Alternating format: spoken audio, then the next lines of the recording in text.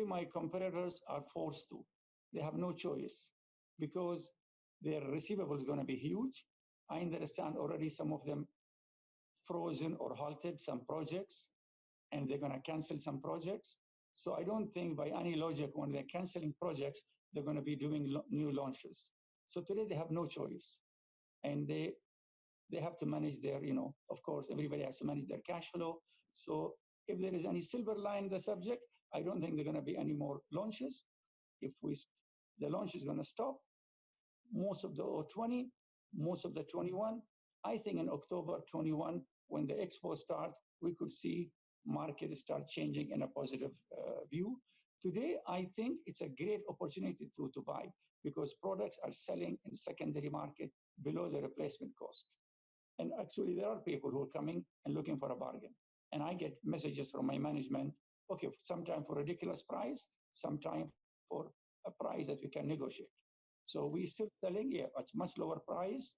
In Denmark, we're going to suffer this year from the P&L point of view, but our cash flow is sufficient, and we're taking enough measures to weather the crisis.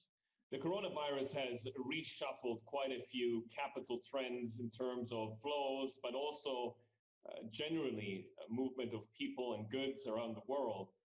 What are you seeing in terms of changes when it comes to your buyers? I mean, you're saying there's a lot of appetite. People are still coming up looking for good deals. Is it still the same crowd that's coming to Denmark from China, for example? We don't have a lot of Chinese, but we have customers around the world. And yes, as I said, I see a lot of customers coming looking for a bargain. There's money around the world, and especially in the third world countries, in that 1% or 2% wealthy people, and they're looking for a bargain, and they're coming and looking for that.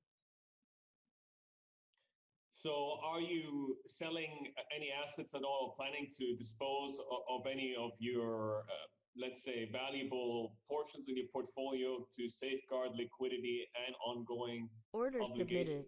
Order submitted. No, as I said, alhamdulillah, we are not under any pressure.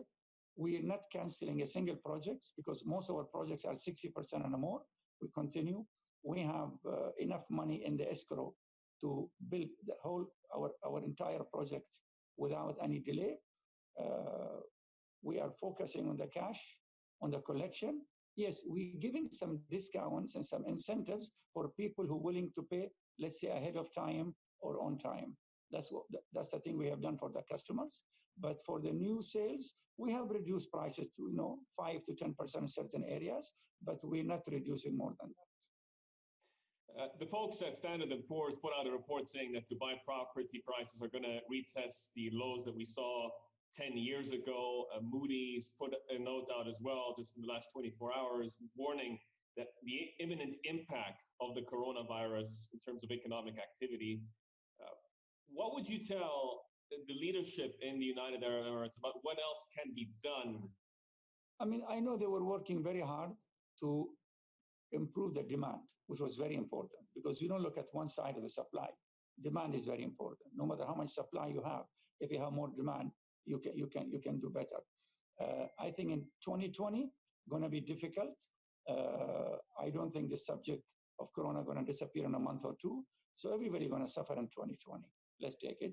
But I think they're going to put a lot of plans, and they're working a lot of plans for 2021 from expo point of view, increasing the tourism and creating more demand. And that's very important. Supply is happening what happened, and I don't think it will happen anymore. So supply already going to be halted. Now we need to push the demand. We also got the reaction to the interview and the thoughts on the wider Middle East markets with Carla Slim. She's over at Standard Chartered, the economist for MENA, Turkey and Pakistan.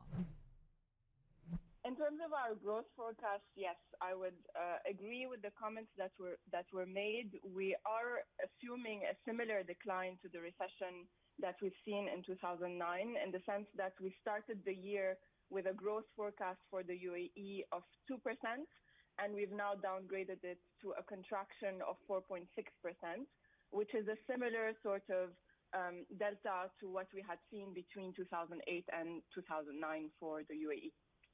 Are you leaning on conventional wisdom, Carla, and perhaps, as many other people are, there's this cognitive disconnect, according to Mohammed El-Arian, between the models that we've had and used and the reality of the long-term impact of COVID-19?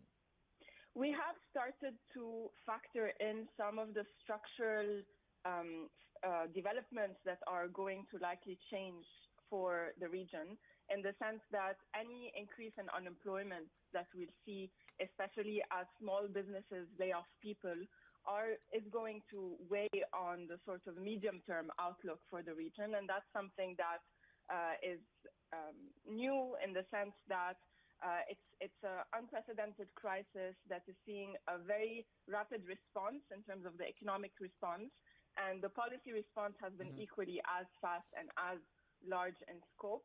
But the key indicator for us and the key underlying concern we would have is on the unemployment bit, particularly when it comes to factors that matter for the region, which is demographics, and which were basically mentioned in the previous interview. And in the downgrade that we've seen as well yesterday for DIWA and which reflect on the Dubai dynamics, that a lot hinges on growth and on demographics both, and we're trying to incorporate these in our models. So let's just pick up on a couple of themes then. You take me to the story about the power and the credit rating to near junk status for the power and water monopoly here. Is that, Carla, is that going to make it harder? I've talked about the private placements that we're doing here, which have been successful.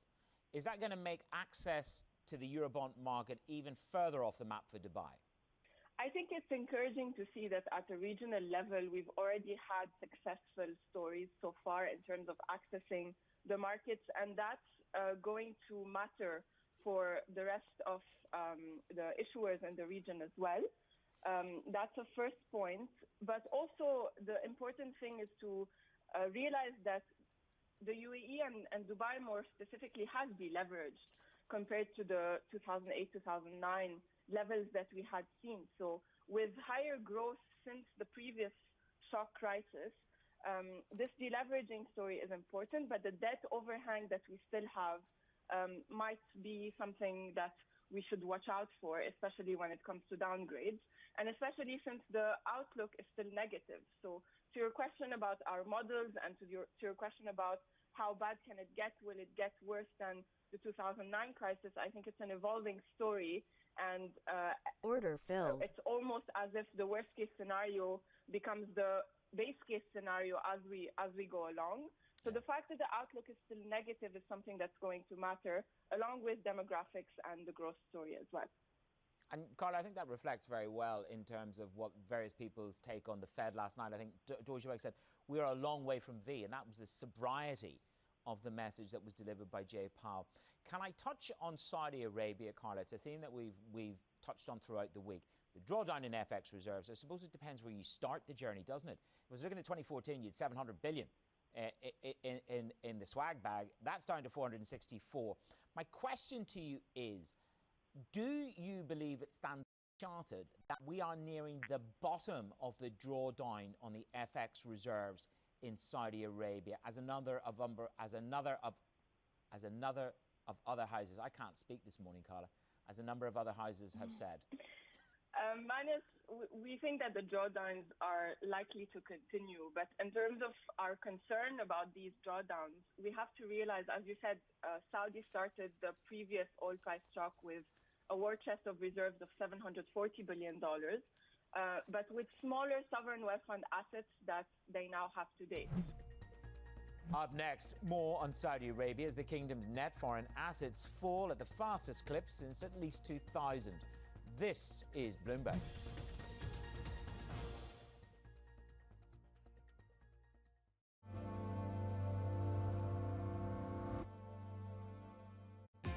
Order canceled. Order canceled. Order canceled.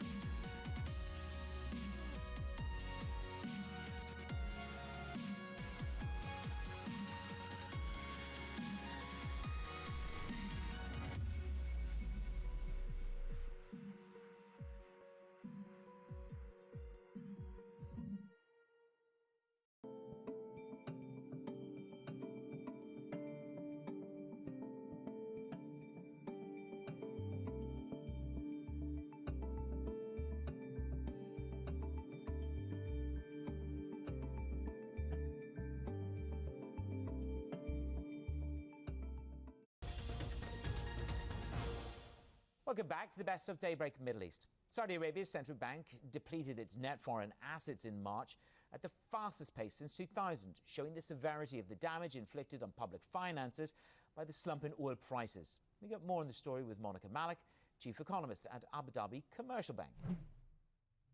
Well, it's a very critical situation for Saudi Arabia and other weaker countries with weaker fiscal positions in the region, Bahrain and Oman particularly. The drop in FX reserves was very, very sharp. As you mentioned, reserves are back to the 2011 levels. However, we believe that part of the drawdown in reserves, our initial analysis, is that it was not only to cover the fiscal deficit, but also the support measures announced in March, both fiscal and monetary, to support the economy. But nevertheless, that does highlight the higher funding requirement for the government this year. We expect to see further drawdowns in FX reserves. We think pressure will increase in the second quarter of the year with lower oil prices and production. And we believe that the government will look to focus on raising debt to limit the drawdowns in reserves further, though there will be more. Monica, great to have you with us this morning. So Al Judaan hinted that it would be 120 billion reals of a drawdown. We're pretty much there.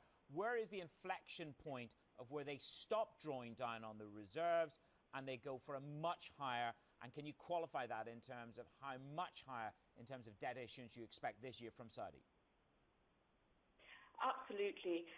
So I think we'd be quite close to that inflection point as well.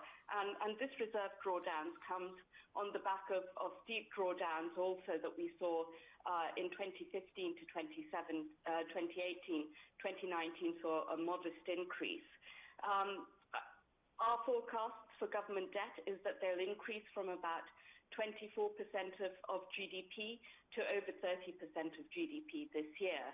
Some official forecasts were already given on what the government plans for raising debt.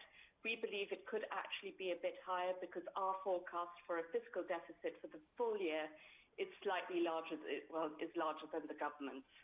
In terms of the shockwaves that are rippling across the region, far beyond Saudi borders, including neighboring United Arab Emirates, Moody's just overnight put out a statement, a report, and this is a direct quote from that report. They're saying the majority of the support there has been provided in the form of monetary stimulus rather than fiscal stimulus, canceled. which means that the impact will depend on banks fully utilizing the additional liquidity that the central bank has provided. Is that going to be the second phase then in terms of trying to mitigate the impact of the coronavirus, a big, bold fiscal package? Well, we've seen the government being very proactive and the central bank, and we've seen new measures being announced as and when needed. And we do believe that further fiscal support could be an option. We have seen some fiscal support, albeit not as much as the monetary. We feel the monetary support has been very broad-based and very timely. On the fiscal side, we've seen a number of reduction in government fees and for its services, but also GREs have been introducing reduced rents or cancellation of rents for their clients. So we have seen some support measures, and we do not rule out more. But ultimately, especially for the UAE, the non-oil sectors, a resumption of activity, a move towards reopening the economy will be critical. I think in most global economies, support measures won't be able to fully counterbalance or largely counterbalance the economic impact. Monica, part of the scale of stimulus here in the region is dictated by access to markets and the price that you pay. So if I look at Dubai, they are successful in doing private placements. It's a more private form of transaction, and some say it's less costly. Do you think it would be judicious or not to go for a Eurobond issuance, or are the headwinds to a credit rating just a bit insurmountable at the moment? Well, if they're meeting their funding requirements with the private placements, if they're getting good funding pricing as a result of that, I think that they're going down the route that they need. I think I don't think there's an urgency to tap the Eurobond market at this point, as long as their funding requirements are being met. Up next, we hear from Standard Chartered, who say they expect the Saudi economy to shrink at 4.5% this year. This is Bloomberg.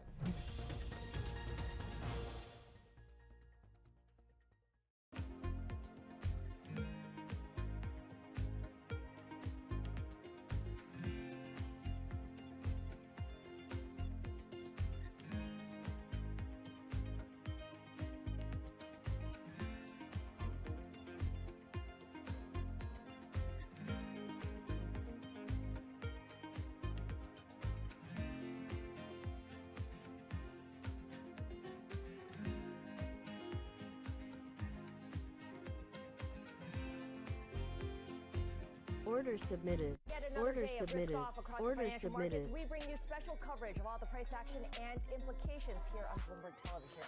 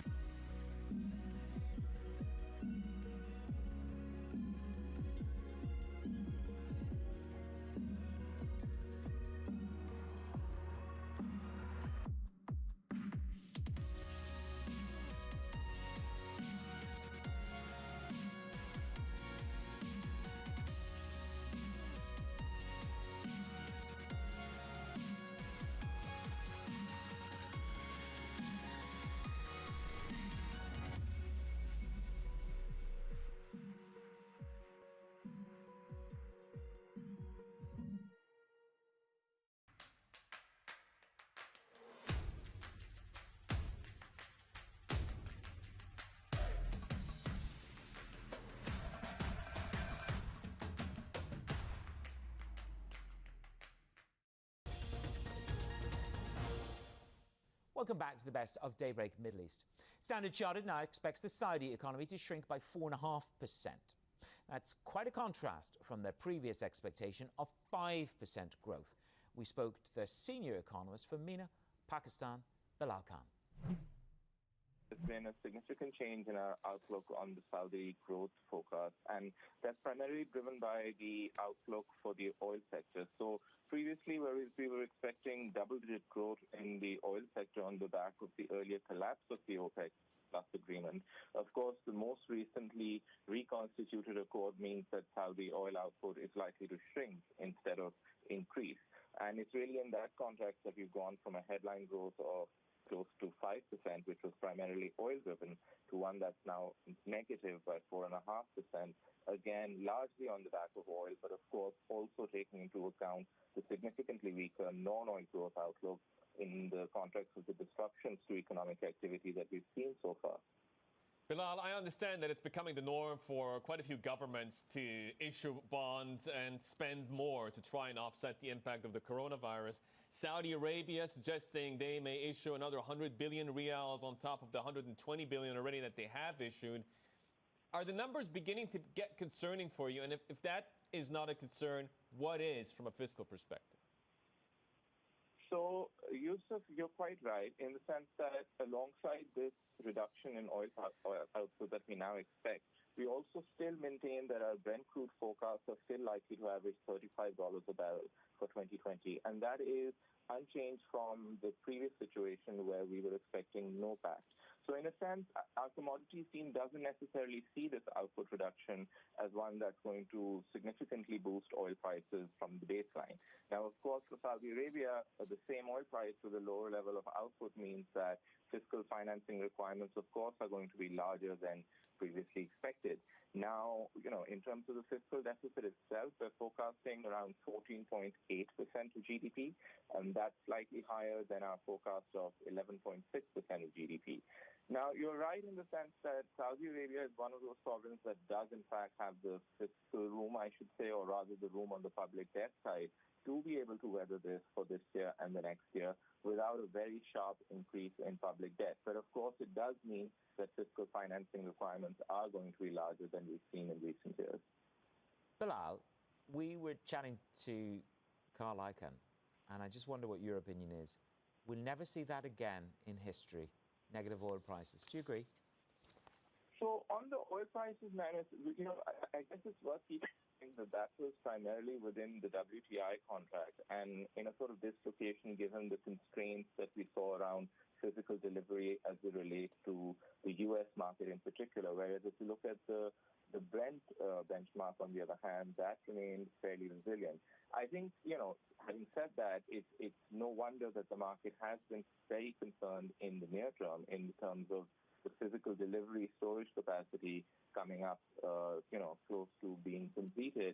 But I think that it's those output cuts basically now coming in, and then over the next couple of months, we do expect Brent crude at least to average around $23 a barrel for the second quarter, and as I said, for the full year of 2020, around $35. Bilal, let's cross over to the United Arab Emirates, and for additional context, we have the ECTR function laid out, which is the bilateral flow of trade. In this case, for the United Arab Emirates, your top 5 trading partners. China, of course, at the very top there, together with India. Given that the economy depends so much on vulnerable sectors like aviation, like tourism, is a recovery in the UAE going to be delayed compared to other parts of the world? So, of course, again, there's two parts to this. The first is, again, the oil sector, which quite similar to Saudi will mean that there will be likely a contraction in oil GDP, which will weigh on headline growth. But you're quite right to point out that the non-oil sector, particularly in the UAE amongst the GCC countries, is vulnerable to the global not only slowdown, I should say, but the biggest contraction in economic activity that we're expecting since the Great Depression. Now, some of those trade partners that you mentioned are at different stages in their recovery.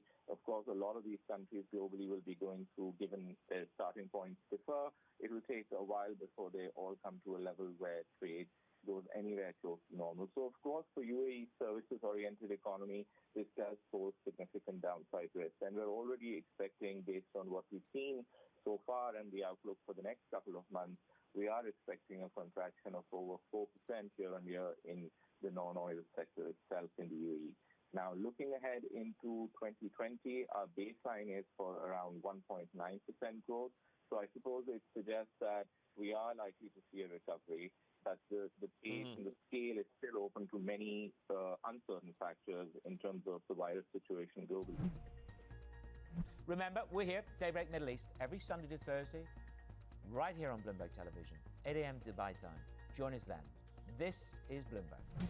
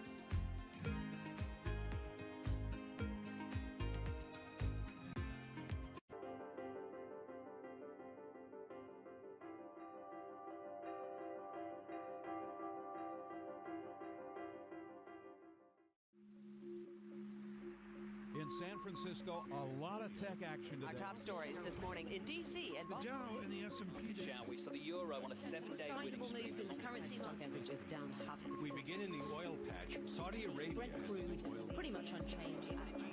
Welcome to Bloomberg, the first word Asia. U.S. and Japan duke it out over exchange. China's slumping onshore bond market.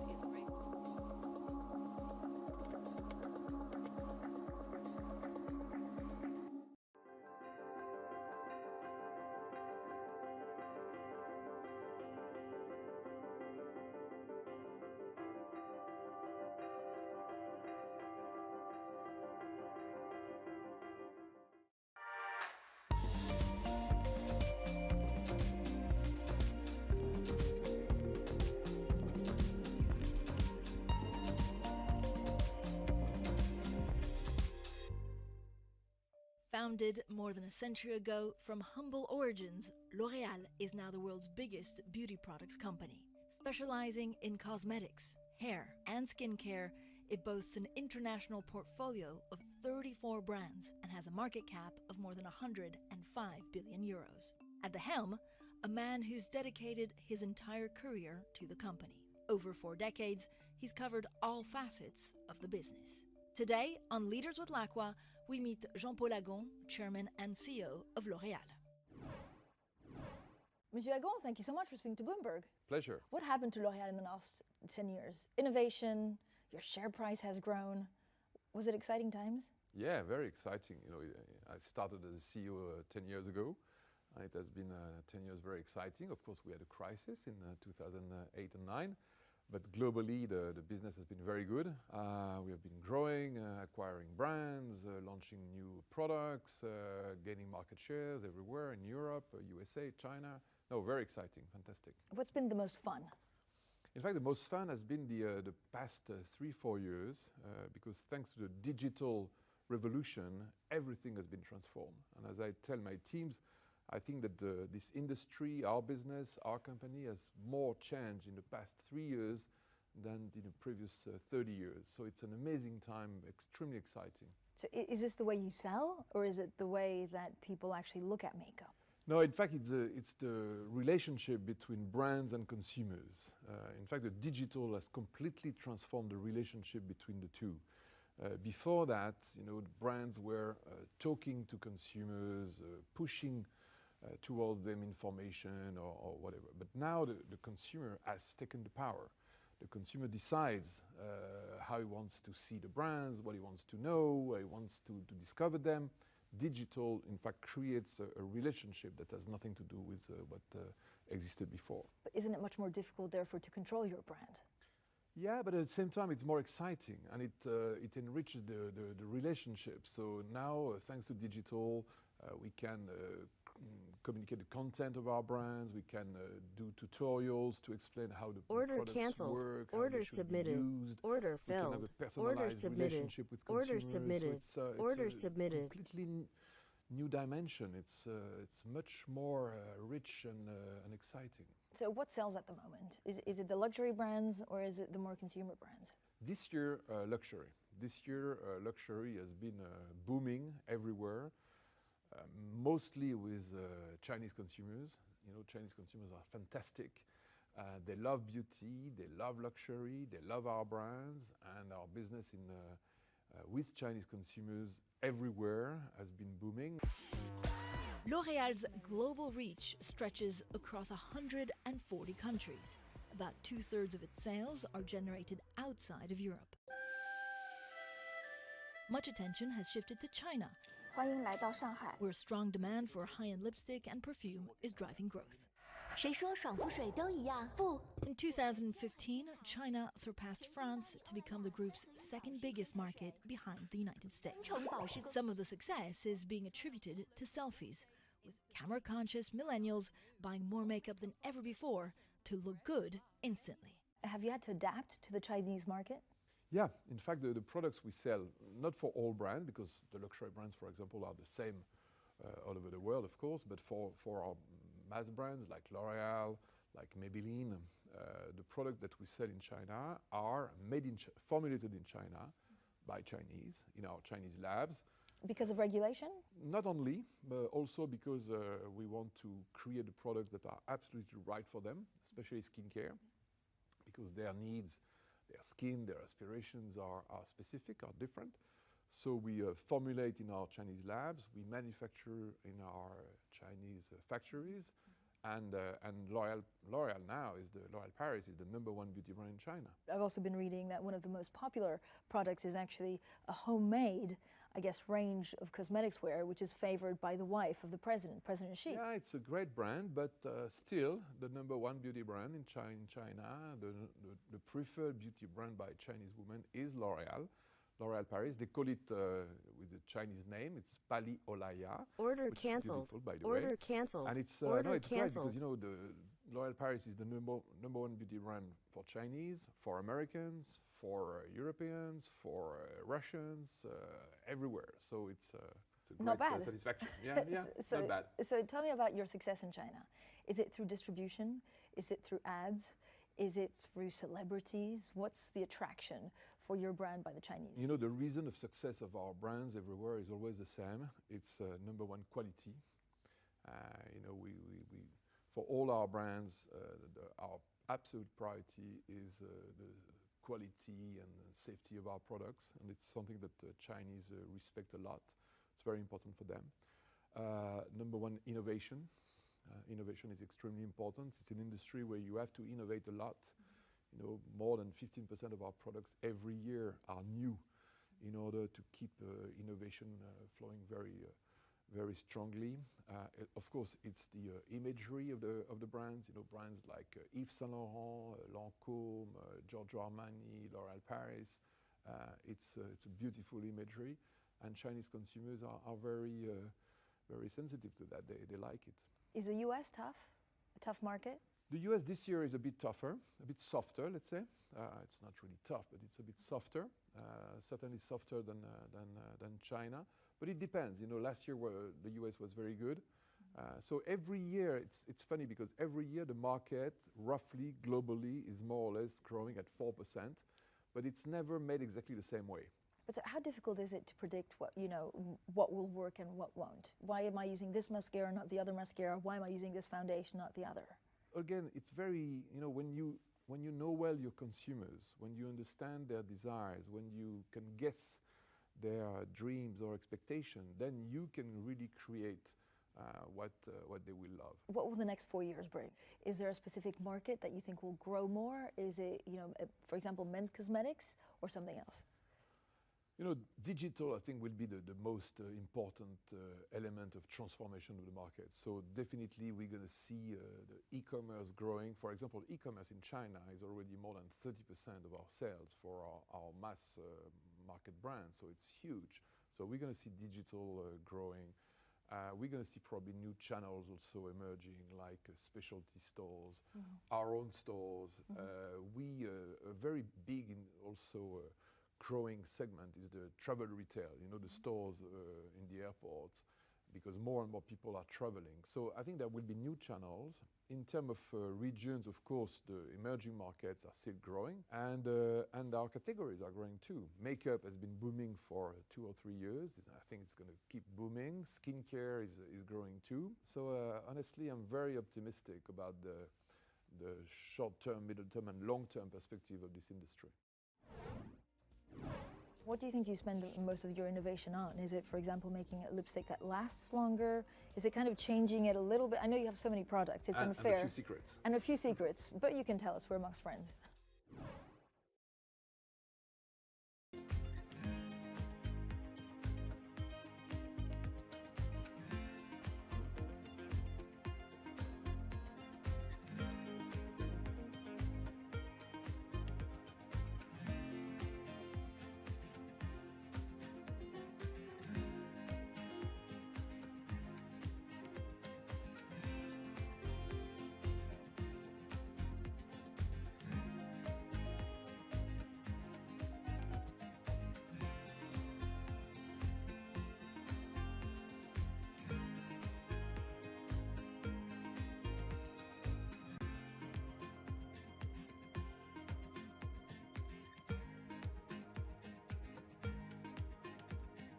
Order submitted.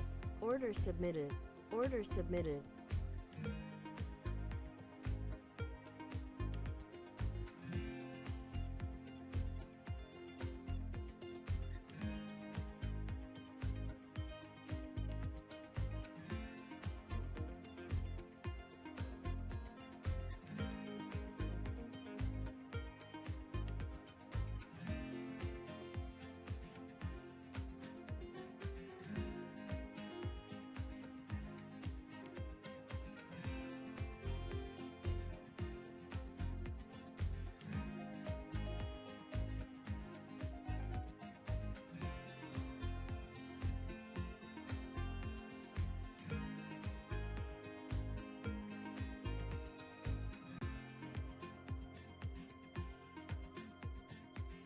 Order filled. Order submitted. Order submitted.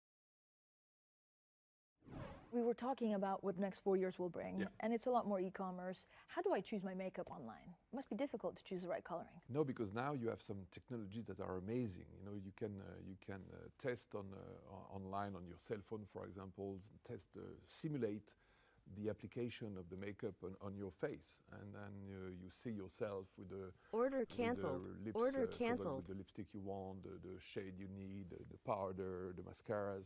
You know, I did a demonstration of that to my board, you know, completely made up, and it was they were ecstatic. Was that for the launch of the app? Yeah. And so they said yes. Yeah, I wanted fantastic. I wanted to share with the board the fantastic progress of technology. It's amazing. Oh, I could look like pure reds. Oh, wow. The lipstick is moving with my mouth, and I know that I don't have any on. It's like Amy Winehouse flicks. It's brilliant. I can't stop looking at myself.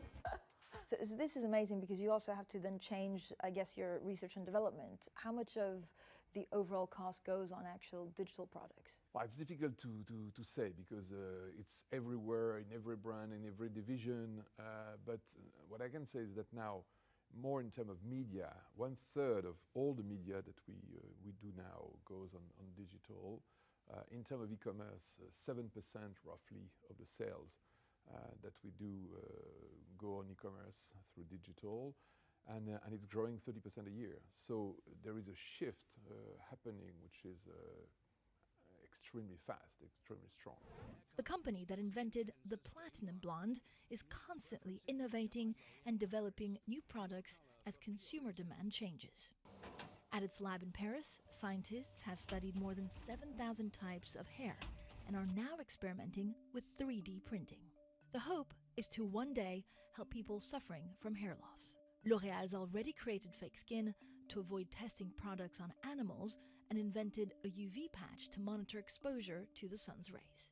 We have the #1 R&D facilities in the world. We are spending roughly 3.5% of our sales in research and innovation. And obviously the most important topics are hair, skin, and hair. This is where we invent and create new formulations for hair care, hair color, all type of hair products. You also have a patch? Yeah. Is that right? UV patch. A UV patch, so you put it on to see when you're overexposed to the sun. Yeah, it's a creation that was made 2 years ago that we presented at the Consumer Electronics Show in Vegas last year. And it's a UV patch, you put it on your skin, and it's linked to your cell phone. And it calls you or it rings when your exposure to UV has been too high. It's a fantastic tool. So do you think though there's going to be more of a trend, which I guess is between the cosmetics and the healthcare? Yeah, absolutely. Yeah, and also with internet, you know, this triangle between beauty, health of the skin or hair, and Internet of Things is creating new opportunities, and that are going to be very useful for consumers. What do you like about your job the most?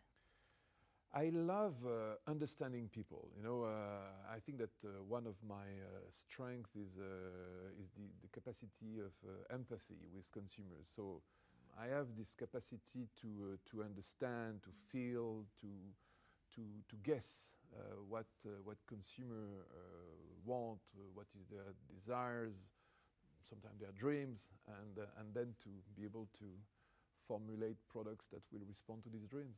Do you believe you have to take risks to innovate, or actually, do you? Oh yeah, of course. Yeah, because every innovation by definition is a bet. Every launch is a bet. It's like a new film or a new movie or new music. You never know in advance. But that's the magic of it. So what do you think you spend most of your innovation on? Is it, for example, making a lipstick that lasts longer? Is it kind of changing it a little bit? I know you have so many products. It's unfair. And a few secrets. And a few secrets. But you can tell us. We're amongst friends. No, we are working on all categories. You know, we have 3,500 researchers from many departments, and they are all working on all type of cosmetics: skincare, hair care, hair color, all sun care. And because fundamentally, as I told you, we really believe first and foremost in terms of efficacy and quality. So you know, the mission of the company, which is beauty for all, is also not only beauty for all, but the best of beauty, the best quality, the best performance, the best efficacy, the best safety, and that keeps us busy. 3,500 researchers. Yeah. How long does it take from, I don't know, who has a concept of, for example, a new product, until that product being on the shelf for someone to buy?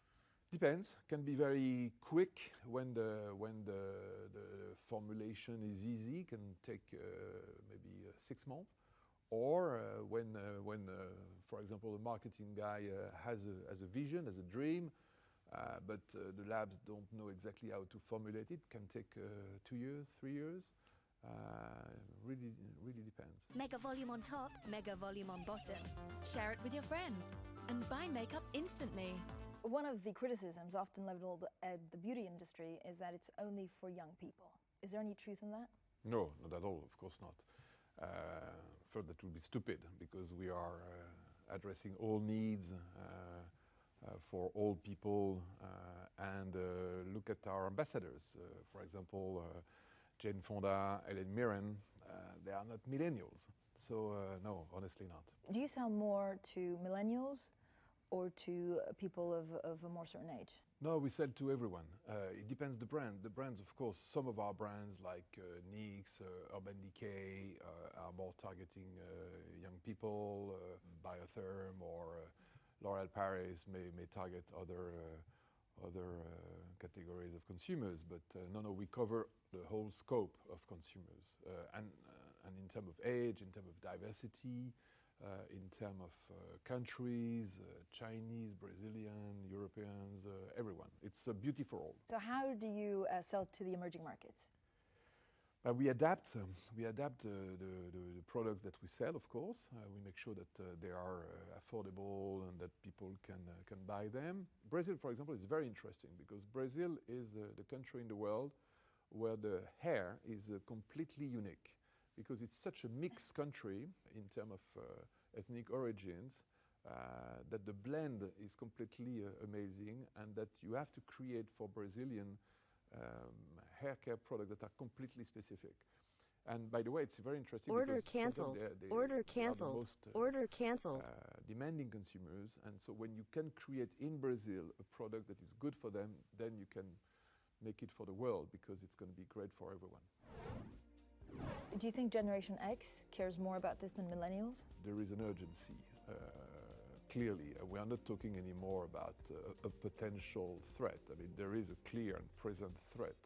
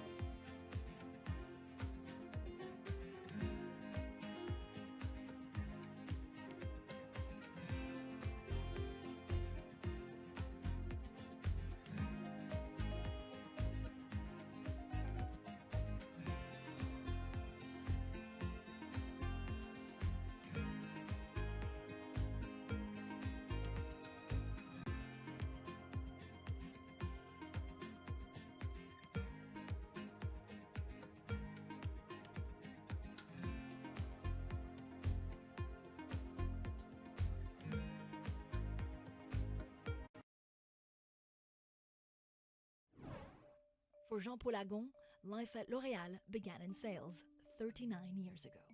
He quickly understood the power of advertising. Read my lips. I'm worth it. The company obviously thinks it is worth it, spending more than $8 billion a year selling and marketing its brands. A third of that on digital media. When I was 20 years old, I was in a business school. Order and at the submitted. end, I Submitted. knew I wanted to do Order marketing. submitted. And for me, beauty is the supreme art of marketing, because it's a marketing that is not only about understanding, analytics, but it's also about emotion, guessing, creation. So I think it's a fantastic marketing. There is no better marketing than beauty marketing. And from that 20-year-old Jean-Paul Agon, what have you learned about yourself? My God, a lot, a lot, because it was a long time ago. No, it took me, many years to get where I am today. But I was always passionate. I think the incredible part of L'Oréal also is that every day is a new adventure. Every day is a passion. It's a company made of really passionate people, and every new mission is an adventure. So what are you like as a leader, micromanaging or overview? I like overview, and from time to time I'm tempted to do micromanagement. But when I do that, my team say, Jean-Paul, you should not bother with that. Let us do it. Do you review, though, the end product every time, or how does it work? As much as, I have meetings with, of course, with all the brands, not all the time, of course. I travel in many, many countries around the world, and I'm just trying to Order to canceled. help, Order to submitted. make sure that Order we are filled. going Order taking submitted. the right Order directions, submitted. Order submitted. pushing in the right innovations, understanding enough the consumers we are dealing with, trying to pilot the ship. L'Oréal's Sharing Beauty with All program, launched in 2013, was designed to transform the business. Jean-Paul Agon was determined to make the company ethically and environmentally sustainable. It's been recognized for its efforts, awarded a AAA for water management, climate, and action against deforestation. So when did you start thinking about sustainability? Pretty a long time ago, especially when I came back from the USA and I took over as a CEO. I really understood at the time that for a company like L'Oréal, especially because we are the leader of the beauty industry, we had to make sure that also we would do the best and the most to make the planet a beautiful place. What started it? Is it because you say we sell so much so we have to make sure that it doesn't go to waste? Or is it also because the consumers want something that's more sustainable? Or is it because the employees you hire want something more sustainable? Very good points. I think it's all of that. First, because we have a moral duty. Secondly, because it's what our employees are asking for. Third, because it's what consumers want. Fourth, because it's what the society expects from a big company like us.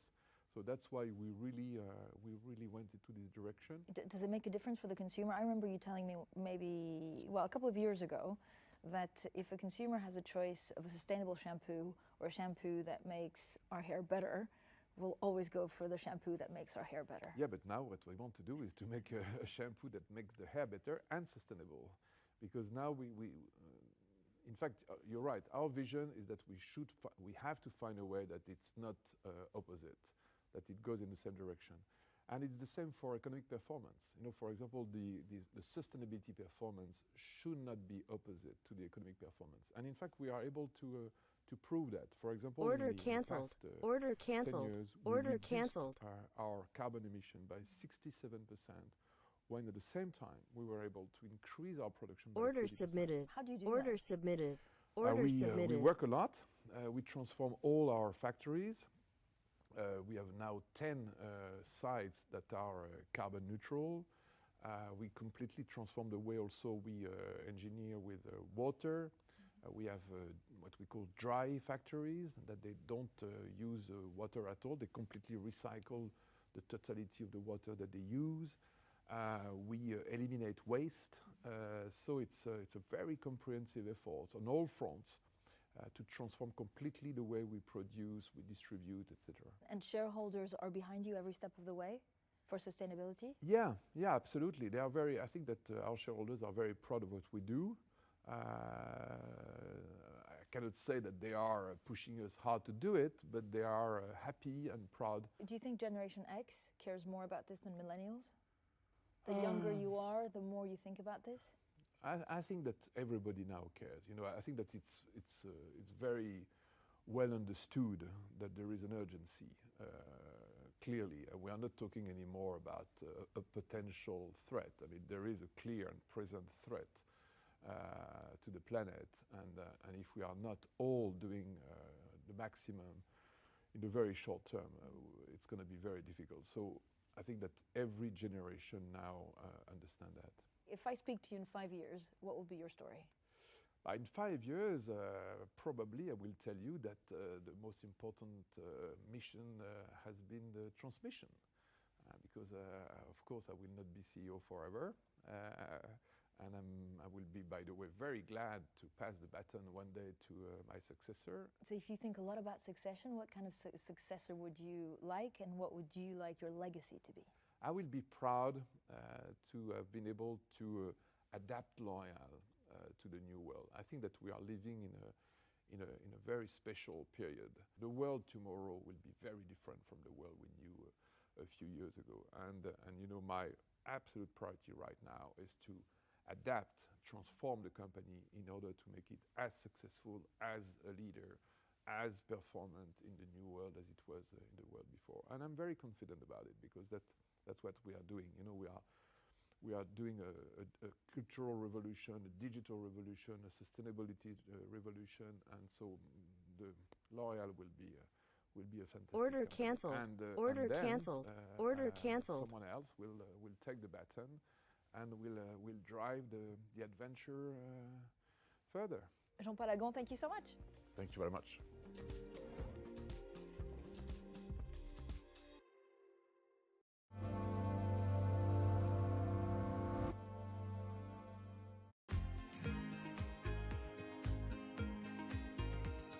Order submitted.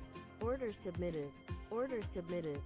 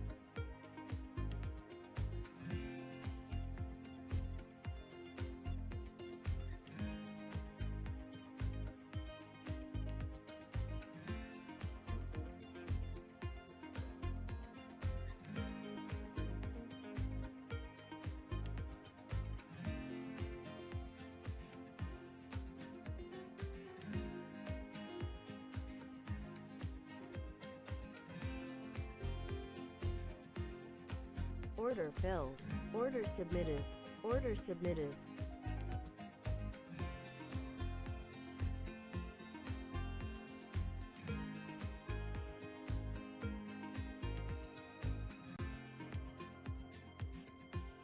Order filled. Order submitted. Order submitted.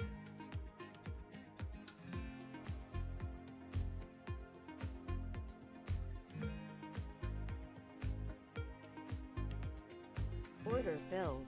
Order submitted. Order submitted. Order canceled.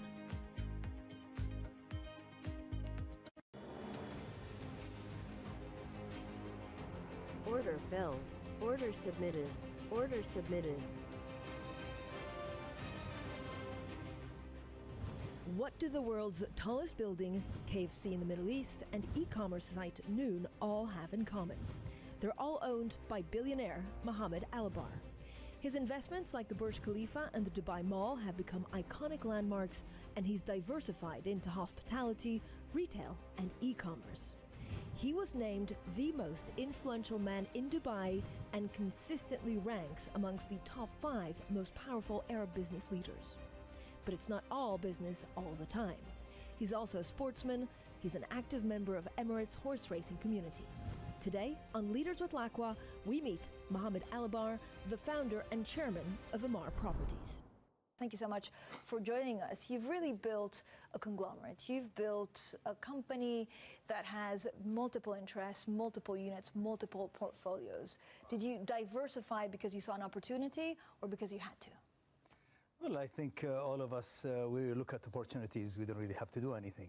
But I think looking at the Middle East and looking at the industries that I went in with my team, I think we saw amazing opportunities in the Middle East in these sectors.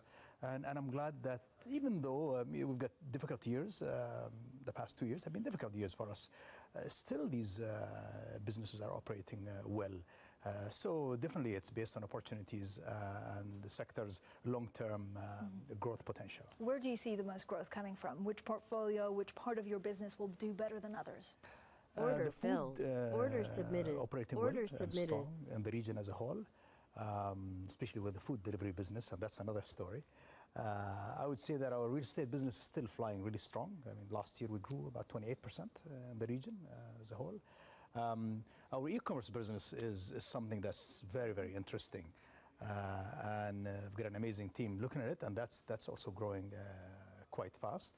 But even with this growth, I think one have to be realistic as well. So you look at this growth and you look at what's going on in the Middle East, government policies, look at the world economy and what changes might take place. So you have to be alert at all times. Okay, what does that mean? Do you expect a lot of the growth, in the Middle East? If you look at e-commerce, and we'll talk a little bit more about that, do you expect it to go threefold, fivefold over the next 5 years? Well, I would say that our real estate business should continue to grow at about 20% a year. And that's the shareholders' expectation. And it's hard work to achieve that number and keeping cost under control, margins under control, and political and macroeconomic issues in hand. So the food business, I think we should be growing 10% a year, year on year as well in the region. And keep in mind that we're talking about the Middle East, where there is a need for most of industries to grow, just because that I think the Middle East still has room to grow. And the other thing is that if you look at the population in the Middle East as well, and the whole demographics is in our favor. Because they're young, and therefore these are, I guess, the youth will spend a lot more in 5-10 years. Yes. How will the economy shift?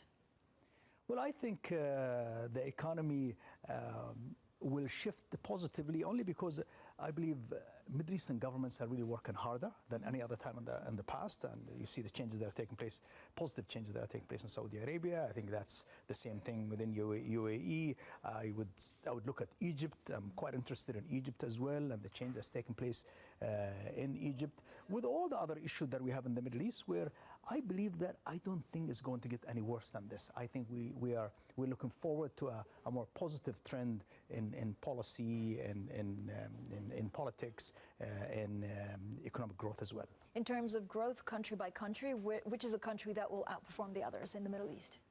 The majority of our focus is Saudi Arabia, UAE, Egypt. And I would say Egypt is going faster now.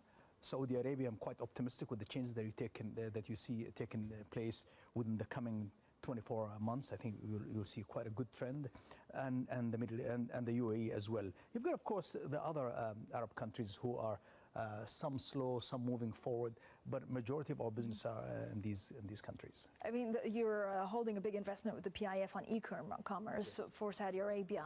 Will there be more, for example, on property in Saudi Arabia? Well, the Public Investment Fund, they are with us in our e-commerce business, but they are also with us in our food business. Now, are we going to do more together? Order canceled. I think there's a possibility. There's a lot of work that they're doing in Saudi Arabia and outside Saudi Arabia, in the region and outside. So I would expect that maybe we should look at real estate together as well, because I think Saudi Arabia will look very interesting the coming years. How much can it grow, property in Saudi Arabia, over the next 5 years? Oh, Saudi Arabia, I think it's at infant stage. I think Saudi Arabia can really grow if you talk about pure infrastructure, if you talk about retail, industrial, hospitality, residential. So you just have to make sure that you're going at the right category of residential, or the right category of retail. So there's plenty of room to go that way. When you look at how you spend your time for each of the units and also each of the countries, how do you do it? How do you keep on top of it all? Well, I try. I still say that the real estate takes a majority of my time. Is that 50%? I would say the real estate takes about 40% of my time. And then the rest is a split. Noon takes a lot of my time as well. The food takes the least of my time because the team that sits on top of that business is really world-class. Order submitted. Team. Order submitted. And they've been Order in the industry. submitted. They know the industry well. Noon is a vibrant team. It's a new organization. I need to give it more time. While my real estate business, I have an A team, but I'm emotional about real estate. Yeah, I mean, this was like the foundation of it all, right? Do you still see it as your baby? I think my name is really linked to the real estate more than anything else, while all these other businesses have been with them now for about 2 years. So it's a new brand of product that's associated with me. When you look at the various IPOs and the various units, was it to unlock value, but did you ever feel like it was also high risk?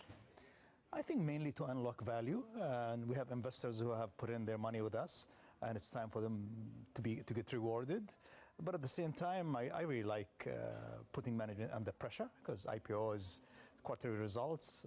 You're out there and the public eye is under pressure to perform. But mainly value creation. I think that's the business we're in. A value creation because what shareholders understand what you do more, and it almost focuses the mind of managers more. Well, that is one, but many of our units is that if they're under the mother umbrella, I think value-wise, they're not fairly valued. So as we put them on the side and put them as separate entities, I think you create better value that way, and then you cash out a little bit and put management under pressure. Are you looking at IPOing any other units or portfolios? When you look at our business, we have businesses. We have India, we have our hospitality business, we have Turkey business, we have another business in Saudi Arabia. So the reality is that you can take all these businesses public at the right time. I think within the coming 3 years, we'll probably have India going public. We'll probably have hospitality as well going separately to the public route. But so how much bigger will you be if I speak to you, and I hope to speak to you before, but if I speak to you in 5 years, how much will your holdings be worth? I think we should be double in value, because we should be growing in value at 20-25% on an annual basis. And I hope that my management and my boards really put that as a focus. Order submitted. And to Order be honest, submitted. I think we're capable of doing that. We just have to focus and have to make sure that we have the right people to do it. And we do this day and night. And that's really how we do business in our region. But that's acquisitions or that's organic growth? I would look at organic growth. If you talk about acquisition, which we have not done much of, I'm expecting that we do more acquisition in the coming 2 years. Mohammed Alabar, thank you so much. Coming up next, going from bricks and mortar to clicks, we talk Mohammed Alabar's big push into e-commerce and how his company Noon could become the Amazon of the Middle East.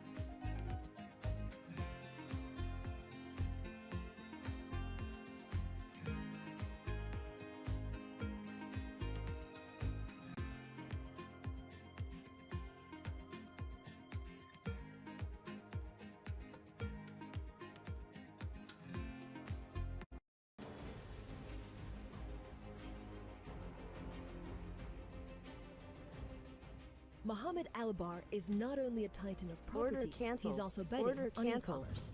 His startup, Noon, launched its operations in the UAE last year. The site is described as an Arabic-first e-commerce platform and is rivaling the Amazon-purchased Souk, looking to take over 15% of the growing market. One of the biggest investors in Noon is Saudi Arabia's public investment fund, which put up $500 million. But Albar is not just competing against Amazon. He's also a major player in the luxury space. He's partnered with Yux Net-a-Porter Group to offer a premium retail service to the Middle East's fashionista set. So Mohammed Albar, do you ever feel like there's a conflict that you actually own Dubai malls, but at the same time you're trying to sell on e-commerce platforms? The issue is that, are you relevant? That's really the big question that we have, is that I don't think it's if there's a conflict or not, but are you relevant to the space? So are we really relevant in this retail scene, or in the whole, the economy is becoming so digital. If you are not thinking about it, if you're not acting to do something about it, I think there is a risk of your business, being probably at huge danger the coming 24 months. And so how do you stay relevant? I think staying relevant, first of all, I have to talk to my kids all the time. And I learn from them because, I have a little girl that sells jewelry to women in Korea out of Dubai on her Instagram. I mean, what type of world is this?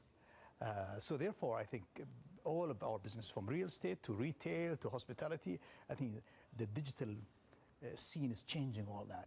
So if we talk about e-commerce specifically, or if we talk about Net-a-Porter, it is just moving your business to the digital scene. And I think the whole economy is moving that way, from healthcare to education to retail. So therefore, I think we just want to be relevant. And I don't think there's any conflict, because at the end of the day, there ought to be a collaboration or connection between the real world and the physical world. And can we really try to find a solution and work them together and stay relevant in our business? But so how much of your sales will actually be done on your e-commerce platform in 5-10 years? And in general for the Middle East, are you a step behind in actually selling on e-commerce? And so is the potential much bigger than here in Europe or in the US? Well, remember, I mean, when I look at the Middle East right now, I mean, e-commerce is between 1.5% to 2%. Tiny. Which is tiny compared to the rest of the world. So there is room for all of us to grow. Where will this be? I think it will go much faster than the rest of the world, and it will get into the 10-15% quite fast, again, because of the demographics of the region. So we owe it to our society, we owe it to our 300 million Middle Eastern Arabs, that there ought to be a native organization that look after this sector and participate and learn and serve. What will Noon become? And are you nervous at any point that you're going to head with the most successful retailer of all times, Amazon? Well, Noon, of course, it will be an ecosystem. And am I nervous? Of course I'm nervous. I'm nervous from everybody. In my real estate business, I'm nervous. In my e-commerce business, I'm nervous. In my Net-a-Porter business, nervous, because competition is severe and markets are open. Anybody can come in. The big players are going to come in. Some of them came already. More are going to come to the region. But I am from that part of the world, and I think it's our duty to participate in the scene. And remember, we as Arab businessmen, we're a bit tribal, which means that I am from this society. I have a duty that get into business and be aggressive and achieve the numbers, achieve success. But that's a duty that I feel responsible for, that competition is good for the consumer in the region, rather than one player come and controlling the life of our customers. I think it's fair to have competition and let the customer win at the end of the day. Okay, but how do you decide? I mean, how will you go against Amazon? Do you have to convince retailers to sell on your platform instead of Amazon's platforms, or is it a price war? I mean, how do you see the kind of the fault lines? Well, we are working with the local retailers, and we are their partners. Now, how other international players, they do it through sourcing overseas or working in some Order other methods. canceled. That's their Order business. canceled. But we Order differ is that canceled. our partners are the local retailers. Maybe our margins will be a little smaller, but that's Order okay. submitted. We'd rather win Order on the long submitted. term Order rather than submitted. alienating the local retailers. Now, will there be a price war? Well, the past 2 months there's a price war. Customers are winning. Everybody's 20% or 15, 10% cheaper in some of the product. So I'm so happy that people in my region, they don't have to buy milk for their kids at 10% more expensive. There was one operator or one monopoly controlling, the human life. I think this is good for all of us. So of course there'll be a competition. But the amazing thing is that the world is open. So much new technologies are being provided to everyone that want to go into the scene. But are you planning long term? You have good people with you. Are you serious about it? Are you willing to provide quality service? But is it the service or is it the products? How does the Middle East actually shop? What's selling at the moment and what will sell in 5-10 years?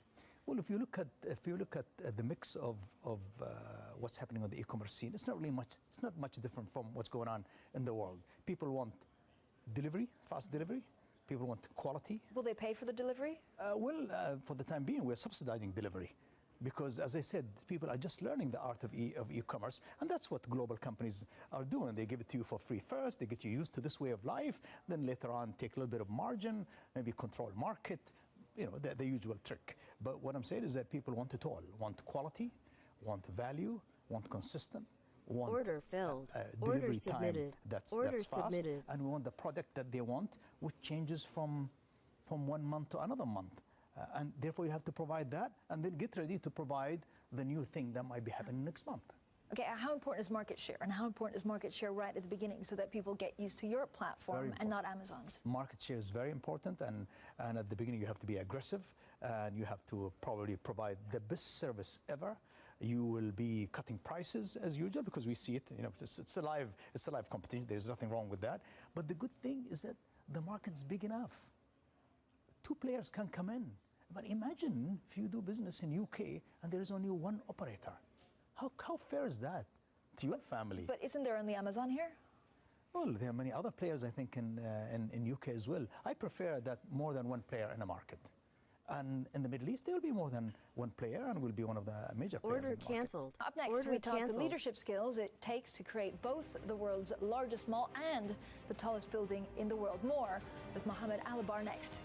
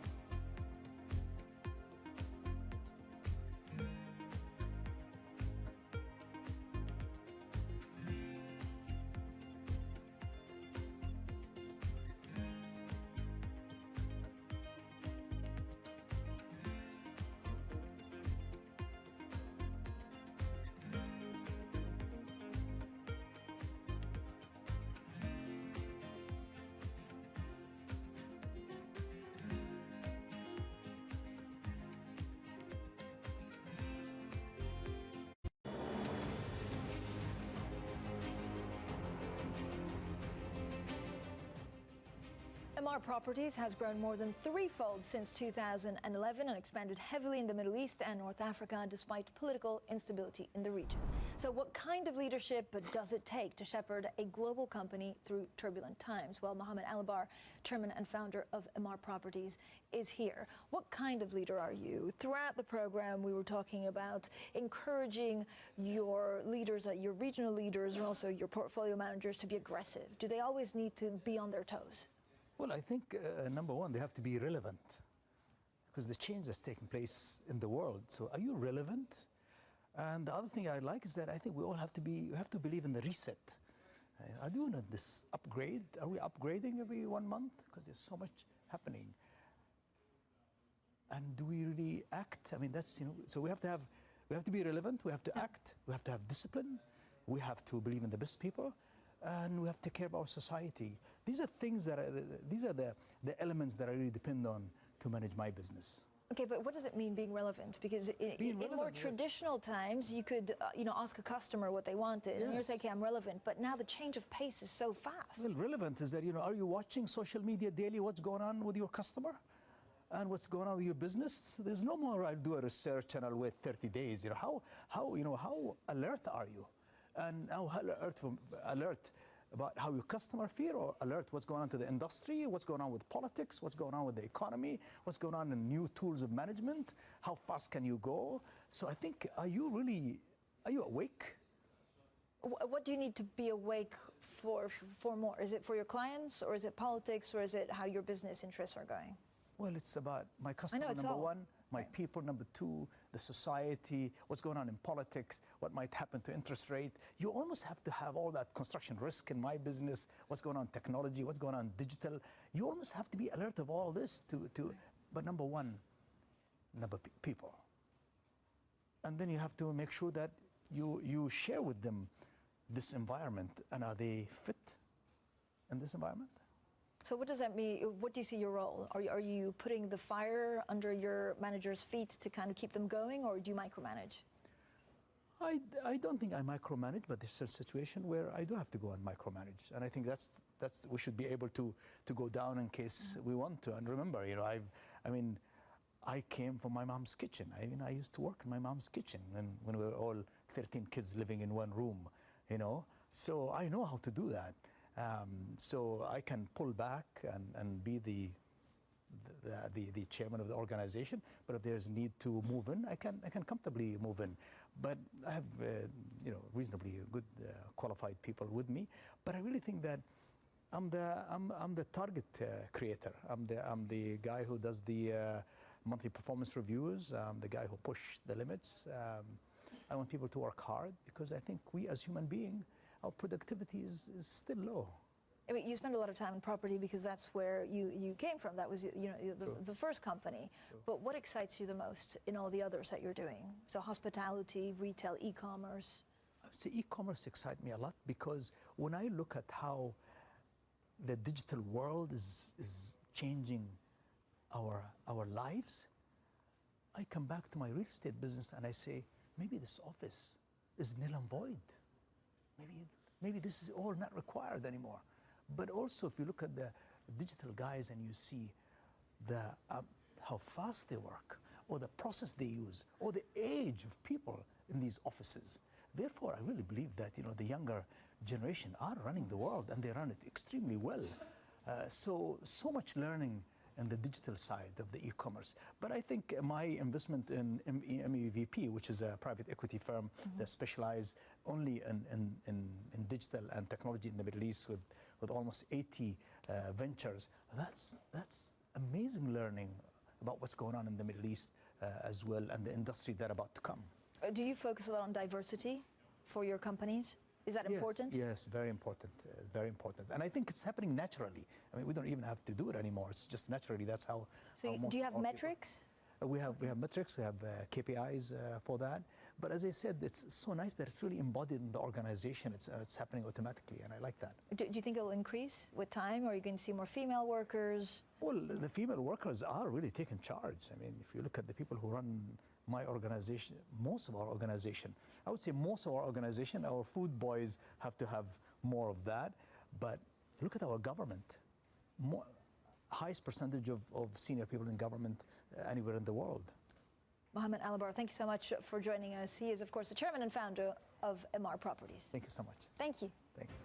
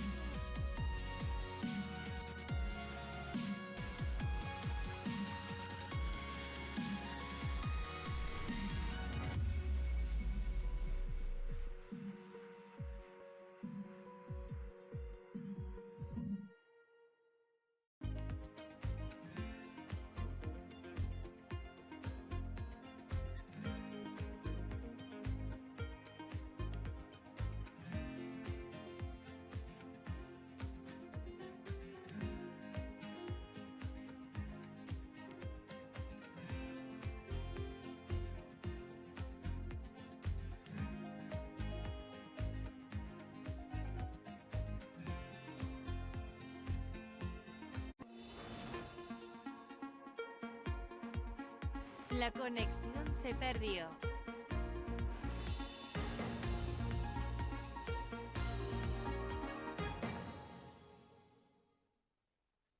Good morning. Welcome to Bloomberg Markets. This is the European Open. I'm Matt Miller here in Berlin on this Labor Day. In most countries, it's a holiday.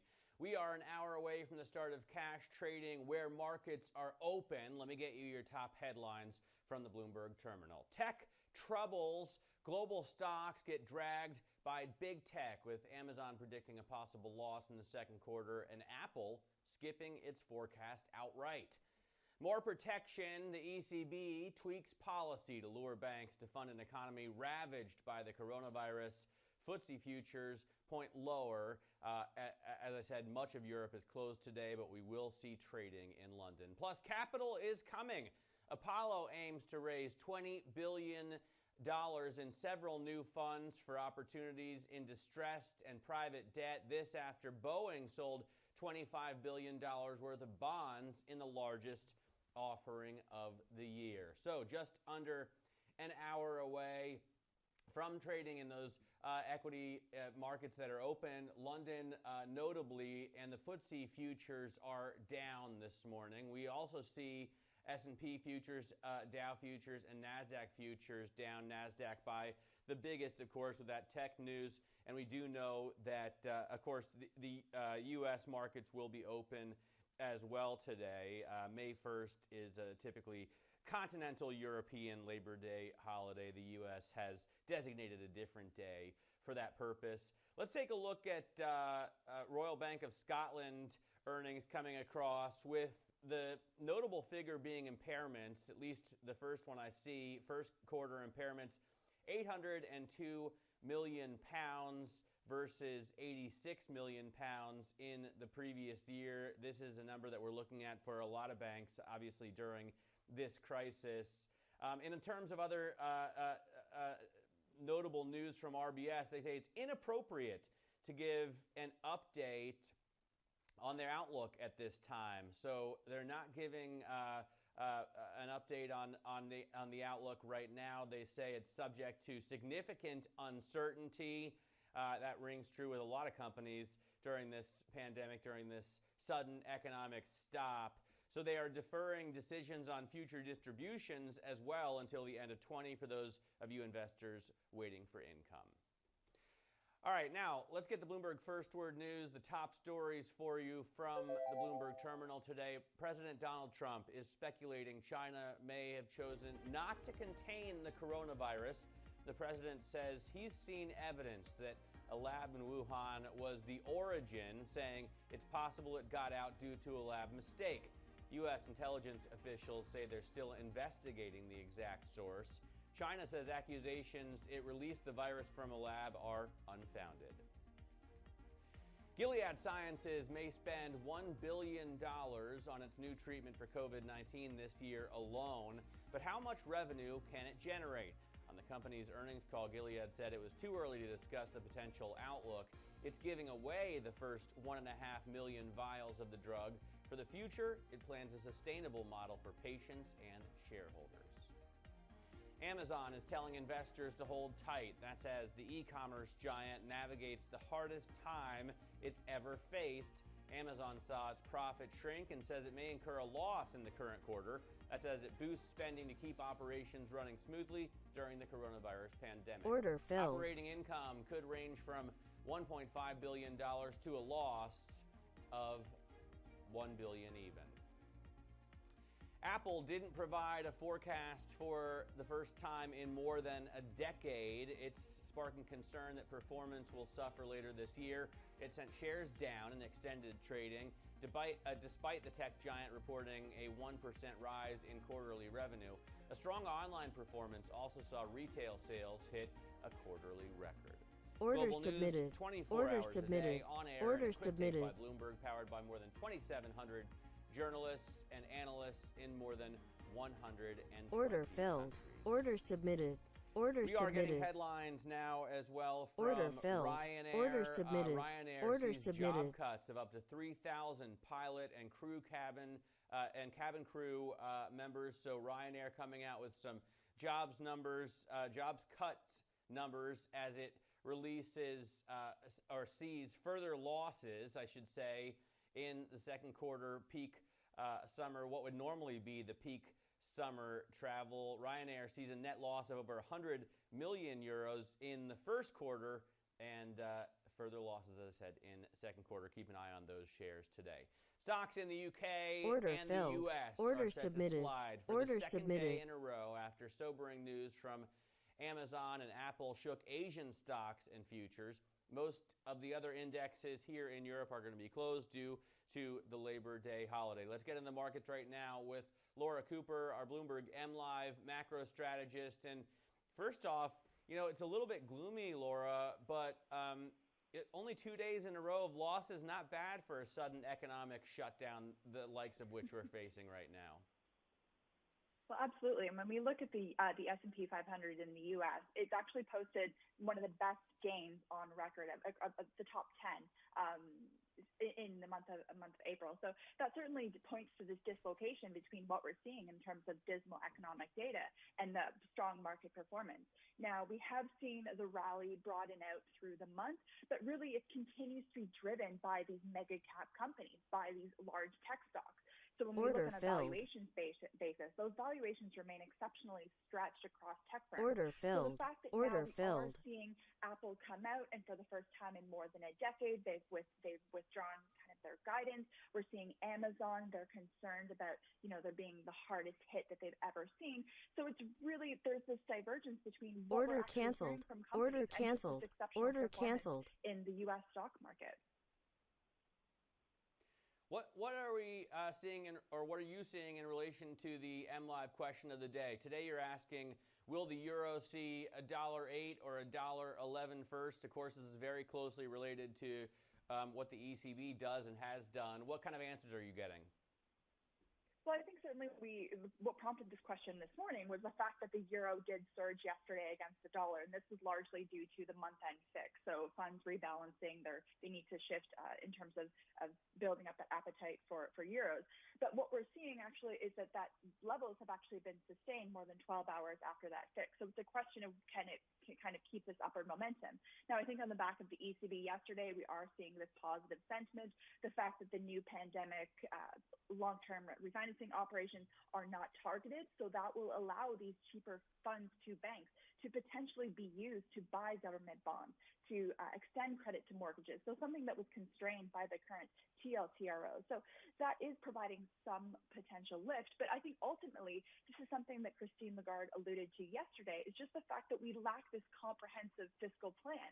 And so underlying the service, there's going to continue to be these jitters on the political front because the current bond purchasing program is likely to reach its target by October. So we're going to need to see even further stimulus in the ECB in the absence of fiscal. So I think ultimately that will keep a cap in terms of the euro against the dollar, and it's more likely to drift lower over the coming months.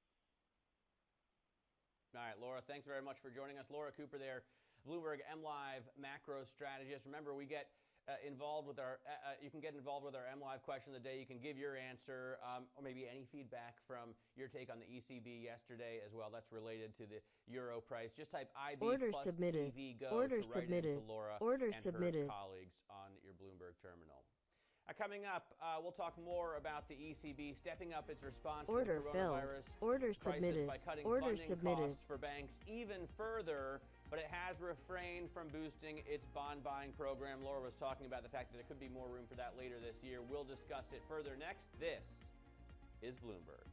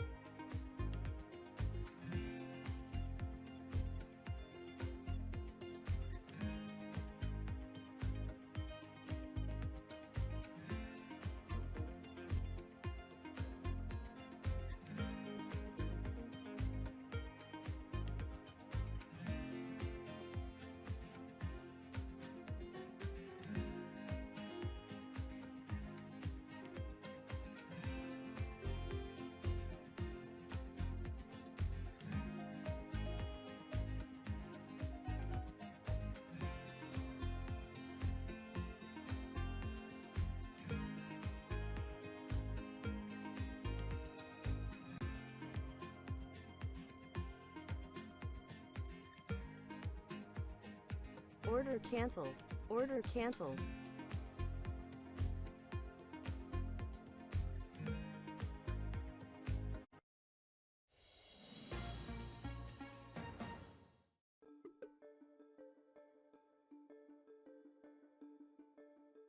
Let's start with antivirals. They're the drugs that fight viruses inside your body. They stop the virus from replicating or infecting cells. There was a recent promising report from a trial of Gilead's remdesivir.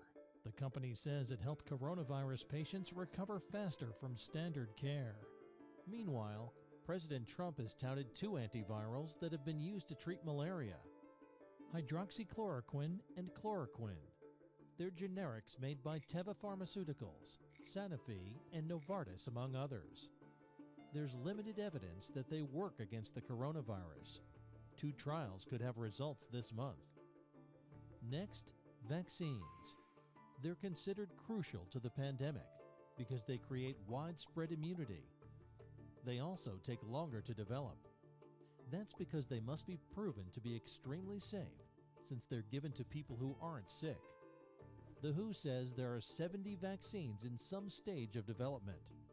Companies developing them include Johnson & Johnson, Sanofi in conjunction with GlaxoSmithKline, and Inovio. U.S. health officials are studying a vaccine made by Moderna. It's being tested on 45 patients. and there may be early results late this month or in early June. Finally, the indirect therapies. They don't directly treat the virus, but they help patients by mitigating some of the effects, such as difficulty with breathing or severe inflammation.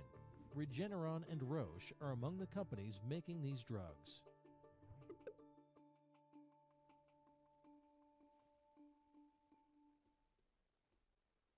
For more, you can catch our special Coronavirus Medicines Critical Challenge Saturday at 2 a.m. UK time, so just back from the pub and flip it on. Now, money markets and bonds showed immediate signs of relief after the European Central Bank eased conditions on long-term loans to banks. It also introduced so-called peltros in a further effort to loosen the flow of money and help backstop existing loans when they mature. President Christine Lagarde sparked a bond rally when she said the ECB stood ready to increase the size of its asset purchases. Given the high uncertainty surrounding the ultimate extent of the economic fallout, growth scenarios produced by ECB staff suggest that euro area GDP could fall by between 5 and 12% this year, depending crucially on the duration of the containment measures and the success of policies to mitigate the economic consequences for businesses and workers. And that was ECB President Christine Lagarde. Yesterday, a little bit more careful than she was in the previous month's meeting. Joining us now is Neville Hill, Chief European Economist at Credit Suisse. Let me get your overall take, Neville. Yesterday, I thought the meeting was interesting in that my reactions to the headlines kind of changed over the day as the market dealt with it differently. But there wasn't a lot of new stuff there. No, I think that's right. And to be fair, I think people would have been foolish to expect a big shift in policy at the ECB this month, having obviously seen a pretty huge policy response getting launched through the course of March. And I think that's kind of where we're at in the policy response in general. March was about central banks and governments building this phenomenal policy architecture to deal with the crisis. And I think we're now at the stage where central banks and governments are fine-tuning and improving the sort of toolkit they've already launched. And I think that was very much what Lagarde announced yesterday. It wasn't a bazooka in itself, but some improvements on the existing bazooka, if you like. Why do you think she held back, Neville? I mean, clearly the markets were expecting, at least some in the markets were expecting more in terms of the asset purchase program. We saw the euro rise up almost to $1.10. Why not fire yesterday? I think that is likely to be because of the internal opposition to increasing the size of the pandemic emergency purchase program much further at this stage. I mean, it's worth remembering there's still a lot of firepower left in that asset purchase program. So to that extent, it's not urgently needed at the moment. Whereas I think the evidence we've already started to see in terms of getting liquidity into the real economy through the banking system, the measures the ECB has already taken, combined with government loan guarantees, do seem to be having a beneficial effect. Banks are making credit more available. Lending growth has picked up. And I think things like the teltros and these new peltros help that policy side of things. And I think, in terms of helping out sovereign bond markets, at the moment, the ECB probably feels they have done enough, and there is a benefit in not increasing the envelope at this stage and hopefully getting European governments and finance ministers to focus more on a rescue program or package. And that, I think, actually is what's really needed in order to calm sovereign bond markets down in the euro area. Walk us through, there's the alphabet soup, this crisis is even more serious than it was in the previous crisis. Walk us through the new bank lending programs, Neville, and give me your take. Do you think it's going to change? Will it increase bank lending? Yeah, I mean, I think so there's two new, there's one new acronym this time, which is PELTROs, which is Pandemic Emergency Long-Term Refinancing Operations, which in plain English basically mean the European Central Bank is going to lend to commercial banks at minus 0.25% for around a year with no strings attached, which I think should allow banks to deal with some of the stresses that are built up in euro area short-term money markets, but also actually give Italian banks a good reason to go out and borrow money for a year at minus 0.25% and potentially go in and buy a short-dated Italian government bond where they can get a yield of about 0.5% positive. So there's a bit of carry there. So I think that's what that scheme's designed for. But really the key plank in its funding architecture are these targeted long-term refinancing operations. And it was last month that the European Central Bank took the radical step of reducing the interest rate it charges those banks below the deposit rate it charges for banks to deposit with the ECB down to minus 0.75%. And they cut that even further to minus 1% yesterday. And that basically means banks can borrow for a few years from the ECB at minus 1 and lend that onto the real economy. And I think it's important because the European Central Bank is now doing monetary easing through the interest rates that should improve the profitability of lending to the real economy for commercial banks. So really increasing the incentives for them to deliver liquidity, particularly to the business sector that really needs it at the moment, and keep the economy and keep businesses alive and sustained through this period of lockdown. Neville, if these banks can get access to multi-year loans for negative 100 basis points, how much are they going out into the real economy for? I mean, how much can SMEs borrow for right now? At the moment, the interest rates have been trending down for the last few years. So I think businesses can generally borrow at about, 1 and a bit percent at the moment. And, what's been really interesting so far is, we're only just starting to get evidence of how these sort of policy packages are working. And, we had the European Central Bank's bank lending survey out this week where they survey how banks are seeing their loan books perform. And what was really interesting there is you actually saw banks expect to ease lending conditions to companies over the next 3 months. Normally, when you have a recession, banks are desperate to tighten lending conditions to businesses. So, the credit easing policies that we've seen launched by the central bank and governments do seem to be having their desired effects.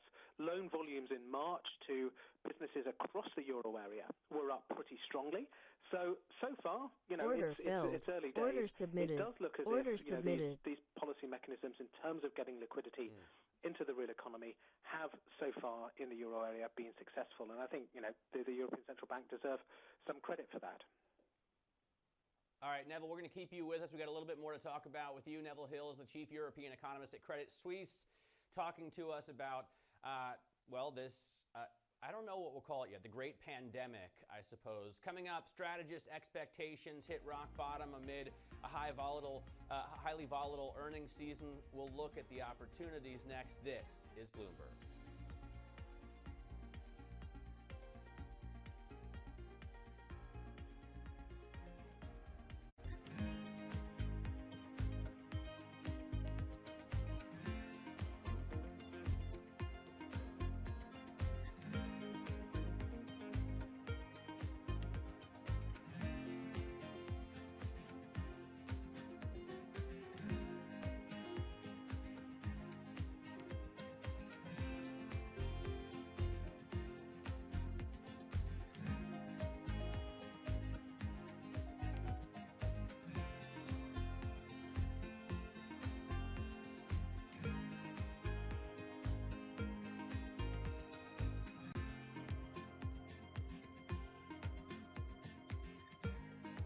Order filled.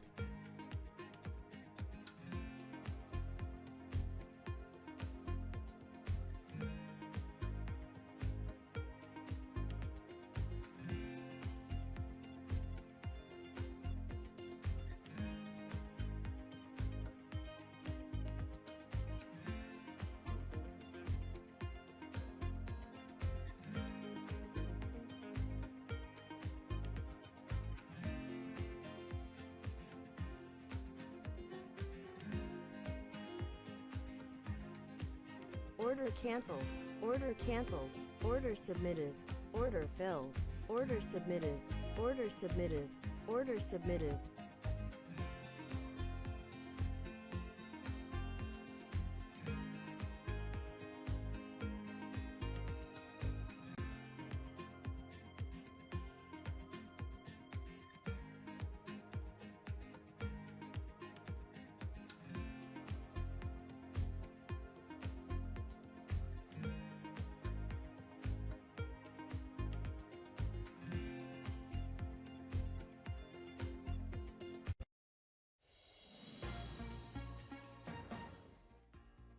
Welcome back to Bloomberg Markets. This is the European Open.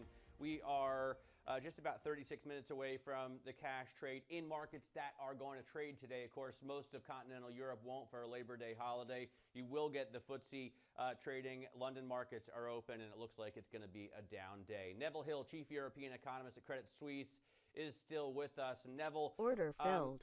Order earnings submitted. season is Order predictably bad, and outlooks are, in a lot of cases, just getting outright canceled. How long do you expect this dip to last until we start to at least get some visibility? I think it's going to be difficult to get a huge amount of clarity until we have a good sense of when any form of lockdown or social distancing restriction is going to be eased. And ultimately, I think, that boils down to uncertainty over effective treatments or vaccines. I do think we are probably past the absolute worst in terms of the economic data. I think probably April will have been the worst month for economic activity globally that any of us will experience in our lifetime, and obviously it's the 1st of May today, and I think you look at measures of lockdowns in Europe, and those are beginning to ease somewhat. So the absolute crushing decline in economic activity in corporate revenues is almost certainly coming to an end relative to where we were at the start of the year. But, what we're unclear on at the moment Order is canceled. that Order sort of V-shaped canceled. versus U-shaped versus L-shaped recovery in economic activity or earnings, because I think ultimately that is going to depend a lot on how effectively and how quickly governments can ease the social restrictions. And we just don't know yet whether, and we'll start to see in countries like Germany and Switzerland, whether the lifting of restrictions there leads to a renewed outbreak of the virus. If it does, we've got a problem. But if they can keep the outbreak contained while starting to return some economic activities that have been shut down back to being open again, then I think there is scope for a decent sort of V-shaped recovery in economic growth from here. I suppose the most we can hope for, keeping in mind V-shaped recoveries, is a vaccine, right? Because at that point, then we have to worry less about another outbreak and backtracking. Neville, it's been great talking to you today. Thanks so much for joining us. Neville Hill is Chief European Economist at Credit Suisse. Coming up, 1987 highs. U.S. stocks have their best month in 3 decades, but close lower. We'll discuss the outlook for the coming months next. This is Bloomberg.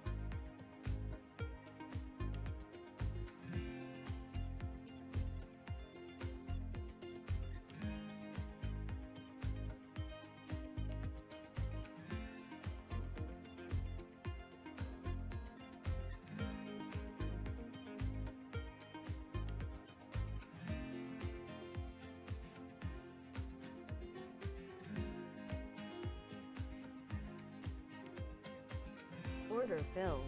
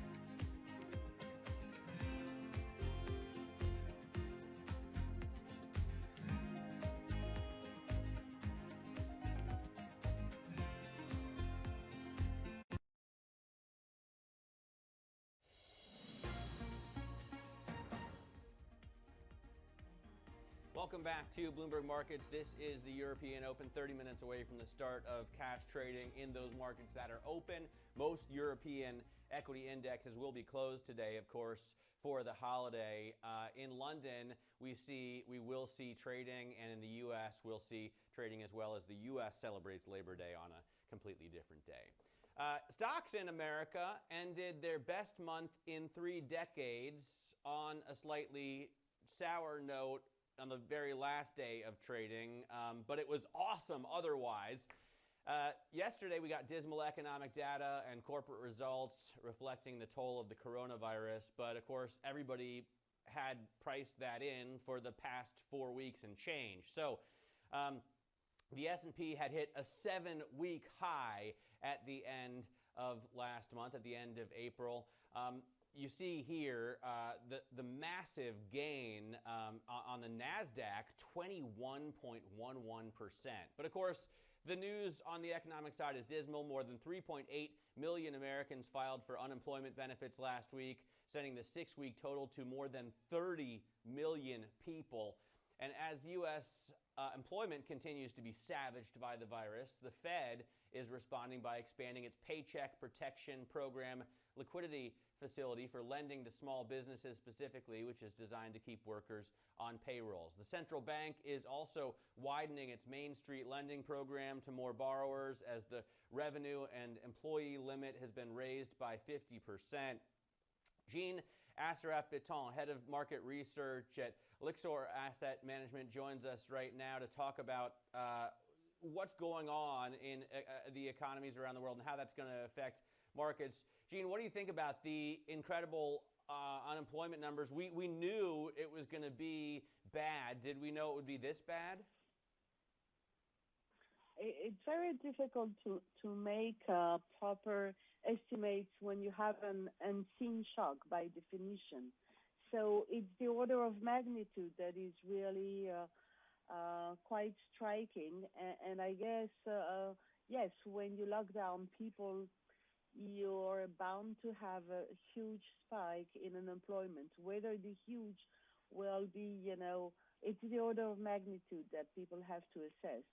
And I guess that's surprising to most. That's why central banks and governments are trying to do their best to limit the damage. Now, that's exactly the point that investors are paying attention to. What do central banks have in store to fight this? What do you think about the PEP program, the increases that we saw from the Fed? Because I know a lot of investors are moving back to the U.S. Certainly American investors are pulling their capital back home right now. Is the U.S. well equipped to deal with this kind of thing? Well, I think often the U.S. has had a way to get out of crisis maybe quicker, and so that might be why there is some, drawing back towards from U.S. investors towards the home market, which is also some kind of reflex that people have at times of uncertainty, which is, being closer to home in a way. I don't believe that it's going to be much easier in the U.S. than elsewhere, but I believe that the dedication from policymakers, which is very large everywhere, might be easier some way in the U.S. versus, for example, the Europe, because in Europe you have to have some kind of agreement, and we've seen that the last summit is not as it could be in terms of dedication and fiscal stimulus.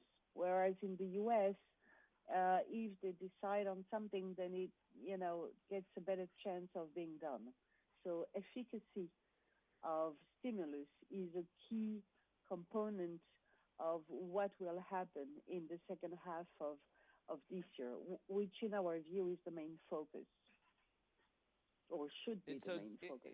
In that case, you think U.S. investment should be the main focus. Is that the case? We think there are opportunities most in DM countries. We do prefer them rather to EM countries. We find opportunities in the Eurozone, but we are somehow find it easier to have a little more visibility in the U.S. towards what policy will be able to do. What do you think about the possibility of a vaccine being created quickly? Yesterday, Bill Gates was saying it could be as little as 9 months, but it could be as much as 2 years. And I point out to viewers that you have a master's in analytical chemistry. You studied at the National School of Chemistry in Paris, so you're not just in markets, but you're also looking, I assume, at healthcare. Oh, yes, but I'm not sure I have the proper expertise. I would just say that everything I read from the actual experts on the field is that it should be between 1 and 2 years. So I guess this is something that is critical, but at the same time, before a vaccine, we might have a cure. And a cure is also something that will affect markets dramatically.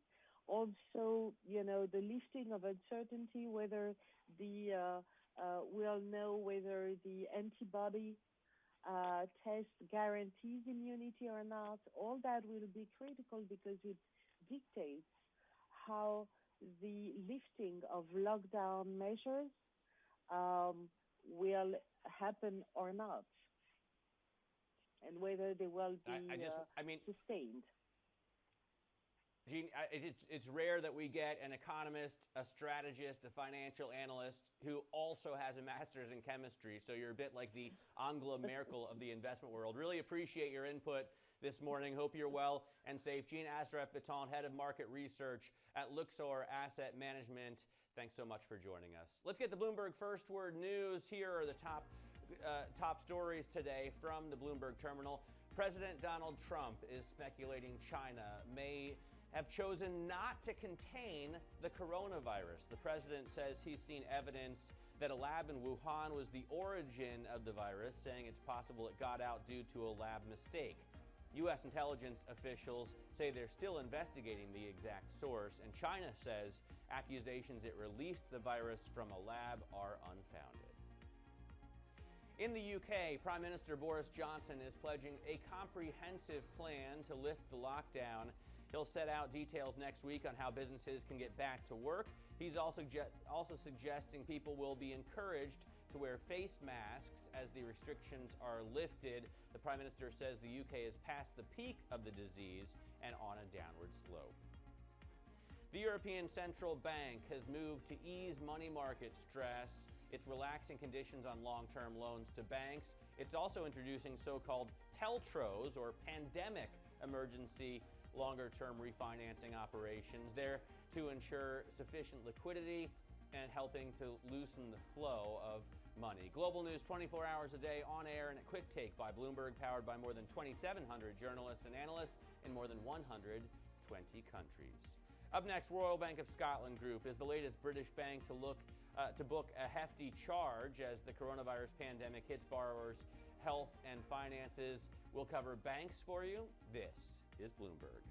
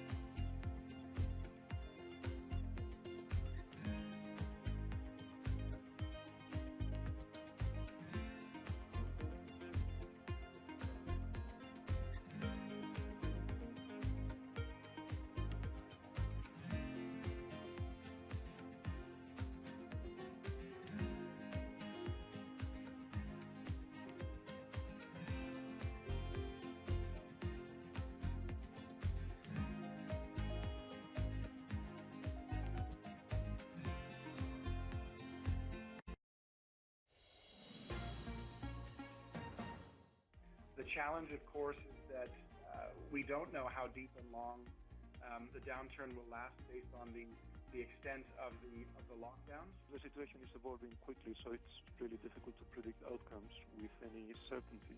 And this is particularly true when assessing impact across multiple markets and regions.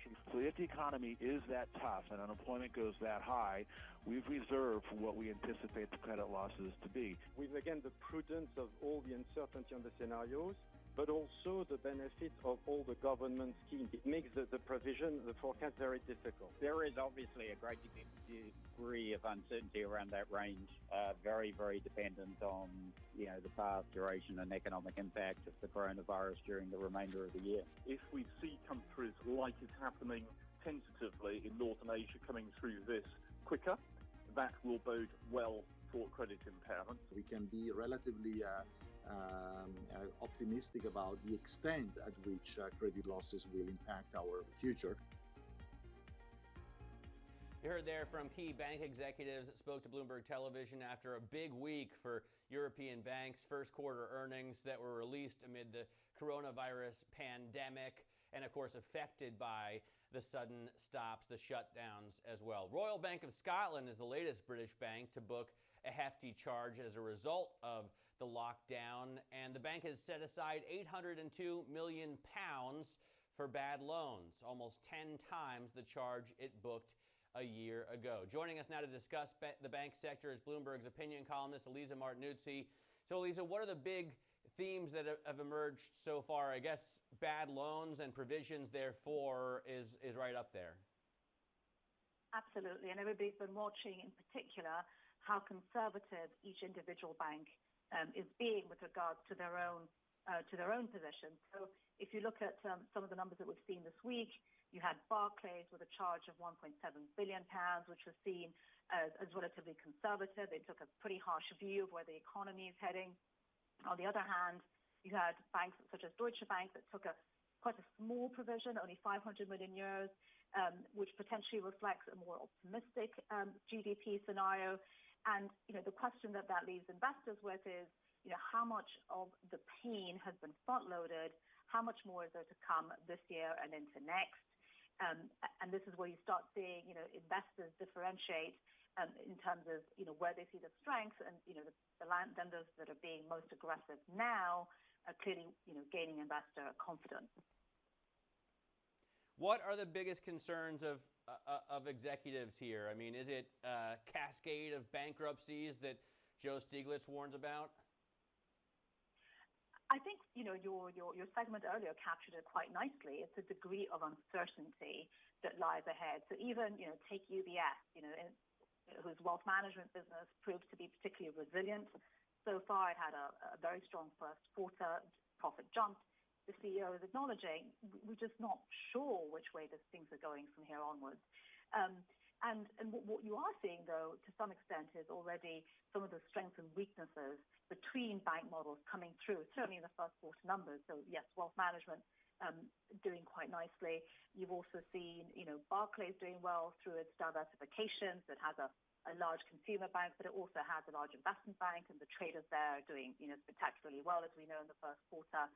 And so you're starting to see some of the strengths and weaknesses come through. I think one of the most interesting stories I've seen by Bloomberg News recently on this is how executives are talking about going back to work after the crisis. One of the coolest threads, I guess, unless you're long commercial real estate, is that maybe these worker bees don't have to drone back up elevators into skyscrapers after this is over. What are you hearing on that front?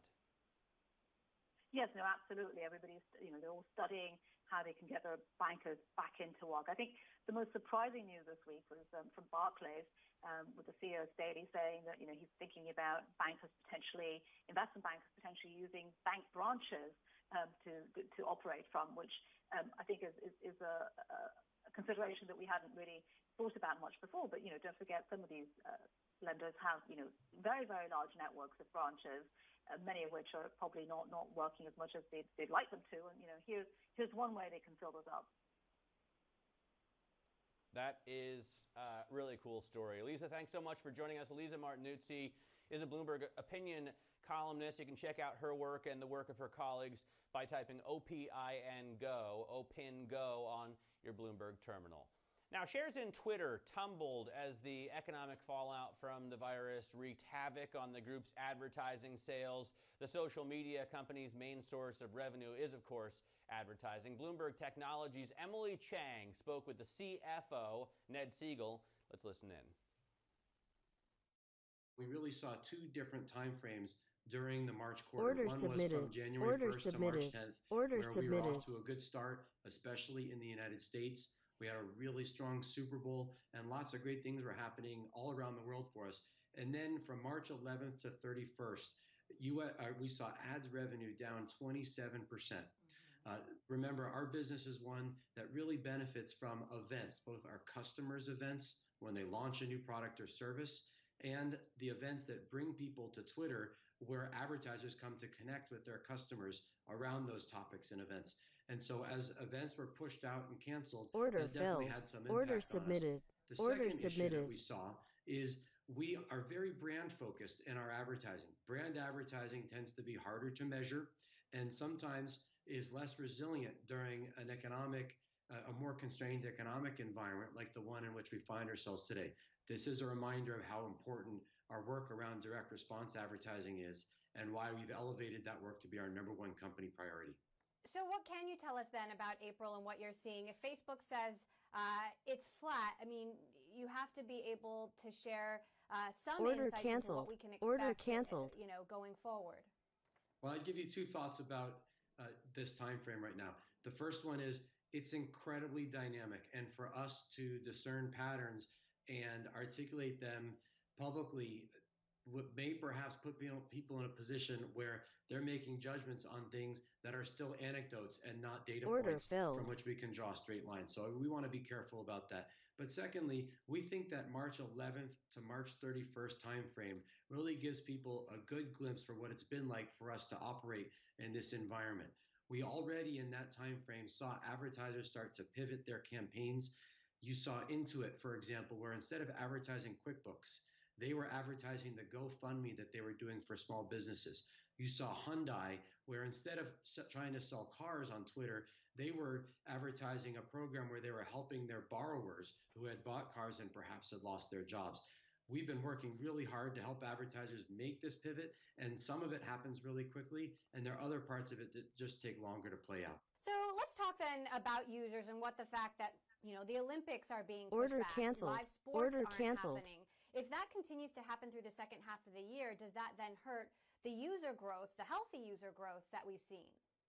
Well, we definitely benefit from the topics and events that bring people to Twitter. Sometimes those are scheduled things like the Olympics or March Madness or other events that can't happen or are delayed because of this global pandemic. But then there are things like The Last Dance, which so many of us are watching on Sunday nights right now, or the concert that was on television all over the world a couple of weeks ago, which are bringing people together despite this global pandemic, or in some cases because of it, and that are great audience opportunities for us and ultimately give us the chance to have a larger audience that we can work with for much longer periods of time to show them all the other great things that are on Twitter. So we try to think about this much more about the long term than about any particular event and how that might affect audience growth. That was Bloomberg Technology's Emily Chang speaking with Twitter CFO Ned Siegel. He referenced The Last Dance, which is the Michael Jordan doc series that so many people are engrossed by. And for those of you Europeans who don't know, Michael Jordan was a basketball player. Now we're minutes away from the open. Up next, we'll get to your stocks to watch, including RBS. The bank is putting aside more than 800 million pounds for bad loans. This is Bloomberg.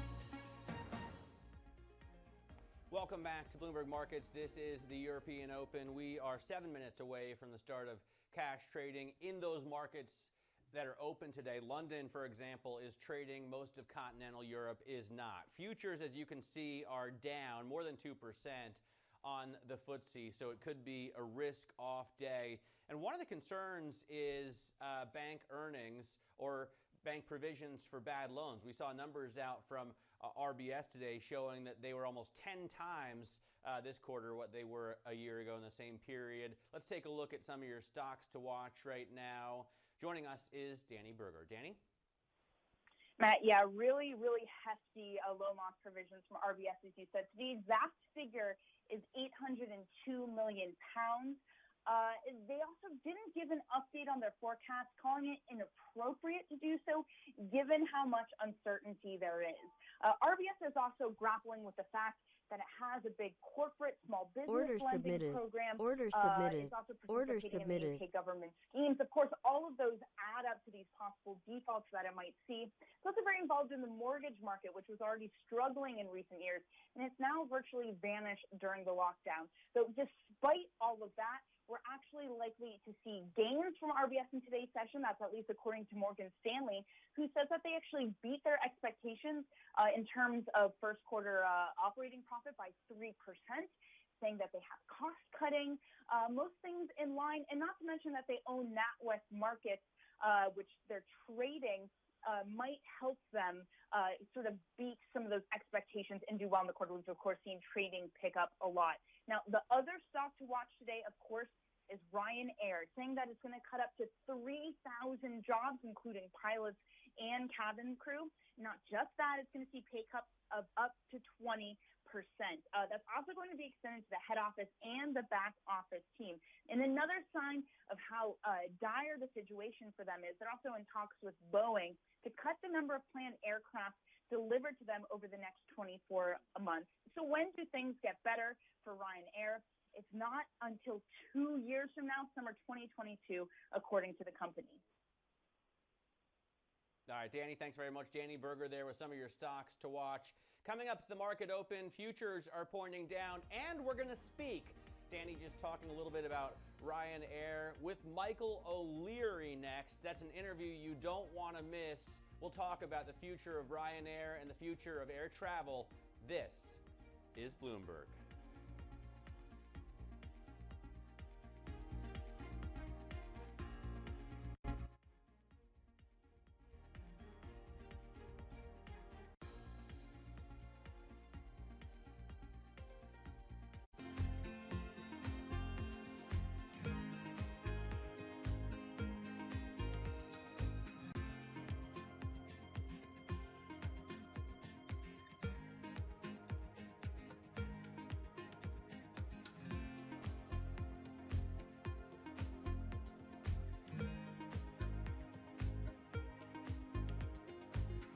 Order canceled.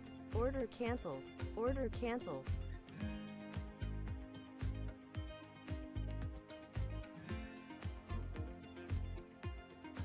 Order submitted. Order submitted. Order submitted.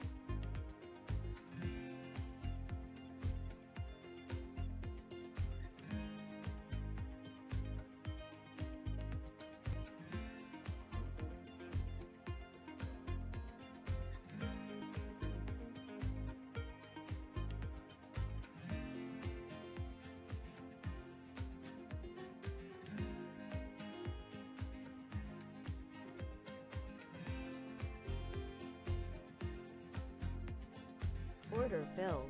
Order submitted. Order submitted. Order filled. Order submitted. Order submitted. Order canceled. Tech troubles. Global stocks get dragged by big tech, with Amazon predicting a possible loss in the second quarter. Apple is skipping its forecast completely. And more protection. The ECB tweaks policy to lure banks to fund an economy ravaged by the coronavirus. FTSE futures are pointing lower by more than 2%. The rest of European markets, for the most part, are closed for the Labor Day holiday. Plus, capital is coming together. Apollo aims to raise $20 billion in several new funds for opportunities in distressed and private debt. This after Boeing sold $25 billion of bonds in the largest offering of the year. It will be able to, with that, avoid taking a government bailout. Now, we have the market opening up right now, and I can say that singular today because we don't have trading here in Germany, nor in France, Spain, or Italy. It's mainly just the FTSE that's open. You can see Denmark's OMX also trading today. But in London, we have markets down about 1.5%, and you're going to see no other or very few other equity indexes open up, as most of Europe, as I said, is closed for the holiday. We will see trading in the U.S. later today, so it's key to keep an eye on U.S. futures as well. They, too, are in the red. Let's get to a very important interview right now. Ryanair is cutting 3,000 jobs after carrying less than 1% of its normal passenger volume in the fiscal first quarter. The airline says it'll challenge some 30 billion euros being handed out to European rivals, arguing that'll distort competition and hurt the healthier carriers. Joining us now is the CEO, Michael O'Leary. Michael, thanks for coming on the program. Let me first ask, because I'm sure labor is your biggest concern as well, how many jobs you're going to have left, how many employees you're going to have left, and what you'll do if flying comes back after this crisis. Good morning, Matt. Good morning to your viewers. We currently employ about 18,000 people. So today we're announcing cuts of about, just over 15%. We're going to have to lose, regrettably, about 3,000, mainly pilots and cabin crew, over the next 3 or 4 months. And that's because this year we're now carrying less than 100 million passengers against an original budget of 154 million passengers. We'll be down about a third in traffic. We have almost no traffic in the June quarter. It looks like we'll lose about 100 million in the June quarter. We have never in the history of Ryanair lost money in that quarter before. And so, the situation is grim. We expect to be allowed by the European governments to go back to some limited flying in July, from July onwards. July, we expect to operate about 40% of our normal program. August, maybe 60% of our normal program. And then we're moving into the winter schedule. So I think what we're facing now is a historic decline in air traffic in Europe for the next 12, 18 months. And now I do expect that when we do fly in July, I think the traffic will be strong, but it'll be strong because the airlines, the tourist facilities, the hotels in Spain, Portugal, Italy, will be discounting hugely to get people to move during what remains of the tourist season before the schools go back in September. So we think it's inevitable now. Our business is going to be about a third smaller this year. We're going to take out about 15% of our staff with deep regret, but there's nothing else we can do. And even the remaining staff, we're going to be looking for pay cuts of about 20%. And that is because the environment now in Europe has completely changed for airlines. The strong airlines going into the COVID crisis, the Ryanair, BA, the EasyJet, and others, who had strong balance sheets, low-cost operation, would have expected to emerge even stronger. I now think we're going to emerge from this weaker because the people who went into it weakest, which is the legacy airlines Air France, Lufthansa, Alitalia, have either been nationalized or are receiving extraordinary volumes. I mean, Lufthansa Group is applying for about 12 billion euros in state aid. Air France, KLM, 10 billion euros in state aid, on top of payroll support schemes. these are going to hugely distort the level playing field for aviation in Europe and airline competition in Europe for the next, I think, 3 to 5 years. We will now be competing with legacy airlines who before couldn't make money, but now have so much state aid that they can afford to lose money for the next 3 to 5 years, and will do significant damage to airlines like Ryanair, EasyJet, and others, the well-run airlines. So the airlines that went into this the strongest, I think, will now emerge the weakest unless we take this kind of radical action that we've announced this morning. Michael, do you have a strategy in place to challenge that state aid? I mean, other than coming on Bloomberg and speaking to investors who are going to largely be free market capitalists that agree with you anyway, you're kind of preaching to the choir. How do you challenge this at the state and EU level? Well, we've already, Matt, submitted the complaints to the European Commission. We have to file our cases with the, I think it's the ECJ or the ECJ within 2 months. We'll have it done before the end of May. But the problem is going to be it may take 6-12 months to get these state aid cases, which are clearly in breach of not just state aid, but also competition rules. It'll take 12-18 months to get these overturned. And then what happens? Does anybody seriously think that the German government is going to allow Lufthansa to go bust, or that the French government is going to allow Air France to go bust? We don't. It's never yet happened in history. So I think what we simply have to do is to cut our cloth. We have to take the very painful decisions that the free markets impose on us in this crisis. We will survive, but we will survive as an airline with a lower cost base, but with much lower pricing for the next, I think, 3 to 5 years. We will be a stronger airline at the end of this, but only by taking this kind of radical but deeply painful surgery that we've announced this morning. There's only a few household names in airlines. I'd put you up there, Branson, as well, and Willie Walsh. Now, Willie Walsh is going to take state aid from Spain. Does that make sense to you? I know that you know each other. Does that seem fair? I mean, I don't think it's necessarily fair. I mean, to be fair to Willie Walsh, I think BA has already said it's not going to seek state aid, nor will it. I think Iberia might be in a slightly different situation in Spain, and certainly their subsidiary here in Ireland, Aer Lingus, won't get state aid in Ireland. The Irish government couldn't afford it. To be fair, I think BA announced 12,000 job cuts earlier this week. They're doing everything they can to survive without state aid. It's the Lufthansas, the Air Frances, the KLMs, the state aid addicts, the junkies. Alitalia has been nationalised again. I mean, who knows when Alitalia... I mean, Alitalia's never made money in its entire history. We're the largest airline in Italy, but now we have to compete with an Alitalia that has the might of the Italian state behind it. So we're going to have a distorted market for competition for the next few years. And that means we will have to have fewer pilots and cabin crew. The remaining pilots and cabin crew will be paid less. We're reviewing all of our, we will be closing bases, certainly in some of the tourism economies like Spain, Italy, and elsewhere, where frankly it could take a year or 2 years for that traffic to return. And we're also re-looking at our fleet orders. We're in discussions with the Lauda Airbus lessors. We're in discussions with Boeing about our aircraft orders there. Because we need to right-size the company for what is going to be, I think, 3 to 5 years of very grim trading here in Ryanair.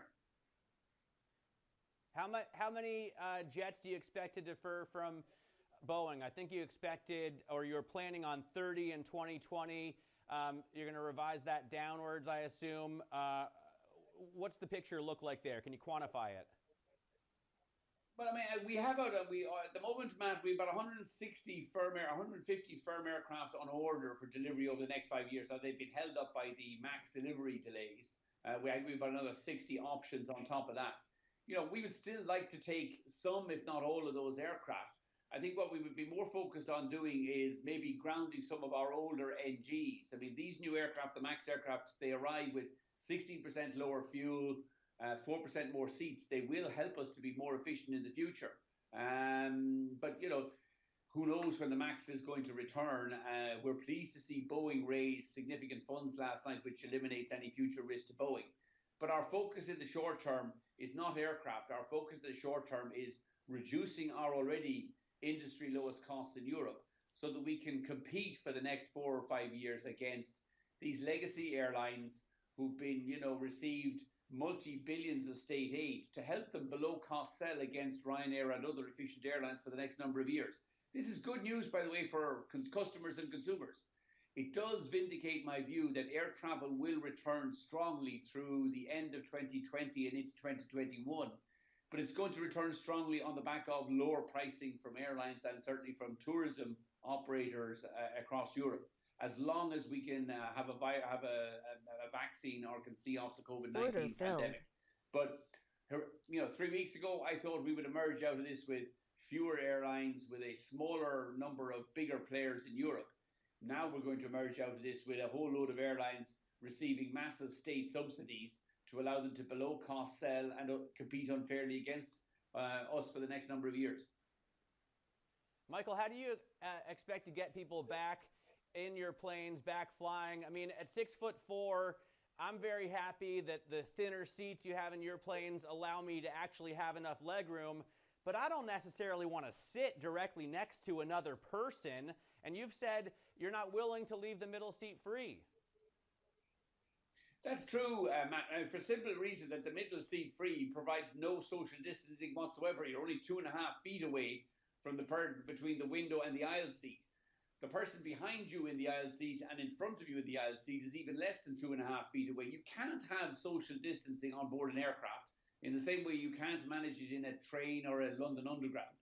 And I think we will need different measures for sensible measures, which would be temperature checks at the airports. Anybody who has a temperature higher than 38 degrees would be refused entry.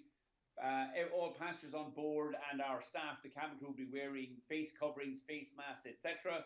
Aircraft being disinfected daily each night. That would provide enormous, barrier to the spread of COVID-19. But we're also going to have some common sense measures. You can't run the London Underground or train services or planes with social distancing measures. I mean, there's no social distancing in an airport terminal. It's simply not possible.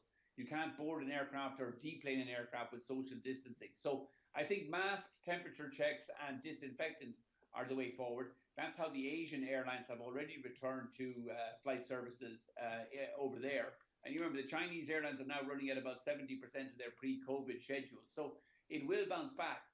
And I think traffic numbers will bounce back because the airlines will engage in very aggressive discounting, led by Lufthansa, Air France, with the benefit of 30 billion of state aid. We'll be discounting aggressively. So there will be lots of price incentives for passengers. And I think, but we will all be taking sensible precautions like temperature checks and face masks to ensure that what are, after all, short-haul flights, I mean, our average flight duration is 1 hour and 15 minutes. There will not be a spread of COVID-19 on board any short-haul flights if these sensible measures are taken. How much of a tailwind, Michael, is the drop in oil that we're all watching with such amazement? How much of that can you translate into a tailwind for Ryanair? I mean, the bizarre situation, Matt, at the moment is it's like a poison pill because most of Europe's airlines were already well hedged for the next 12 months. I mean, we were hedged out to March of 2021 at $61 a barrel, which was less than the $72 a barrel we paid last year. We thought we were in great shape. Now we're having to provide for hedging effectiveness because spot prices have fallen to, $24, $25 a barrel. So for the remainder of this year, that's probably going to cost us 300 or 400 million euros, even if we, based on our existing flight program for the next 12 months. Now, clearly, when we get into 2021, 2022, it will clearly be a huge headwind for those airlines that survive. But again, our concern today is that, while we benefit from lower oil prices, we'll benefit probably from some airport return to service incentives. We will all be competing with one hand tied behind our back in Europe because Lufthansa will have 12 billion of state aid, Air France will have 10 billion of state aid. They'll be able to dump pricing for the next 3 to 5 years. And if not eliminate us entirely, certainly make our lives very difficult for the next couple of years because the EU is not protecting the level playing field. It's not protecting free and fair competition. It's allowing national governments to dope up their failed legacy airlines. All right, Michael, thanks so much for spending some time with us today. Really appreciate You're coming on My the pleasure, European Matt. Open. Ryanair's CEO, Michael O'Leary. Coming up, with earnings showing many companies reeling from the lockdown, how do you invest in such an unprecedented environment? We'll put that question to our guest, Simon Cajano-Evans, next. This is Bloomberg.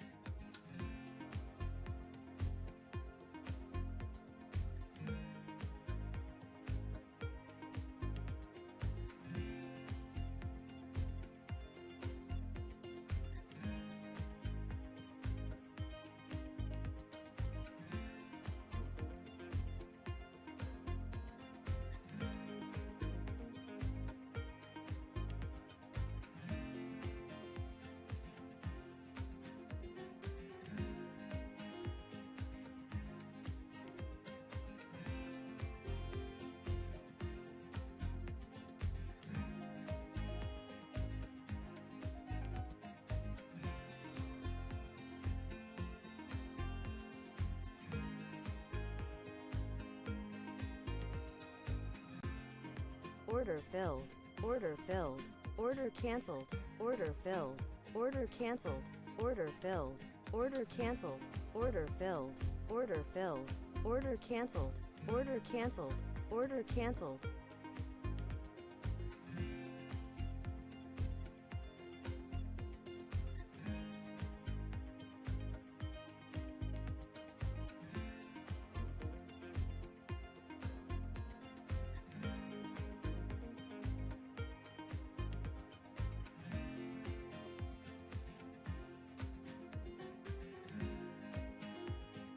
Order submitted.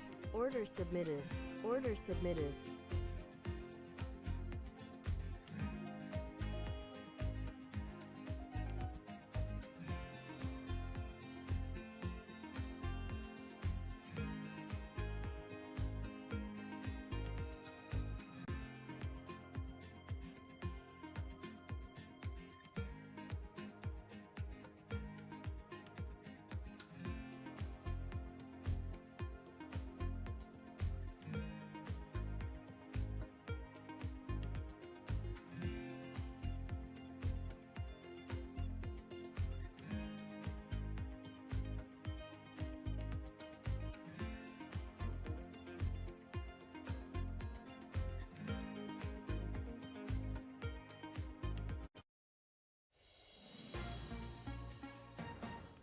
Welcome back to Bloomberg Markets. This is the European Open. We are 17 minutes into the trading day right now.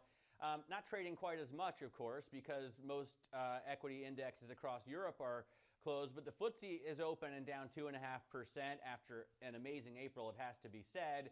U.S. markets also, we're looking at futures trading down in the U.S. Joining us now is Simon Cajano-Evans, GemCorp Capital Chief Economist.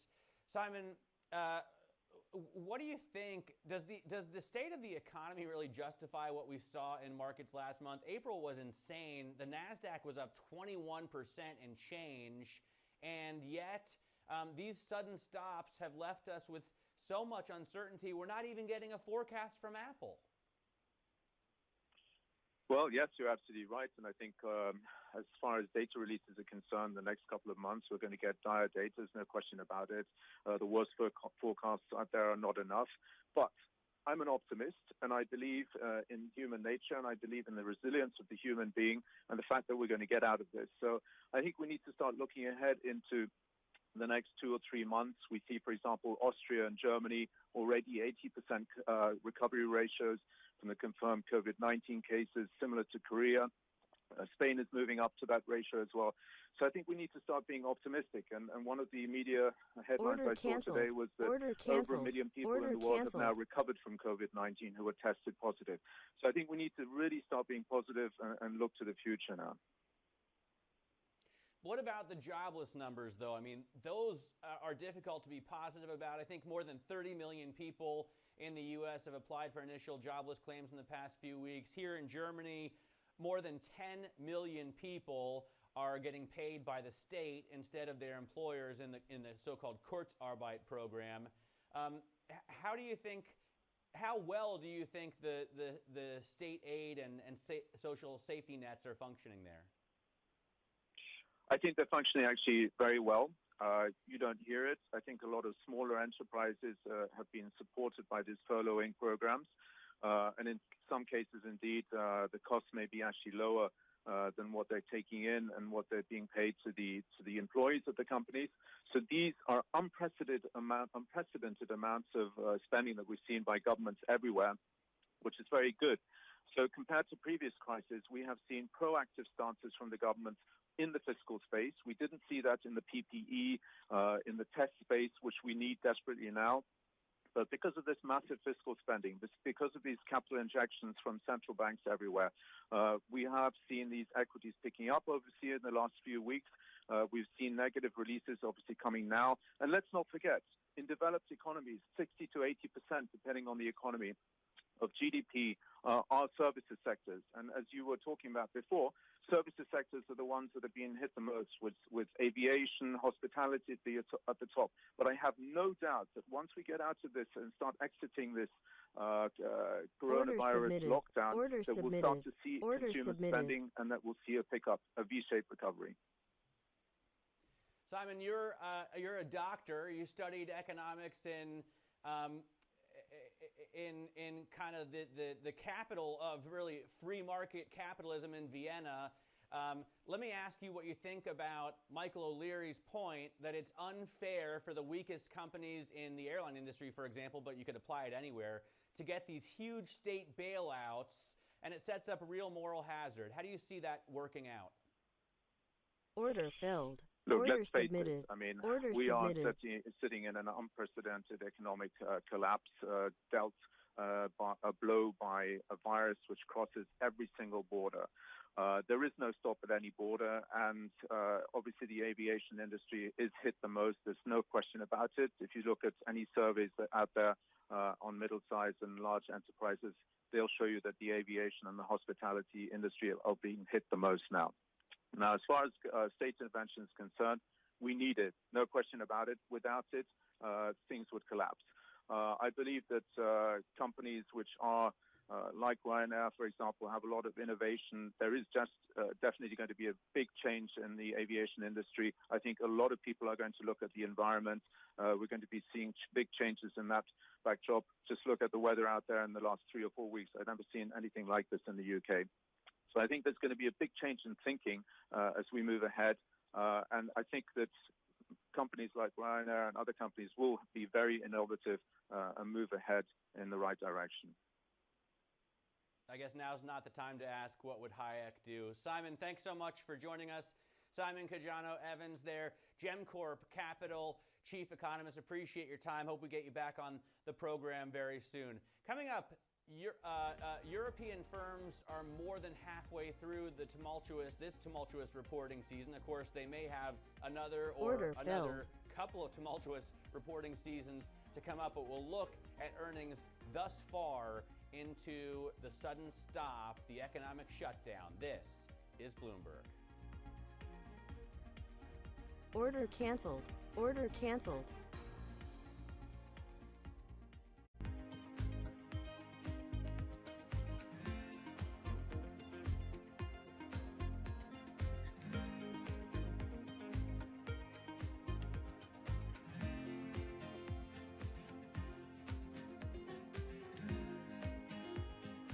Order submitted. Order submitted. Order submitted. Order submitted. Order submitted. Order submitted.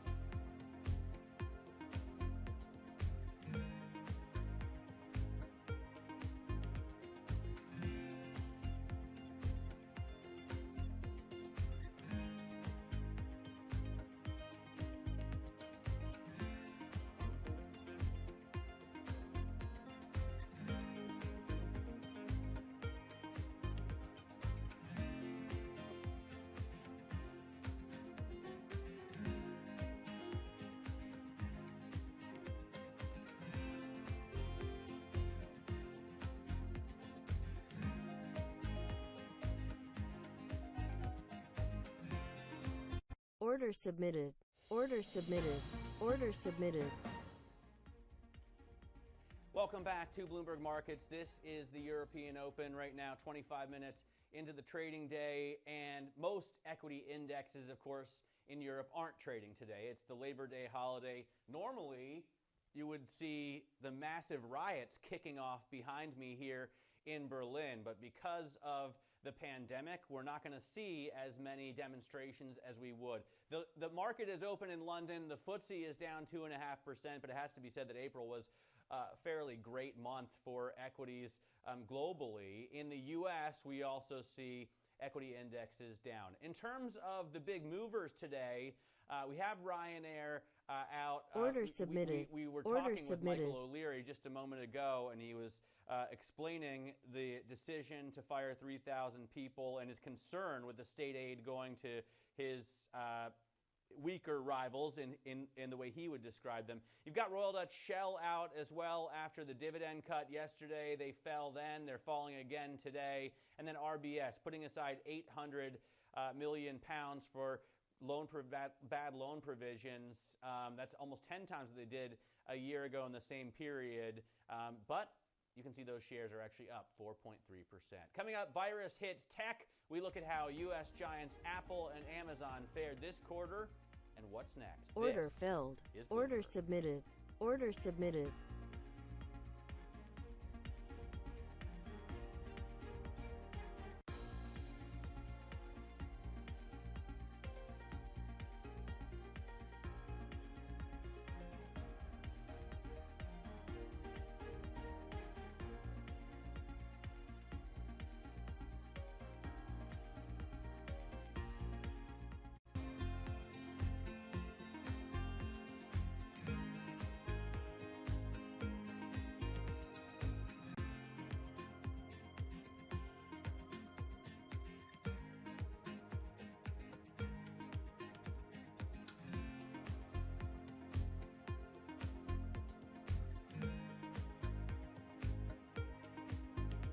Order canceled. Order canceled. Order canceled.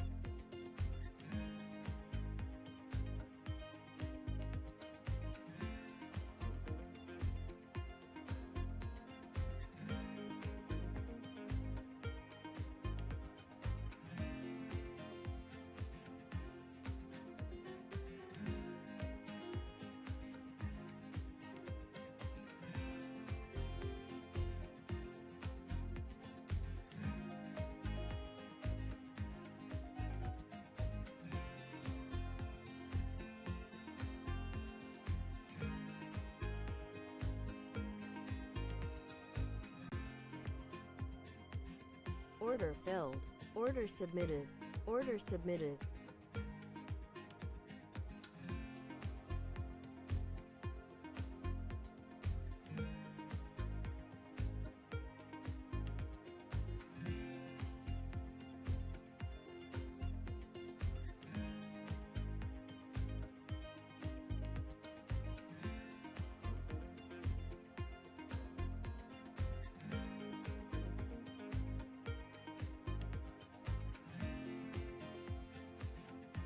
Order filled.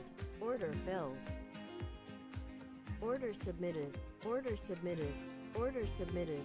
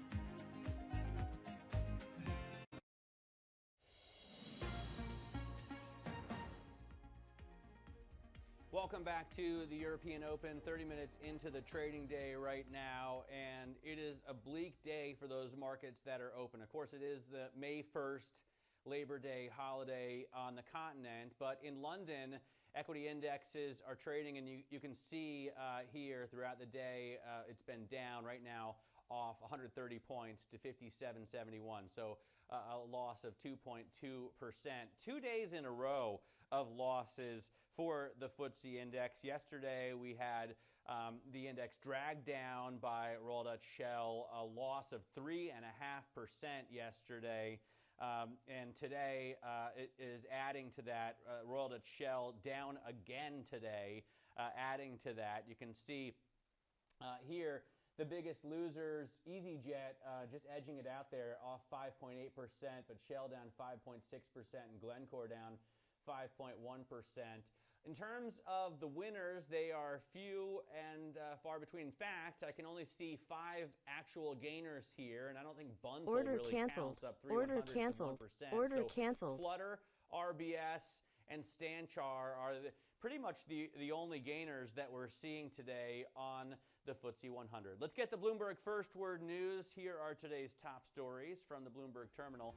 The Federal Reserve is expanding the scope of its Main Street lending program. Now businesses with up to 15,000 employees or up to $5 billion in revenue will be eligible. The central bank is also expanding its Paycheck Protection Facility. That's after the initial round of funding was spent in less than 2 weeks. President Donald Trump is speculating China may have chosen not to contain the coronavirus. The president says he's seen evidence that a lab in Wuhan was the origin of the virus, and saying it's possible that it got out due to a lab mistake. U.S. intelligence officials say they're still investigating the exact source of the outbreak. China says accusations it released the virus from a lab are unfounded. In the UK, Prime Minister Boris Johnson is pledging a comprehensive plan to lift the lockdown. He's going to set out details next week on how businesses can get back to work. He's also suggesting people will be encouraged to wear face masks as the restrictions are lifted. The Prime Minister says the UK is past the peak of the disease and now is on a downward slope. Gilead Sciences may spend $1 billion on its new treatment for COVID-19 this year alone. But how much revenue can it actually generate? On the company's earnings call, Gilead said it was too early to discuss the potential outlook. It is giving away the first 1.5 million vials of the drug. For the future, it plans, it says, a sustainable model for patients and shareholders. Global news 24 hours a day on air and at Quick Take by Bloomberg, powered by more than 2,700 journalists and analysts in more than 120 countries. Let's talk tech now. U.S. giants Amazon, Apple, and Twitter have taken a hit from the coronavirus pandemic. Amazon CEO Jeff Bezos says the online retailer may incur a loss in the current quarter as it boosts spending to keep logistics operations running smoothly. Apple has skipped out on giving a forecast for the first time in more than a decade, as it reported quarterly revenue that grew just 1%. The CEO, Tim Cook, said the firm saw a pickup later in April, and the virus wreaked havoc on Twitter's main source of revenue, which is advertising. Sales rose there just 3% in the first quarter, the smallest increase in more than 2 years. Joining us now is Amanda Lyons, investment manager at GAM's Disruptive Growth and Technology team. Amanda, thanks for joining us. Let's talk about Amazon first. I think I, like a lot of people, have been practically living off of Amazon shopping recently. How is it possible that they're losing money when everybody is taking to the web to buy stuff? Well, what's quite interesting is where people are spending their money on Amazon. What we're seeing is a big increase in grocery shopping, which is very low margin. But that is sort of an entry point for Amazon to gain new customers. We need to look at the long term for Amazon. This is an incredible opportunity for them to expand their reach and start upselling both the Prime subscription and also then the amount of products people then buy. we've seen in the past that prime consumers spend more than double in a year to non-prime. So this is a great opportunity for them. We also heard last night on the call that Amazon are putting a lot of investment into their safety for their employees, but also trying to meet the incredible demand. They're one of the few companies out there that are seeing unprecedented demand. This is like a holiday season level of demand for them, but without the multiple months in advance of ramp up. The fact that they've managed to grow revenue at 26% and see that acceleration this quarter is quite a testament for how quickly they're able to move.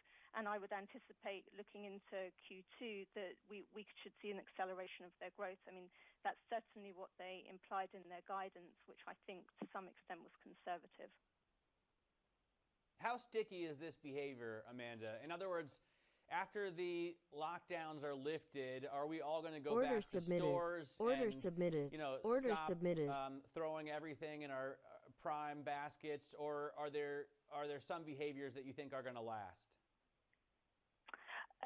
I think this is going to be some lasting behavior. We're going to see changes to the consumer and the way the consumer looks at the world that are not going back to how they were pre-COVID. Certainly in the US, Amazon had been wanting to increase their penetration into online grocery. This is going to be the catalyst for doing that. Yes, some consumers will go back to their pre-COVID habits, but a vast majority are going to see the benefits of online shopping and online grocery shopping and increase their usage of services, particularly Amazon.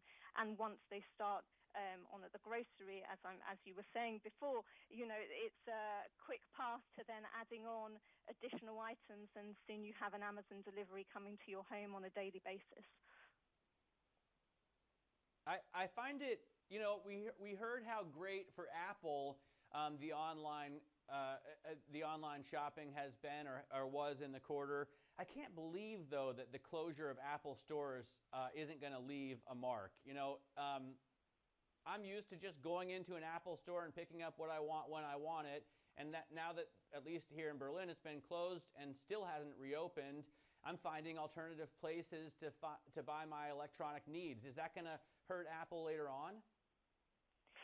Apple has quite an interesting model when it comes to retail. Their stores, as I'm sure if you've been into one, is not just about selling the product. It's a whole. They're selling an experience.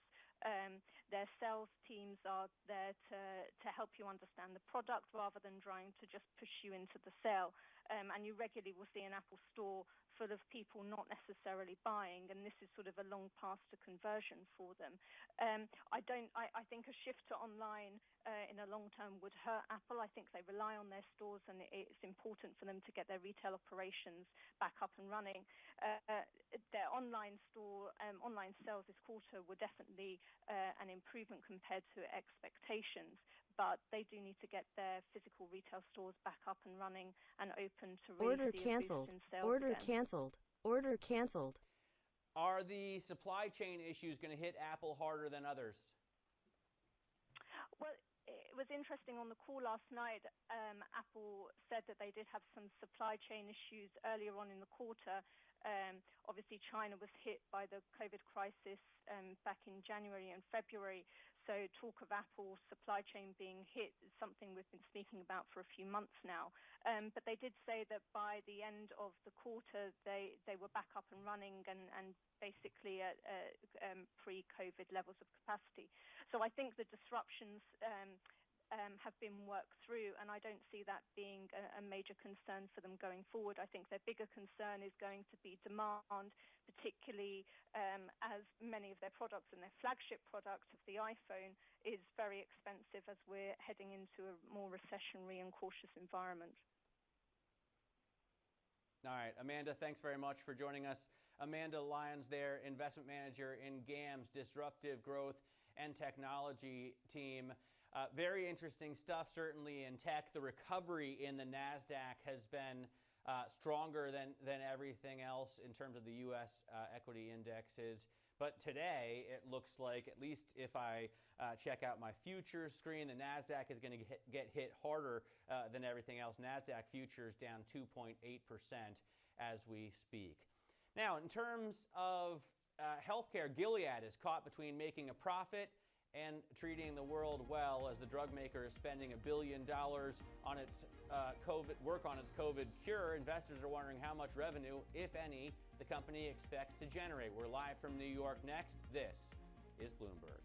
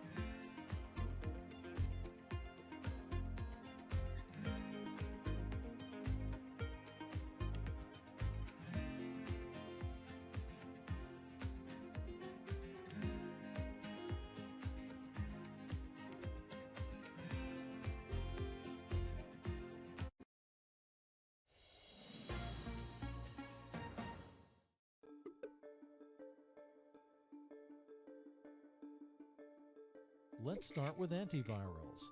They're the drugs that fight viruses inside your body. They stop the virus from replicating or infecting cells. There was a recent promising report from a trial of Gilead's remdesivir. The company says it helped coronavirus patients recover faster from standard care. Meanwhile, President Trump has touted two antivirals that have been used to treat malaria: hydroxychloroquine and chloroquine. They're generics made by Teva Pharmaceuticals, Sanofi, and Novartis, among others. There's limited evidence that they work against the coronavirus. 2 trials could have results this month. Next, vaccines. They're considered crucial to the pandemic because they create widespread immunity. They also take longer to develop. That's because they must be proven to be extremely safe, since they're given to people who aren't sick. The WHO says there are 70 vaccines in some stage of development. Companies developing them include Johnson & Johnson, Sanofi in conjunction with GlaxoSmithKline, and Inovio. U.S. health officials are studying a vaccine made by Moderna. It's being tested on 45 patients, and there may be early results late this month or in early June. Finally, the indirect therapies. They don't directly treat the virus, but they help patients by mitigating some of the effects, such as difficulty with breathing or severe inflammation. Regeneron and Roche are among the companies making these drugs. Order submitted. Order canceled. For more, you can catch our special Coronavirus Medicines Critical Challenge. That's Saturday. If you're in the UK, unfortunately, it's at 2 a.m. So, well, I guess during the lockdown, the chances of you being awake at 2 a.m. are the same as the chances of you being awake at 2 p.m. I do want to point out that if you're in the English-speaking Western world, you shouldn't refer to the World Health Organization as the WHO, as that name is reserved for the legendary rock band founded by Pete Townsend and Roger Daltrey. We should say just WHO or the WHO or the World Health Organization. They're not the WHO. Important, yes, but not that important. Let's get to the stock story. Gilead may spend $1 billion on its breakthrough new treatment for COVID-19 this year alone. Details from a U.S. government study and a separate trial conducted by the company itself suggest remdesivir may become the first medication approved to treat the novel coronavirus. But investors are now wondering how much revenue the company expects to generate from that, if any at all. Joining us from New York is Bloomberg's Anne-Marie Hordern. So, Anne-Marie, a lot of excitement about this story. It is an amazing story. How close are we to seeing FDA approval? Good morning, Matt. Well, very close. And one quick point on the WHO. My Motto UN days, we used to all call it the WHO, so I think the jury's still out. But we are very close with Gilead getting that FDA approval. Hang on a second. You call the WHO the WHO? We have called it that in my Motto UN days because we'd have like the WHO organization and yeah. But let's get back to Gilead. This story is pretty incredible. The story is pretty incredible. We're going to see FDA approval potentially very soon. That's what Dr. Anthony Fauci said on the Today Show and on NBC. And the commissioner said they're working at lightning speed to review this data. Gilead was also out with results yesterday, Matt. We know they're going to be spending $1 billion on remdesivir. They're going to donate the vials they have of this drug, more than 1 million of them, to patients. So it's kind of an awkward line right now. And we heard that on the earnings call because investors, analysts who comb through all of these numbers want to know what this revenue will look like. So one analyst actually said this is going to be a bit controversial, but what's the return this will generate? And the CEO said it was a point well taken. He said there's no rule book out there right now. They will provide access to the medicine to patients that is sustainable for company and shareholders. He also did mention it's just too premature right now and there are a lot of moving parts. But it potentially sets them up for an interesting line they need to walk about providing the drug for patients during this pandemic, but at the same time, providing profits and revenue for their shareholders. All right, Anne-Marie Hordern, just a quick run through of how the U.S. data is in terms of infection rates, in terms of deaths. Is there a little bit of hope there? There is a little bit of hope. Flattening the curve is what everyone's saying. So those cases increased 1.2% from the day before out of the average of the U.S. That is under the 3% average we saw last week. But Matt, I quickly want to point out some states, they are seeing increases. New Jersey is one of them and reported deaths, a record yesterday. Texas reported a higher death toll, and California, their cases actually rose, the biggest one-day jump in new infections. So on the average, a glimmer of hope, but when you look into some of the details, some of these states are actually seeing things get a bit worse.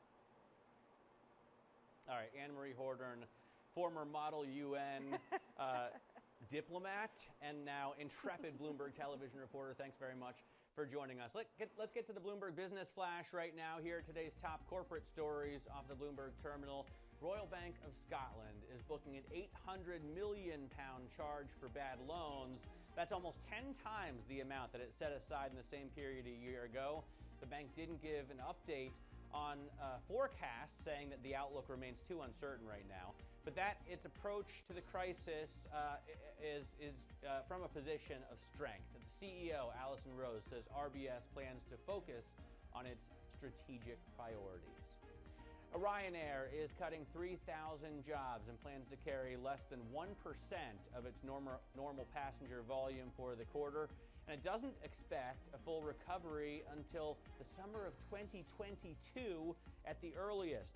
Ryanair will also challenge some 30 billion euros in state aid being doled out to save its competitors. It says the money will distort competition and hurt the healthier airlines in the industry.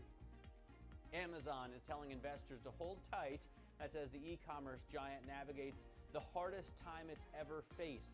Amazon saw its profit shrink and says it may incur a loss in the current quarter. That's as it boosts spending to keep operations running smoothly during the coronavirus pandemic.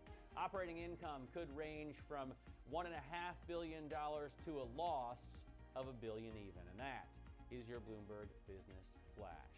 Now up next, will the euro see $1.08 or $1.11? First, we put that question to MLive's Christine Aquino next. This is Bloomberg.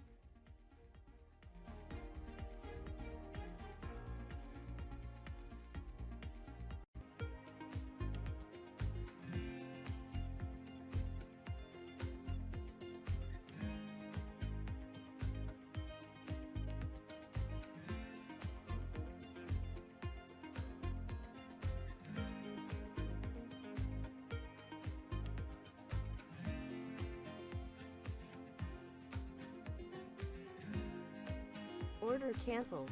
Order canceled. Order canceled. Order canceled. Order canceled. Order canceled.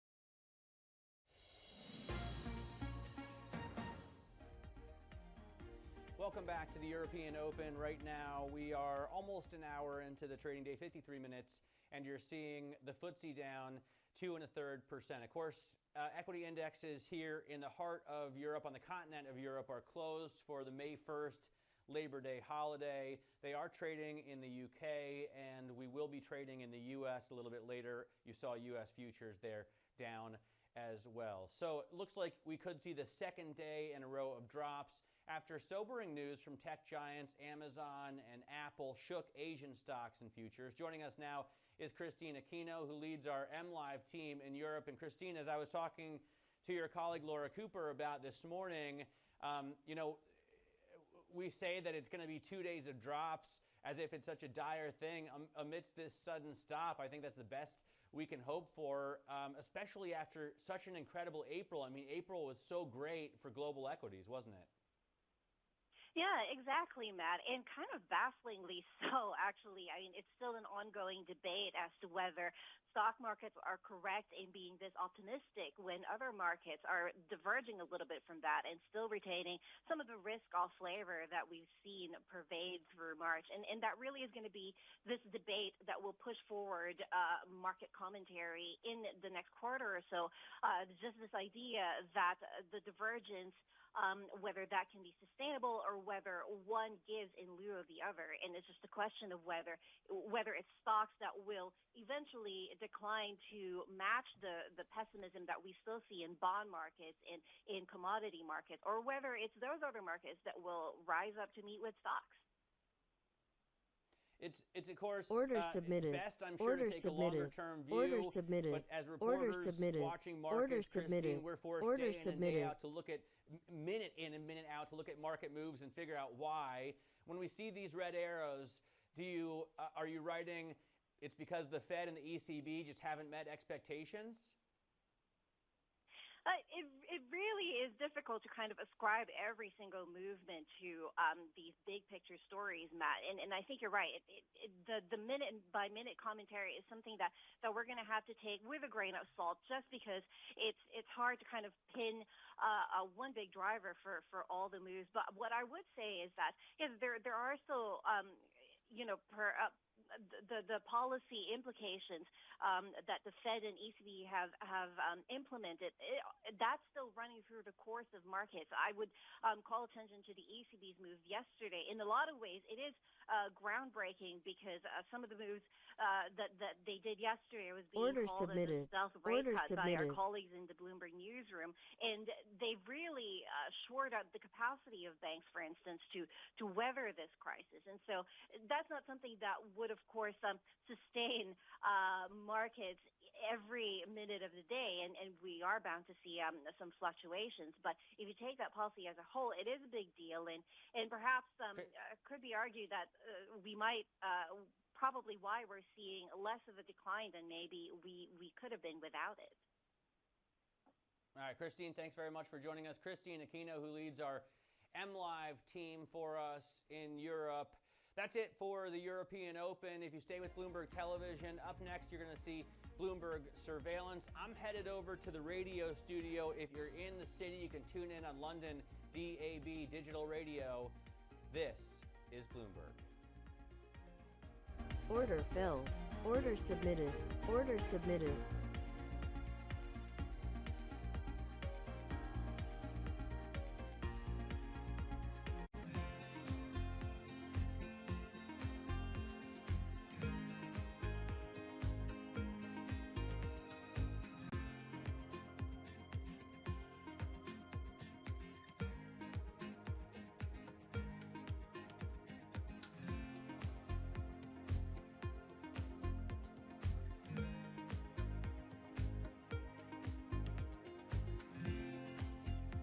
Order filled.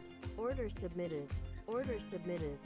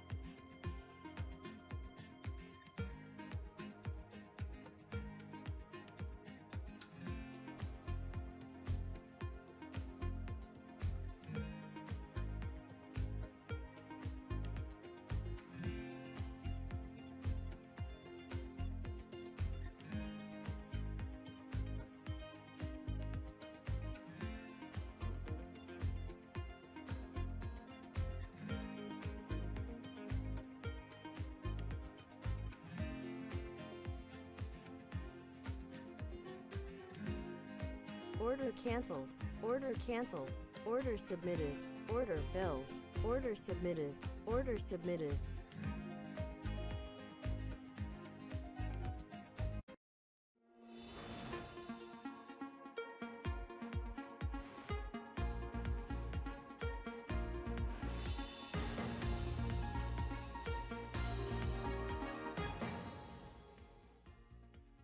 U.S. stocks post their best month in more than 30 years, but look set to start May in negative territory. Goldman's Peter Oppenheimer tells us granola is a secret to European stock picking. Our interview is coming up shortly. Not delivering, Amazon could report a loss in the current quarter. Chief Executive Jeff Bezos says the virus outbreak is the hardest time we've ever faced. And as Europe's biggest discount airline cuts 3,000 jobs, the Ryanair chief executive tells us social distancing on airplanes won't work. Our interview with Michael O'Leary is coming up. Well, good morning, good afternoon, good evening, everyone. Also, happy Friday. I know it's been a long week for many. Markets are also closed today because of the 1st of May. This is what your markets are doing. A lot of the focus, of course, is on what we heard yesterday from the European Central Bank. A lot of the focus is on jobs lost in the U.S., and we continue our earnings outlook. So look out for forecasts for companies. The focus yesterday was, of course, on a lot of the tech companies. This is what I'm looking at. So dollars up. U.S. futures are actually down, and then if you look at treasuries, they're pretty much advancing. If you look at trading, it's of course been hit by holidays across many major markets, especially here in Europe. Now, the ECB coming out with GDP forecast saying that it could rebound that GDP by 4 to 6% in 2021, but of course this year that GDP could shrink between 5 and 12%.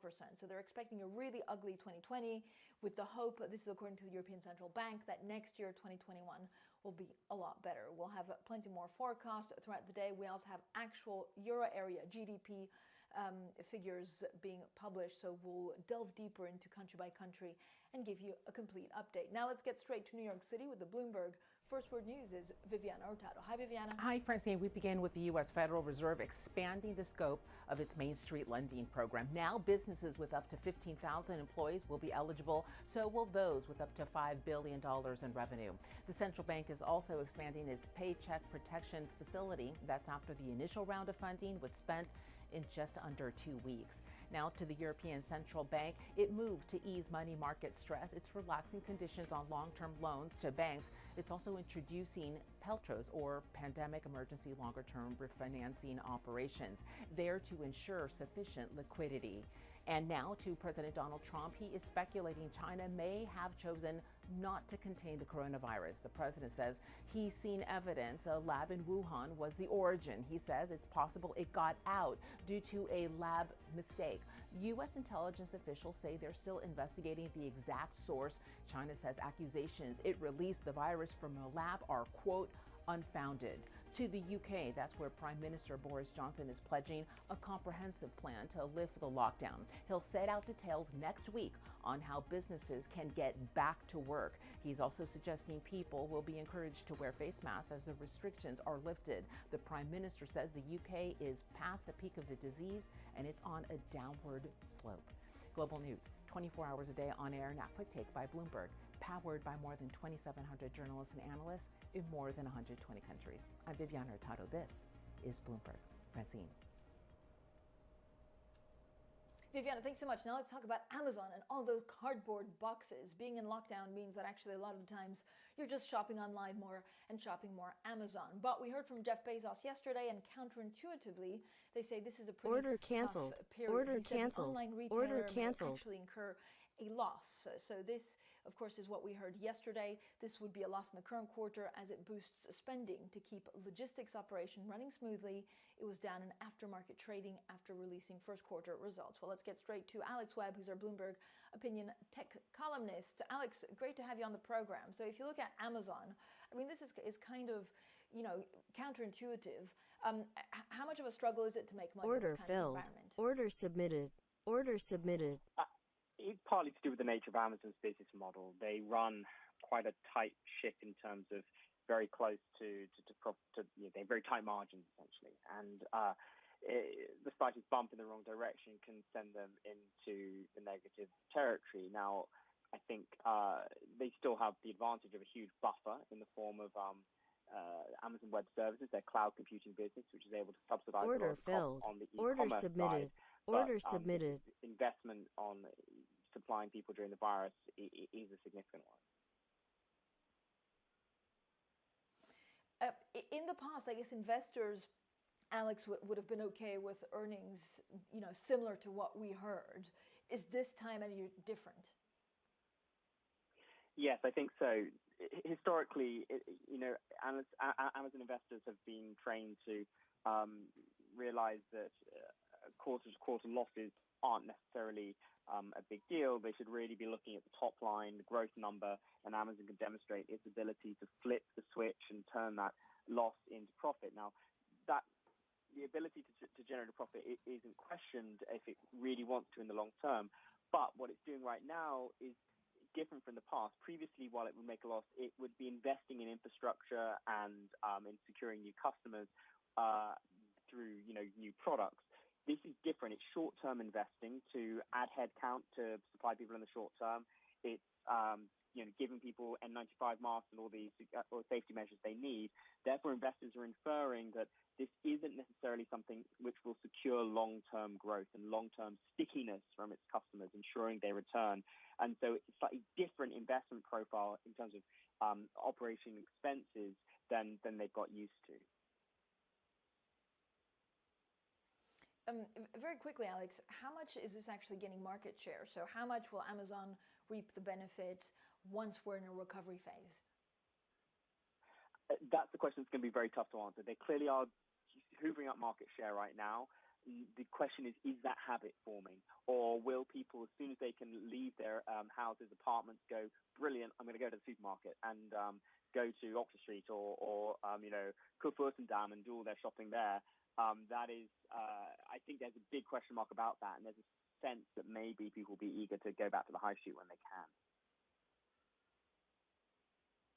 Great, thanks so much, Alex Webb there, our Bloomberg Opinion tech columnist. Now coming up, we have a great conversation with Peter Oppenheimer of Goldman Sachs. We talk about his new book. We also talk about where he sees value in stocks. This is Bloomberg.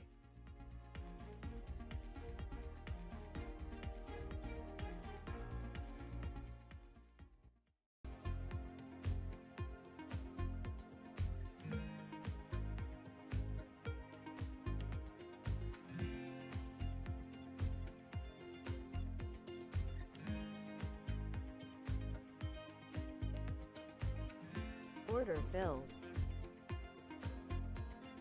Order filled.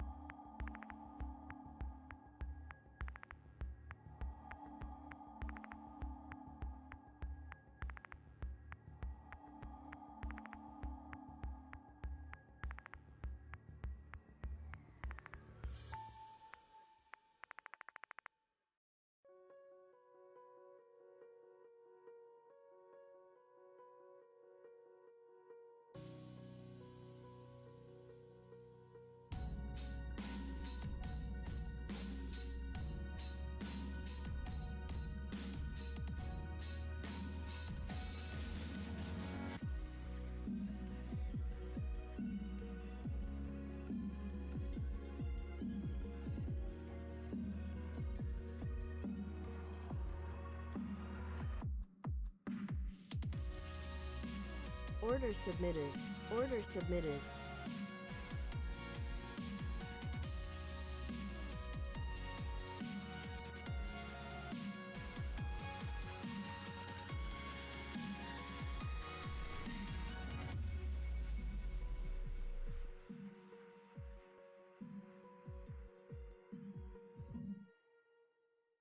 It is critically important that the markets stay open in this time, as opposed to trying to take breaks in the middle. I think that'll just push off the situation a little bit, but actually could create other pent-up issues if you do close the markets.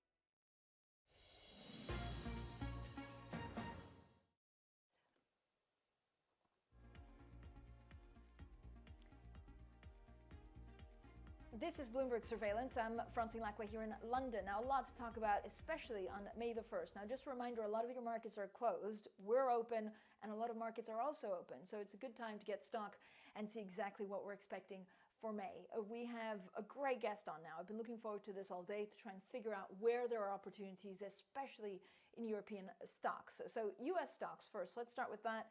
It posted their biggest or best month in actually more than 30 years. Look set to start May in negative territory. I don't know if we have a board, but it'd be great if we can bring that up. In Europe, Goldman strategists have identified companies for the next market cycle dubbed granolas. I'm very pleased to welcome Peter Oppenheimer, Chief Global Equity Strategist at Goldman Sachs, who also, of course, is the newly minted author of The Long Goodbye. So thank you, Peter, for joining us, and congratulations on the book. We'll get to that in a second. When you look at markets overall first, so you sent waves yesterday talking about granolas. Now, this is not the breakfast bar. This is basically how you identify companies that create value in Europe. What are they? Well, thank you and good morning to you and to everyone. I think that one of the things we were trying to emphasize with this idea is that a lot of people focus on the US, and the US equity market has outperformed very strongly, of course, over the last decade. And one of the main reasons for that is the success of technology companies. And technology companies have become very dominant in the index, around 25%. And the top 5 companies make up about 20% of that index. But while you don't have as big a concentration of technology, of course, in Europe, you're still seeing a concentration of leadership, which is reflecting companies that have strong growth, strong balance sheets, relatively predictable cash flows. And the granola mnemonic really is just reflective of the particular 10, 11 companies which dominate the European index. These companies were 10% of the market a decade ago. They're now a quarter of the market. And it reflects also the way in which European markets are also changing leadership. 20 years ago, all of the 10 top companies were oil companies and telecoms. There was one bank. Now there are no telecom companies, oil companies, or banks in the top 10. And even though the technology sector is relatively small in Europe, it's now bigger than the oil sector and about the same size as the bank sector. So what we're really trying to do here is identify companies that have strong balance sheets, relatively predictable cash flows, and can strategically grow over the medium to long term in an environment of still relatively weak growth. Peter, you talk about relatively weak growth. What if we see, a decade of disaster where a lot of these companies also have to cut prices? Is it, I guess, because it's relative value, they'd still hold stronger than the rest of the market? Yeah, no, I think that's a very good point. Obviously, this is a bit of a relative story. In the end, equities are making a claim on future growth, and the most important thing that drives revenues is economic activity. And right now we're in an environment where economic activity is contracting at the fastest rate since the 1930s. Hopefully that won't last and it will be relatively short-lived. But we should also bear in mind that one of the legacies of this downturn is higher debt, both higher debt in the corporate sector, but also most particularly among governments. And that higher debt is a form of borrowing from the future to pay for growth today. And that generally means that growth is likely to be low, and with it, interest rates. So on a relative basis, given that kind of prospect, companies that can grow relatively predictably, even in a modest way, and have strong balance sheets and perhaps can pay dividends, those are ones that could actually become even more expensive and prosper in what is still a very difficult environment. Peter, why have European stocks, European equities, actually performed so much worse than US equities? If you look at the number of infections because of COVID, the US is much worse off than Europe. So what are investors looking at?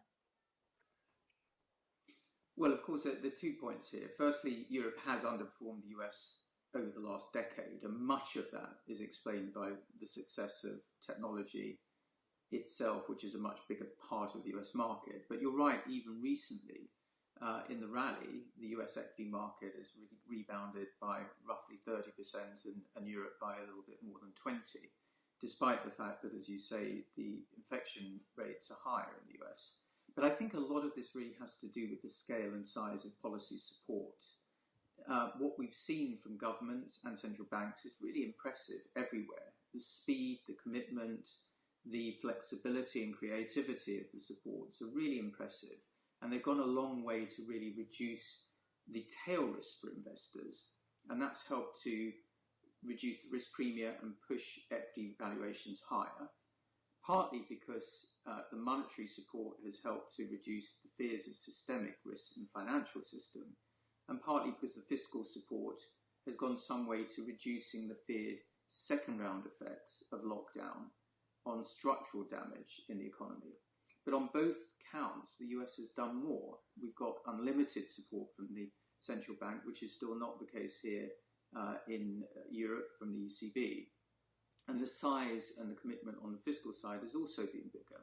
So I think those two things go a long way to explain in part why the rebound has been stronger, but also just to say that this has been a very unusual rebound from a trough, because it has not been led generally by cyclical companies and weaker balance sheet companies. It actually has been led by more defensive growth companies, I think because of the longer term uncertainty about growth, and there's a bigger share of those in the US market than in Europe. So, Peter, when do you expect Europe to actually outperform, if at any time, the US? Is that possible? What needs to happen for the foundations to be laid for that? Well, the European market is more cyclical. It has more cyclical composition in terms of the index, and also the economy is more exposed to global trade. So if and when we do get to a point where investors get much more confident about a genuinely strong recovery in activity, Europe will probably outperform. Whether that happens over the long run really comes much more down to the collection of companies rather than the geography that they represent or may be headquartered. And, you know, there is a lot of exciting dynamic growth companies in the US, which make up a big share of that index. Of course, there are very good companies in Europe as well, but there's a much higher composition in industries which are very mature with slower long-term growth. And I think that's the longer-term challenge. I think the other thing that most immediately is, of course, a particular drag on European relative prospects is the ongoing pressures that we're seeing in sovereign debt markets again. Now, clearly, we've seen the ECB moving yesterday, but mainly on improving funding conditions for banks to help them or encourage them to lend more, which is good. But they've done less, perhaps, than was expected to on the QE side and in terms of the size of their QE program. And that means that there are still sovereign risks, which from a market perspective, I think need to be dealt with, given the sharp contraction of activity and also the surging public deficits. So I think, you know, until there's a bigger and clearer commitment on that side, you'll see more of a relative drag from higher funding costs and sovereign spreads in Europe than the US. Yeah. Peter, so congratulations on your book. It can't be easy actually launching a book in during lockdown, but you wrote this book called The Long Goodbye, and it basically analyzes cycle markets, right? So you bring it back and it explores the history of bull and bear markets, bubbles and crises. I mean, it couldn't really be more timely. How is this current crisis going to affect cycles? Does it bring everything forward? And we're actually looking at the front cover there on the screen. It's also nice color orange, Peter, but what does it do to the current cycle that we were seeing pre-COVID-19? Well, thank you for mentioning it. And really, this is a study of cycles that go back well over 100 years. And it's really trying to look at some of the similarities and differences, some of the repeated patterns. And there is a big focus on what's happened since the financial crisis. And this was a very unusual cycle because it was a very long one. I mean, if you look at the US economy in particular, prior to this particular shock that we're experiencing, it was the longest economic expansion for about 150 years. And actually, it was the longest equity bull market for well over a century. And one of the reasons for that is you actually got lower volatility of economic activity alongside low inflation and interest rates. Of course, that was pretty helpful for financial assets as well, as their valuations went higher. Now, in some ways, I think this cycle, when we get out of it, will be quite similar. I think we will get low long-term growth, partly because of the high debt levels that I mentioned, but also with the support that we're seeing in terms of fiscal policy and probably very low inflation and interest rate volatility, it could well be a very, very long cycle as well. So you're trading off a little bit here the strength of growth, and obviously stronger growth tends to be better for risk assets, for more stability and longevity of growth. And that should, in time, bring down the premium. So the only other thing I would say in terms of comparison is that we, in the book, I write a lot about different types of bear markets. Those we call structural, those that are cyclical, and those that are event-driven. We do think this is an event-driven bear market and recession. Historically, those do tend to be shorter-lived with faster and stronger recoveries. And so far, this is playing out in a very similar way to other event-driven experiences in the past. Peter, thank you so much. We'll come back to Peter Oppenheimer there, Chief Global Equity Strategist at Goldman Sachs. Also coming up a little bit later, we'll be speaking to the Heathrow Chief Executive and the Ryanair Chief Executive, a full roundup of tourism and airlines and the impact COVID-19 will have on them. This is Bloomberg.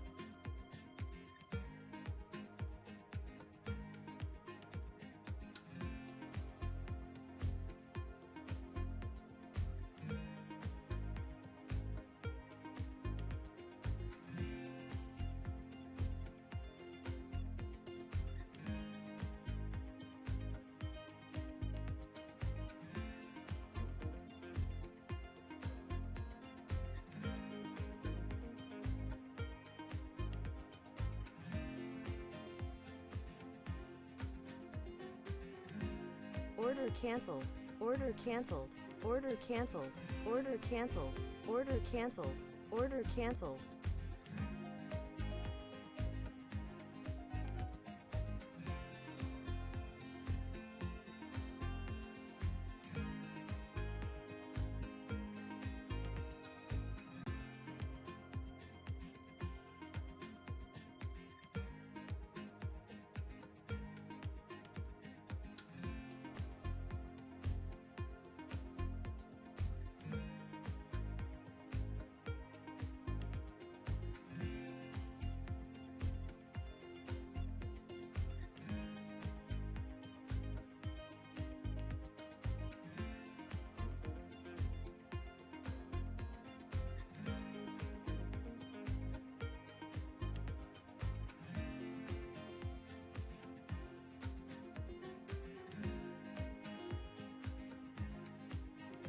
Order submitted. Order submitted. Order submitted.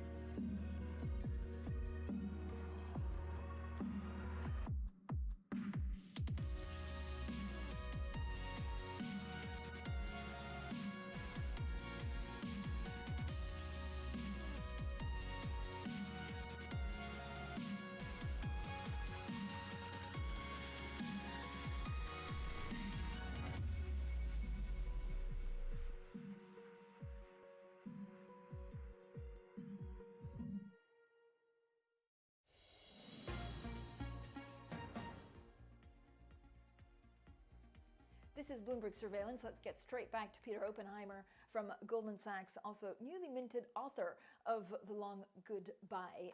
We were talking a bit about the markets and cycles, Peter. How much do you worry about margins and depending on what recovery we get? Well, thanks, Francine. I think what's interesting, again, we were discussing the differences between other cycles and this one. You know, the last cycle, the last 10 years, was interesting because corporate profit margins generally increased, mainly because of technology, but it was true more broadly. I think as we move forwards and you get more focus probably on protectionism, to some degree slowing of globalization, and also more localization of supply chains, as well as potentially higher corporate taxation, Order to help deal with the deficits, you're likely to see more downward pressure on margins. Yep. And I think that's one of the other reasons why strong margin companies will prosper.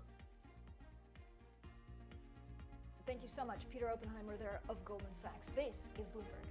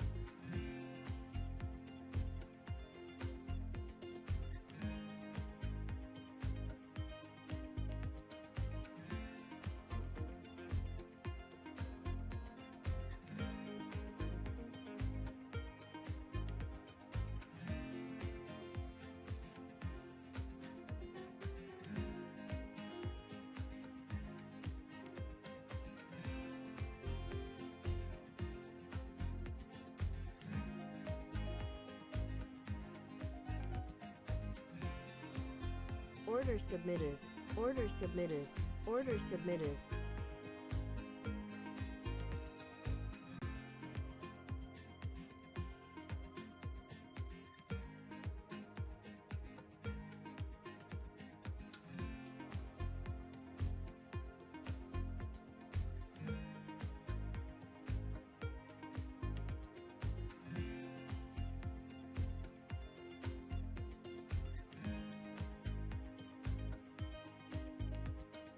Another day of risk off across the financial markets. We bring you special coverage of all the price action and implications here on Bloomberg Television.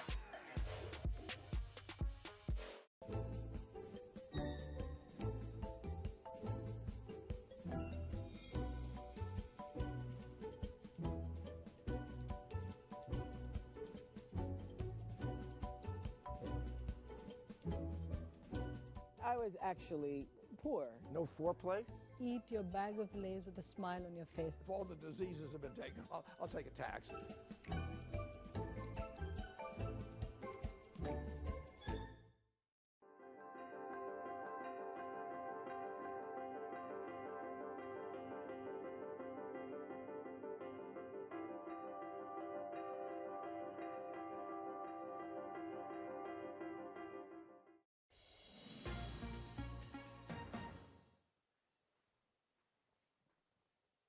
Economics, finance, politics. This is Bloomberg Surveillance. I'm Francine Lacquet here in London. Now let's get straight to the Bloomberg First Word News in New York City is Viviana Hurtado. Hi, Viviana. Hi, Francine. We begin with Gilead Sciences. It may spend $1 billion this year on its new treatment for COVID-19. It's an experimental treatment, by the way. But how much revenue can it generate? On the company's earnings call, Gilead said it's too early to discuss the potential outlook. It's giving away the first 1.5 million vials of the drug, but for the future, it plans what it says is a sustainable model for patients and shareholders. China may have chosen not to contain the coronavirus. This speculation from President Donald Trump. The president says he's seen evidence a lab in Wuhan was the origin, and it's possible it got out due to a lab, quote, mistake. U.S. intelligence officials say they're still investigating the exact source. China's response, accusations it released the virus from the lab are unfounded. And the Royal Bank of Scotland is booking an £800 million charge for bad loans. That's almost 10 times the amount it set aside a year ago. The bank didn't update its forecast, but says the outlook remains uncertain. CEO Alison Rowe says RBS plans to focus on its strategic priorities. And Ryanair cutting 3,000 jobs this for the quarter. It also plans to carry less than 1% of its normal passenger volume. At the earliest, it doesn't expect a full recovery until summer of 2022. Ryanair will also challenge the 30 billion euros in state aid being doled out to save its competitors. It says the money will distort competition and hurt healthier airlines. And sticking to airlines, British Airways may close its Gatwick hub. That's according to the BBC. It's part of a move to resize the business. This because of a sustained drop in demand. In a letter to pilots, the airline says after the lockdown, there's no certainty flights at the airport will ever resume. Losing BA would be a blow Order to London's submitted. second Order busiest submitted. airport. Order Global submitted. News, 24 hours a day on air. Now, quick take by Bloomberg, powered by more than 2,700 journalists and analysts in more than 120 countries. I'm Vivian Hurtado. This is Bloomberg. Francine. Vivian, thanks so much. Now let's focus on Europe and let's focus on the ECB. Yesterday, we were listening together to that press conference by Christine Lagarde. Money markets and bonds really showing immediate signs of relief after the European Central Bank eased conditions on long-term loans to banks. Now, it also introduced so-called peltros in a further effort to loosen the flow of money and help backstop existing loans when they mature. Now, President Christine Lagarde said she stood ready to increase the size of its asset purchases. Given the high uncertainty surrounding the ultimate extent of the economic fallout, growth scenarios produced by ECB staff suggest that euro area GDP could fall by between 5 and 12% this year, depending crucially on the duration of the containment measures and the success of policies to mitigate the economic consequences for businesses and workers.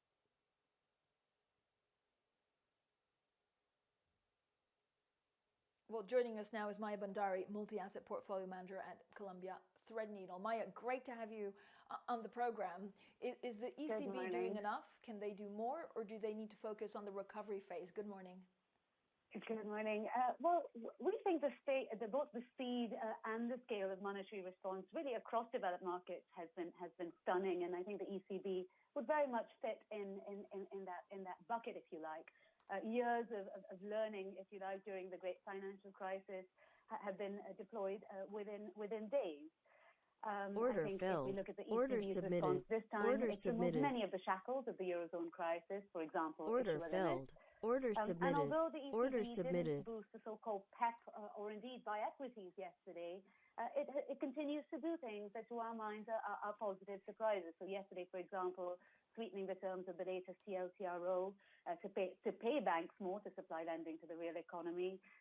It presented the PELTRO starting in June and without any targets, and was pretty clear, I thought, that they were not going to allow any fragmentation in the transmission of monetary policy. I guess in contrast to what your previous speaker mentioned, I thought it might be worth sharing that to our minds, that, the combination of asset purchases and rate cuts that are accompanied by those crucial credit guarantees to guard against corporate collapse and various other forbearance measures are really quite important in Europe. I mean, remember that bank lending is about 4 times as important in Europe as it is in the US. And so the nature of policies, if you like, needs to be a little bit different. How different, Maya? Well, I think there's been more focus on some of those credit guarantees, on relaxing capital requirements, loss recognition, liquidity, and state aid. And I think broadly, to our minds in Europe, as indeed in the US, this can stop the financial market doom loop. But companies will carry higher debt loads on their balance sheets as a result. And so at Columbia Threadneedle Investments, we've been increasing both the quantity, but importantly, the quality of risk that we take in portfolios, clipping back our exposures to some of the more cyclical areas like Japan and the US, and adding to higher quality equities in the US, for example, and investment-grade corporate bonds, all of which are poised to gain, we think, from the current policy environment. Maya, overall, how do you see the markets reacting to it? I mean, there's a huge difference between what the U.S. is doing and actually what European stocks are doing. Are markets shrugging off the real risk out there?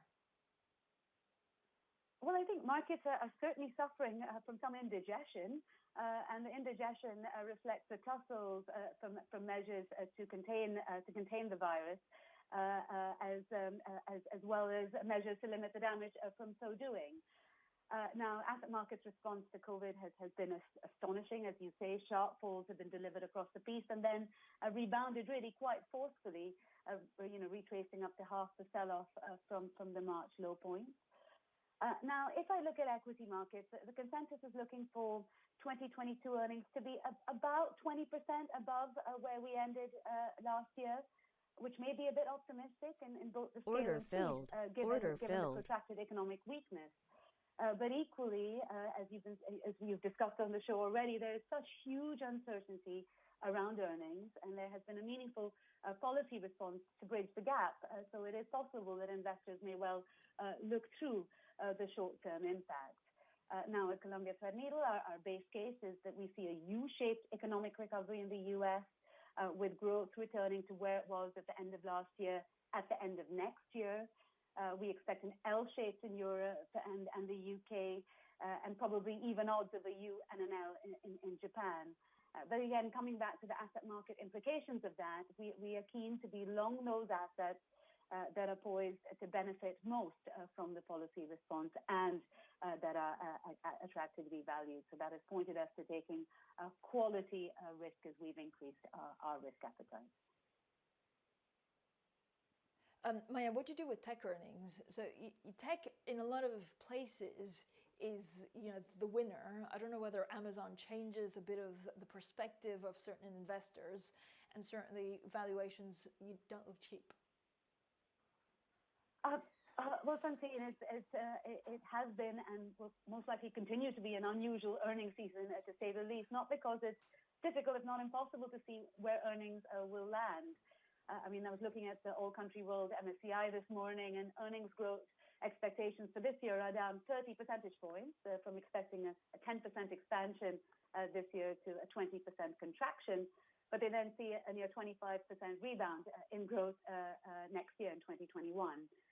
Now, to your question on tech, Apple, of course, reported decent earnings overnight. But as with many other markets and sectors, a lack of forward guidance for the first time in a decade has spooked investors. Amazon, of course, had a drop in profits. But here, too, that guidance of, a $1.5 billion gain or loss for operating income in the next quarter was understandably deeply unsettling, and in many ways echoed Christine Lagarde's comments from yesterday's ECB presser that pointed to a rather wide range for European growth, anywhere from -5 to -12 this year. Now, I think more broadly, we think tech is a sector that could come out of this better than most. Companies like Google, Facebook have, pretty large cash on their balance sheets, for example. And I suppose we could say that the existential threat that is being faced by some sectors, like airlines and travel, for example, is not relevant for technology. You might even go as far as to say that in some ways, the pandemic and the lockdowns associated with it has accelerated some of the trends that have been in place for about 10 years, the rise of e-commerce, for example, and the growth of cloud computing. Maya, thank you so much. We'll get back to Maya Bandari there, multi-asset portfolio manager at Columbia Threadneedle. Now, coming up, we also have plenty more in the airline sector. We spoke to Michael O'Leary of Ryanair We'll be speaking to the Heathrow chief executive. We'll ask about social distancing, what can airlines really do, and when consumers will be ready to go back on those trips abroad. This is Bloomberg.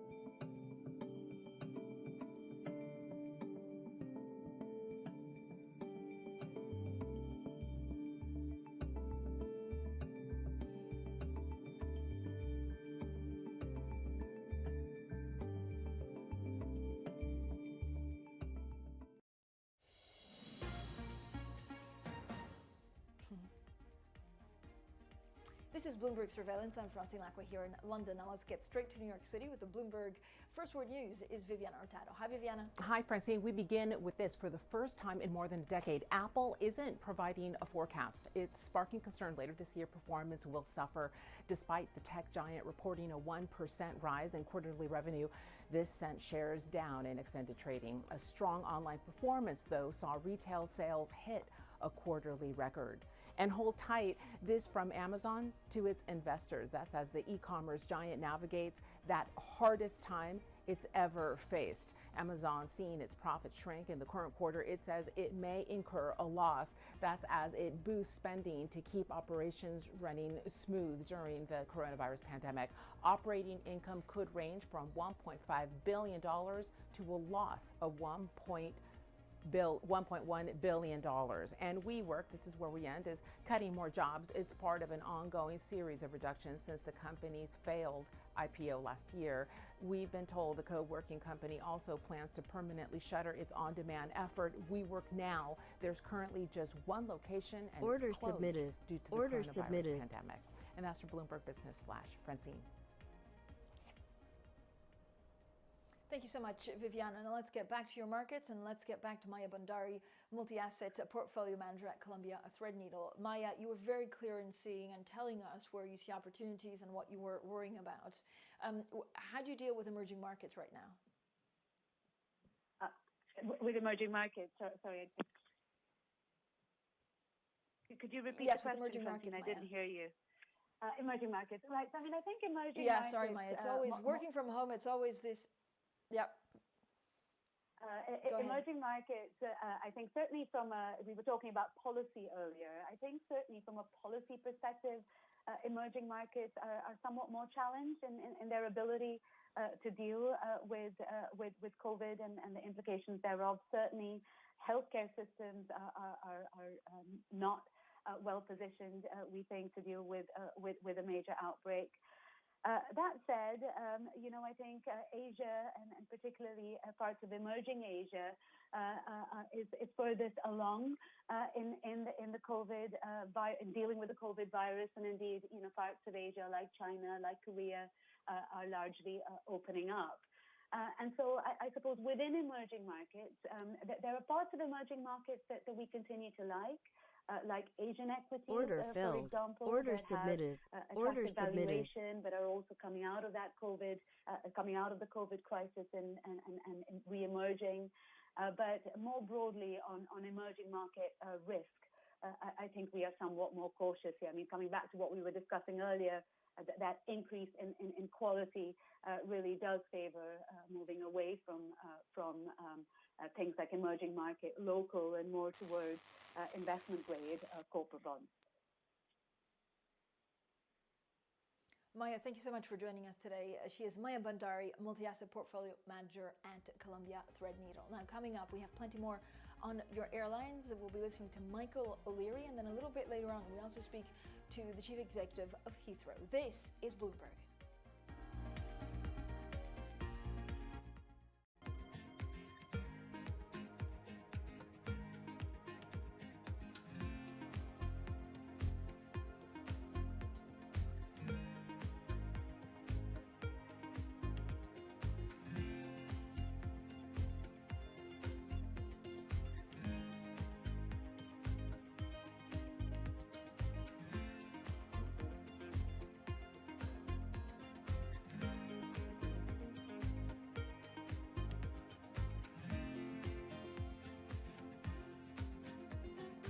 Order submitted.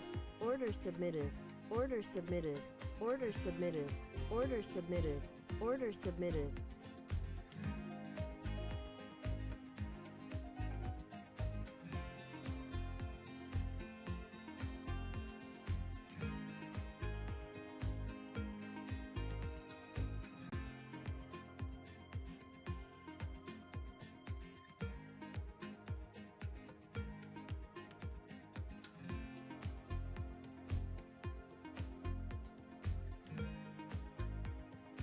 Order submitted.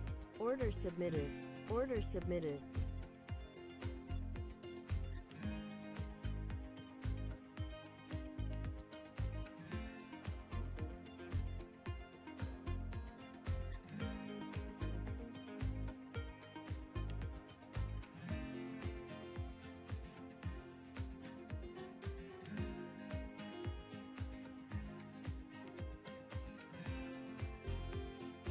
Order filled.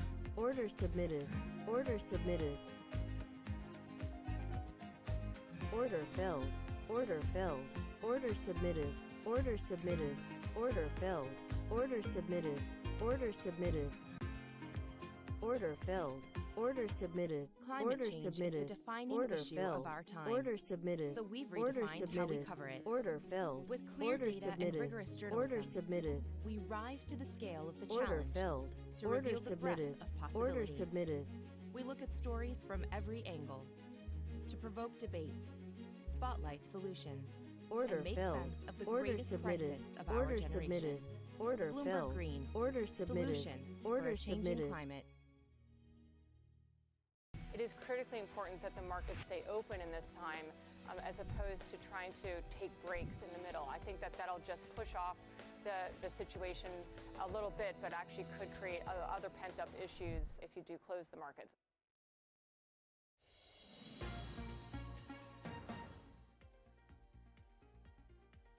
This is Bloomberg Surveillance. Now let's focus on the airlines and the tourism, but also business section. Earlier on, we spoke to the Ryanair chief executive.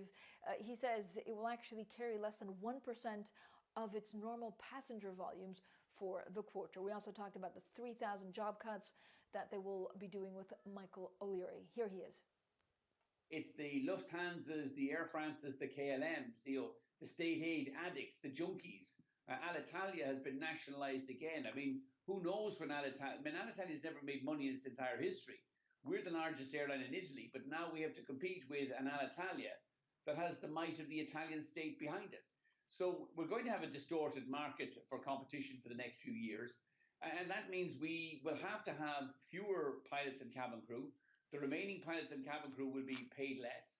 we're reviewing all of our, we will be closing bases, certainly in some of the tourism economies like Spain, Italy, and elsewhere, where frankly it could take a year or 2 years for that traffic to return. And we're also re-looking at our fleet orders. We're in discussions with the Lauda Airbus lessors. We're in discussions with Boeing about our aircraft orders there, because we need to right-size the company for what is going to be, I think, 3 to 5 years of very grim trading here in Ryanair. How many jobs you're going to have left? How many employees you're going to have left? And what you'll do if flying comes back after this crisis? We currently employ about 18,000 people. So today we're announcing cuts of about, just over 15%. We're going to have to lose, regrettably, about 3,000, mainly pilots and cabin crew over the next 3 or 4 months. And that's because this year we're now carrying less than 100 million passengers against an original budget of 154 million passengers. We'll be down about a third in traffic. We have almost no traffic in the June quarter. It looks like we'll lose about 100 million in the June quarter. We have never in the history of Ryanair lost money in that quarter before. And so, the situation is grim. We expect to be allowed by the European governments to go back to some limited flying in July, from July onwards. July, we expect to operate about 40% of our normal program. August, maybe 60% of our normal program. And then we're moving into the winter schedule. So I think what we're facing now is a historic decline in air traffic in Europe for the next 12, 18 months. And now I do expect that when we do fly in July, I think the traffic will be strong, but it'll be strong because the airlines, the tourist facilities, the hotels in Spain, Portugal, Italy will be discounting hugely to get people to move during what remains of the tourist season before the schools go back in September. So we think it's inevitable now. Our business is going to be about a third smaller this year. We're going to take out about 15% of our staff with deep regret, but there's nothing else we can do. And even the remaining staff, we're going to be looking for pay cuts of about 20%. And that is because the environment now in Europe has completely changed for airlines. The strong airlines going into the COVID crisis, the Ryanair, BA, the EasyJet, and others, who had strong balance sheets, low-cost operation, would have expected to emerge even stronger.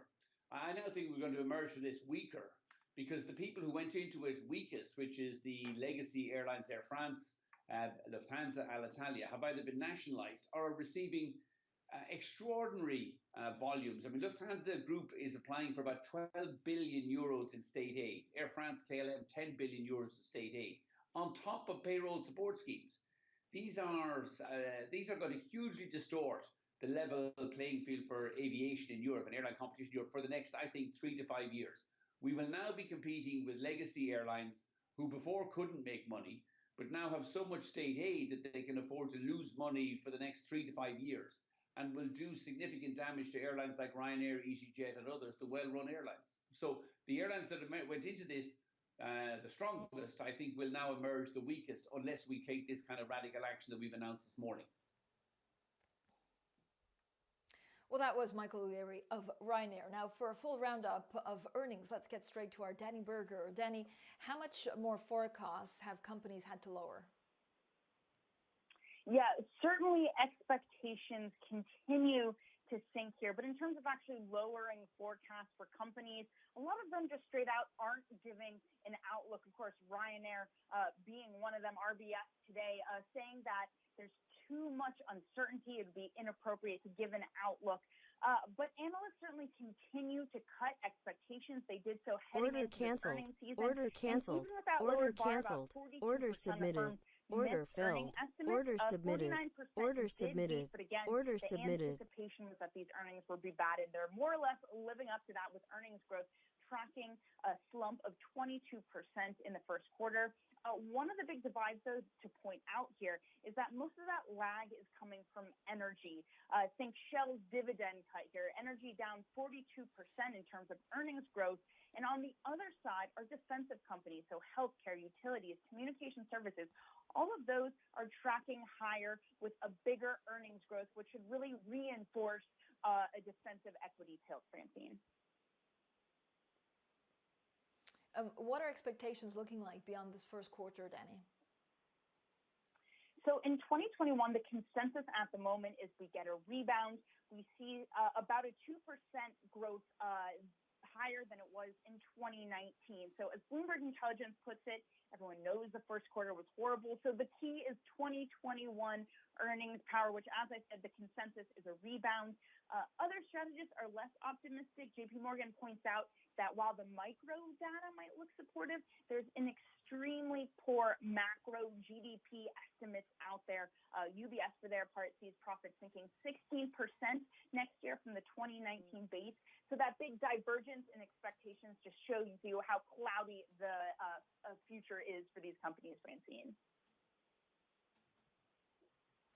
Thank you so much. Our Danny Berger there with all of the expectations for some of the earnings, and we'll have a full roundup also of the tech earnings after we had a lot of stuff in the US. Now, this is what your markets are doing again. It's May the 1st, so for a lot of countries out there, especially in Europe, this is something that we need to look at because it's maybe a little bit more thinner trading volumes than usually. I'm also looking at what the ECB said yesterday and the impact it's having on corporate bonds, but also bonds more generally. Now, a lot of caution out there. If you look at the FTSE 100, it's down some 2%.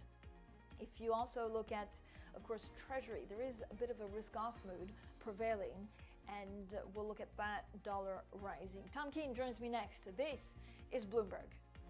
Order canceled. Order canceled. Order canceled.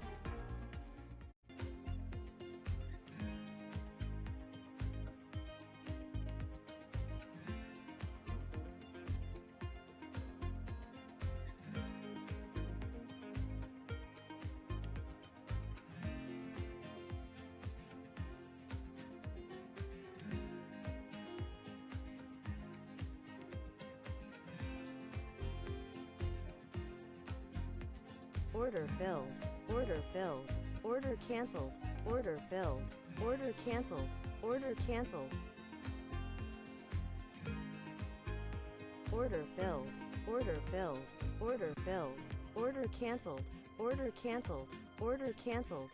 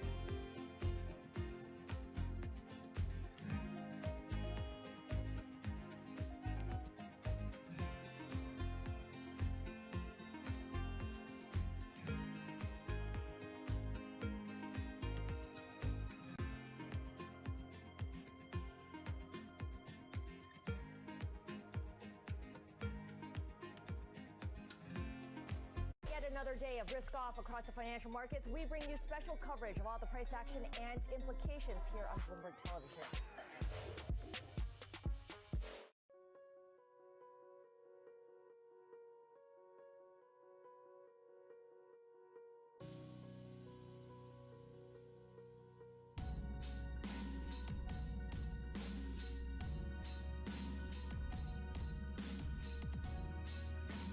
Order submitted.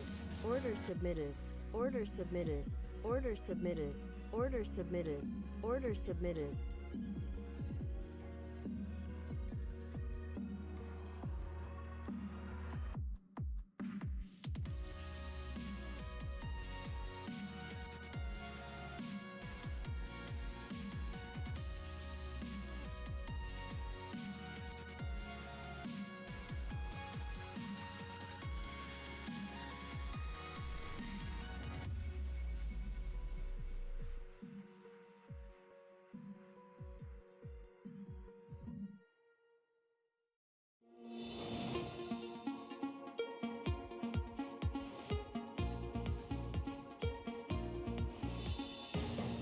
Order submitted. Order submitted. Order submitted. U.S. stocks post their best month in more than 30 years, but look set to start May in negative territory. We talk ECB and Fed with Peter Praet. Not delivering, Amazon could report a loss in the current quarter. CEO Jeff Bezos says the virus outbreak is the hardest time we've ever faced. And as Europe's biggest discount airline cuts 3,000 jobs, the Ryanair chief executive tells us social distancing on airplanes won't work. We talk to the chief executive of Heathrow shortly. Well, good morning, everyone. This is Bloomberg Surveillance. Tom and Francine, as always, from London and New York. It feels like, as always, from home, Tom. And of course, it's Friday. I guess a lot of people will focus on the fact that it is Friday, that we got through a big week for central banks. We heard from the Fed on Wednesday. We heard from Christine Lagarde yesterday. And just a reminder, volumes are a little bit thinner than usual because a lot of countries, especially European countries, are celebrating May the 1st. Order submitted. Order submitted. I really agree with you, Francine. There's a certain character to every Friday, and this is a Friday sort of coming off the exhaustion of all that central bank news, the analysis of the markets, of course, the big tech earnings and all that. But I really would focus, Francine, on this May Day, on the persistency, the dawning awareness of how serious this pandemic continues to be. Just as one lighter note, there is a beach war in America where the governor of California is shutting down the beaches while Alabama and Texas are talking about opening the beaches. That's sort of the distraction, if you will, within very difficult virus statistics. Yeah, it's interesting, Tom, how in the U.S. it's really different state from state to state. We'll talk a lot more about that. Now with the Bloomberg First Word News in New York City is Viviana Hurtado. Hi, Viviana. Hi, Francine, Tom. We begin with the U.S. Federal Reserve expanding the scope of its Main Street lending program. Now businesses with up to 15,000 employees will be eligible. So will those with up to $5 billion in revenue. The central bank is also expanding its Paycheck Protection Facility. That's after the initial round of funding was spent in just under 2 weeks. Now to the European Central Bank moving to ease money market stress. It's relaxing conditions on long-term loans to banks. It's also introducing PELTROs, or pandemic emergency longer-term refinancing operations, there to ensure sufficient liquidity. And China may have chosen not to contain the coronavirus. This speculation from U.S. President Donald Trump. The president says he's seen evidence a lab in Wuhan was the origin, and it's possible it got out due to a lab mistake. U.S. intelligence officials say they're still investigating the exact source. China's response, accusations it released the virus from a lab are, quote, unfounded. Now to the UK and a comprehensive plan to lift the lockdown. This from Prime Minister Boris Johnson, and it is his pledge. Next week, he'll set out details on how businesses can reopen. He's also suggesting as the restrictions are lifted, people will be encouraged to wear face masks. The Prime Minister says the UK is past the peak of the disease and it's on a downward slope. Global news, 24 hours a day on air. Now, quick take by Bloomberg. Powered by more than 2,700 journalists and analysts in more than 120 countries. I'm Viviana Hurtado. This is Bloomberg. Francine, Tom. Viviana, thanks so much. Equities, bonds, currencies, commodities. It's real simple, a Mayday pullback here. And I really want to emphasize with the confusion of global volumes in trading, it's a different Friday, but futures here are very solidly negative 50, Dow futures negative 420. And the VIX reverses 4 big figures right back to sort of a week ago, a 38, 39 level as well. Francine, what I would really focus on today is short-term yields. The summation of Powell and Lagarde is longer, and short-term paper comes in this morning. Yeah, we also, Tom, which I want to actually point out, had some new forecasts from the ECB this morning, and they say the euro area economy could stay below 2019 levels. Order filled. Order submitted. So I'll go through some of the specifics of what they're saying and exactly what sectors will be hit the most. But overall, look, U.S. stock futures are down. A similar story for European stocks. I think, again, the markets are focusing on some pretty gloomy corporate news. And again, this persistent economic turmoil caused by the coronavirus is giving them a little bit of angst on this May the 1st. Dollar rising with treasuries as there's this risk-off mood prevailing. Again, it is a holiday in many major markets, so we'll have a look at that. So now let's get straight to Paul Donovan, who's UBS Wealth Management Global Chief Economist. Paul, great to have you on the program. I have like 1,000,001 questions to ask to you. But first, what kind of recovery will we see? How patchy will the recovery be? And will central banks have enough firepower to deal with that when that time comes? So I think this is where we run into one of those problems, that this isn't a conventional downturn. We know that. Normally, as you know, a downturn is caused by imbalances in the economy. That triggers a downturn. The central bank sorts out the imbalances, and then we get the recovery. One of the problems we've got now, and one of the reasons I think you're seeing these enormous ranges in terms of forecasts, is that we've never been in a situation where governments have been deliberately trying to lower GDP through their policy, and then at some point they'll end that policy and they'll try and raise GDP again. So it's very, very uncertain what the nature of the recovery is going to look like. I think that there is enforced savings going on. People are sitting at home. They're not able to spend money in the normal way. They've still got income coming in, either from furlough or from wages or pensions or whatever. And that money will be spent when we get into the recovery phase. We had some evidence of that from the lifting of lockdown in China. So I think that gives us initially quite a sharp recovery. But then clearly we're going to see sectors like travel, transport, which are going to be affected for quite a long time, and those sectors are not going to go back to normal. So it's not a V, it's not a U, it's something completely new. Okay, what happens to inflation or disinflation or even deflation at the end of the period of lockdown? So in a recovery, are we going to see a pickup in inflation because of stimulus, or is it going to be deflationary? So, the first problem we've got is, of course, the inflation numbers are complete nonsense at the moment. And Eurostat came out yesterday and said, look, we're just making these numbers up. Because how do you measure prices in a lockdown? I mean, it's virtually impossible to do. So we're flying quite a bit blind in this. What I think you're going to see is quite a lot of relative price shifts. So there will be some prices that go up, and there will be some prices that can't be calculated, or aren't really representative, like airfares. And there'll be some prices going down. Order canceled. I think Order that canceled. we have to regard Order canceled. this probably as being a disinflation force, at least for this year, and that does include in the recovery. If there's a real supply bottleneck somewhere, then you will get some price increases. But for the most part, I think this is a disinflation force.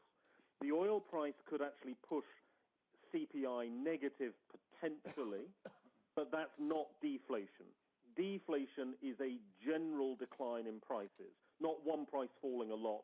Deflation is about lots of prices falling. We're not going to get lots of prices falling, but we may get a negative CPI just temporarily distorted by the oil price. Paul, 6 weeks ago, everybody was modeling May, and I guess right now we're modeling June. Maybe the brave are modeling July. I'm really taken by what Justin Wolfers of Michigan, the acclaimed Australian economist, said, which, look, this is all a lot of talk, I paraphrase. If we don't get this bug, we can't move forward. How much of that, Paul Donovan, is true? That the foundational idea is we have to beat the virus, beat the pandemic, before we can economically and politically move forward? So I think one of the problems when we're in an extreme crisis like this, particularly where we are now in terms of the pandemic, with the horrendous death rates around the world and things like that, we forget that people are extremely good at adapting. And we always underestimate sort of the resilience of humans and their ability to adapt to different circumstances. So, yes, if you want to get back to the economy that we had 6 months ago, you've got to beat the pandemic. But we're not going to go back to the economy that we had 6 months ago. I think that's clear. We're going into a different economy, and people will adapt, and there will be maybe more working from home and more online shopping and so on and so forth, more localization of production. So I would question some of the negativity in that. I also think that if you can get to a stage where you've not actually beaten the virus, but you can treat it, and where you can significantly change the risks around it, that will change fear of the virus. And of course, it's fear of the virus that does most of the economic damage. Right, well said. And of course, that speaks to the epidemiology of smallpox, just folks, as one example, the need for that vaccine. Paul Donovan, we're going to speak later to the gentleman from Heathrow. And the airline business just is one industry beleaguered. Within all of your work over the years, Paul, should we have a complete government support of British Air, Ryanair, and the rest? Or should we let them merge their way out and combine their way out through a private process? So I think this is a very difficult question because the politics of this is really quite tricky. That you've had airlines that have perhaps done large share buybacks and so on, which are now asking for government assistance. So you can say, well, did you manage the airline in a prudent way, or did you manage the company more generally in a prudent way in the past, or have past business decisions not allowed sufficient contingency? At the same time, when we're looking at a policy-induced slowdown and something where your policy is basically going after the airline industry for the best of reasons, but still, it's a direct attack, then the arguments around government assistance do start to shift. So I think that this is something which is very much a political and social decision, and it's going to vary from country to country as to what sort of assistance we're going to be seeing as different societies decide what the role of government in business is going to be in the future, and what penalty, if any, is to be paid for past corporate decisions. Well said. And of course, folks, on this Order May Day filled. into Order this weekend, submitted. there'll be lots Order of political recalibration. Paul Donovan of UBS is with us. We're thrilled that he can continue with us. I should point out, Paul Donovan is strong out on LinkedIn. We're going to get stronger in our discussion of central banks. He is hugely controversial. Order filled. Narayana Order submitted. Kocherlakota, the former Order president submitted. of the Minnesota Fed, the Minneapolis Fed, I should say, and at Order Rochester, filled. really Order suggests submitted. we Order will get submitted. to negative interest rates. And unfortunately, Chairman Powell will have to blink. Look for that later this morning. From London, from New York, this is Bloomberg.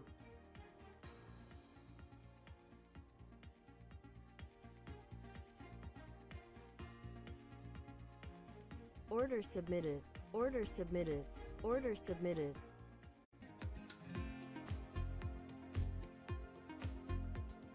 Order filled. Order canceled.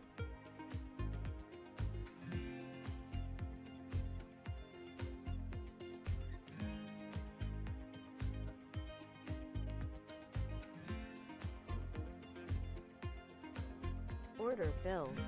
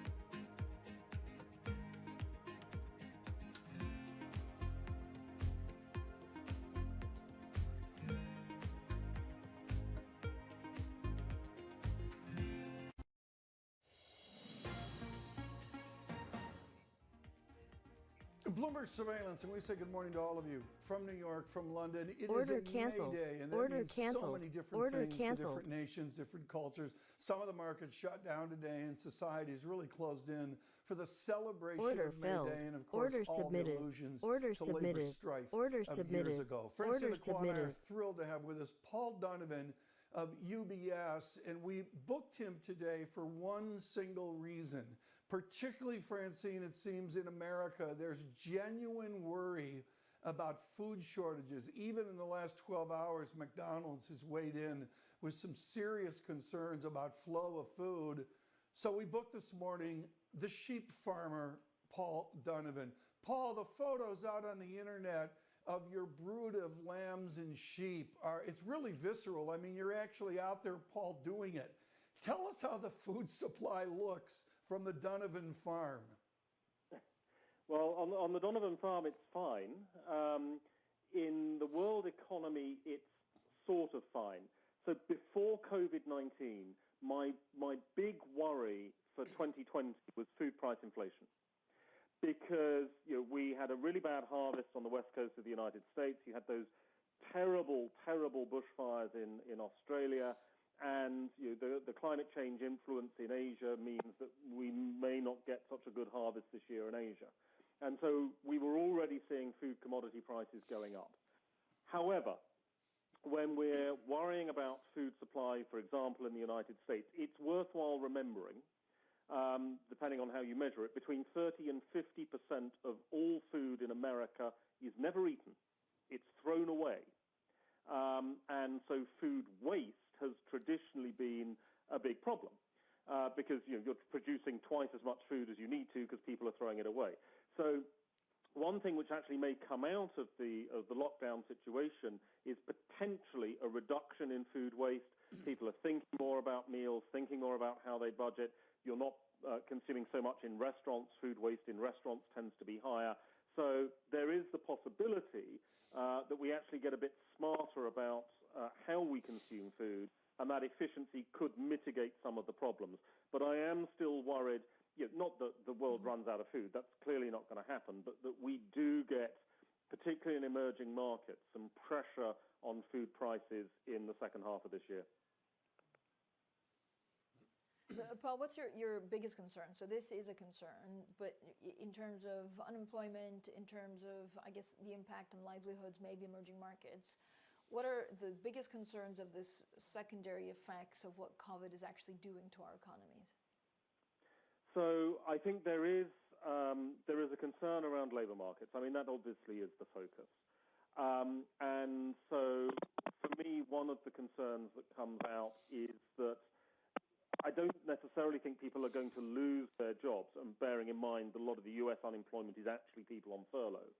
But the younger generation coming out of school, out of university, are they going to be able to find jobs? Or are we going to see another increase in youth unemployment simply because firms aren't hiring? In part because in a lockdown, the infrastructure for hiring isn't necessarily there. And that could present, I think, quite a significant intergenerational problem. And there is also a risk that if people start to become longer-term unemployed, there's what economists call the hysteresis effect, where you slip from being long-term unemployed into being permanently unemployed. Your motivation to work changes, your skills levels become less relevant. That's also a concern. I think these are risks. I wouldn't put them as the base case, but they're risks that we've got to be very sensitive to. Paul, is there anything that governments can do to mitigate that? I know, at the moment, a lot of people are being furloughed. Can they extend that Order submitted. for longer to Order try submitted. and cushion the Order impact? submitted. So furlough can help. It's obviously quite expensive, but it is something which I think can be extended up to a point. But you don't actually want to furlough people indefinitely because we have long, complex supply chains. And if one part of your supply chain is furloughed, then another part of your supply chain is also going to struggle to reopen, and people who could be working in that area are not going to have jobs or are also going to be on furlough. So the furlough thing, I think, helps because it does give people confidence that their jobs will be there. It gives them an income during the period that they're locked down. And that's both of those things are very, very important psychologically. And that will help with the recovery phase. But there is a risk around furlough. You don't want people being used to being in lockdown. You want people to have the confidence to go out into the wider economy again. That's what we've got to get back to. So I wouldn't advocate furlough indefinitely, but I think you extend it until such point as the lockdown is lifted, at least partially, to allow normalization in the economy to come through. Paul Donovan, thank you so much. Greatly, greatly appreciate it with UBS Wealth Management. We've got much more to talk about again later this morning. Narayana Kocherlakota will join us. That is very important as well. Also coming up, and this is really something with the modest rebound we've seen this week in West Texas Intermediate, the executives of Chevron will join us. We're really looking forward to that as well. On this May Day, on this Friday, stay with us. This is Bloomberg.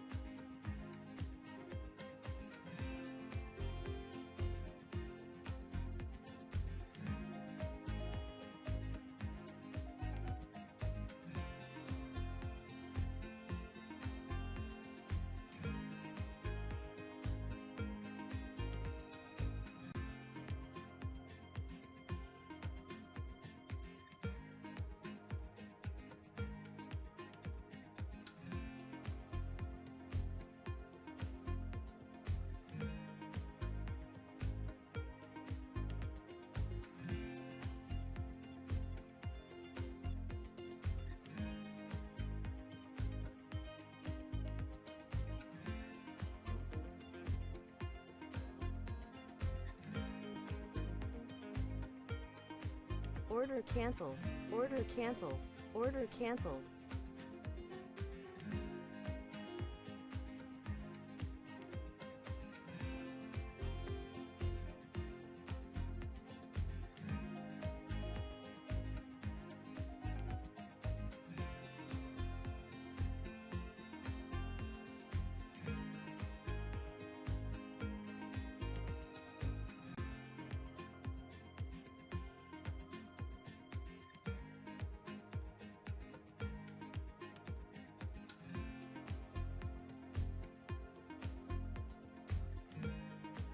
Order submitted. Order submitted. Order submitted.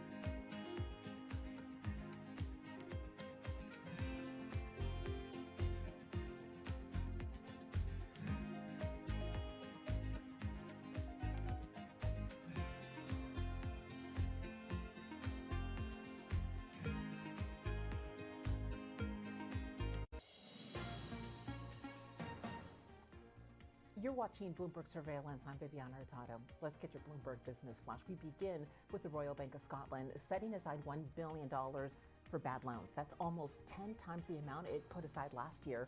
This week, Barclays and Lloyd's making similar moves, the industry bracing for a surge in the number of borrowers who are struggling to pay their bills. Now to Moderna, teaming up with Lonza Group to make 1 billion coronavirus vaccines a year. It's one of several partnerships being struck between drug makers. They're rushing to bring a vaccine to the market. The two say the first batches will be produced in the U.S. in July. By the end of 2020, the Trump administration wants to make shots available for Americans. Scientists, though, say it could take longer.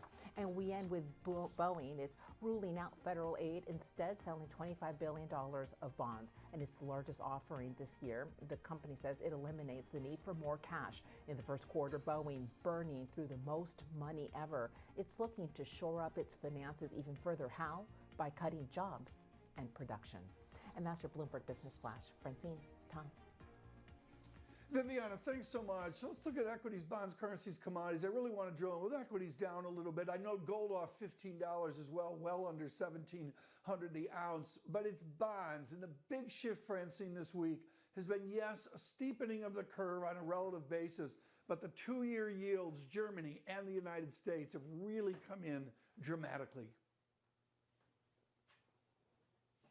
Yeah, Tom, we look at that, we look at this risk-off mood, we look at the month of May. We also had some pretty ugly projections, of course, from the European Central Bank in terms of what kind of growth GDP we'll see this year and then next year. European stocks down 0.6%.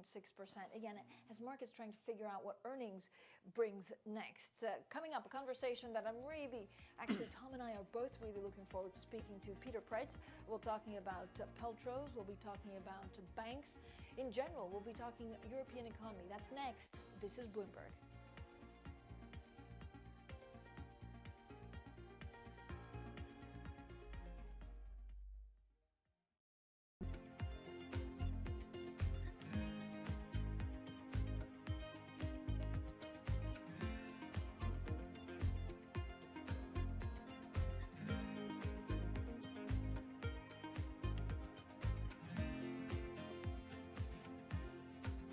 Order canceled. Order canceled.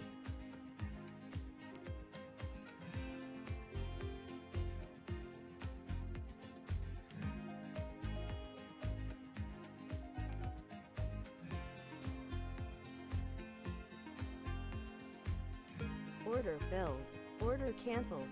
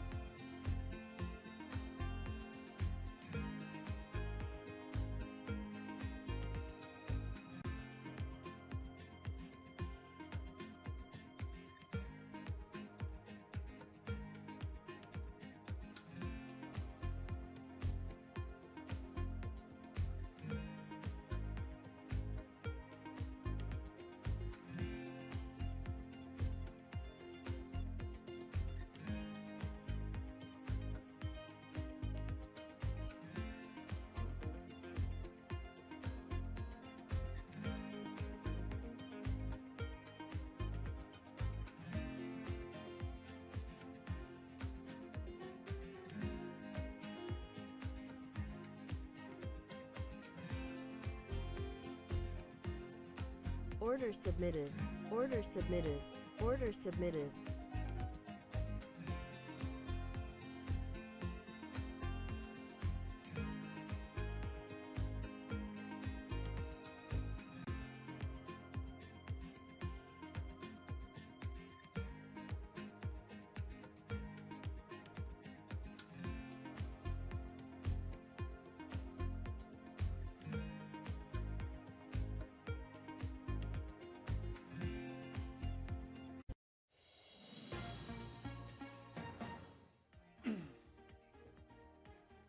is Bloomberg Surveillance. Tom and Francine from London and New York. Tom, yesterday we listened to the press conference of Christine Lagarde. If you look at bonds, they moved a little bit on the back of it. Now let's get to one of the greatest minds when it comes to European foundation of monetary policy. He is Peter Praet. He's a former ECB chief economist. Peter Praet, thank you for joining us on Bloomberg Surveillance today. Just first of all, a broad thought on those peltros that we heard Madame Lagarde talk about yesterday. You know, was it the right thing to do? Is there anything that actually could have been added to that? I think it's a very important decision. You know that Europe is a very highly bank intermediated environment, and the price to book ratios of major banks is now between 20 and 30%, which is extremely low. And so a lot of the action in recent weeks, you know, from the ECB is to try to stimulate, you know, the loan markets from banks. And the decision yesterday is quite important because banks will be able to borrow at -1% from the central bank, providing collateral with collateral valuations, which have been, you know, very much more favorable than they were a few months ago. And so there is a big action from the central bank to try to stimulate, you know, the lending program, the lending of the banking sector. Now, it remains to be seen, you know, what will happen. But I think by June, the volumes that the banks will borrow from the central bank under this program is going to be extremely important because there will also be the refinancing of previous programs. Order so canceled. I think it's Order quite canceled. an important measure. Order so canceled. I think it's quite a good measure, actually. On the other side of the program is, as you know, the pandemic purchase program.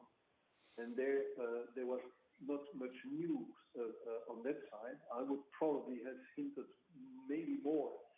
I think the program will have to be increased. That program will have to be increased. I think what is extremely important, and we didn't get much yesterday on this, is that the reinvestment policy on that program is unclear because it's a short-term program. So you buy bonds, you know, in a very, very flexible way, but nothing is being said about, you know, what do you do about the reinvestment later on? Because as you know, the central bank has to keep, you know, the capital keys constraint. So I think it's Peter Praet, clarity. can I jump in? Yeah. If we just take a step back, why do you think you know, these peltros are more efficient than just cutting the main refinancing rate? Well, here basically, if you cut the main refinancing rate, it will hit, you know, the excess liquidity of the banks because they would pay this additional rate. So for the banks with excess liquidity, you have a -50 basis points if you cut the rate further. And so the ECB has a strategy of trying to, I would call it subsidizing banks, the bank loan markets directly. So the banks are having, you know, a loan book which remains basically constant and will be able to borrow, to refinance, to roll over that book, you know, at -1%, which is very favorable. And the other issue that the ECB has presently is not so much the risk-free curve with the Bund, because you have the Bund curve, or the risk-free curve is between -50, you know, the deposit facility rate, and almost 60 now for the Bund 10 years. So I think that's reasonable, I think, as a curve. But you have the spread problem, and the spread is basically dealt with the pandemic emergency purchase program. And that's where I think that this program will have to be increased, because at the rhythm at which we think the central bank is spending the money it's buying, this envelope will be gone, you know, by probably September. And the markets are a bit uncertain about what is really the policy in terms of spread and what is the policy in terms of the reinvestment, you know, of the portfolio that you are buying, because it's considered as a short-term program. So I think their clarification still has to come. So I would say on yesterday's meeting of the central bank, I would say the telco, I think, is a very good measure, I think, because it really goes into the heart of the problem, which is a banking lending market. I remain worried about the situation of the banking sector, but the other part of the program has to be clarified, I think. Yeah. Dr. Praet, Tom Keene in New York. Good morning, sir. I think that all of this is fine, and it's all a very careful and orchestrated policy. I love what Ambrose Evans-Pritchard did in the Telegraph this morning, really showing the urgency and the focal point of Italy. Tell us right now what catalyst Italy is for getting to a new and more constructive resolution for financial Europe. What can the immediacy of Italy mean to make tough decisions now? I think Italy is in a very difficult situation because, when the COVID crisis came, they were already in a very fragile situation. So I think this is the weak point of the union. That's why the ECB entered very much in this pandemic program, which is short term, but more structurally, it will be very, very difficult. So we are waiting for European decisions. Basically, what you need is that a 20 percentage point increase in Italian public debt be financed at, I would say, 0% for a long period of time. And that's where the discussions are focusing in Brussels, and decisions will not come before the month of June. And the ECB is there for a bridge. Because if they can borrow, this 20 percentage points of GDP, which puts you the public debt to something like 165% of GDP, if you can borrow this marginal increase of 20 at 0%, the debt sustainability analysis that you would do would not be very much different from previous situation. We're going to have to leave it there because of time. Mr. Pratt, thank you so much. Peter Pratt, the former chief economist for the ECB. We're going to continue, but right now, our first word news in New York. Here's Viviana Hurtado. Tom, we begin with Gilead Sciences. It may spend $1 billion this year on its new treatment, experimental treatment that is, for COVID-19. But how much revenue can it generate? On the company's earnings call, Gilead saying it's too early to discuss the potential outlook. It's giving away the first 1.5 million vials of the drug. For the future, it plans what it calls a sustainable model for patients and shareholders. And now, to Apple, and for the first time in more than a decade, it isn't providing a forecast. It's sparking concern that later this year performance will suffer. Despite the tech giant reporting a 1% rise in quarterly revenue, this sends shares down in extended trading. A strong online performance seeing retail sales hit, though, a quarterly record. And now to the UK and a comprehensive plan to lift the lockdown. This is Prime Minister Boris Johnson's pledge. Next week, he'll set out details on how businesses can reopen. He's also suggesting as the restrictions are lifted, people will be encouraged to wear face masks. The Prime Minister says the UK is past the peak of the disease and is on a downward slope. Global news, 24 hours a day on air. Now, Quick Take by Bloomberg, powered by more than 2,700 journalists and analysts in more than 120 countries. I'm Viviana Hurtado. This is Bloomberg. Francine, Tom. Viviana, thank you so much. And now we'll have plenty more, of course, on what happens next. A lot of countries in Europe also gradually starting to reopen, including Italy. That's on Monday. Now, later this evening, you can catch our Coronavirus Medicines Critical Challenge special. That's tonight, 9 p.m. Eastern. This is Bloomberg.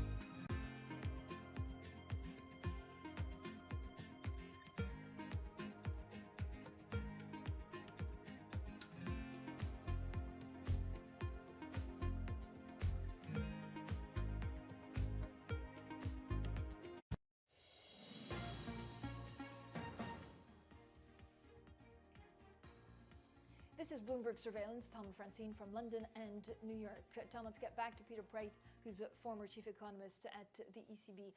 Peter Preit, thank you for staying with us. First of all, how worried are you by the lack of coordination of fiscal policies by European government? I think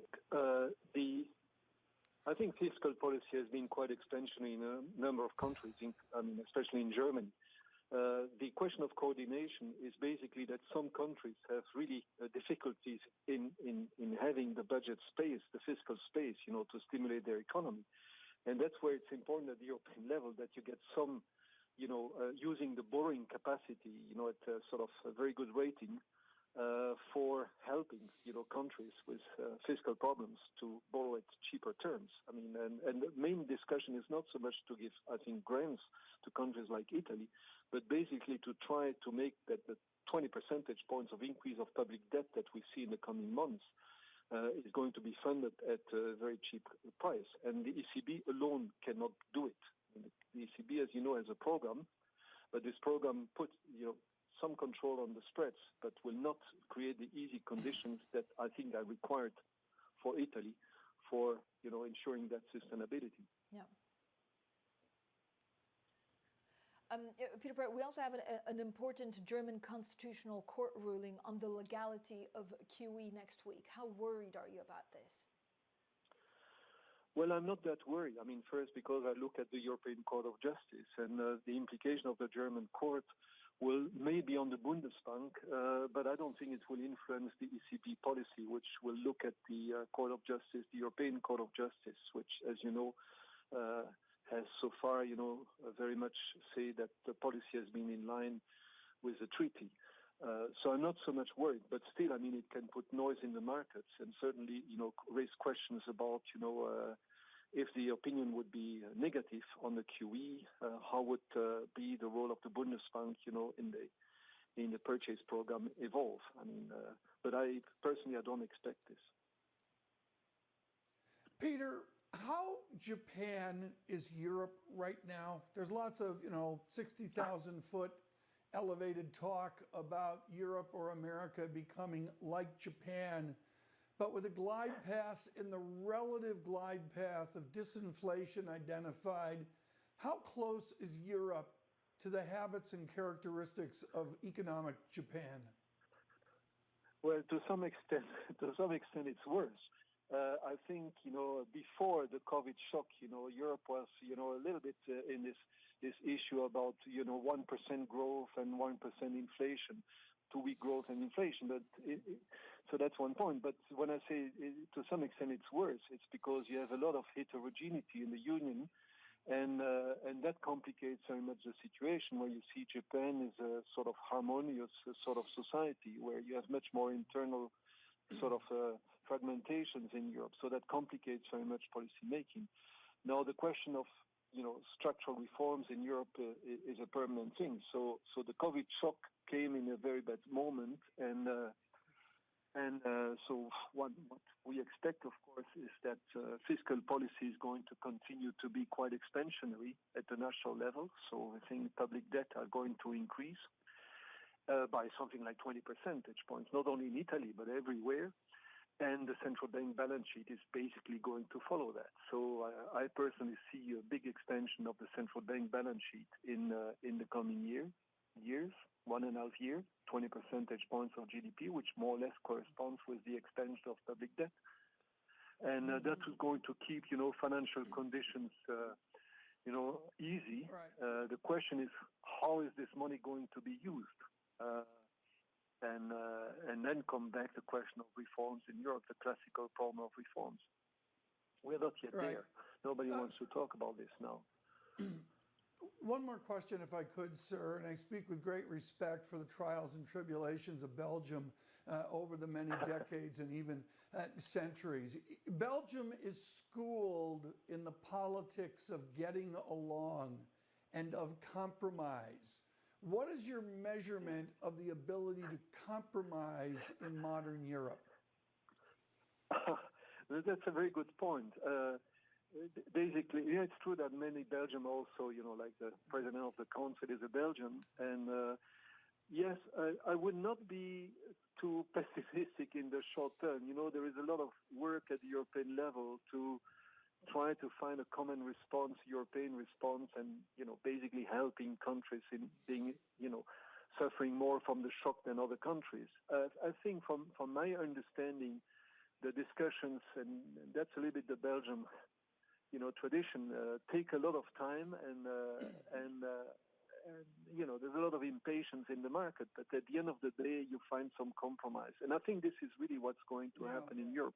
So it will not be spectacular, I think, but it will help, to some extent, I think. It's not a game changer, I think, but I will not take it too negatively also. Peter Pratt, thank you so much. Greatly appreciated. The former chief economist of the European Central Bank. We've got much more for you. It is May Day, some different markets open, different markets closed as well. U.S. will be in fine gear this morning, so we'll have a lot more from America. From London and from New York, please stay with us. This is Bloomberg.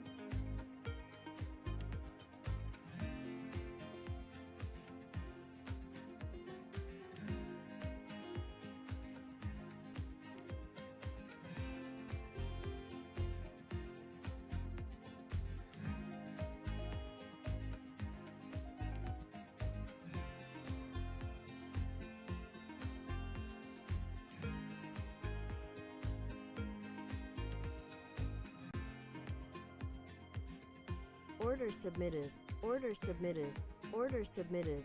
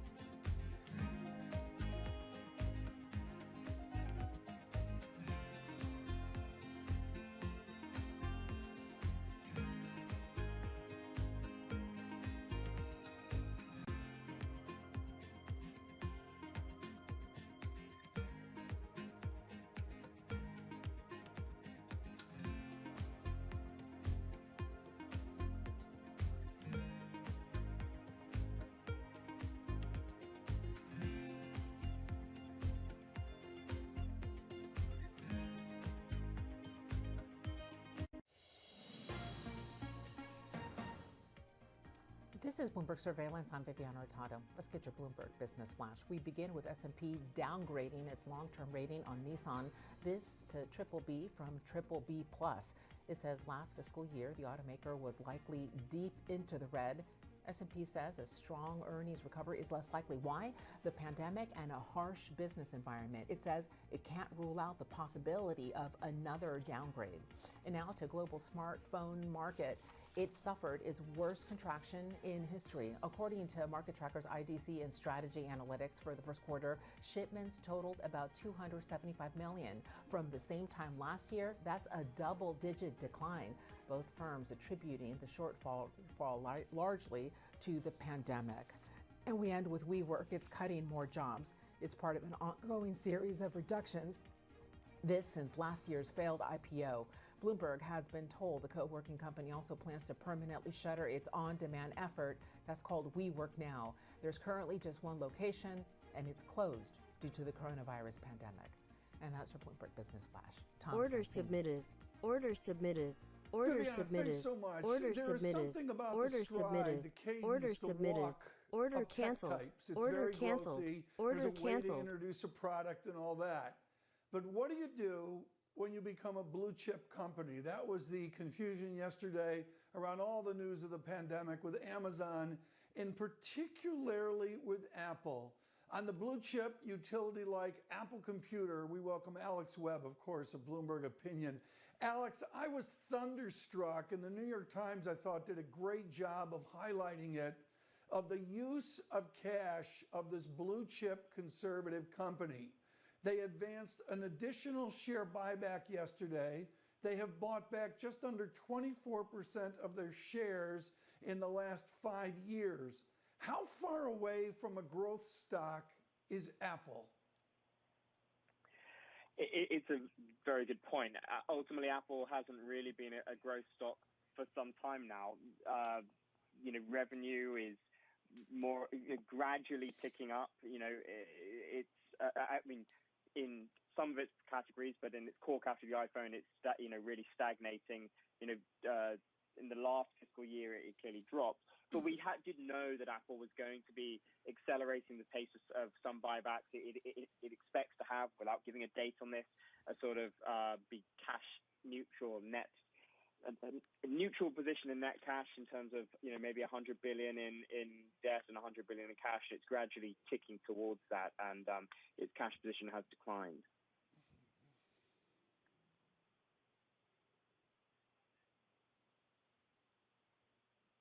I look at, Alex, the product mix in all, and there was, to me, solid glimmers of hope, but everything was overwhelmed by the growth of services. Is that a linear function? Do you look out 1 year, out 5 year, and is it just straight line growth of services? The two feed off each other, right? So the more phones you sell, the more services you're able to sell on top of it.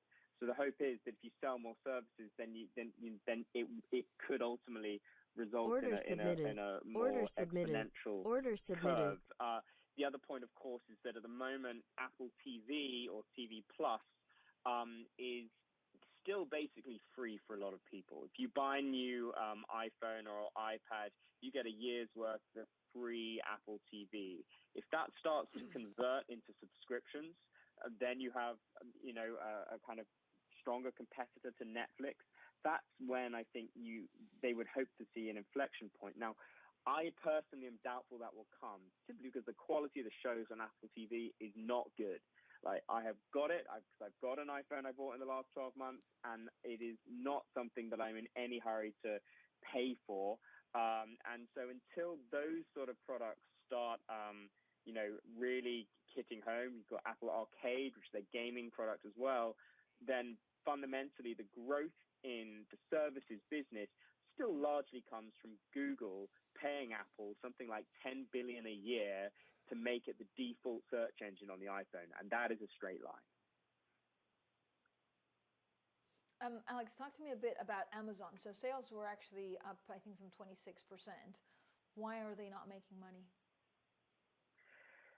It's because they're investing heavily in ensuring they can meet demand. Amazon has got a very impressive logistics operation, not one that was necessarily quite ready for this pandemic and the lockdown it required. Now, the thing that's interesting about this is usually Amazon investors will take tighter margins or indeed losses on the chin because they know that the company is investing for growth. They know that, or they expect that what the losses now will translate into long-term stickiness. That's the difference in this quarter. We don't know whether the investments they're making now will have a sustained impact, or whether it is just ensuring that they have enough workers to meet demand right now, they have N95 masks, all the social distancing measures in place.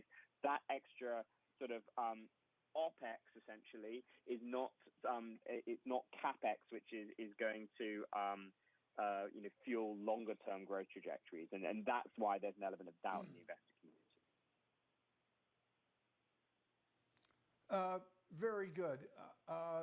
We're going to come back. Thank you so much, Alex Webb. Greatly appreciate it today. Order canceled. We got much more coming up. I really want to talk. The data's there and it's May Day and all that, but we're going to get a very nice summary from David Blanchflower of Dartmouth College. Not so much on what we saw of the central banks this week, but the choice set forward for monetary and fiscal authorities around the challenging news that we've seen of this virus. So David Blanchflower of Dartmouth coming up. Futures very much negative. Gold well under $1,700 the ounce. This is Bloomberg. Good morning.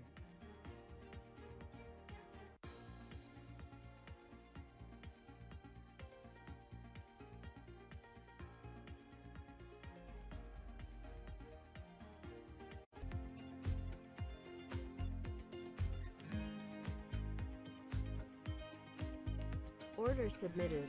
Order submitted. Order submitted.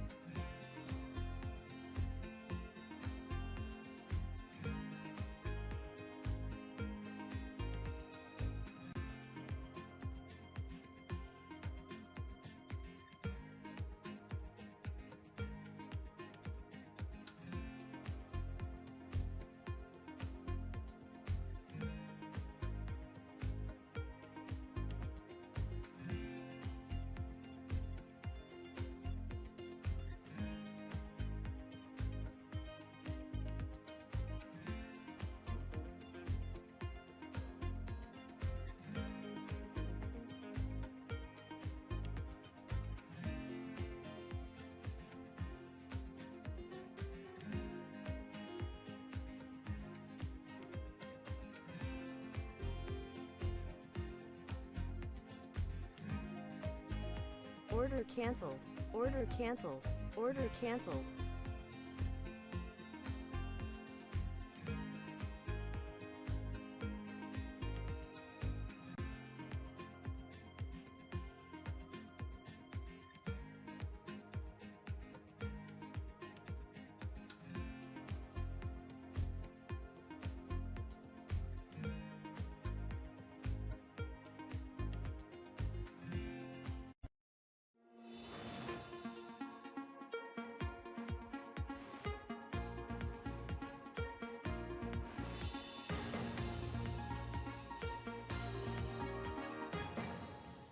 This morning, it is May Day, and a May Day within pandemic. Alabama and Texas, they will open beaches as California will close beaches. The Copacabana in Rio is closed. Well, sort of.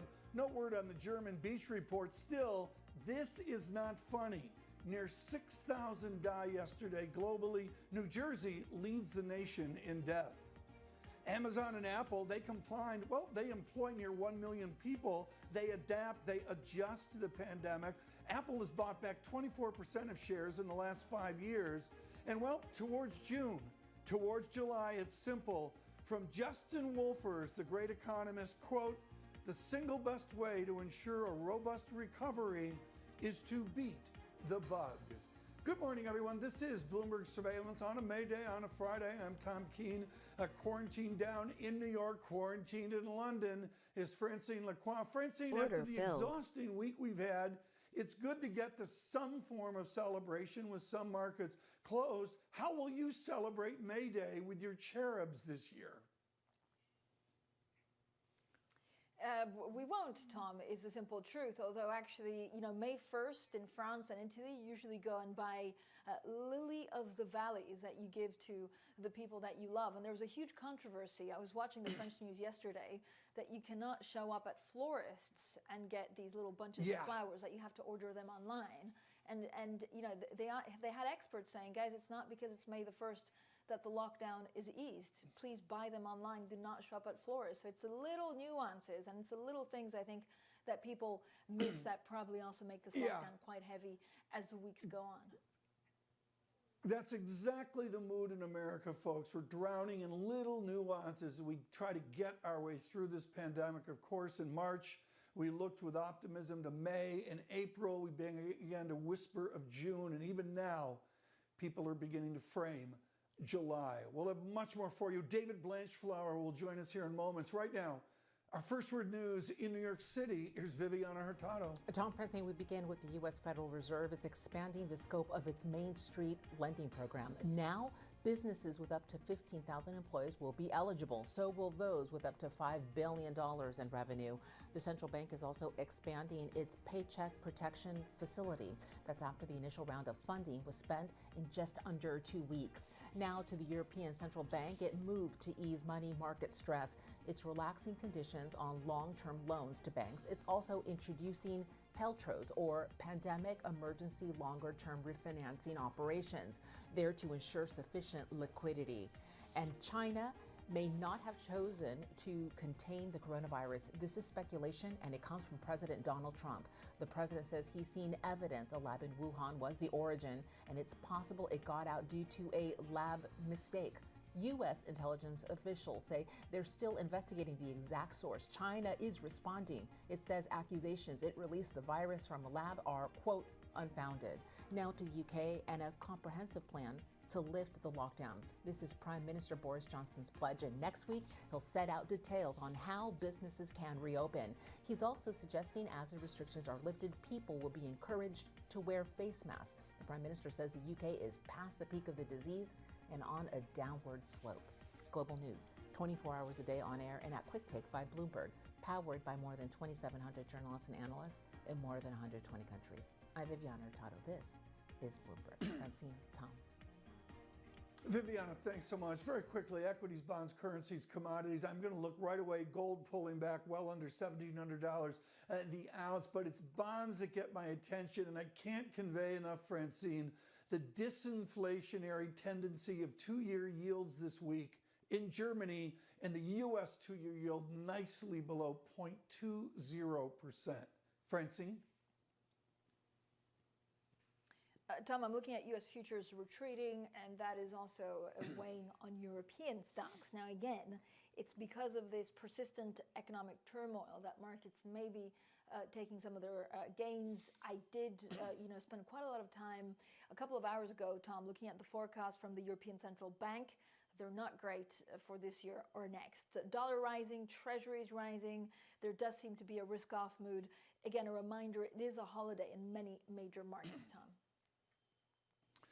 Very good. It is May Day. That has also been identified over the years as International Workers' Days. And what we want to do at Surveillance is a smart conversation with truly one of the world's experts on labor economy. David Blanchflower's absolutely definitive The Wage Curve of 20 plus years ago reestablished how we look at the atomic, the micro nature of how we get, how we keep, and how we lose jobs. We're thrilled that Danny Blanchflower of Dartmouth could join us on May Day. Danny, I'm going to go right to the beginning of your magisterial book, where you talk about the atomistic labor economy. Order submitted. You were Order way submitted. out front Order submitted. on how we would blow up those relationships of labor. Can we ever get back to some form of increasing labor share in the global economy? Well, obviously you ask these great questions, Tom. I don't really know, but I think if you look back in the past, I mean, people started to think about what happened in the past pandemics, and it appears that actually labor share may well change. I mean, I think perhaps the big change we're going to see is that people really start to appreciate the work of medical folks, of people in the grocery stores. And so I think that's a really very big deal. Our lives have depended upon these folks, many of whom have been underpaid. And then obviously the question then will be, after all of this, are we going to go back to a world of austerity, which is what we did in 2010, or not? My suspicion is that the balance of power here has shifted somewhat. But I mean, because our lives have so depended on these fantastic folks. But it's a tough one to look at on a day where I'm looking at things that say to us, I just read these lines which say, this dropped at the fastest rate in the 28-year survey history. And I keep reading that, and I keep seeing that. So I think the answer is there's no precedent to this. Hard to think what recovery is, but labor is struggling now, and obviously the scary thing is that people are having to line up for food. So I think this sort of shakes the balance, and we're going to have to rethink everything, particularly as this horrible virus starts to go away. Your work recently, and actually Lisa Bramwitz, I think, mentioned it the other day. Your work recently on inequality and on jobs that are sort of jobs or the underemployed is extraordinary. Right. Are we going to revert back to where our medical personnel are underemployed?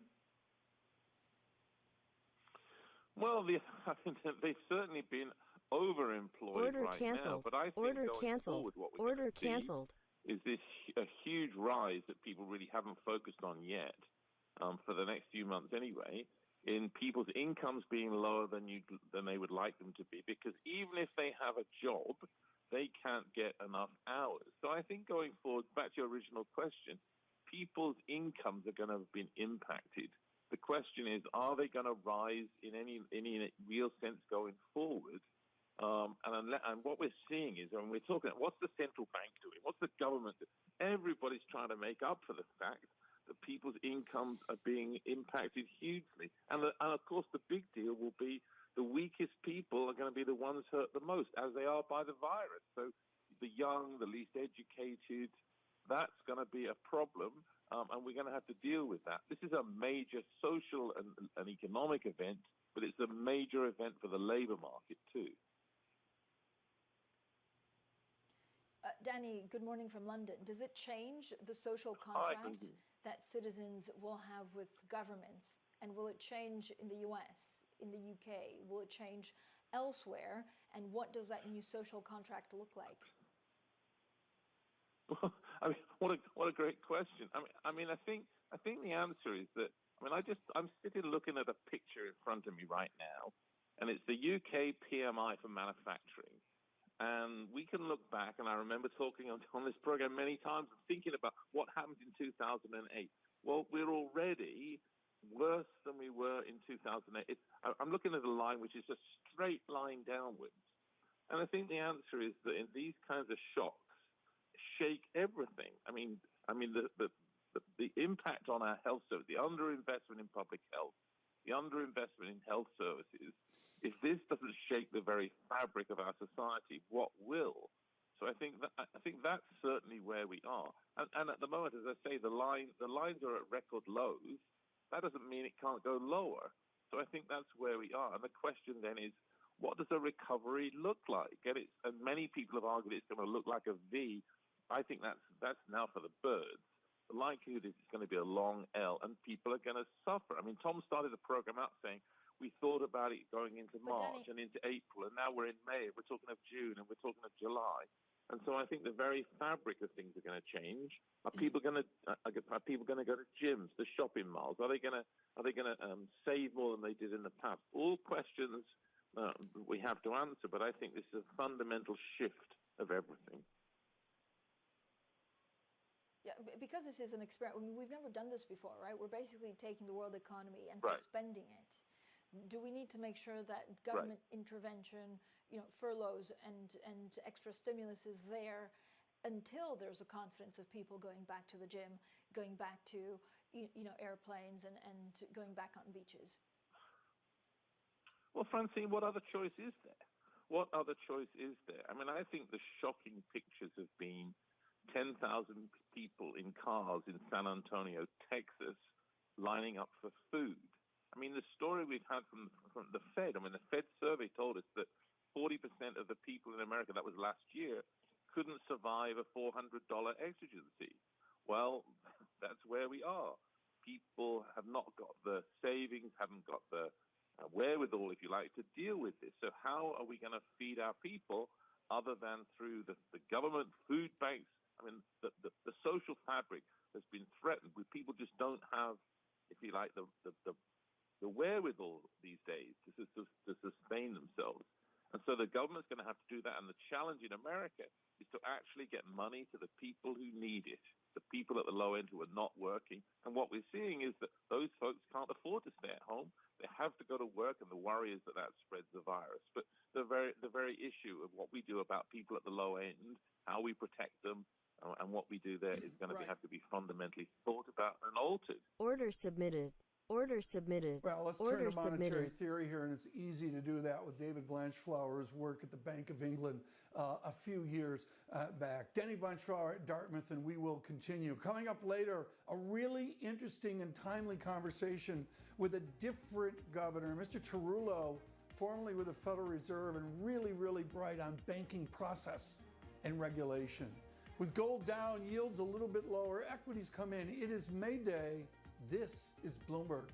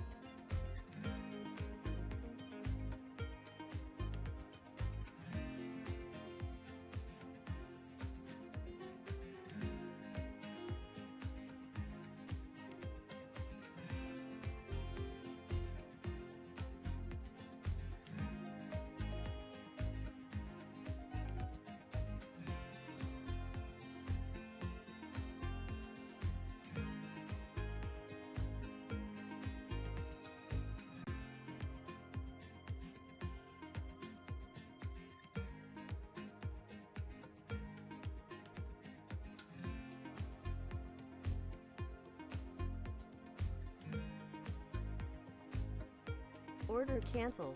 Order canceled. Order canceled.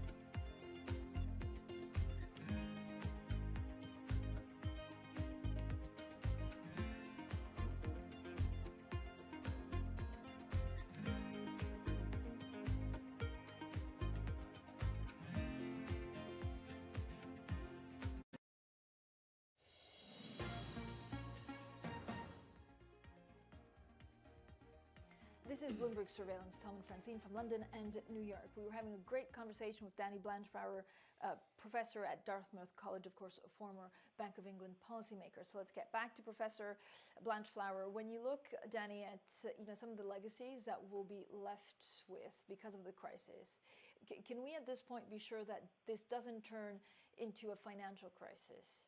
And is it thanks to 2008 that we've learned actually how to better capitalize banks, that at least that part of the economy we don't have to worry too much about? Well, I certainly think that the difference this time around, well, there's two differences, I think. If you look at in 2008, in many senses, the financial sector was the cause of the collapse, and central banks and policymakers took an awfully long time to respond. I mean, the Fed really didn't know the U.S. had gone into a recession in December 2007 until Lehman's failed in September of 2008. I think the reality this time is that people reacted really quickly. I mean, 2 emergency meetings of both the MPC and the Fed. The reality is that, how much can they do? But I always go back to my quote that I've used so many times. Keynes in 1930 warned, he said, not about the crash itself, but the long dragging conditions of semi-slump that follows. And that's the really big deal. And the question is, does a pandemic extend itself into obviously an economic crisis it is, but then into a financial crisis? And the danger is that that's what happens, partly because people become exhausted and think this thing is all over. We've done enough. We've done enough. And the answer is, of course, we haven't done enough because we're nowhere near the bottom. Hence, every single time we keep seeing Congress and others saying, well, we've got to keep going. So I think the reality is that the bottom is nowhere near. Certainly people have learned from 2008, but we are in the long dragging conditions of semi-slump, and this baby is going to go on for a very long time. And obviously the lesson we learned is if you stop too soon, that's a big problem. Is there a danger that inflation suddenly picks up because of all the stimulus once we see the recovery? I think that I remember being asked that question. I mean, remember in 2008 when all of this started, central banks didn't respond because they were worried about 5% inflation in August of 2008. And very quickly, what we actually got to was deflation. I mean, I think the words are, this is an incredibly deflationary shock. So I think the argument to say that inflation is going to come back is, again, just on another planet. I mean, what we're trying to stop is a deflationary shock. Think of the oil price. So is the oil price anywhere near a positive number? Well, we've seen it go negative. So I think the answer is put aside your worry about inflation. We're in a disinflationary environment. And if inflation reemerges later on, then we'll deal with it. But I think the answer is no. Right.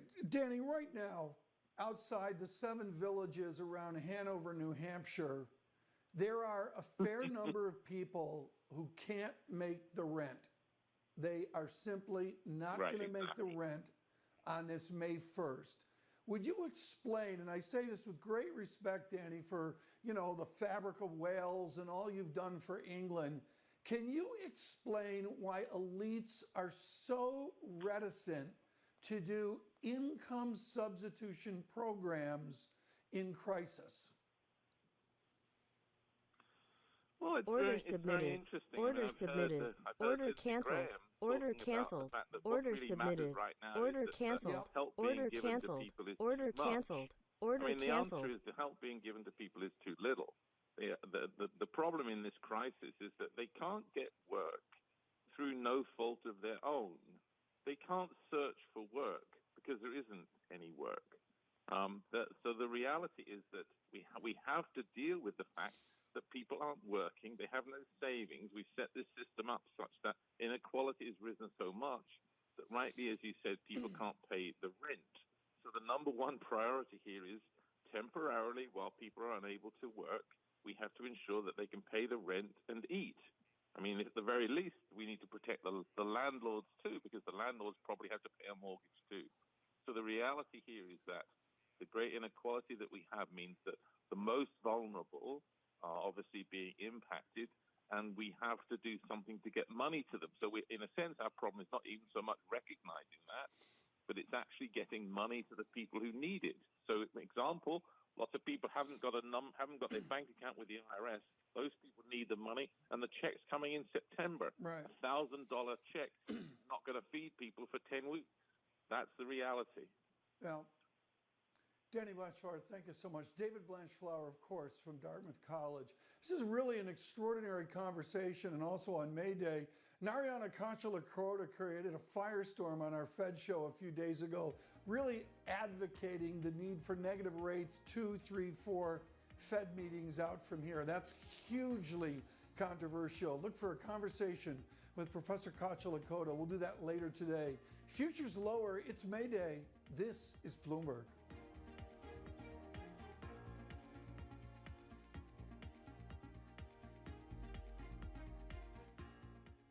As the COVID-19 pandemic spreads, the world looks to science and medicine for solutions. Join us on the coronavirus special, Medicine's Critical Challenge. Do you have an idea for an invention, but you don't know what to do next? Order filled. How do you Order get in front of submitted. companies or get Order a patent? submitted. Call InventHelp. They've been helping inventors just like you for 35 years. And thousands of people contact them every month. With 65 offices, you can meet with an InventHelp representative near you who will keep your idea confidential and explain their invention process step by step. InventHelp has helped over 10,000 inventors get patents.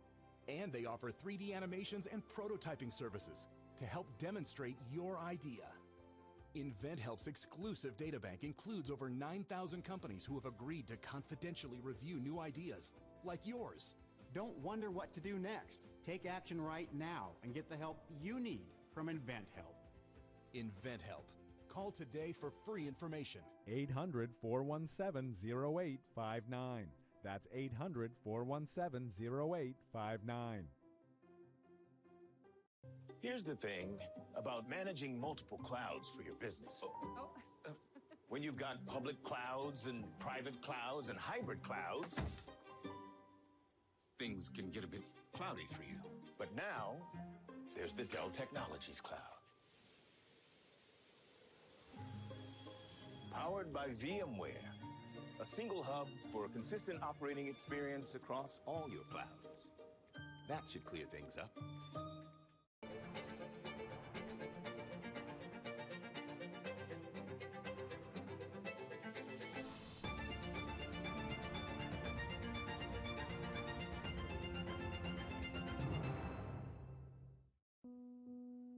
Adversity came to town and said, "Show me what you're made of." So we showed it our people, sourcing and distributing more fresh food than anyone. We showed it our drivers, helping grocers restock their shelves. We showed it how we're donating millions of meals to those in need. We showed it how we've helped thousands of restaurants convert to takeout and pop-up markets. And how we're encouraging all Americans to take out, to give back. Adversity came to town,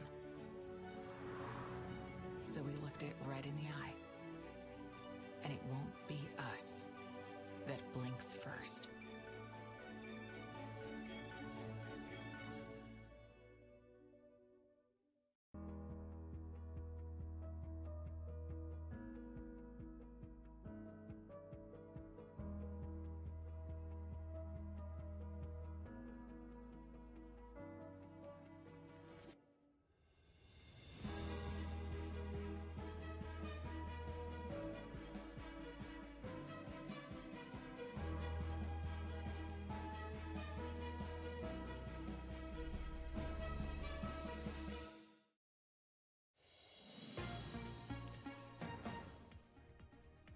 You're watching Bloomberg Surveillance. I'm Viviana Hurtado. Let's get your Bloomberg Business Flash. We begin with the Royal Bank of Scotland. It's setting aside $1 billion for bad loans That's almost 10 times the amount it put aside last year. This week, Barclays and Lloyd's making similar moves. The industry is bracing for a surge in the number of borrowers who are struggling to pay their bills. Now to Moderna. It's teaming up with Lonza Group, this to make 1 billion coronavirus vaccines a year. It's one of several partnerships being struck between drug makers. They're rushing to bring a vaccine to the market. The two say the first batches will be produced in the U.S. in July. By the end of 2020, the Trump administration wants to make shots available for Americans, but scientists say it could take longer. And we end with Boeing. It's ruling out federal aid. Instead, it's selling $25 billion of bonds. It's the largest offering this year. The company says it eliminates the need for more cash. In the first quarter, Boeing burned through the most money ever. It's looking to shore up its finances even further. How? By cutting jobs and production. And that's your Bloomberg Business Flash. Tom. Viviana, thanks so much. I'll do the data here quickly with real deterioration in the equity markets. Futures negative 53, Dow futures negative 416. The VIX goes out almost 4 big figures. We're back to 38 level, not the 39 to 45 we saw earlier this week, but still a tough day for the equity markets. Francine? Tom, we have a full roundup of the markets. So we also speak to airlines and, of course, a lot of tourism travel boards. Coming up next, we'll be speaking to the Heathrow chief executive. I'm looking forward to that interview to see what he thinks will be the new kind of normal for people traveling. Also, later this evening, you can catch our special Coronavirus Medicines Critical Challenge. That's tonight, 9 p.m. Eastern. This is Bloomberg.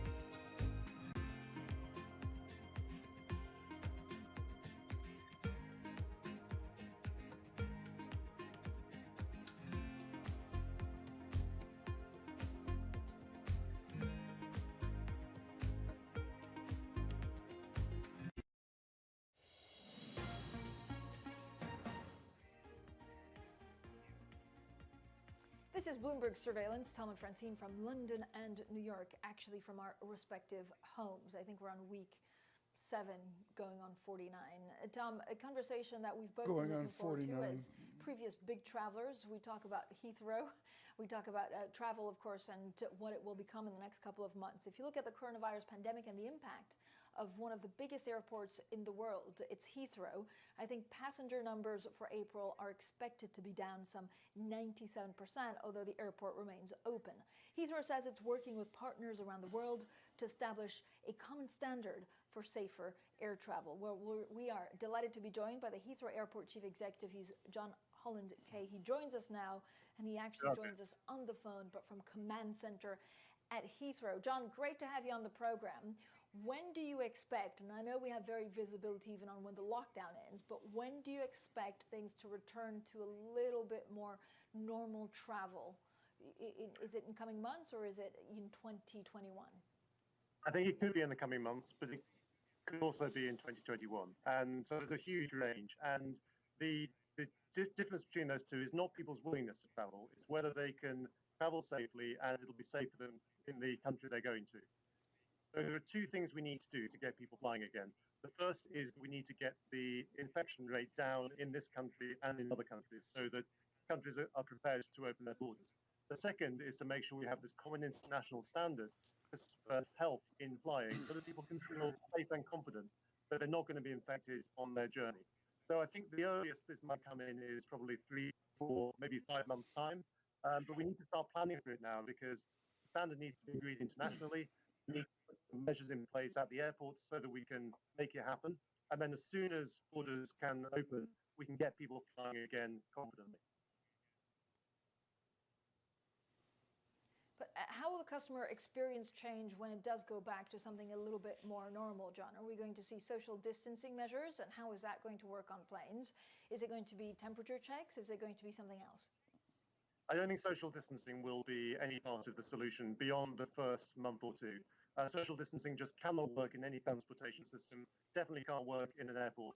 And I was out in the terminals yesterday looking at the social distancing we have in place with just a few thousand passengers a day, and already it is hard to manage. So it's impossible to have social distancing in the airport, let alone on the plane.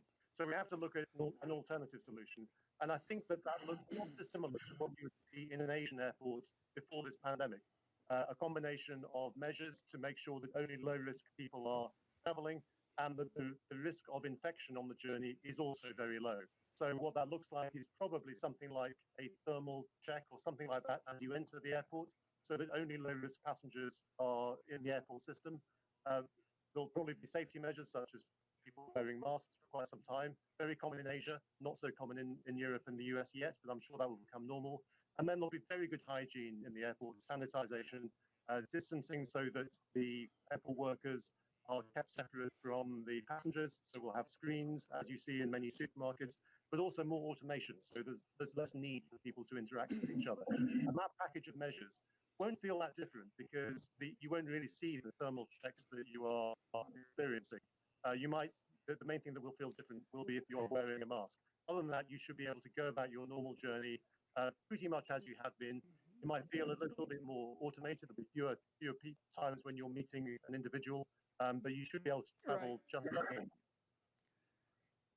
John, Tom Keene in New York, and I just hope that the Fortman Mason stall in Terminal 5 between Burberry and Bottega Veneta is holding up well. John, your airport is absolutely best in class in the world, of course, with the very high fees, the very high taxes that you have. I want to combine two observations here and get your response on the future of aviation. One is Sir Richard Branson is fighting for his very life with Virgin Atlantic, and the other one is the future of smaller airports like a troubled Gatwick and their troubled relationships with BA. Where are we going to be in 3 years when we look at Virgin Atlantic fighting for its life and smaller airports fighting for their life?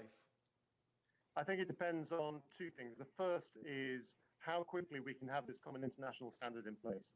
If we can't agree that and we are required to socially distance until a vaccine or cure comes in, then that's going to be 12 or 18 months' time. And I think many airlines and airports will have gone bankrupt in that time, or they will have been nationalized. So governments have a role to play in this, both to get that standard in place, but also to make sure they support the sector. Now, the US government was very quick to make sure that it protected airports and airlines. Some European countries have done the same. The UK has chosen not to. And I think this is a mistake to see the aviation sector as just another economic sector.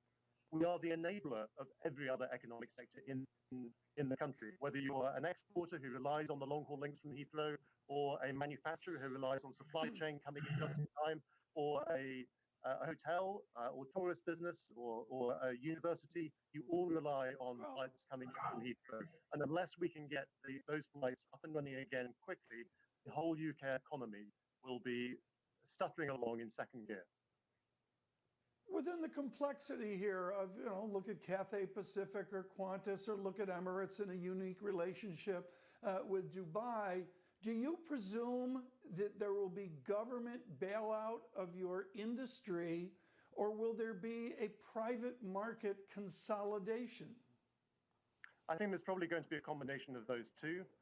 There is certainly scope for consolidation, but then bear in mind that many of the airlines who would want to consolidate also don't have the capital to be able to do that. If the airlines are having to survive for 2, 3, 4 months before we start to see some traffic coming back, that is manageable. If it's 12 to 18 months until a vaccination, most of them will be out of business by then. And that will cost hundreds of thousands of jobs in the aviation sector, but also hundreds, maybe millions of jobs in the sectors that depend on aviation.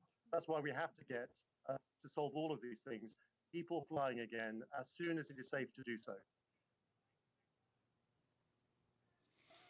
John, do you have any forecasts on how many jobs will be permanently lost in your sector? It's very hard to say, but what we can see already is that aviation businesses are having to make a call earlier than many others in more domestic industries to make job cuts. And the reason for that is that with no revenue at all, which all of us are facing at the moment, but very high fixed cost base, we are burning through cash very quickly.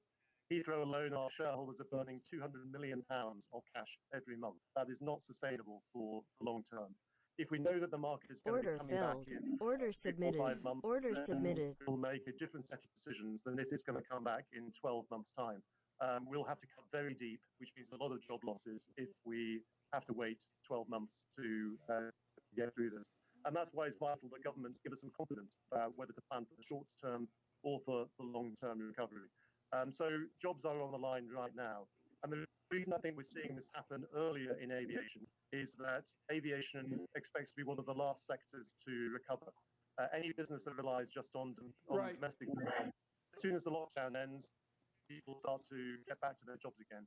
Aviation relies on international connections. And if we're waiting a year to get going again, most aviation sector will be dead. John Holland-Kaye, thank you so much. And I can tell you, John, my only piece of advice for your wonderful airport is on the trains between the terminals, you need to have cows mooing like they have at Zurich. I think that would be good. Get good British cows to moo away while we're on the train. Mr. Holland-Kaye running the shop at LHR. We thank him very much. We've got much more coming up right now, but first, you need a Mayday news update. With our news in New York City, here's Viviana Hurtado. Tom, we begin with the coronavirus and Gilead Sciences. It may spend $1 billion this year on its new experimental treatment for COVID-19. But how much revenue can it generate? On the company's earnings call, Gilead said it's too early to discuss the potential outlook. It's giving away the first 1.5 million vials of the drug. Order submitted. For the future, Order it plans submitted. what it calls a Order sustainable submitted. model for Order patients submitted. and shareholders. Order submitted. And now to Order Apple, and for submitted. the first time in more than a decade, the company isn't providing a forecast. It's sparking concern that later this year performance will suffer. Despite the tech giant reporting a 1% rise in quarterly revenue, this sent shares down in extended trading. A strong online performance, though, saw retail sales hit a quarterly record. And in the UK, a comprehensive plan to lift the lockdown. This is Prime Minister Boris Johnson's pledge, and next week he'll set out details on how businesses can reopen. Order submitted. He's also suggesting Order as submitted. restrictions are Order lifted, submitted. people will be encouraged to wear face masks. The Prime Minister says the UK is past the peak of the disease and is on a downward slope. Global News, 24 hours a day on air. Now, Quick Take by Bloomberg, powered by more than 2,700 journalists and analysts in more than 120 countries. I'm Viviana Hurtado. This is Bloomberg. Francine, Tom. Viviana, thanks so much. This is an important conversation coming up. It's not about polling. It's not about plus or minus or the undecided. It's about the cadence, the pulse, the mood of America. Coming up, the gentleman from Gallup, Mohammed Yunus. Stay with us. This is Bloomberg.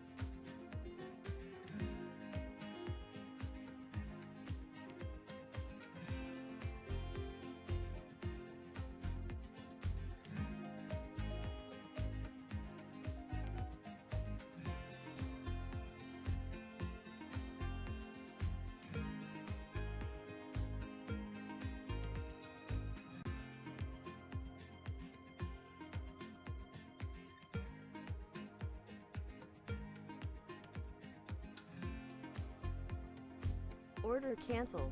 Order canceled. Order canceled. Order submitted. Order submitted. Order submitted.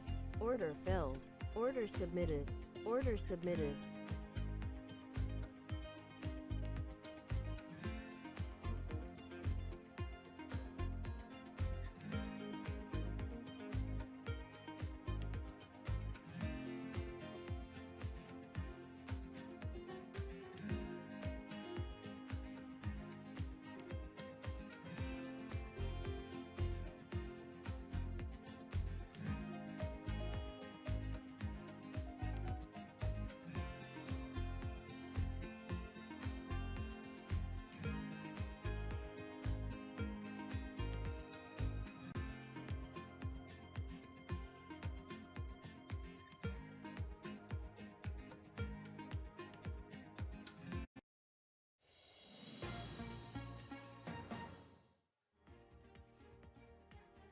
Surveillance, Tom Keene in New York, Francine Lacroix in London. This is one of our favorite interviews through the pandemic, and it's with the people from Gallup. Of course, Gallup is esteemed in an original stance on polling, which is much more about the mood, the emotion, the beliefs of Americans versus just counting the beans, say, towards a presidential election. Mohammed Yunus is the editor-in-chief of Gallup with important insight today. Mr. Yunus, what I see so tangible across the media and across the headlines of the newspapers is there's a raging battle about get back to work, et cetera, and the polling and the tone is people really want to stay in lockdown until it's safe. What does Gallup perceive? Absolutely.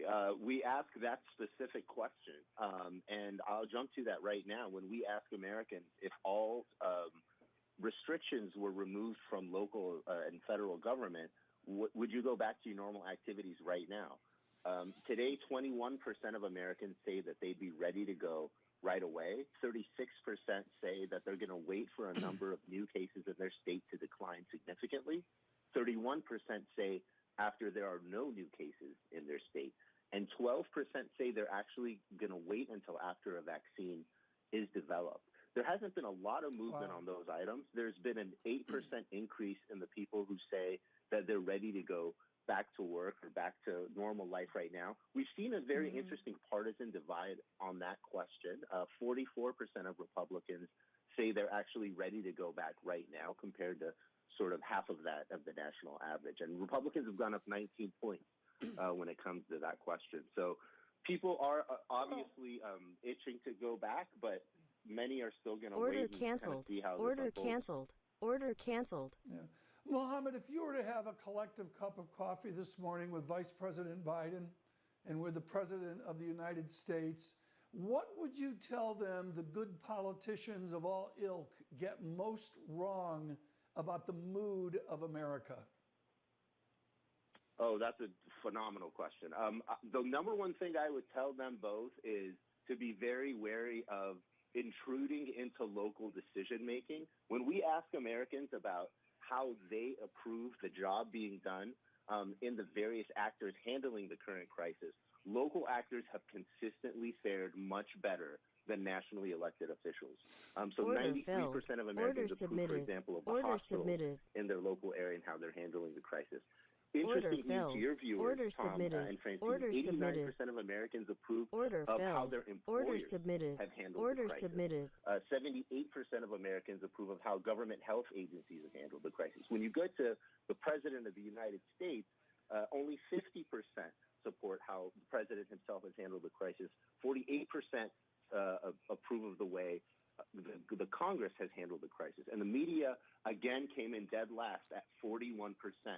Of Americans approving of how they're handling the crisis. So my advice... Order submitted. Right. Order submitted. Francine, who let this guy on? He just said the media's doing the worst job. Francine, who let Mohammed on this morning? The media, but maybe not Bloomberg surveillance. Mohammed, you know, as a foreigner living here in London, actually what's surprising is that it feels like this is partisan, right? It feels like depending on what spectrum politically you are, whether you support staying with the lockdown or not. Do you have any evidence of that, like in your data? Yeah, absolutely. So as I mentioned, I mean, Republicans are certainly much more, twice as likely as the national average, if you will, to say that they're ready to go back to their normal activities right now. That being said, you know, it's still not a majority of Republicans that are sort of ready to go back right now. So Democrats are certainly most likely to not say that they're ready to go back right away. But I want to get back to the media point, Tom, because it is actually really key. In the 70s, when Nixon was being impeached, in America, 7 in 10 Americans said they had great confidence in the honesty of the media in their country. Today, that number is at 4 in 10. So this is really not new. It's a continuous decline, or really what has been now a persistent low approval that we've seen, particularly from Republicans, but on the national level even. Of all the institutions we sort of asked about in the crisis, the media was actually the only institution that got a majority saying that they disapprove. So the media is a real big challenge.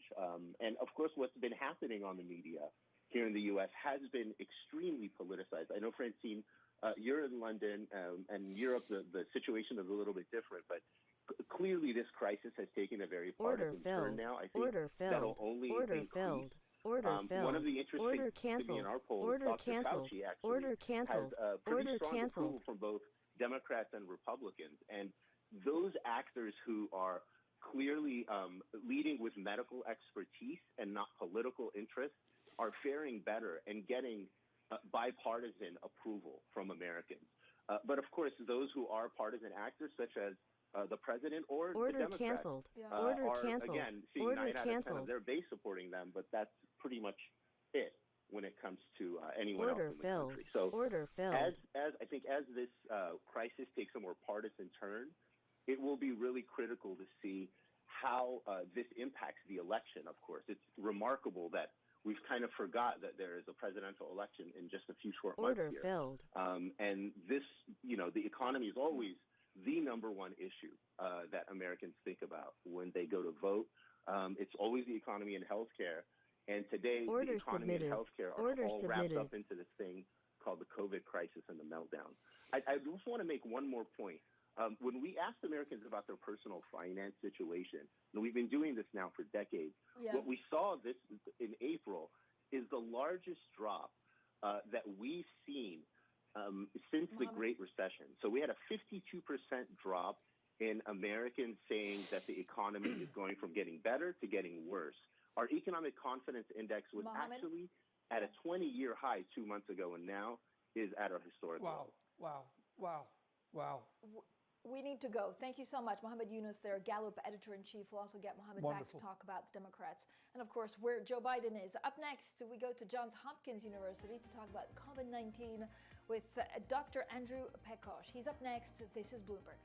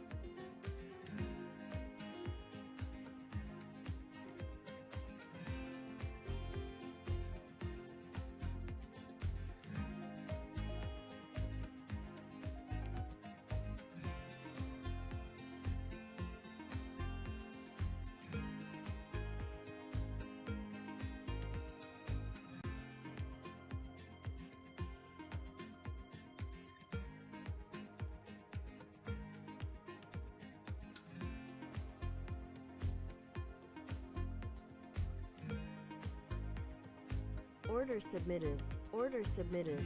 Order submitted.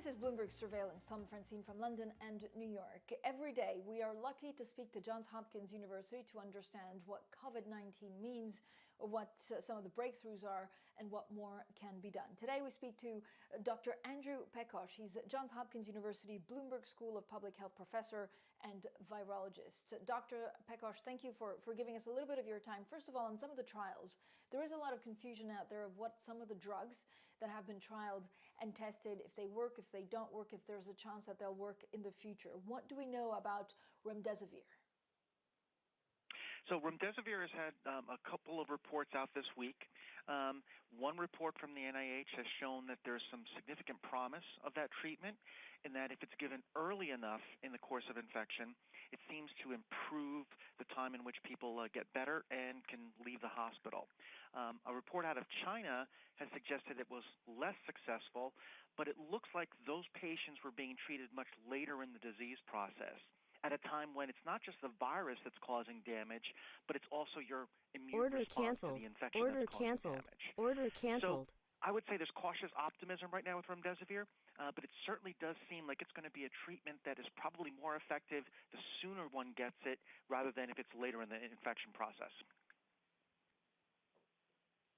What do you think will be a real game changer? So we talk about having apps. I know there are concerns about, of course, personal information, but that could, let you get in contact with people that have been touched or have been in close contact with someone who is COVID-19 positive. There's also antibody testing.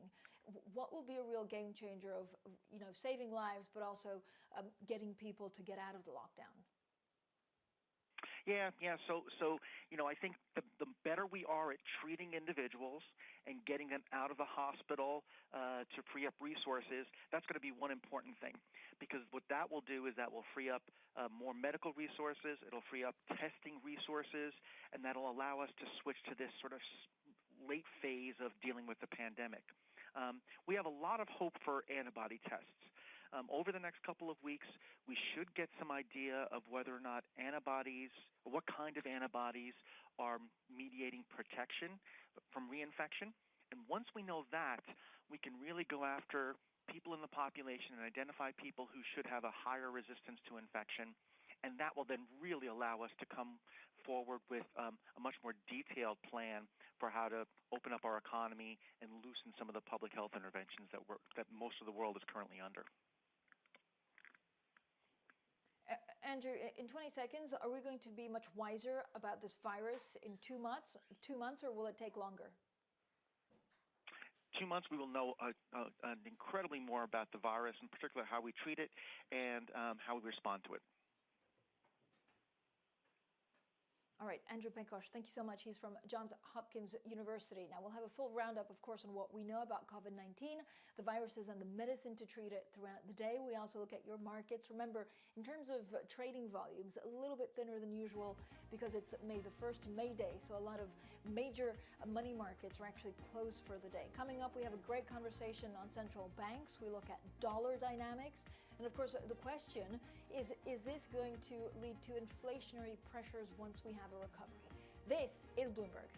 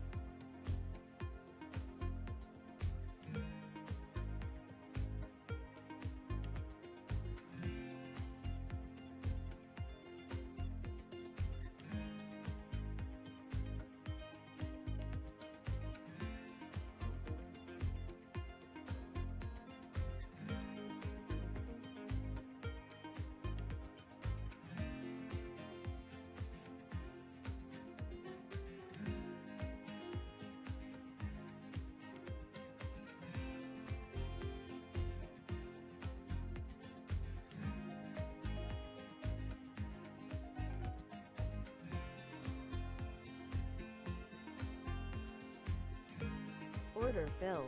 Order submitted. Order submitted.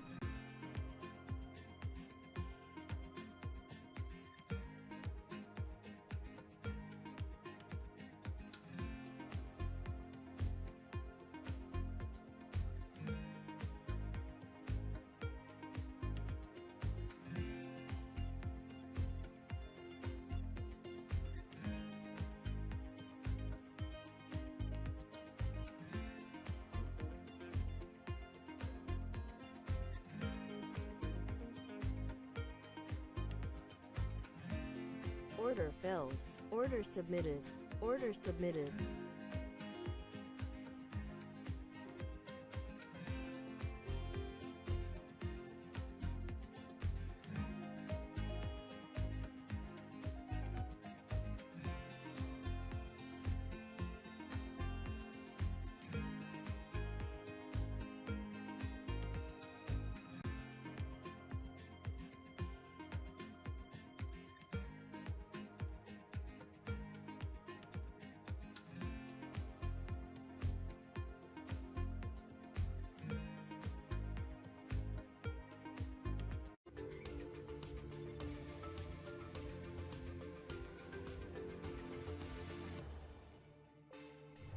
He leads the company that operates 4 of the most popular cable channels for women, producing a wealth of content distributed around the world.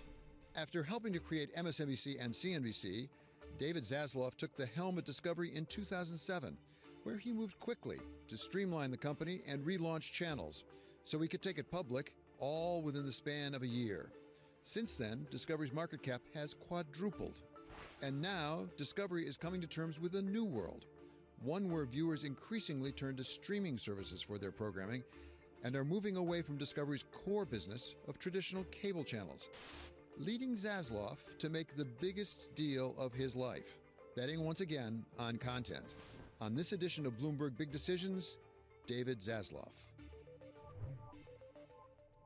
David Zaslav, thank you for joining us. Great to have you. Great to see you. So you've just completed the biggest deal of your career, I believe, $12 billion for Scripps. Why did you do it? Well, it's interesting. There's a financial reason, and there's also a strategic drive that we think could really work for us. Here, we're in the cable and free-to-air business. Scripps is in the cable and free-to-air business. And so we both do the same thing. It's what we do for a living. It's what we know how to do. It's what we do every day when we come to work.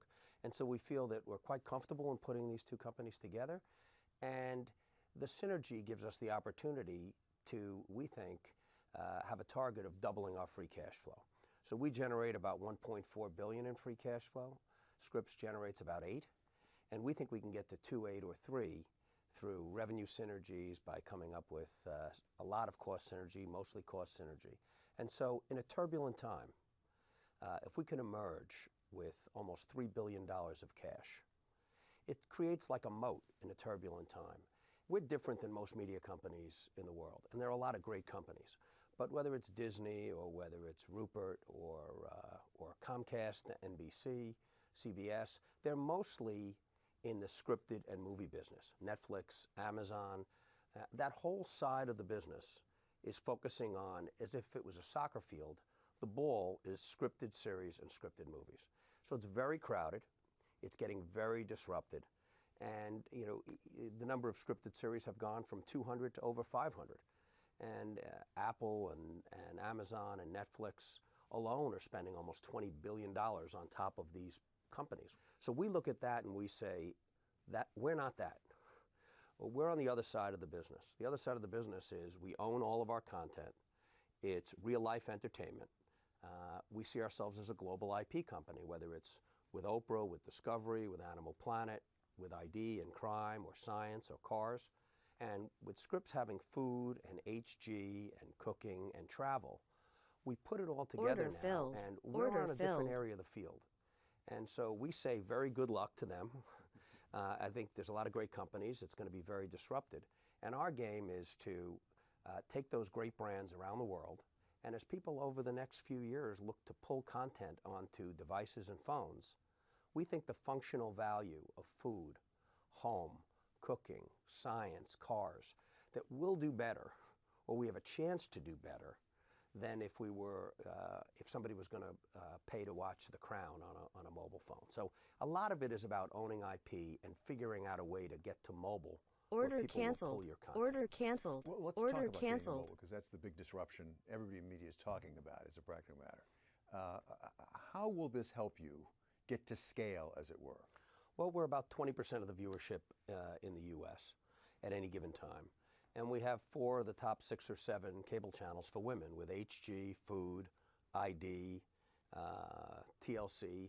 And then we have OWN, that's #1 for African American women. So I think we have a great menu to offer to an advertiser.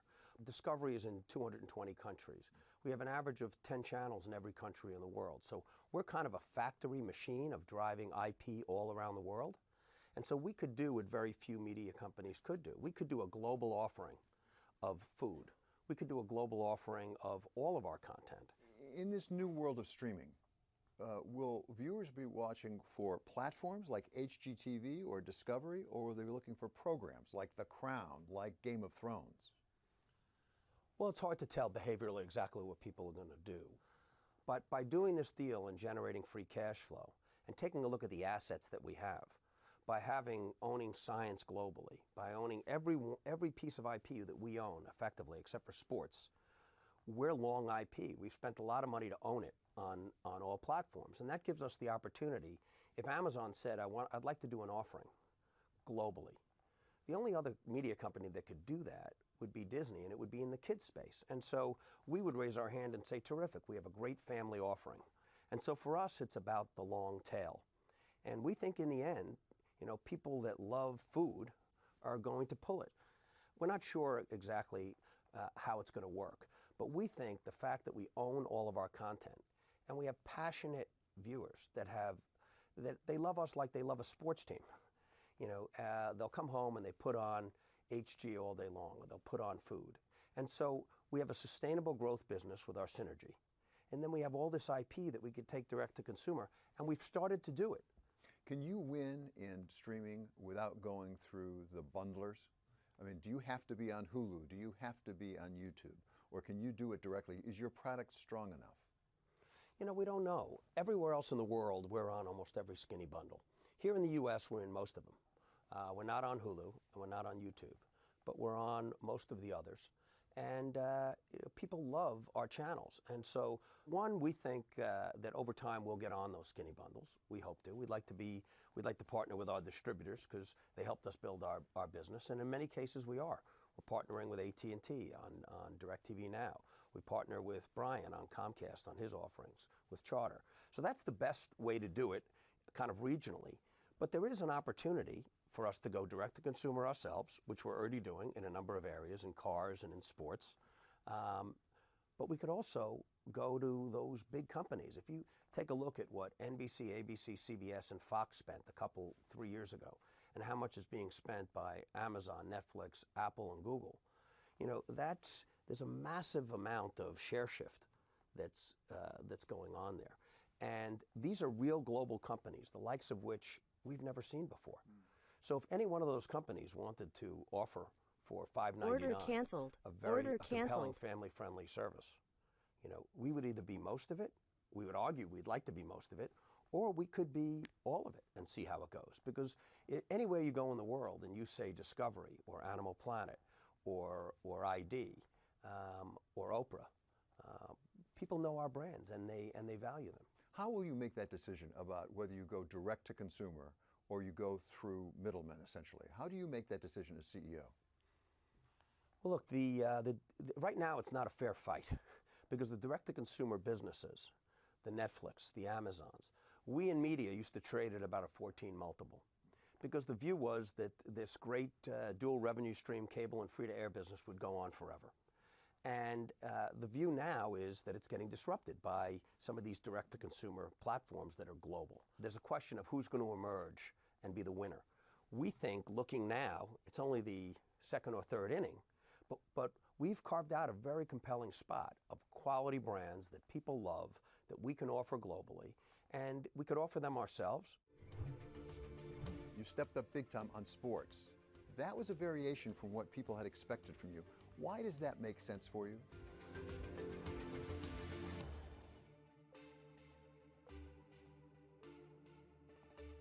Order submitted. Order submitted. Order submitted.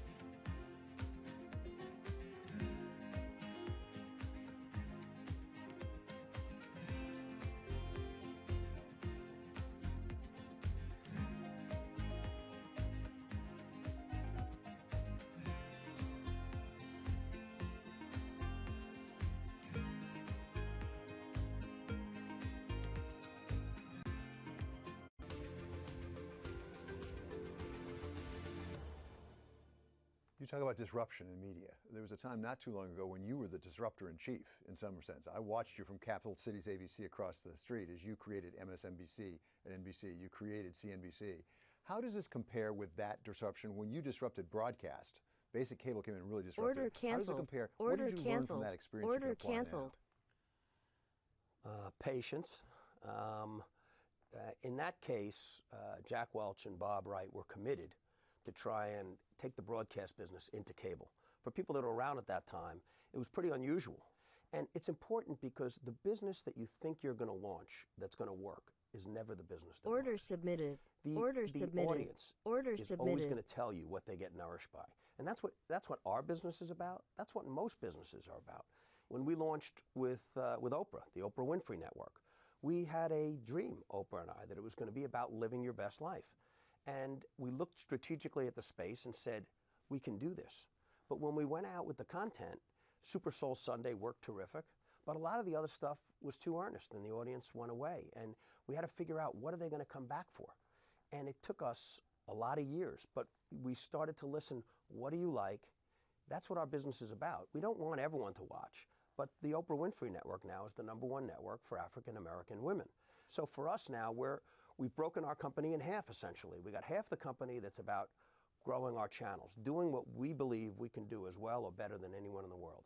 Then there's a whole group that has to figure out, okay, how do I get over the top? What do people want when they consume content over the top, you know?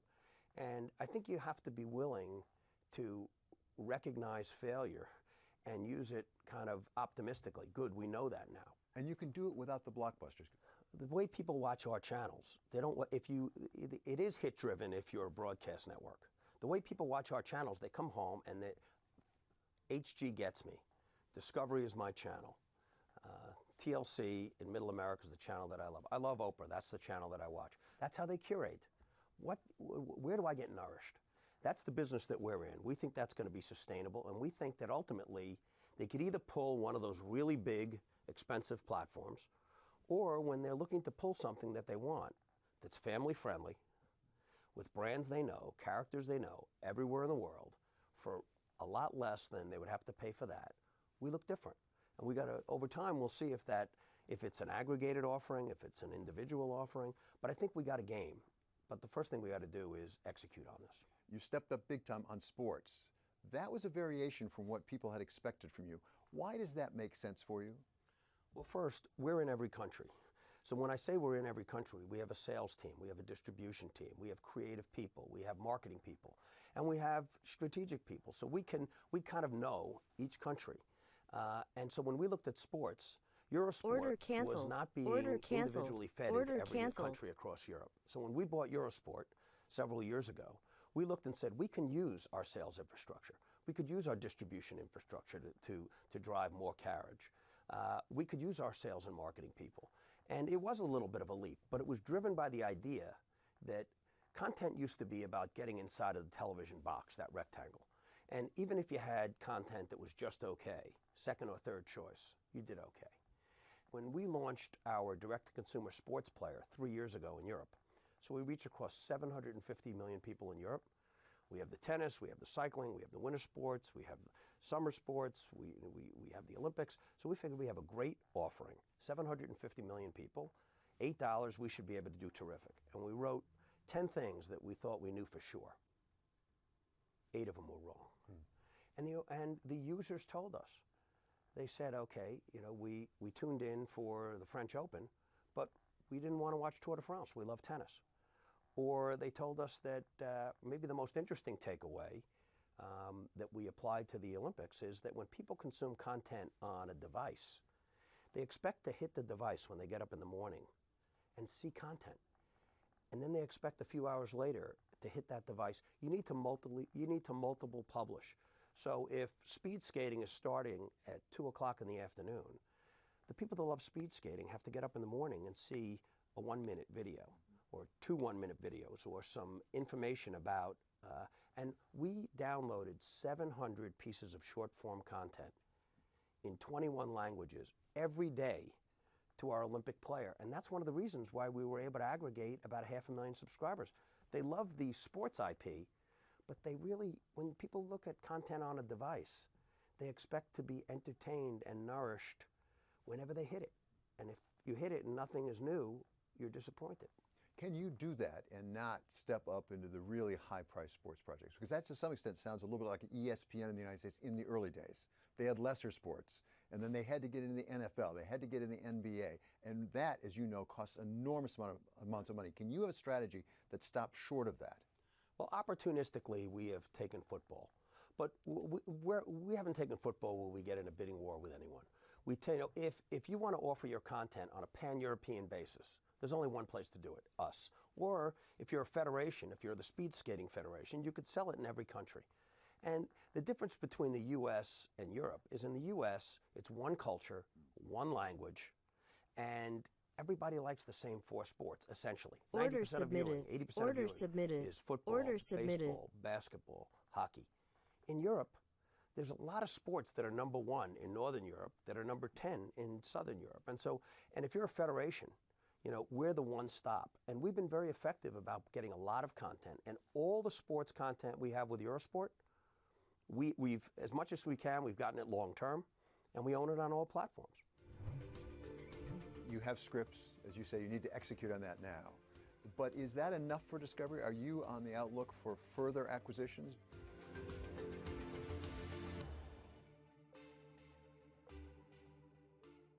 This is news, but not as you know it. This is TikTok by Bloomberg, the first and only global news network built for Twitter. 24/7 news streaming live on Twitter.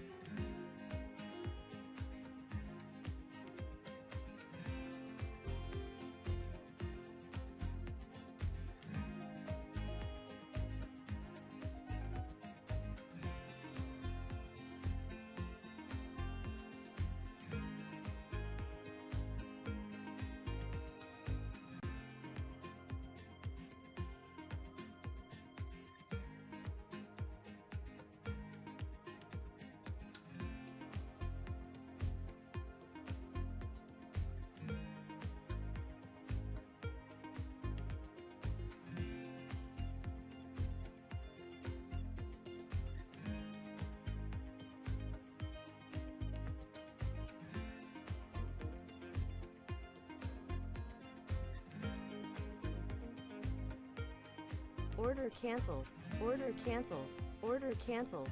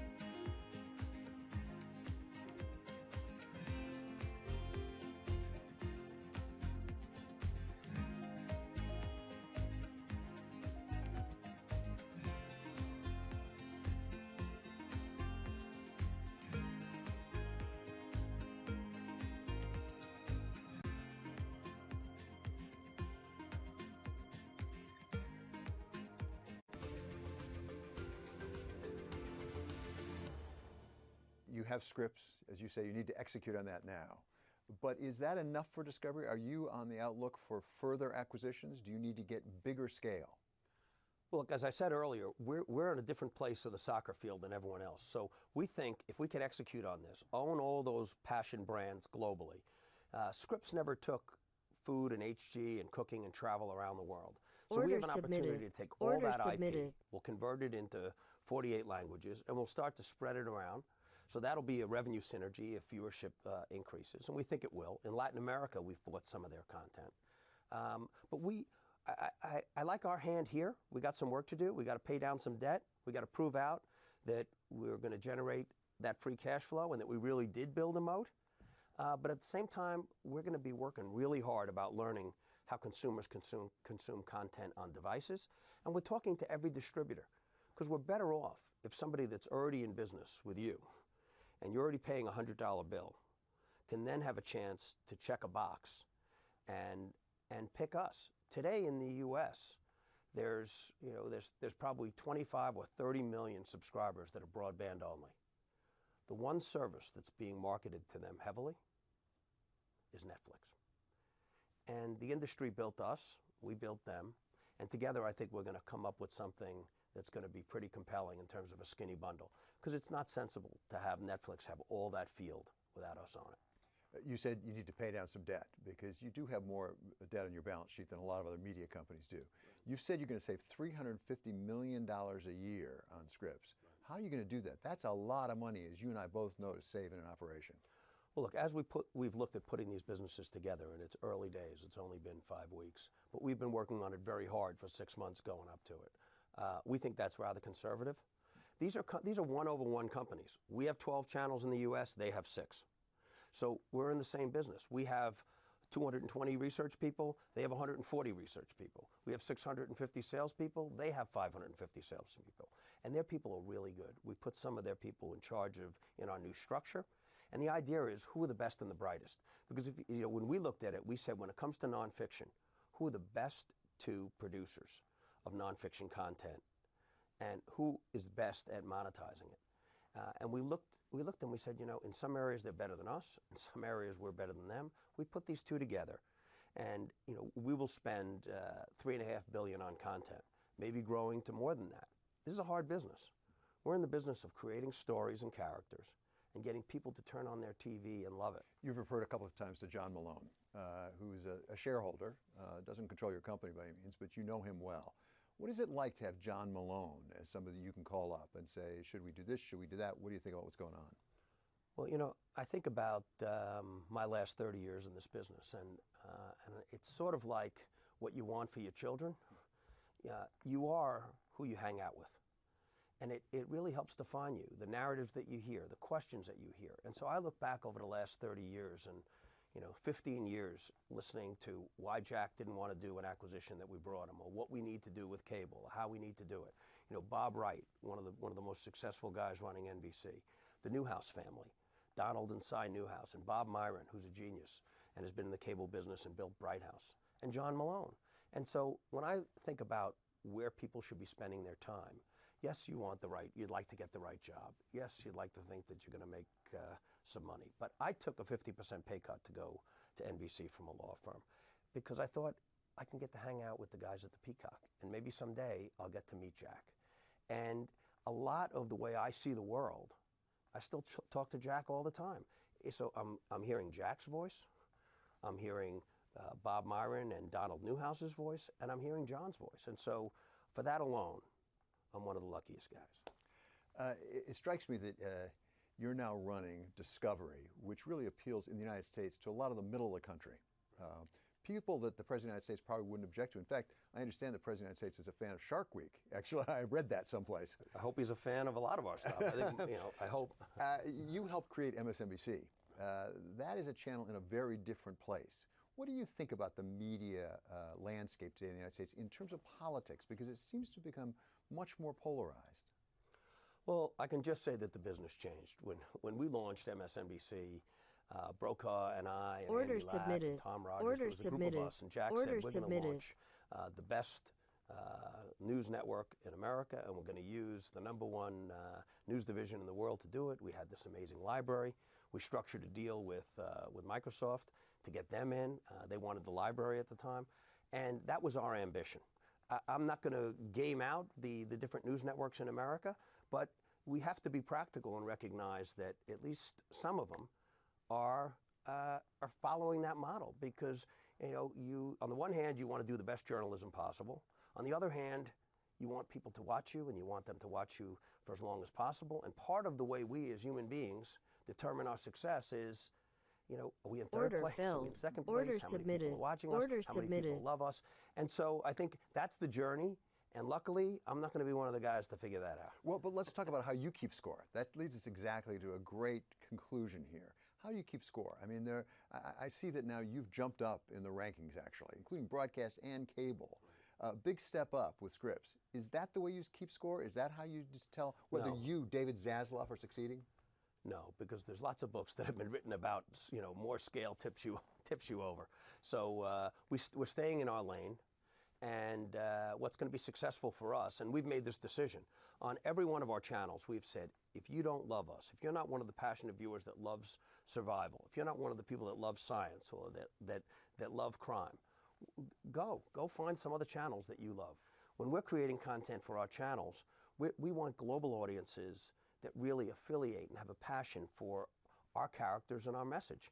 And a big piece of that is we're not going for the best rating. We're going for the most potent audience that says, they get me. When I go there, I see something that I love. And if we put something on any of these channels that looks like we're going for ratings, they'll immediately say, what's this doing on here? And so they're quite clever, and you just got to continue. This is what we do for a living. Figure them out on TV and try and figure them out in terms of the devices as to what they're going to love and what they're going to pay for. David Zaslav, thank you so much for spending time with us today. Thanks, David. Good to see you.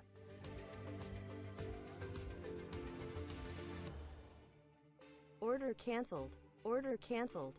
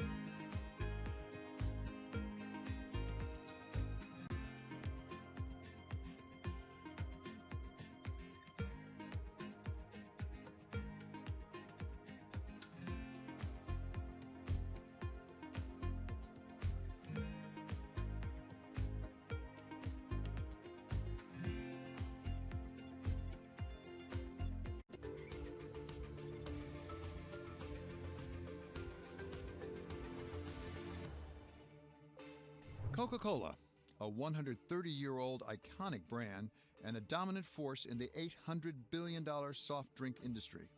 Synonymous with globalization, Coca-Cola operates in over 200 countries worldwide. The beverage behemoth now has a new CEO. James Quincy spent the last 2 decades rising through the ranks at Coca-Cola. Now, as head of the company, Quincy aims to win over a new generation that shuns sugar, and to show the world that he takes the environment seriously, even as he adapts to a new world of technology. James Quincy sat down with us for an extended conversation. We wanted to understand how he plans to use innovation to transform every aspect of Coca-Cola, attempting to change its culture while managing a global checkerboard of regulations and tax regimes. Coca-Cola operates in a lot of different countries, which means there's a lot of different regulatory systems, a lot of different legal schemes you have to really adapt to. Let's talk about a couple of those. First of all, the United States. The tax cuts, how does it affect Coca-Cola? Yeah, we're still working through the numbers. I mean, our tax rate last year effectively was about 24%, so it's not the biggest change to us. Because we're an international company, the absolute rate hasn't affected us as much as perhaps some of the more domestically focused enterprises, but we're positive on moving the territorial system. So we think the simplification is positive in the long run. To the extent that it helped create more demand, that will be good news too. We're still working through the numbers that we'll lay out on our earnings call. Of course, we're part of having some of the money overseas, but in the end, if it generates more economic growth, that will lift all the boats. Does the expensing of capital investment affect you at all? Not in a great amount. I mean, it will make some difference. We'll lay that out, but that's not the biggest moving piece for us. And if there is significant incremental cash available to Coca-Cola, have you decided yet, does it go into capital investment? Does it go into buybacks of shares? Does it go into dividends? I mean, we weren't short of cash at the end of the day, so, you know, we've been a successful company. We've got the resources we need to invest in the marketplace. We're still working through exactly how the puts and takes work, because obviously you've got to pay tax on the cash first, or in addition. So we're looking at how we use all that and how we make the right capital allocations. One of the really big issues for the United States right now is the so-called dreamers. These are the young people who were brought here as children. And the question is, do they get to stay as adults, essentially? Do you have at Coca-Cola people who are really uncertain about whether they can stay or not? There are about 700,000 more or less nationwide. Yeah, we have some people in our company and in our bottling partners who fall under the Dreamers or the Dakar program. You know, we would love government to find a way to make proper underlying immigration reform, and including finding a solution for the Dreamers so that it's not so disruptive and that they can stay. So hopefully they'll find a path to that. Of course, partial solutions may be necessary, but we would love to see fundamental reform. You ran Mexico for Coca-Cola at one point, so you have seen this issue on both sides of at least our southern border. Do you see a path forward, a constructive path forward on immigration? I think there's a path forward, but I think it also is connected, and it can't be completely disassociated when you think about long-term fundamental reform from getting both economies to grow. In the end, part of what drives the informal immigration is the disparity in the economic outlook. So having a community of North America where all the economies are growing actually helps solve that problem too. So I think, you know, leadership from the United States to drive growth will help solve some of these other issues too. You've also seen NAFTA from both sides of the border. You've seen that issue, which is another hot issue right now in the United States. Has NAFTA overall been good or bad for the United States? My view would be that free trade deals are good overall for all participants, and I think it's been good for North America and all the countries in it. Doesn't mean it's perfect. Very few free trade deals are perfect, so can it be made better? Yes, I hope they can make it better, but I don't think we should start deconstructing global trade. I think it's been a powerful engine for lifting all boats. It doesn't mean it solved all problems. There are questions of income inequality. There are questions of not all the rules were perfect and need to be improved. But let's go forward, not backwards. So when President Trump first came in, he was very closely allied with many people in business. He consulted and he had panels that he talked with as well. Do you get to talk, either President Trump or the administration, about things like NAFTA? I mean, do they consult you, or do you make your views known to them? When there are things where we have a view or it affects our business, we make our views known either directly to the administration or through many of the business forums, like the Business Roundtable. There are enough points of intersection collectively and individually with the administration that everyone they know what we think. So from that, do you have any sense of where we're headed with NAFTA? Because there are conflicting reports. I mean, the Canadians seem to be preparing for actually U.S. withdrawal. There are a lot of people in Washington who say, no, we're not going to withdraw. Do you have any sense from your point of view of where we're headed? My view on negotiations is you've got to let the negotiators negotiate. And if you're not in the room, you don't know what the answer is until it comes out. So I think the important thing for those that aren't in the room is to keep saying what they believe to be true, what they believe to be the areas where things can be made better. And then the negotiators have got to get in the room and thrash it out, and trying to work out what color the smoke is coming from the room doesn't lead you anywhere until they come out and tell you what the answer is. Your native country has voted in a referendum to leave the EU. And I won't ask you what you think about that, but tell us how that's developing. I mean, is there a soft landing there that you can see? How would we get to it? It does a bit go back to my point about negotiations. You're never really sure until till the cake is cooked. I think the logic of the economics is a softer rather than a harder Brexit. I think in the end, whilst it won't be a catastrophe one way or the other, life will be better. There'll be more economic growth if it's a softer Brexit, but there's a lot of details and a lot of different points of view to work out, because in the end, the referendum wasn't between do you want this or that. It's like, do you want this or not want this? It wasn't a referendum around the version of the exit, which is kind of where we're trapped at the moment. And of course, there's a lot of negotiations going on. It's very important to get it right for the UK and to some extent for Europe as well. Whether it's Brexit or whether it's NAFTA, how do these trade issues affect Coca-Cola's business? I think one of the great benefits of the Coca-Cola system is we're global, but we're extremely local. I mean, we manufacture in every country virtually that we sell in. Virtually everything that's sold in the US is made in the US. Virtually everything that's sold in Mexico is made in Mexico. Virtually everything that's sold in the UK or France is made in that individual country. So the global trade restrictions or openings don't tend to affect us heavily in the moment. To the extent that they reduce or increase total economic growth, that's what matters to us. And so I think philosophically, we're pro global free trade because it drives economic growth. Therefore, let's focus on making those deals better because it will provide the wealth to then solve a lot of society's problems. You came in and took over Coca-Cola and really trumpeted innovation as critical to your future. I believe you have a chief innovation officer, but maybe you're the chief innovation officer in some sense. How do you innovate in a 130-year-old company that's so well known around the world, has been there for so long, has such an entrenched perception in people's views? It's hard. I mean, any institution that's been around a long time, whether it's a company or a government or any organization, it's going to be very hard. So I think from my point of view, if I'm not the chief innovator, I'm certainly the chief agitator for innovation. And what that means is, driving the culture to try and do a few things upon top of everything else we do. Stay curious. If we're not curious about the outside world, about the consumers, about the customer, about what's changing, order canceled. How will we Order innovate? submitted. But order curiosity filled. just leads order you to an insight. submitted. It's very passive. Order you submitted. need to drive order empowerment submitted. so people feel they can go and do something, that they're not waiting for head office to make the decision, that they can get up in the morning and go and do something. And I think the next thing is you've got to be inclusive. You've got to try and connect the pieces because we've got a tremendous global knowledge and tremendous global system. Sometimes your idea has already been tried somewhere Order else. submitted. So connect order to the other submitted. parts of the system. Order submitted. And lastly, we probably fell into the trap of trying to make things perfect before we did anything in the past.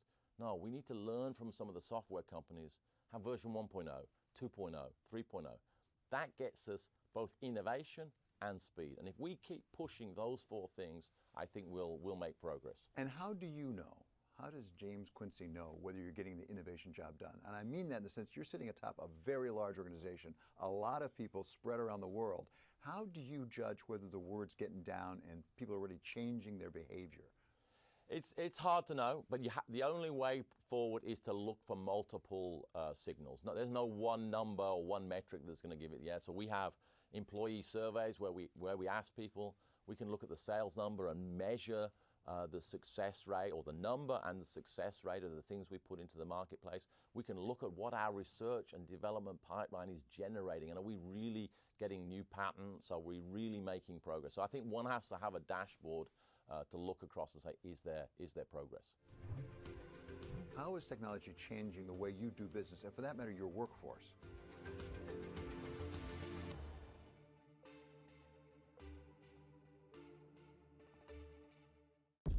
This is news, but not as you know it. This is TikTok by Bloomberg, the first and only global news network built for Twitter. Objective reporting that you can trust. Curated comments that provide insight. TikTok by Bloomberg. 24/7 news streaming live on Twitter.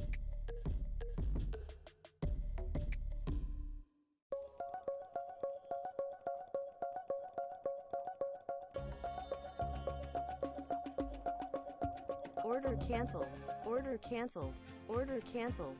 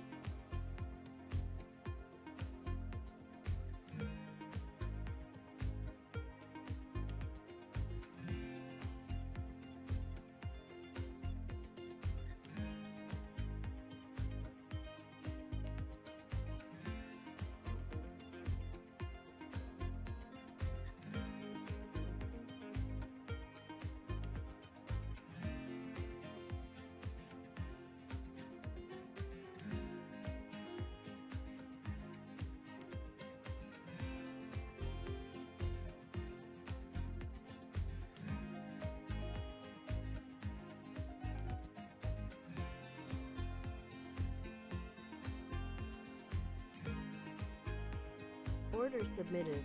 Order submitted. Order submitted.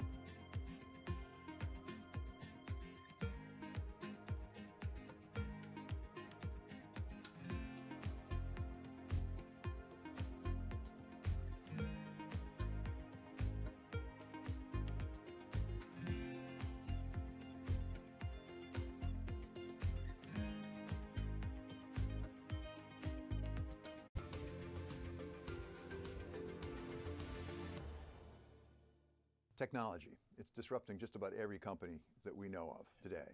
How is it affecting Coca-Cola? And first, talk about how it's affecting your relationship with your consumer.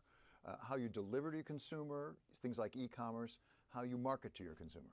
Yeah, I mean, we kind of look at it in three buckets. How we engage with consumers, you know, there used to be TV advertising, now there's social media. The ways of engaging with the consumer are changing rapidly. Who the customer is and how the shopping actually happens is changing rapidly. And of course, internally, it's changing rapidly. With the consumer, around the world, you know, TV is still the biggest vehicle, maybe less so in some of the developed economies, but around the world, it's still the biggest vehicle. But a lot of it's going into social media. We work closely a lot with a lot of the new tech companies in social media, trying to find ways to, you know, continue to have a brand role. I mean, in the end, someone's got to pay for the content to be developed, whether that's through advertising or sponsorship. So I think there's a lot of change going on. We're adapting. I think we feel we're kind of towards the front end, but what I'm totally clear of is going to be different in 5 years, and it's going to be very different in 10 years. And we're going to have to keep investing in innovation and keep evolving to stay close to the consumers. As you look around the world, which markets do you see the fastest innovation when it comes to e-commerce? When you just sort of get on your app and you order something up, it gets delivered, for example. Is it China? Is it the United States? Is it Europe?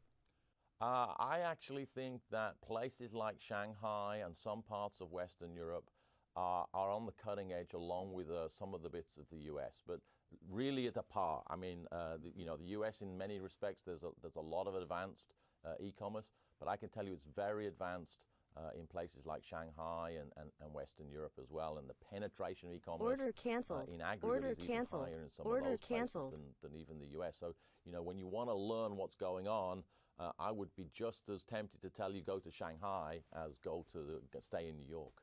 And how do you market in that circumstance? I mean, we're used to going to a fast food restaurant, for example, and there's a Coca-Cola there. It's on the menu. Yeah. So let's have that Coke or that Diet Coke. Yeah. You don't have that when you're on your app.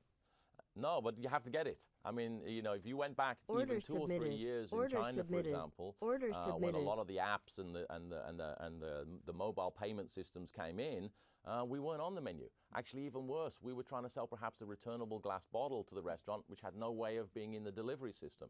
So we've had to re-engineer our business system very quickly to both be present on the app. So what's the virtual representation of what you'd normally see in the store?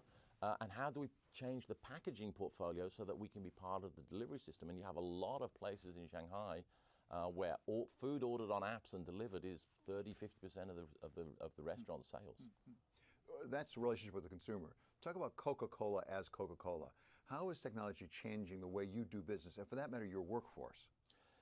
It's changing it in lots of profound ways. I mean, in simple terms, you know, you go back 10, 20 years, we were a large company and we're one of the few that could afford to invest in expensive IT systems and do our own stuff, our own programs, our own server farms.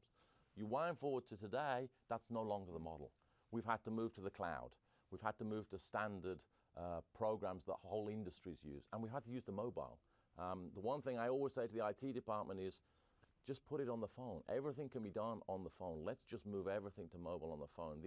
The old days of IT had training budgets. Why? Everyone knows how to use the apps on the phone. So it's profoundly changing the way that we work, and I think it's going to continue to flow through the organization. We have a big program of digitizing the company. Does that translate into fewer employees as a practical matter because of the efficiencies from digital? I think for sure it changes into a different profile. I mean, people are having to adapt to doing things in a different way. We've actually made a lot of changes in our IT departments to move to a different skill set. So it's certainly changing the nature of employment and the sorts of profiles you want. Whether we buy the services ourselves or we buy the services or do it ourselves makes a difference as to where the employees are. But net, more employment's being generated in the economies. So can Coca-Cola compete with Silicon Valley and the digital startups when you're trying to recruit the young computer scientists?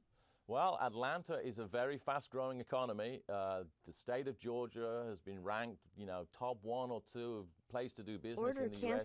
for many years in a row. The local political system has done a great job.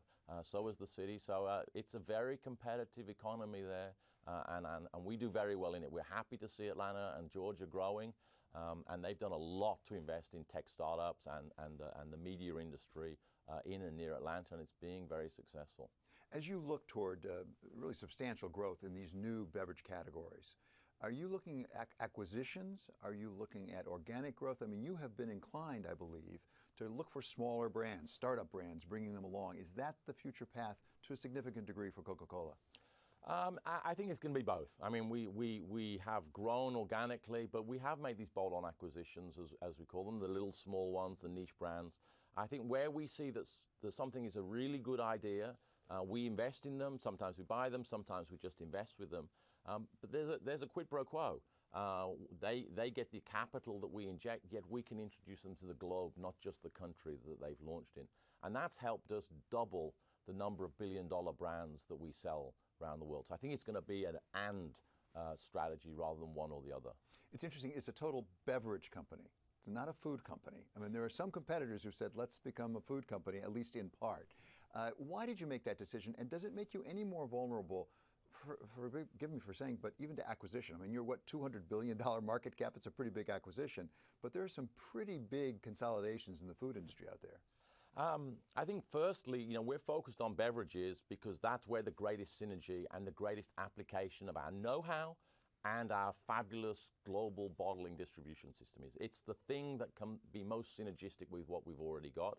And the market for beverages is one of the best growing markets in the whole of the supermarket or in the other stores. So it's a great market. We have a good position. We can create a lot of synergy. So it's a question of choices. I sometimes say never say never, which then causes confusion because people say you haven't ruled anything out. I say no, it's a question of what's most logical. And beverages are the most logical thing for us to do first because we stick to our knitting. In terms of how we think about the consolidation, in the end of the day, I'm pretty convinced that investors, gold star goes to those that grow with expanding margins. Growth is the name of the game. If the category's got no growth, then optimize the margin. Okay, but that's still silver prize largely over the long term. So I'm pretty clear. If we focus on driving top-line growth, which we believe we can with our strategy of total beverages. We will attract an investor base that will be very happy with us over the long run. By 2030, you want to be getting a bottle back for everyone you put out there. That's a lot of bottles for Coca-Cola. How are you going to attract all that plastic?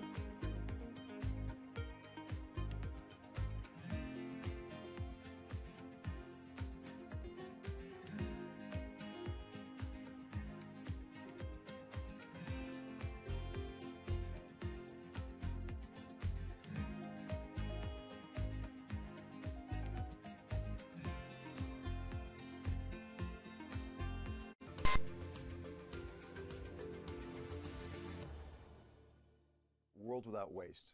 Great goal. You have a big new packaging announcement. Why is it important to Coca-Cola, not just as a corporate citizen, but as a business? You know, it's important to us for a very core part of our values. We've always believed that to have a healthy business, you need to be operating in a healthy community. And one of today's biggest problems is packaging waste. We've done a lot on making things recyclable. We've actually invested a lot of R&D in making progress on reusing it. What we need to do is collect it. So this announcement is about the big missing piece in generating a world without waste, which is collecting back the plastic and creating a market economy for that collected plastic. And I think that's going to do great things to help us grow into the future without creating waste, which is good for us and it's great for communities. How are you going to attract all that plastic? By 2030, you want to be getting a bottle back for everyone you put out there. That's a lot of bottles for Coca-Cola. How are you going to attract all that plastic? Well, to give you an idea of the dimension, we need to bring back, every person in the world, if they bring back 2 bottles a month, we bring back all our bottles. That's our objective. 2 bottles a month for every person. We collect every bottle we put out. How are we going to do it? Well, there'll be different systems in different countries. You know, every country needs a solution, but it won't be the same everywhere. There are kind of places where it's reasonably advanced in Europe to more informal economies where the collection happens. So there's going to be different solutions everywhere. We're going to have to work with NGOs, other industrial companies and governments to put in place these solutions. But it's absolutely doable. And I think that's what's exciting about setting the objective. We're very conscious of this in the United States, but what about in other places, like China, for example? Yeah, look, I think the emerging and the developed countries are where more of the problem is than the US or Europe, which is probably at the leading edge. So we need to do more there.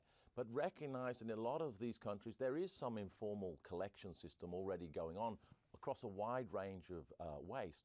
What we need to create is the circular economy. We need to create value for that. So often in the case, and we did this in Mexico, for example, you go back a little more than 10 years, it was less than 10% of the plastic was recycled. Now it's 60%. How? The informal economy was collecting the waste, but there was no market for it. No one wanted to buy it. So we went into the marketplace and bought the plastic, invested in factories to recycle that and reuse it in our bottles. So I think there's a model there for the Chinas and other parts of the world on how to create value out of plastic and get it reused. You've laid out a bold strategic vision for your company called Total Beverage Company. that includes things beyond Coca-Cola and even beyond Diet Coke. It goes on beyond that to these 5 categories. What's driving that? Is that basically to get away a bit from sugar drinks? Actually, you know, we're following the consumer. When you look at what's happening around the world, as the world is urbanizing, as people have got more disposable income, they're spending more money on a range of things, including beverages. So what's important within that growing market of beverages is they want more choice. Different people want different things. So if we really want to be able to serve the customer, serve the consumer, we've got to follow them. We've got to get into more categories. Coke is likely to remain the heart and soul of the company. It's the world's biggest fast-moving consumer good brand. But we need more. We need to offer consumers what they want all day long. We have to offer choice. And I think that's what's going to guide us forward. And in a way, it goes back to where we started. If we pay a lot of attention to what the consumer wants, they will take us to where the business needs to grow. And then it ultimately ends up in growth for the business. I understand that on average around the world, people consume about 8 ounces of a beverage per day. And Coca-Cola, I was told, is about a half an ounce. What is your goal? How much of the market share of total beverage can you really take globally? I mean, I don't think there's a end of history moment when we reach nirvana. I think what we're looking to do is gain share every year. I mean, it's a competitive marketplace. We have a lot of well-funded competitors doing a lot of exciting things. So we're focused on is can we serve the consumers and gain a little bit of share each year and generate a growing business system that our objective is to create value for everyone who touches that business system, whether it be the economics of the people who are in the value chain like the customer, or even society with initiatives like the packaging one, you know, which I think builds on our heritage of creating shared value in the world. You know, 10 years ago or so, we set ourselves the objective of being water neutral by 2020, and we achieved it a few years early. So we return to the environment all the water we use, which is one of the things that gives us confidence that we can achieve this packaging objective. So we get business growth and doing it in the right way for society. Okay, thanks very much. We're wrapping up there. This was terrific. Thank you so much. That was really fun. Thank you.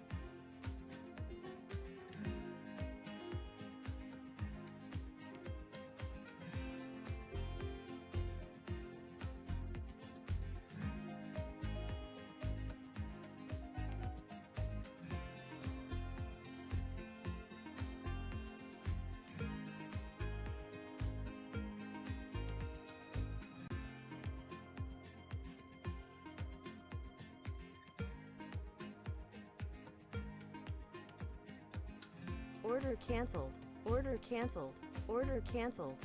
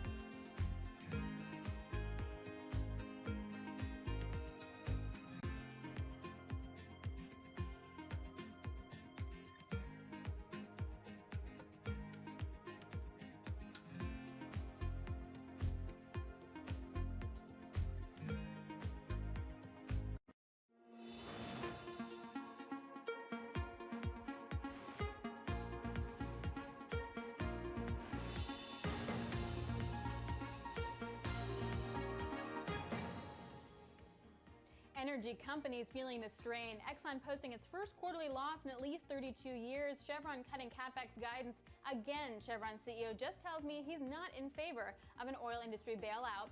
And Big Apple, big dividend, murky outlook. Apple does not provide a forecast for the first time in more than a decade, while Amazon warns of a potential second quarter loss. It's the have and have-nots of tech.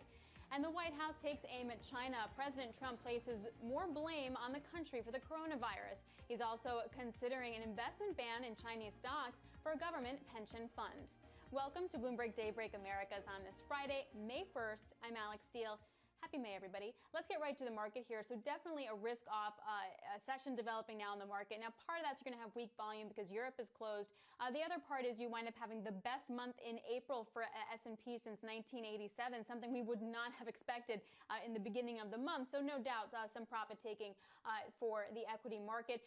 You're seeing a dollar-yen a little bit weaker, though. It's a mixed dollar story in the G10 space. Yields pretty much go nowhere. Oil trying to catch a bid. We're almost 20 now for WTI, and all of this coming out as we get earnings from industrials as well as big oil and as well as tech. So let's take a quick check in here on where some of these stocks are trading. Want to take a look at Chevron. They're cutting their CapEx by 13% from their last CapEx cut, now looking about $14 billion. They're going to be cutting production, particularly in the Permian here in the U.S. Exxon also reporting a quarterly loss, first time in about 32 years. You have Honeywell looking at suspending their full year guidance. Fluor is suspending their dividends as well. Apple sort of getting some bad buzz because they didn't have a guidance for the full year. So all of that reverberating within the market. So for more on earnings, joining me now is Mark Stokel, Adams Fund CEO and Senior Portfolio Manager. He owns Exxon, Chevron, Apple, and Amazon. So you own all the stocks that are moving. So it's great to have you, Mark.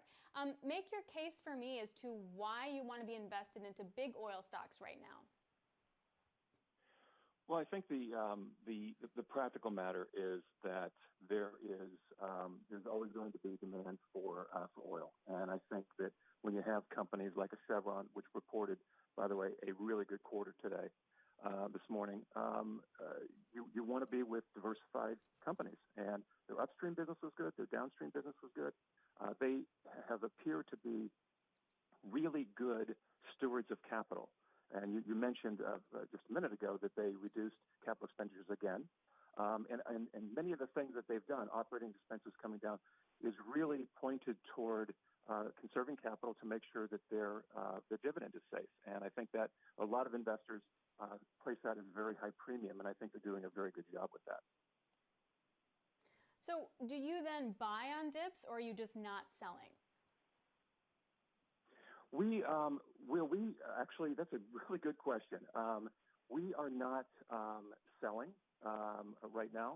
Certainly Chevron, if you're talking specifically about oil, we are not. What we're trying to do is to do what I think every prudent investor should be doing in this time, which is looking at how to upgrade their portfolio. And I would say, based on what we've seen today, and again, the Exxon results came out a little bit later, that our predisposition would be to be a bigger weight in Chevron than in Exxon. It's one of the reasons why we are overweight Chevron relative to Exxon in our funds. And I think they proved today that that's a smart thing. And order submitted. Exxon, order submitted. Let's look at Exxon. Order they have submitted. beat revenue 13 out of the last 20 quarters, and they beat EPS 11 out of the last 20 quarters. They have a very different philosophy than Chevron, and we think that Chevron's is much more durable. So, and I also wonder how important dividends are to the stocks that you invest in for two reasons. One, because Exxon and Chevron, even if they're going to freeze their dividend like Exxon did, they're very committed to it. Apple increased their dividend at a time when many are suspending or cutting their dividend. How does that factor into your investment thesis? The way we run our funds is that dividends are not as big a component. It's certainly a nice to have.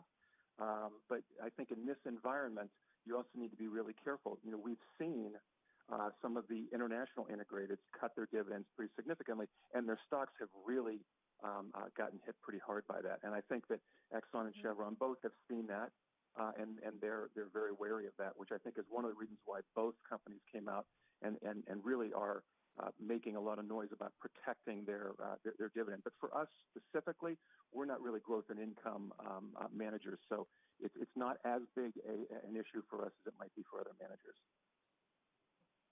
It's a great point, so I appreciate that point. For Apple, though, the dividend increase isn't bad. So what did you make of the negative reaction the market had towards Apple?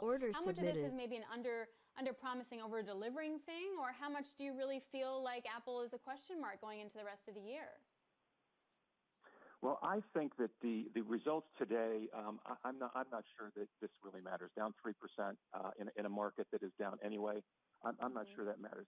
I will tell you, I think that the Apple quarter was a good quarter, good solid quarter. A couple of things that were really good.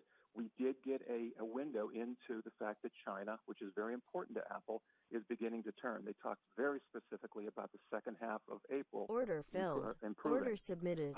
We Order also submitted. saw iPads and Macs benefit from work from home and learning from home, the kids being home. Order filled. Services Order were very submitted. good, and Order 5G submitted. remains on track. I think that's really important. We heard Qualcomm talk about the fact that the uptake in China for 5G was good, and to us, Apple is almost Order canceled. more of a Order canceled. second half Order canceled. 2021 Order submitted. story, mostly Order because filled. of 5G. Order so submitted. I think this Order is an submitted. interesting opportunity Order for people submitted. to buy Apple that don't own it, because I think that the near term is very solid, and I think that what we expect to see, mostly driven by 5G, for the balance of this year and next year should be very good. Then what do you make of Amazon then? I mean, it's twofold. Not only are they going to have to spend a lot to sort of increase their wages for workers, they're hiring more workers, they're going to have to sort of change up how they're doing their warehouses to meet demand in a business that isn't that profitable them to begin with in terms of margins. At the same time, they're under a lot of heat for how they're treating their workers. How do you view Amazon right now? I think what Amazon did is brilliant. I've said this for a very long time. I think that there's no CEO on the planet that Order thinks longer canceled. term than Jeff Order Bezos. canceled. Now that being Order said, canceled. I think what he's done with this $4 billion commitment to commitment to investments is he's addressing some of the things that Amazon has been where people have been critical of them, which is around workers, which is around infrastructure and those types of things. I think this commitment is being done at the right time. I think it's being done for the right reasons. I mean, there's a lot of pressure on their operations, their infrastructure, trying to do what they've done the last 2 months. And I think realizing that and addressing it, especially in this period of time where there are very few companies that are better positioned than Amazon right now. I mean, the whole the pandemic, the people staying at home, their ability to operate in this environment has been nothing short of stellar. And I think they're taking advantage of that, and they're reinvesting back in the business, which is something that Jeff Bezos unapologetically has said forever, is we're going to continue to invest in the business, and this is a perfect time to do it. Part of the rhetoric was that this large cap, the breadth has been so narrow on the S&P, and it's been these large cap tech names that have really held support for the S&P. Then we've seen small caps over the last week or so Order sort of canceled. outperform. What Order is your canceled. view Order on kind of canceled. owning the momentum that was already working and buying now into that, or trying to take on a little bit more risk or defense? It's a very good question in this environment, Alex, because it's something that we have begun to talk a lot about. It's hard to work against the momentum that's been working. I think in many of the stocks that you mentioned, there's still a lot of growth there. They're good, solid companies, really good balance sheets. But today, where we find ourselves with respect to valuation spreads between growth and value are the highest they've ever been. And we believe that you are beginning to get paid to start looking at some more value-type stocks. So in our funds, what we've been doing is looking selectively at opportunities to add some more value stocks. Not because we think that value all of a sudden is going to take off, but the valuation spread is so wide that it's almost more of a hedge than anything else.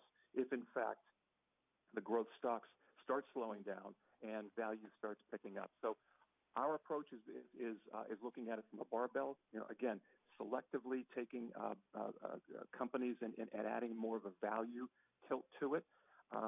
But it's hard to fight the liquidity that's in this market with the momentum stocks that are still there. So we're not giving up on those. We're just hedging and barbelling a little bit more. What kind of value stocks are you hedging with? Well, I can't talk about the stocks, but we're really looking at, we've done it in industrials, we've done it in financials, we have done it a little bit in technology, but it's the stocks that actually, based on what you just said, it's the stocks that have not shown up in the top performers over the last couple of years. It's more they haven't performed terribly well, but I'm not in a position to be able to talk specifically about the new things that we've put in the portfolio.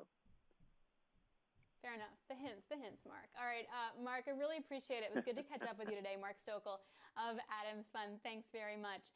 So let's talk about some repurchasing here. We mentioned Apple. Sentiment has been turning against share repurchases after the pandemic hit, and sometimes violently so, but not at Alphabet, not at Apple. So a day after Google's parent said it bought back $8.5 billion worth of its own shares in the first quarter, the iPhone maker added $50 billion to its own program. The authorizations come as politicians all the way up to President Trump have expressed unease about the practice at a time of worker hardship and cash shortages for some companies as well. About a quarter of last year's buyback totals already been pulled by the S&P companies. That's according to Goldman Sachs, and the bank expects S&P repurchases will decline by about 50% this year as well. I'm just pausing to see Exxon actually saying today it's going to continue to acquire shares to offset any dilution, so there's that as well. All right, coming up, governments should be planning for worst-case scenarios.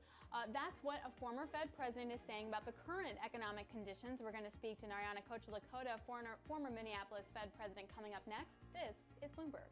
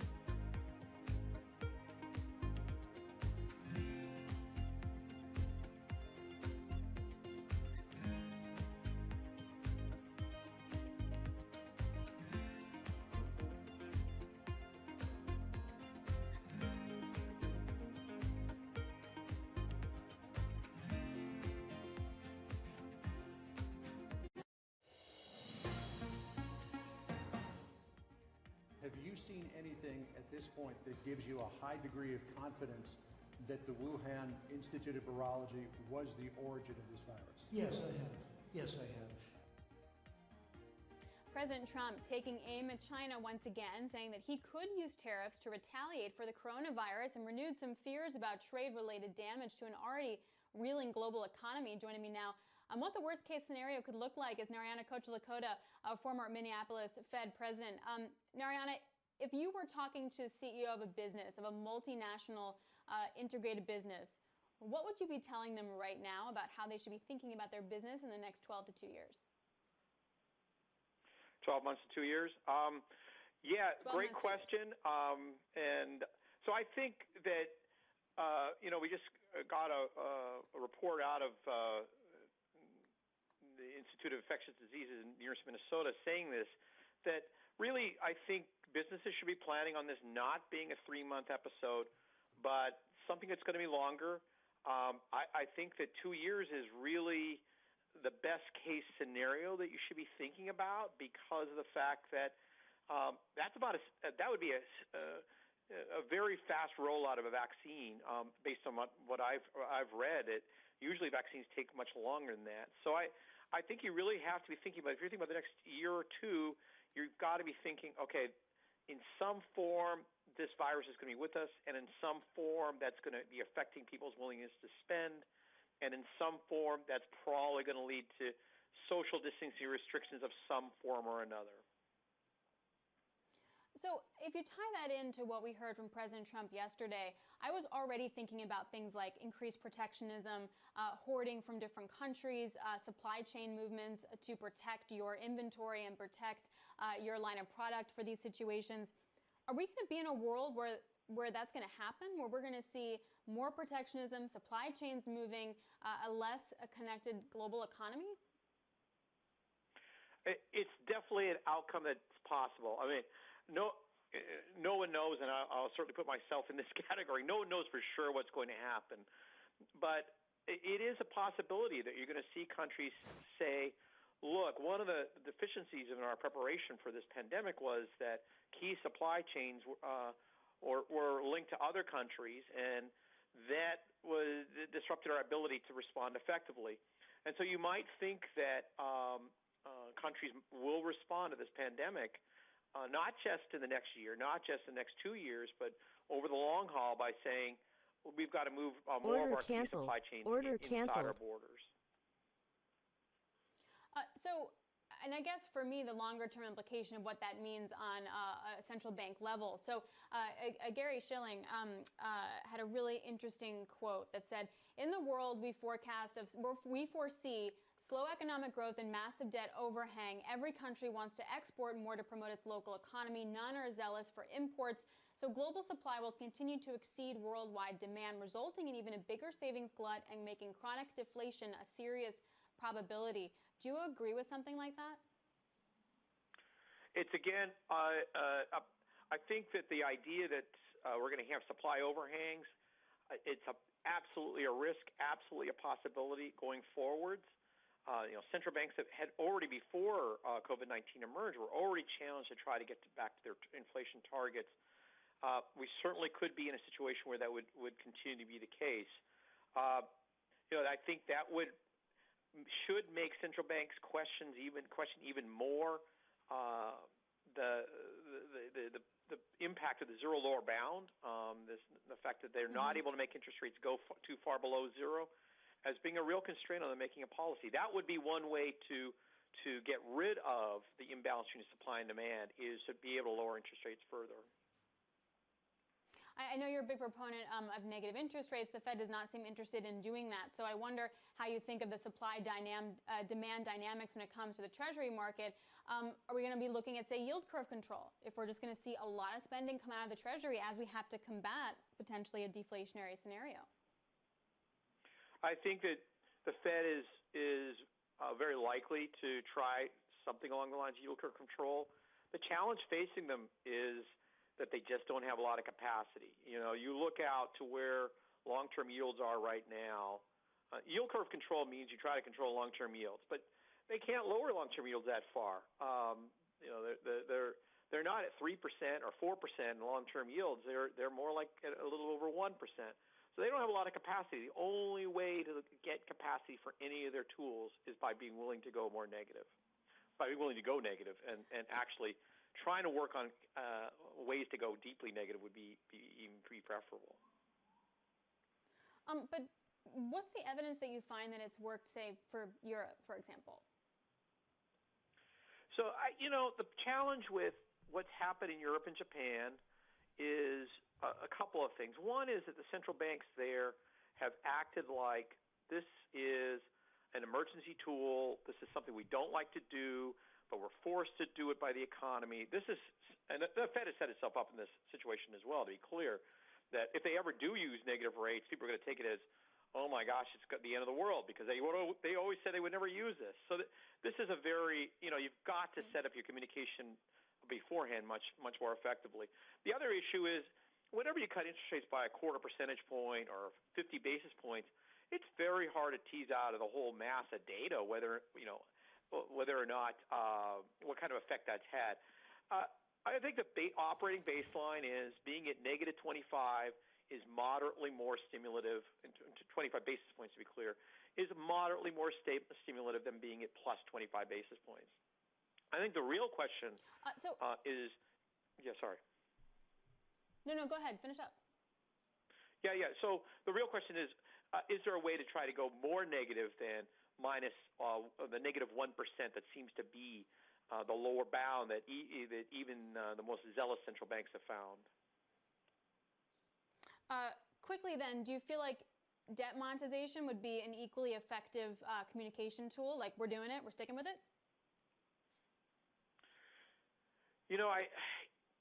I think the challenge is really about how do you shake people's inflation expectations and expectations of future output going forward.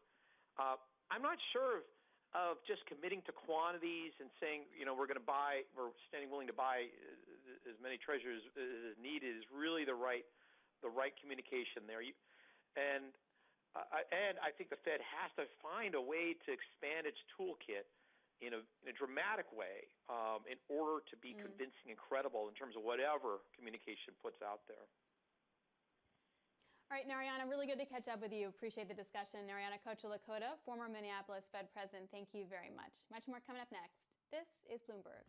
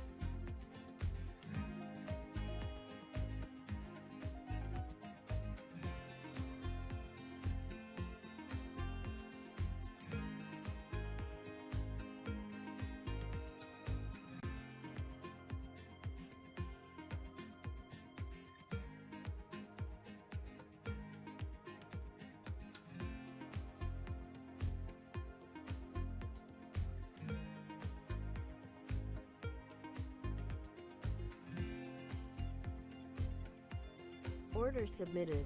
Order submitted. Order submitted.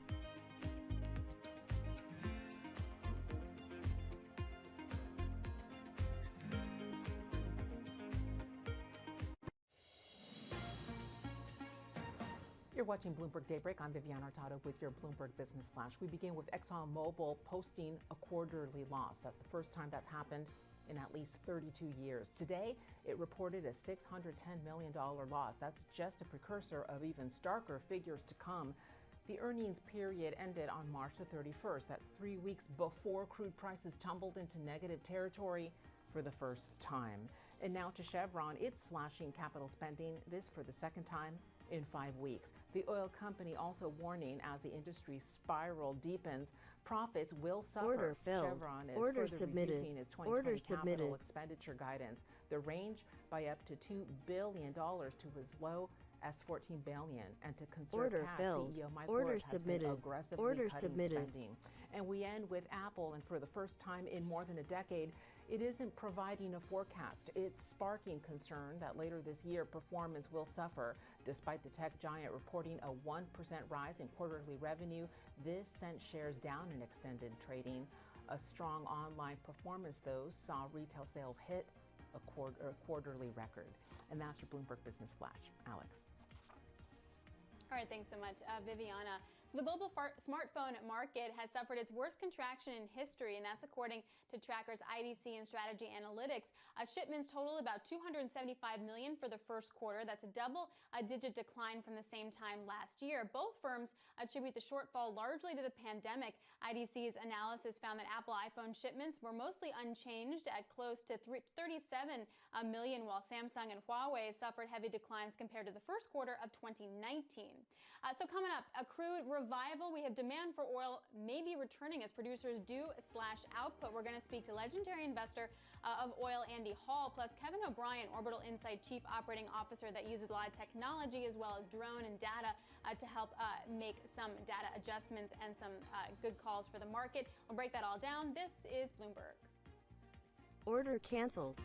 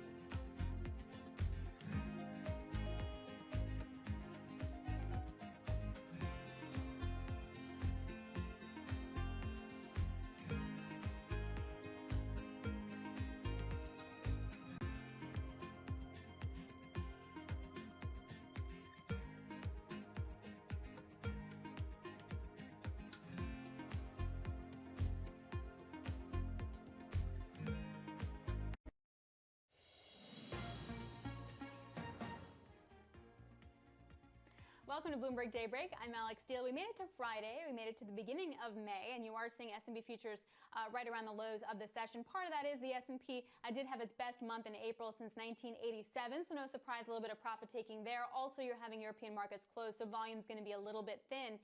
If you switch up the board, you can see what other assets are trading like. Not a lot of movement within the Treasury market. Dollar yen, though, moving lower. 106 now on the day as the yen gets a bid there. And crude trying to stabilize.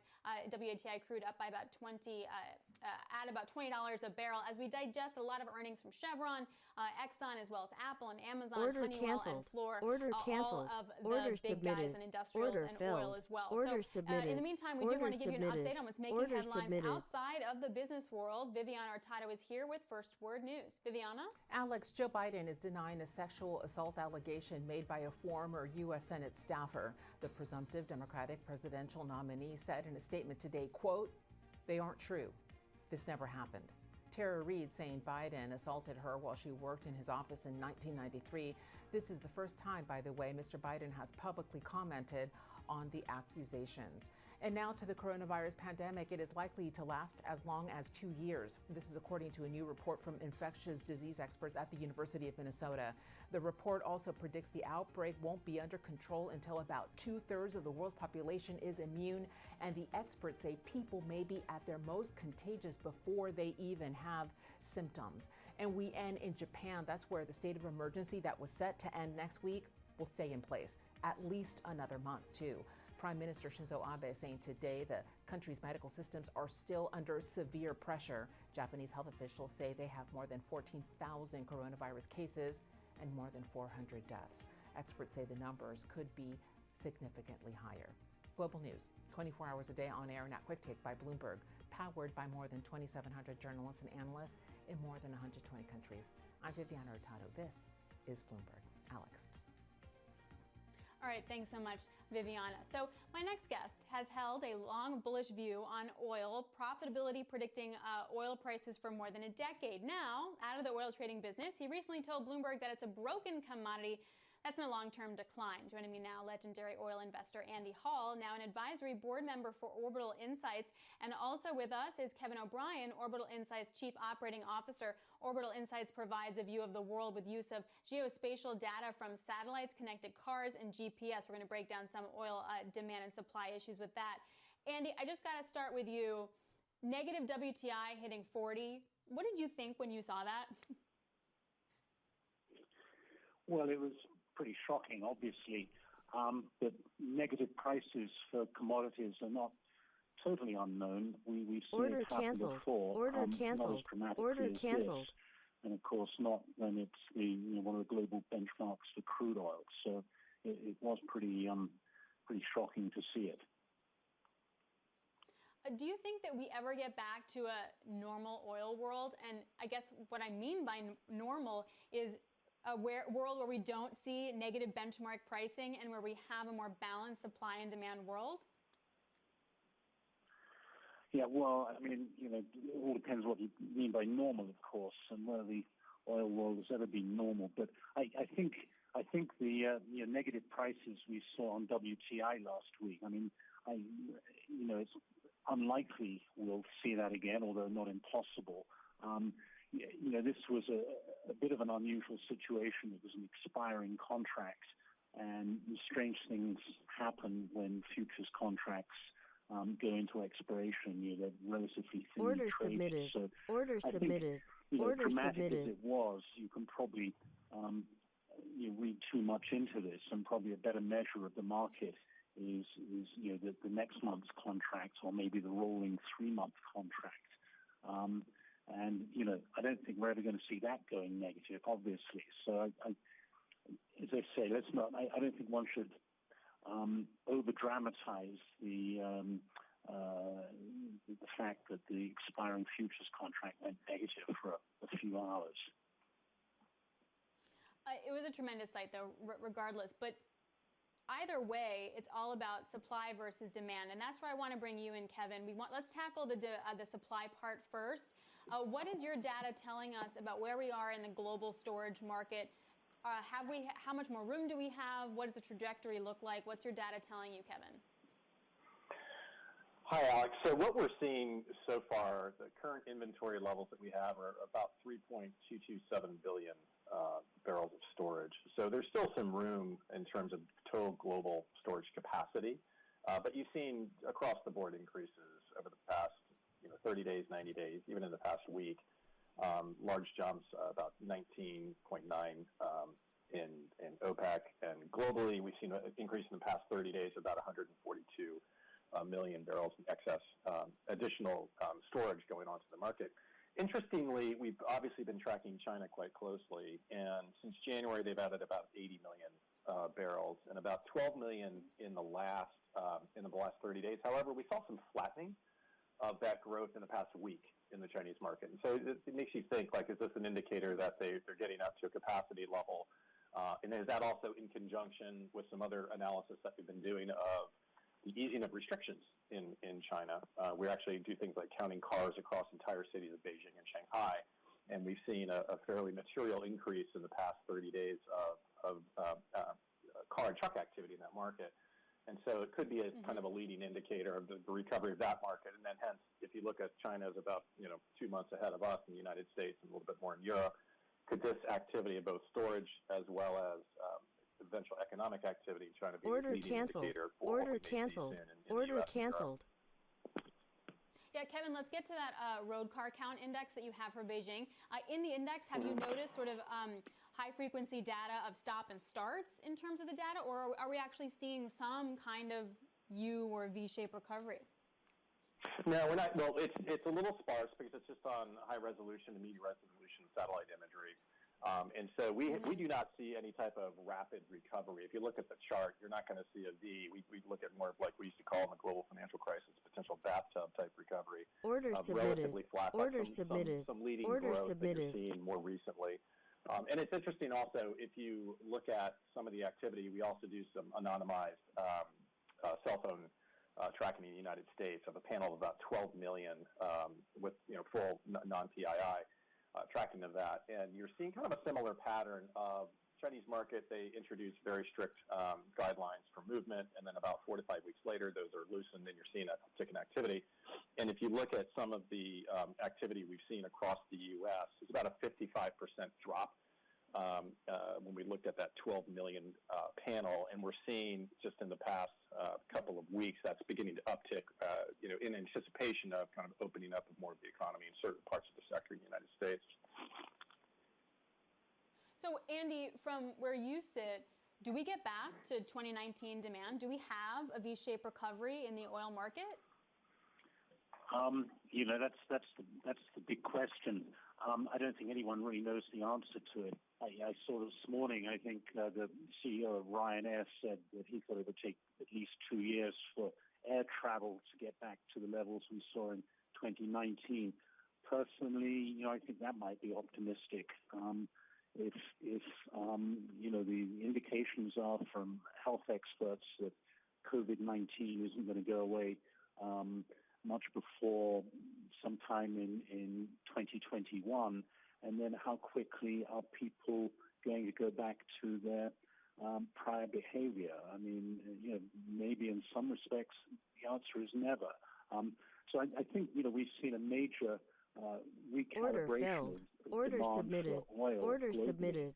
And not only that, I think the growth trajectory it was on has also probably been flattened as well. So, as you know, I've been feeling that at some point in the next 10 or 15 years, we will see an inflection point in demand for oil, and I would think that point is not probably being brought forward in time. Do you feel like if we're going to bring forward peak oil demand, is that I don't want to be exposed to oil, so I want to go buy solar? Canceled. Or is that Order just we're going to canceled. rethink the way we travel and do stuff, so we're going to stay at home more? Can you fill that thesis out a little bit more for me? Yeah, I think well, probably both of those things, but I think there really is a question mark as to whether globally people are going to be traveling quite as much as they were before. I think we've all sort of been thrown into a place we didn't expect to be, and that's probably caused some introspection. And I think also technology again. Everyone now is meeting by telephone, using Zoom meetings, and I think I talked to a lot of people, and they're all saying, gee whiz, this is a much more efficient way to run my affairs. Do I really need to hop on a plane, spend hours traveling somewhere, all to have a 15-minute meeting with someone when I can just pick up a phone and do essentially the same thing without going anywhere? So I think there's really a question to be asked. Will people go back to traveling the way they used to before all this happened? And so I think at the margin they won't, and that will have a measurable impact on travel and demand for oil. Which makes the U.S. reopening much more interesting on a state-by-state basis. So, Kevin, I wondered, you guys have a cell phone mobility tracker that you guys take a look at within the U.S. Can you give me some insight as to what you're noticing as we see some states start to reopen? Well, we've seen just in the past few weeks across the U.S. A moderate uptick in the activity of the U.S. citizen or U.S. economy. Like I said, that 12 million person panel, anonymized panel, took a very, very heavy dip for about 5 weeks when you first started seeing some of the very heavy regulations coming in down at the state and local level. And so after that 5-week period, you're beginning to see a bit more of an uptick in terms of activity across the United States. I think to Andy's point about uncertainty, there's two things. We're going to be tracking very closely a lot of consumer-based activity. Just today, Simon Property Group's going to open up 51 malls across the United States. And so we've been tracking malls for years. And that'll be very interesting in the next few weeks to see how that slowly, I believe, begins to recover. And can that be an indicator for other sectors? But I'd also go back a little bit into history. If you think about even what happened to the airline industry over the past 10 or 15 years or so, you saw some consolidation of supply. Reduction of routes, you had fuller aircraft, obviously the economy was doing well. And I think that when you look at retail, for example, that if you see a consolidation, unfortunately, which you will, then you have to really think about who are going to be the winners and losers of this in the long term. We're actually working with folks like McKinsey and Boston Consulting Group that are advising clients. Previously, it was using some of our analytics to do things like site selection of where I may put a new retail location. Sadly, some of those clients are now coming to us saying, I need to use those same analytics to do site closure analysis, like which stores should I close based on inventory. So at the end of the day, I think that's going to be a painful process for some folks, but at the end, I think you're going to have some reduced supply, and then when demand comes back, you should have some people that are going to benefit, actually, as sadly as that sounds, out of this recovery.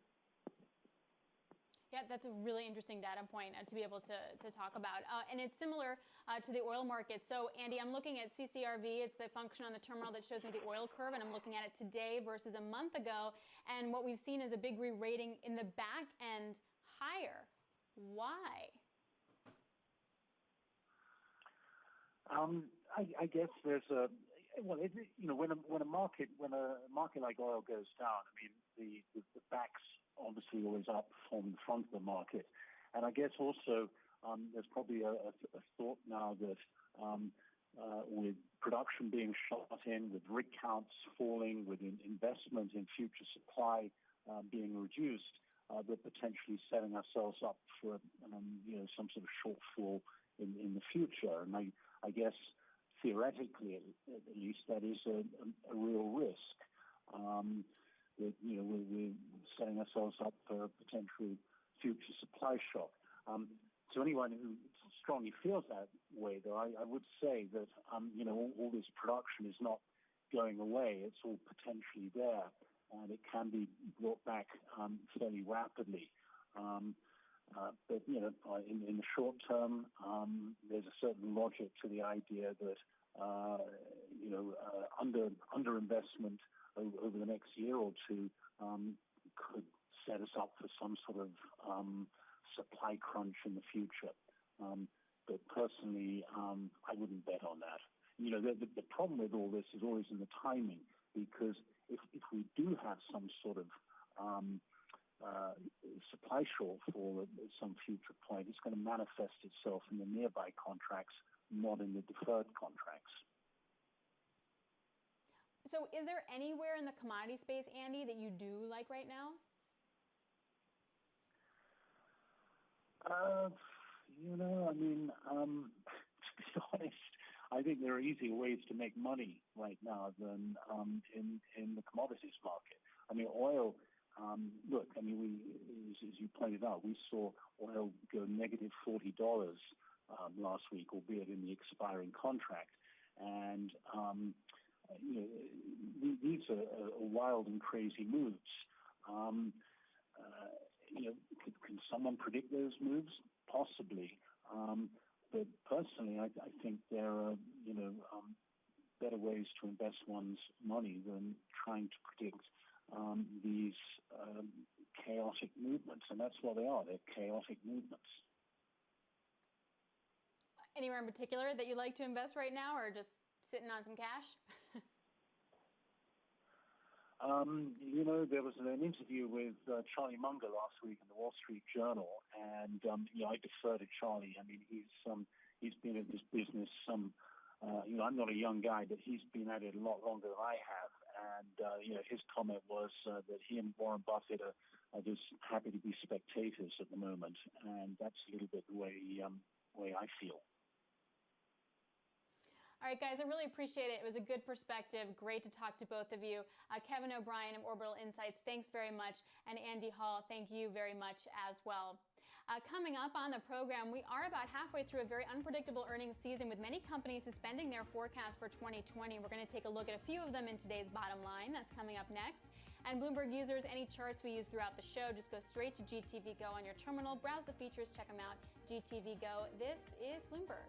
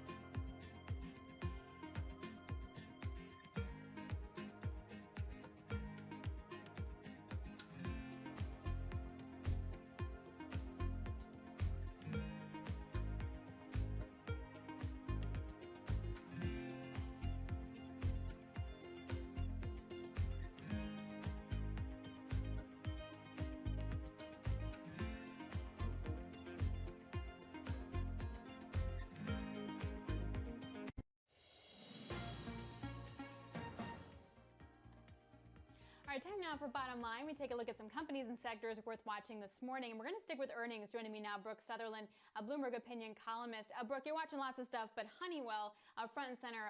What did you notice out of the quarter so far?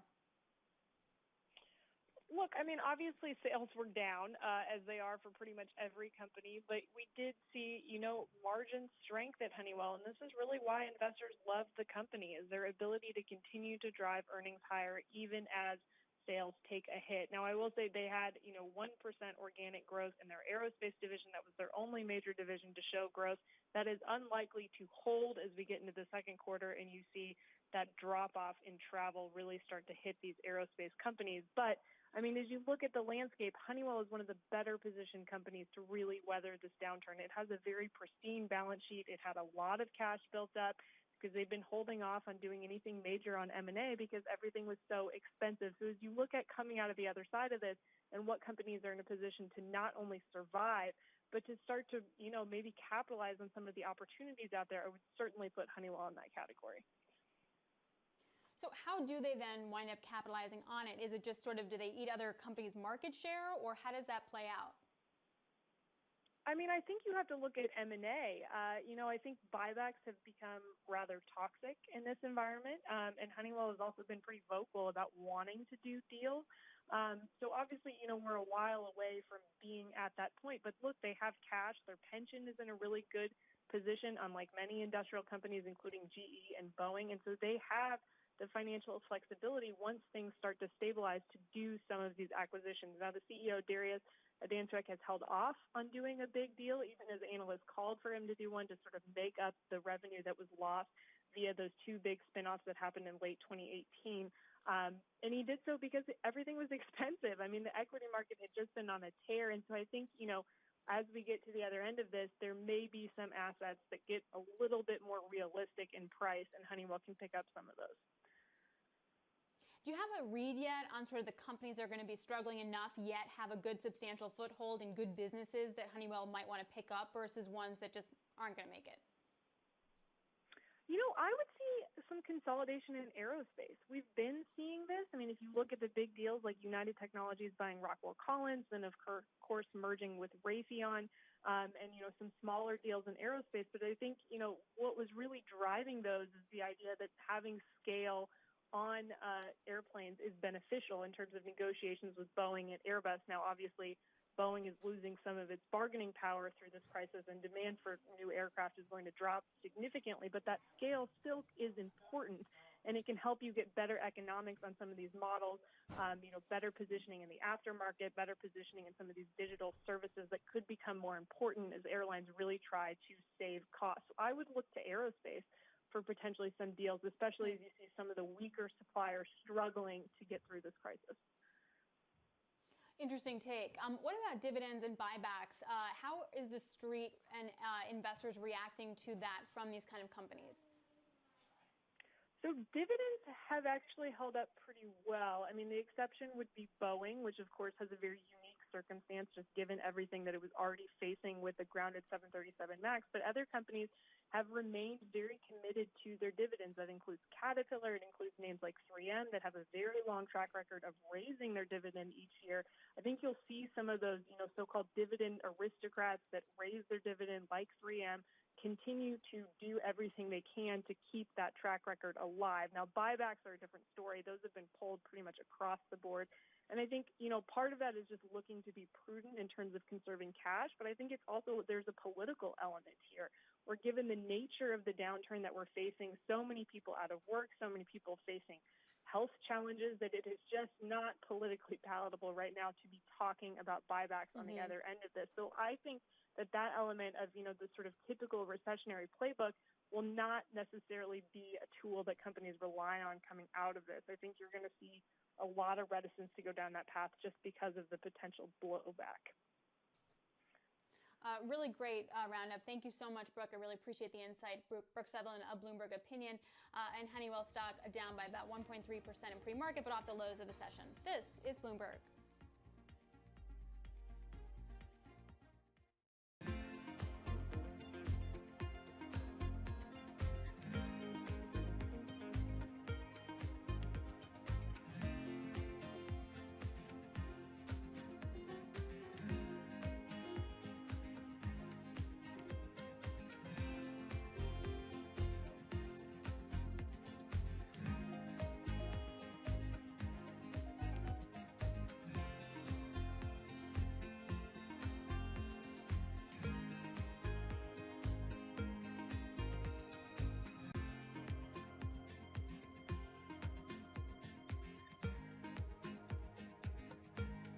Order submitted.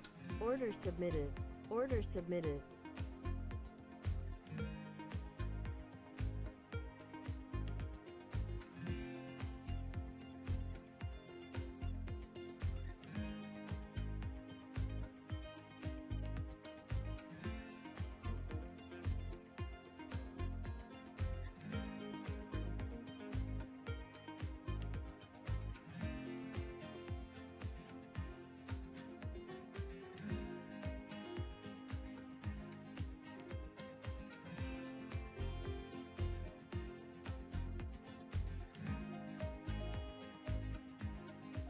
Order filled. Order submitted. Order submitted.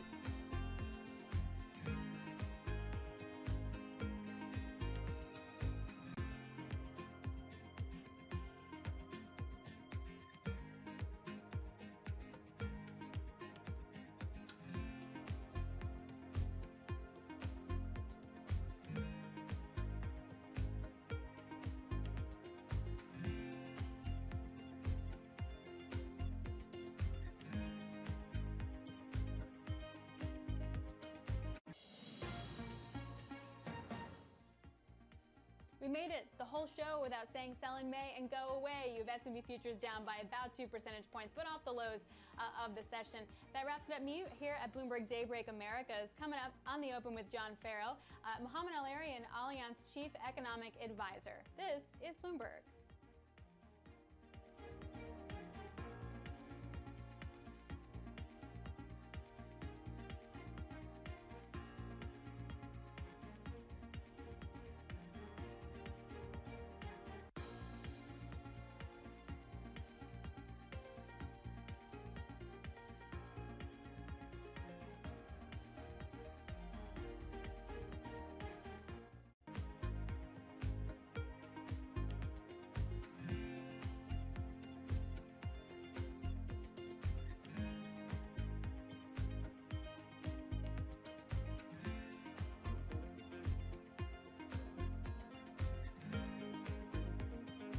Order canceled. Order canceled.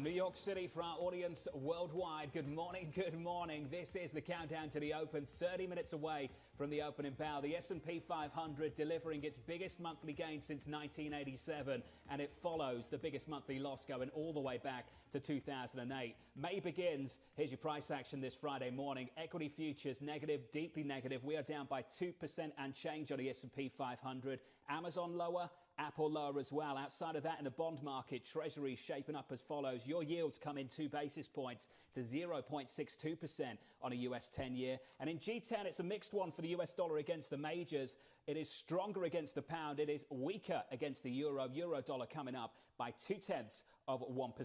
So that's your price action. Let's begin with the big issue, shall we? It is set to be one of, if not the, defining subjects of the upcoming presidential campaign. China and America's relationship with the Chinese government. And this week, that relationship frayed, the tension intensifying as the President of the United States gave an interview to Reuters earlier this week, suggesting that Beijing was trying to topple his re-election bid. Then it became about options. What would they do next to punish China? In their minds, it was justified. So what are the options? This is what the President had to say. Well, I can do it differently. I can do the same thing, but even for more money just by putting on tariffs. So I don't have to do that. You know, it's approximately $1 trillion, a little bit more as I understand it, $1 trillion. But we can do that in I think probably a little bit of a more forthright manner.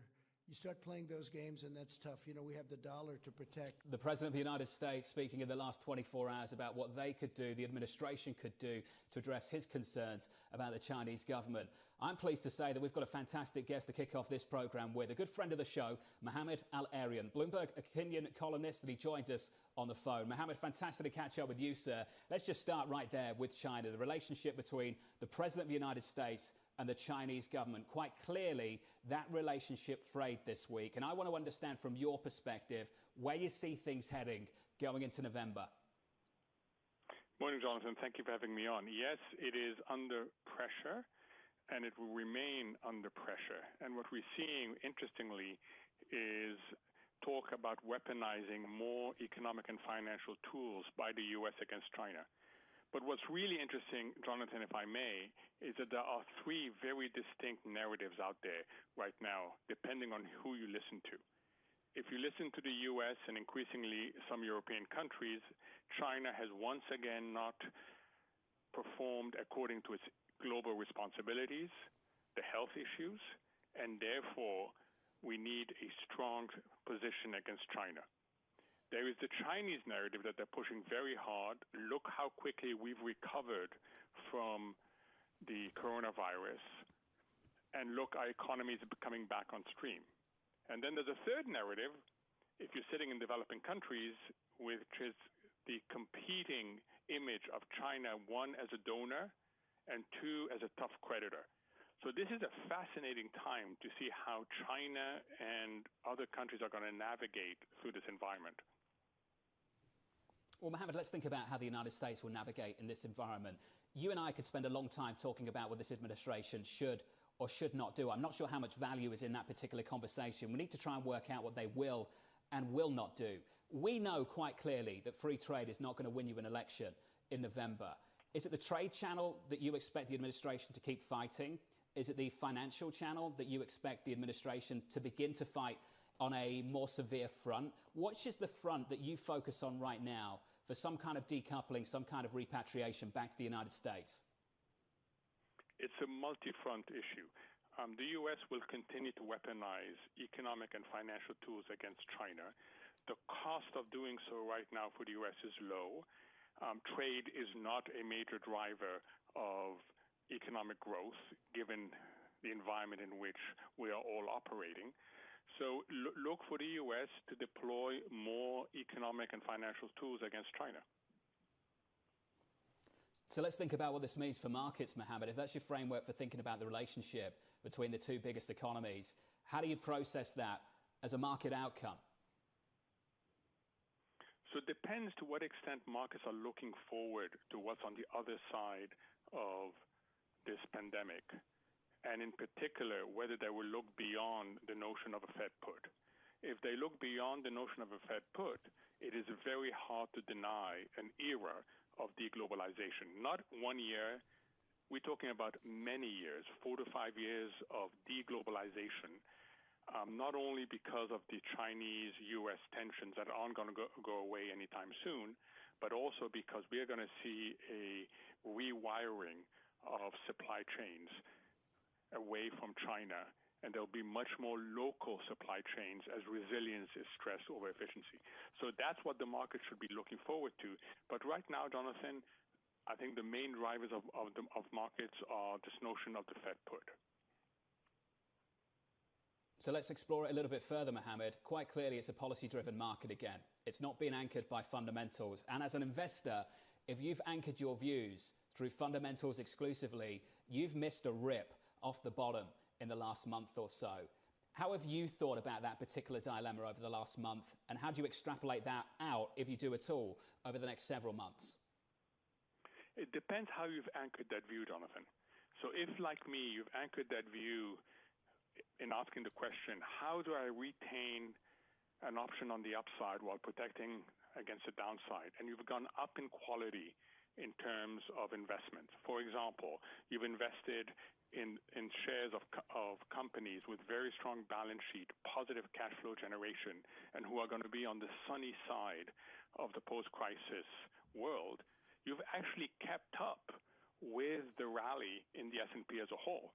So you've kept up with it with a lot more downside protection, and year to date, you are significantly outperforming. So it depends how you've expressed that view.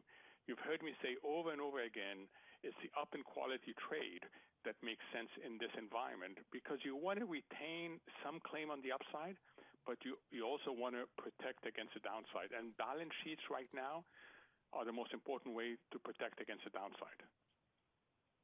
Let's talk about balance sheets. Quite clearly, over the last couple of months, the story has been access to debt. At some point, we move to phase two, which is the debt itself.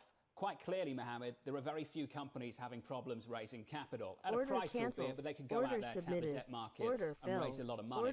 At some point later this year, don't we start to think about the bill, the cost of all this, the debt pile on some of these balance sheets? Yeah, there's three types of balance sheets. One is a really solid balance sheet, a Microsoft. Very little debt, positive cash generation, and a lot of cash on hand. That is the up in quality trade. The second type of balance sheet are companies that can access the capital markets easily. And we are seeing many of them do so, facilitated by the good market functioning that the Fed has ensured. Then there's a third group, which are those that cannot access credit and whose balance sheet is a real issue, because you're looking at capital impairments. And it's important as an investor to remember that that is the one thing you don't recover from over time, which is capital impairments. So there are different balance sheet issues in play. Depending on your risk aversion, you come down the waterfall. I prefer staying in the top tier, but others, understandably, have come down to the second and even third tier, hoping for some sort of bailout down the road that will not undermine your own seniority. Are you basically saying the big will get bigger, the strong get stronger? Is that the call that underpins that view, Mohammed? Absolutely. We're going to come out to a world of more concentration. If you ask yourself, what do I need to navigate what's ahead? And what's ahead is two things. During the journey, continued uncertainty, so you need a lot of resilience. And then in the destination, you need to be able to move quickly because your competitive environment would have changed significantly. You end up with a much more barbelled approach. There are going to be a few good big companies that are going to be even more dominant. And on the other side, there's going to be a lot of smaller players that have interesting niches, but they're going to be small. And the belly of the curve is going to come under a lot of pressure. Mohammed, up next on the program, you'll be sticking with us and we'll talk about some of those big companies getting bigger. Apple and Amazon very much in focus. Both shares, both stocks trading lower in early trading. Going into the market open around about 21 minutes away. Equity futures deeply negative as we kick off the month of May. From New York this morning, good morning. This is Bloomberg.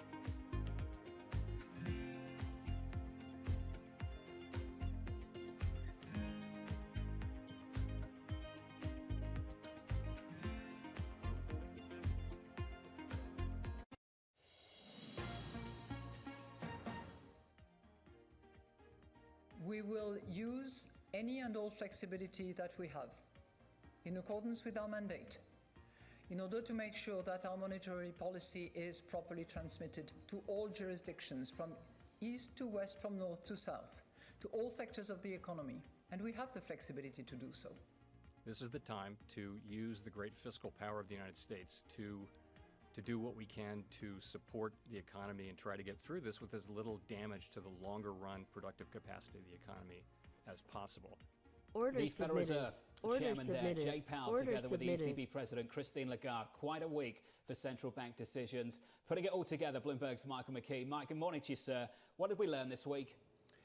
Well, John, I think Mohammed set a theme for me here. There are three things that the two central bank leaders are telling us. One, we are on the job. Two, somebody else needs to be on the job. And three, we're going to be on the job for a good long while. Both central banks busy in the markets trying to keep things moving. They're doing what they can within the context of their own economy. The Fed providing credit to the markets, the ECB working through the banking system there, but both making it clear that they're going to need additional fiscal help. One of the big reasons for that is they both made it clear they are lending institutions, not spending institutions.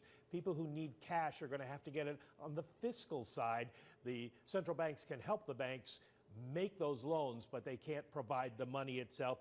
And then they also took a look at what's coming down the road. Neither one sees a lot of good news. Both Lagarde and Powell saying we're probably going to be in this kind of situation for about a year. When you look at what's coming up in the data next week, a lot of indications that May is going to provide a lot of bad data from April. We know the data is going to be horrible. Will they impact the markets? Will the number of COVID cases continue to go down? And when they do people come out and spend? We end with three questions that we don't have the answers to yet.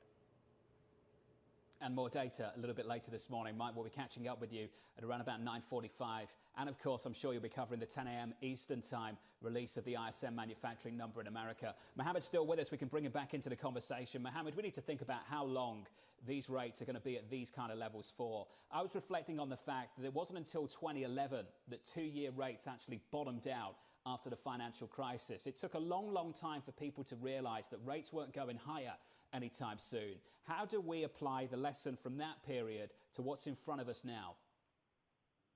So I think we are applying it. I think most people expect rates to remain lower for longer. I don't think there's any question in people's minds about central banks' willingness to do whatever it takes, including flooring interest rates. Order canceled. Second, ability to do so. Where there is concern, and rightly so, including in the central bank community, is about effectiveness. And that's why you hear a very realistic assessment from both President Lagarde and Chairman Powell about what's ahead. Remember, President Lagarde put out there this notion that the Eurozone may contract by as much as 12% this year. That compares to an IMF projection of just 7.5%. So the central banks themselves are signaling more concern than many others. And the second thing they're doing, as Mike McKee rightly just said, is they're trying to stress fiscal policies. But that's not an immediate miracle solution because, as we found out in the United States and in other countries, the fiscal authorities don't have the pipes in place. So that effectiveness issue is also playing out there. They've also got a corporate credit facility at the Federal Reserve that hasn't even been activated. And Mohammed, this just really reminds me of the period in Europe in 2012 when Mario Draghi came out with an unlimited bond buying program that he never had to activate. And in Chairman Powell's own words, it's been the announcement effect of these tools, these facilities, that have had a great impact on this market. Now, many people would say to me, the fundamentals at some point need to pick up. But Mohammed, my experience in Europe all those years ago is that actually spreads can go tighter, credit costs can remain incredibly low, even with an economy that's on its knees and just bumping along the bottom, so long as the central bank continues to do what it's been doing. Do you expect it to be any different this time around in the United States with the Fed than what we've seen with the ECB and the credit markets there for the last 5 years? So the initial market reaction tells you a lot. You put out a great tweet, I think yesterday, that showed the performance of BBB corporate credit and the upper end of the high yield. And they had an amazing April. And they had an amazing April because of the notion of a Fed put. You know, it's a big deal that the Fed said we will go into high yield in order to protect fallen angels, and we'll also buy the index. That's a huge, huge statement. The difference with Europe, and it's an important one, is that Europe was about sovereigns going, getting into real credit issues. This is about corporates. So ask yourself the question, how much credit and default risk will the central bank, will the Fed be willing to take on its balance sheet on account of corporates? And that is the key issue. I think it is different. It doesn't surprise me that the initial reaction was what it was. This is a market that collectively is betting huge on two things. One is that the Fed put is in the money, and we don't have to worry about things going wrong. And in any case, things may not go wrong because we may recover. And let's never forget that the U.S. economy is a viable concern that will come back quickly once we get the green light on health. So there's this dual bet on what I call the perception in markets. And I want to stress it's a perception of a win-win. And part of that is you go out and you buy all the way down the capital structure.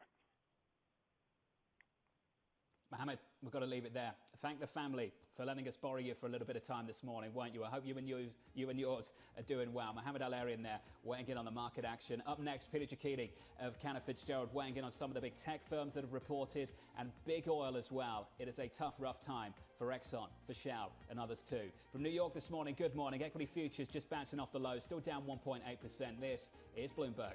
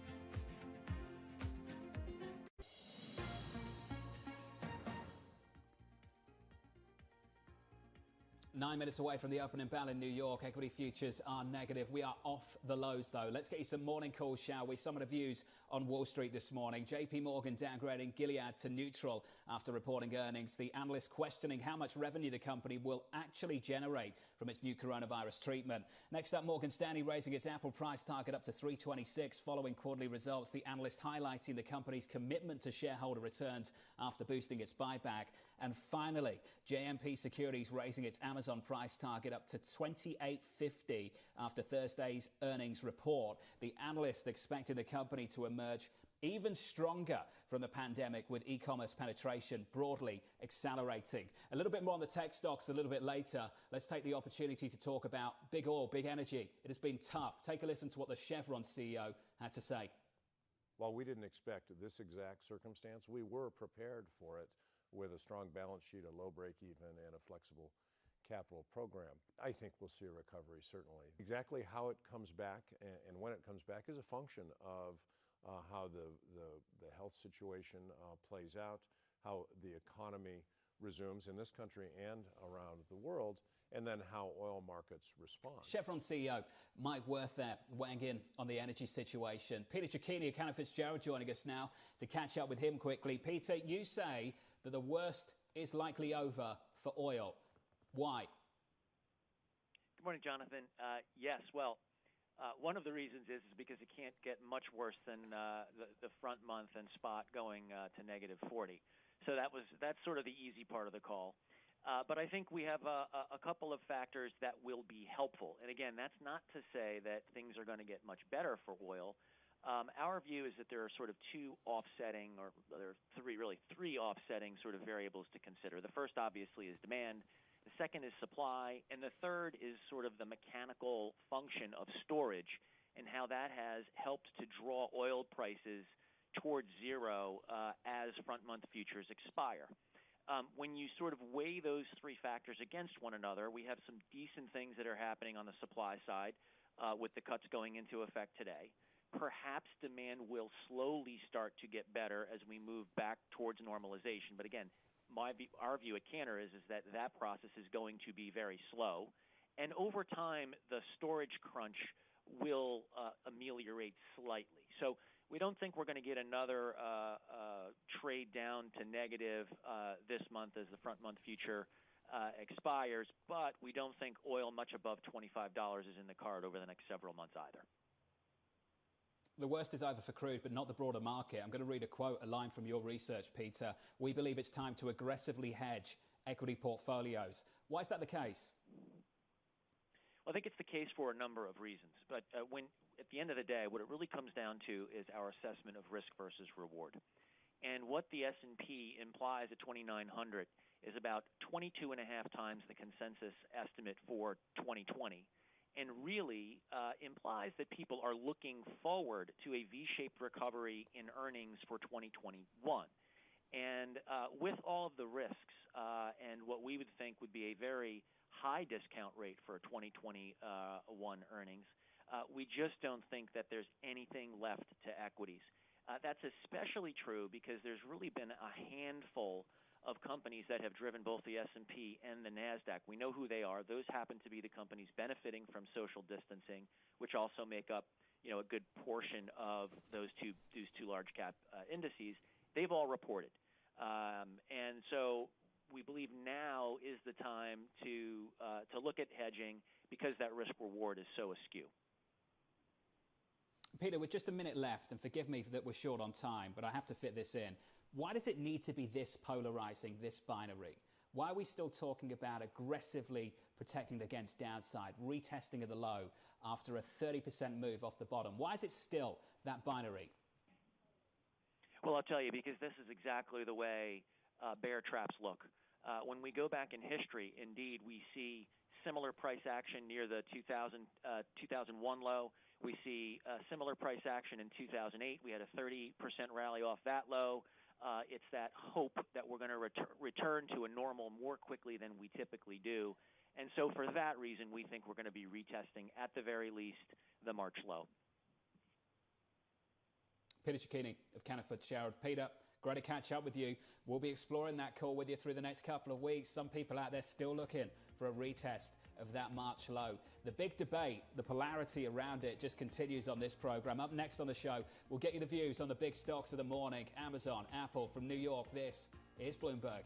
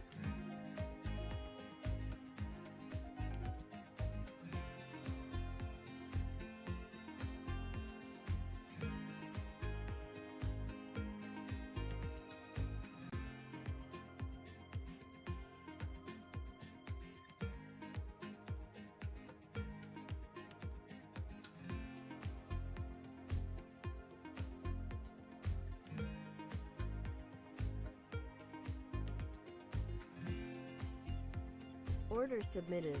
Order submitted. Order submitted.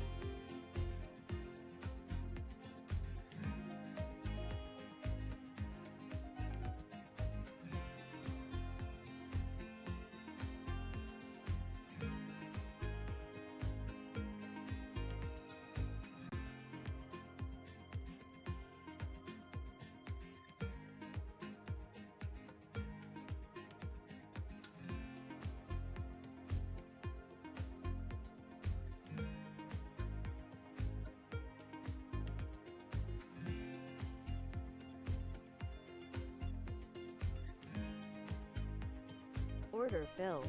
Order submitted. Order submitted.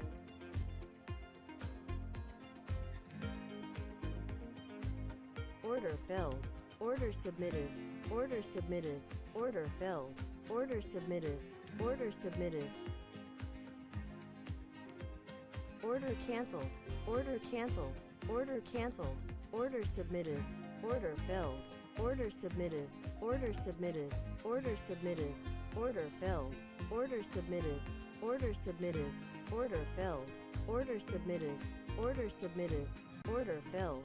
Order submitted. Order submitted.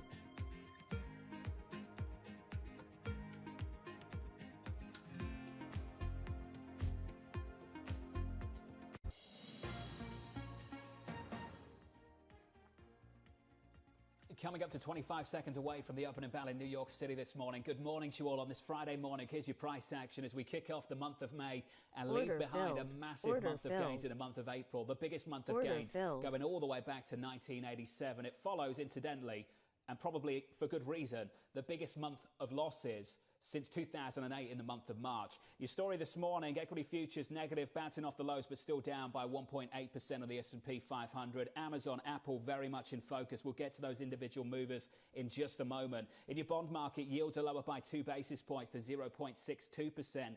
Range bound over the last couple of weeks, though, in the bond market. And in foreign exchange, really mixed in G10 for the US dollar. The euro firmer, the dollar weaker there, but against the pound, the dollar stronger. The pound is weaker, cable lower by around about 0.5%. So that's your cross-asset story. Let's get you some movers and get to the market desk. Here is Abigail Doolittle. John, there's only two movers that we really want to take a look at this morning, and that, of course, the two you were just mentioning, Apple and Amazon. Now, to combine, these two companies are 9% of the S&P 500's market cap, 22% of the Nasdaq 100's market cap, and between these two stocks, overnight, roughly $1 billion in market cap simply gone.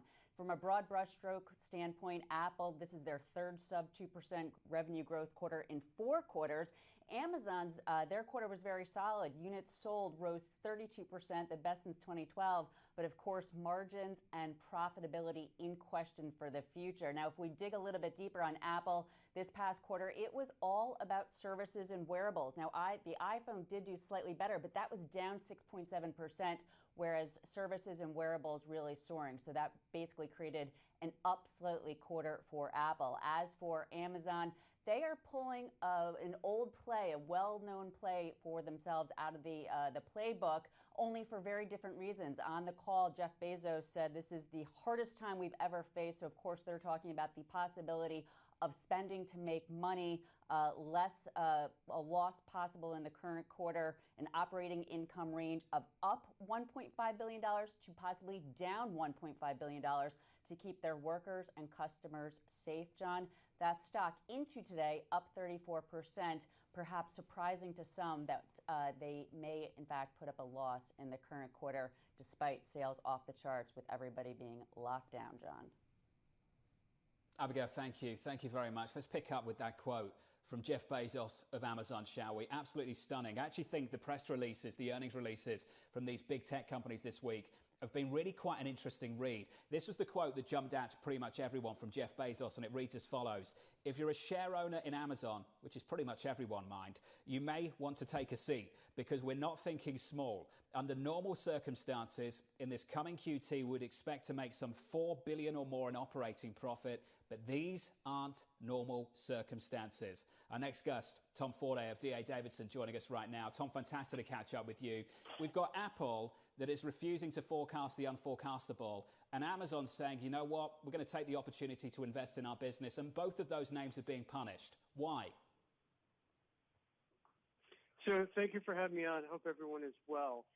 For Apple, they clearly lack the visibility when it comes to the June quarter to make any kind of real forecast on sales and profitability.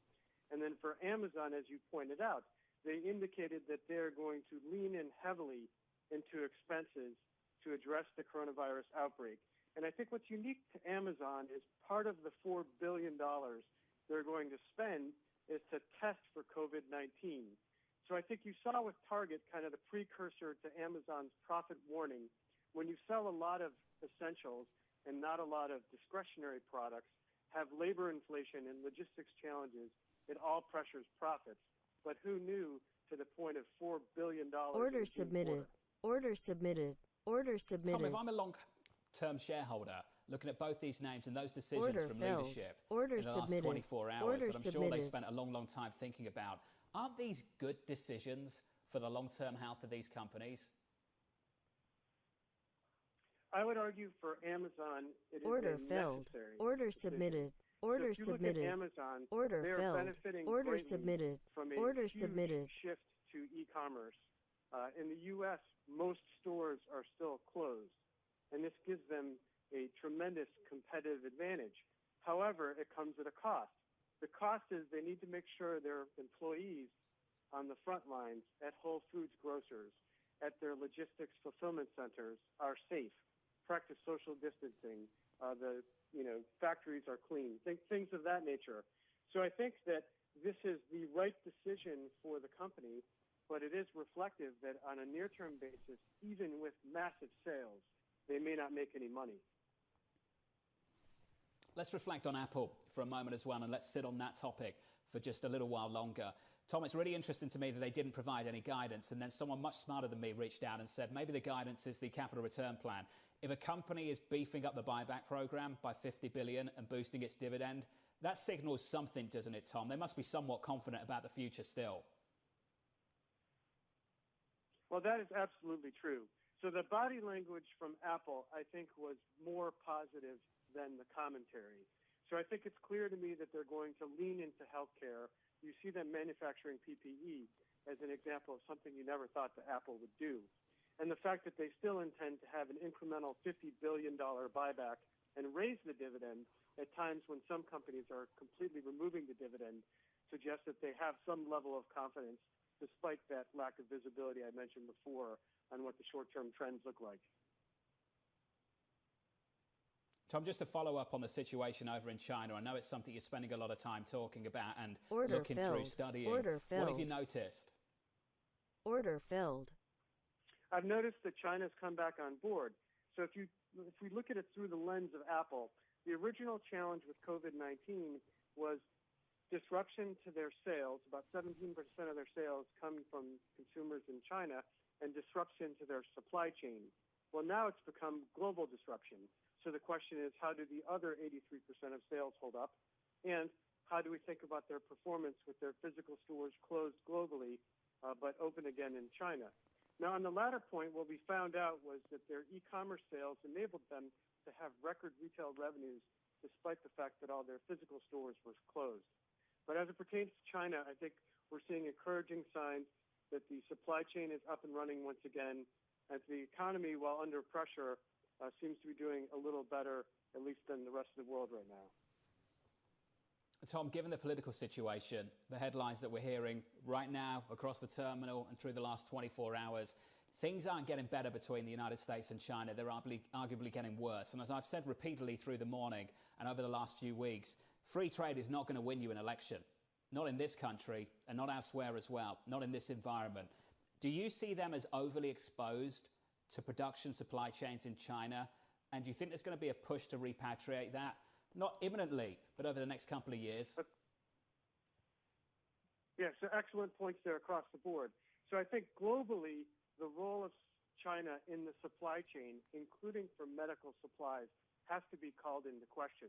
And then for the company itself, Apple, they're clearly over-indexed to China when it comes to their supply chain.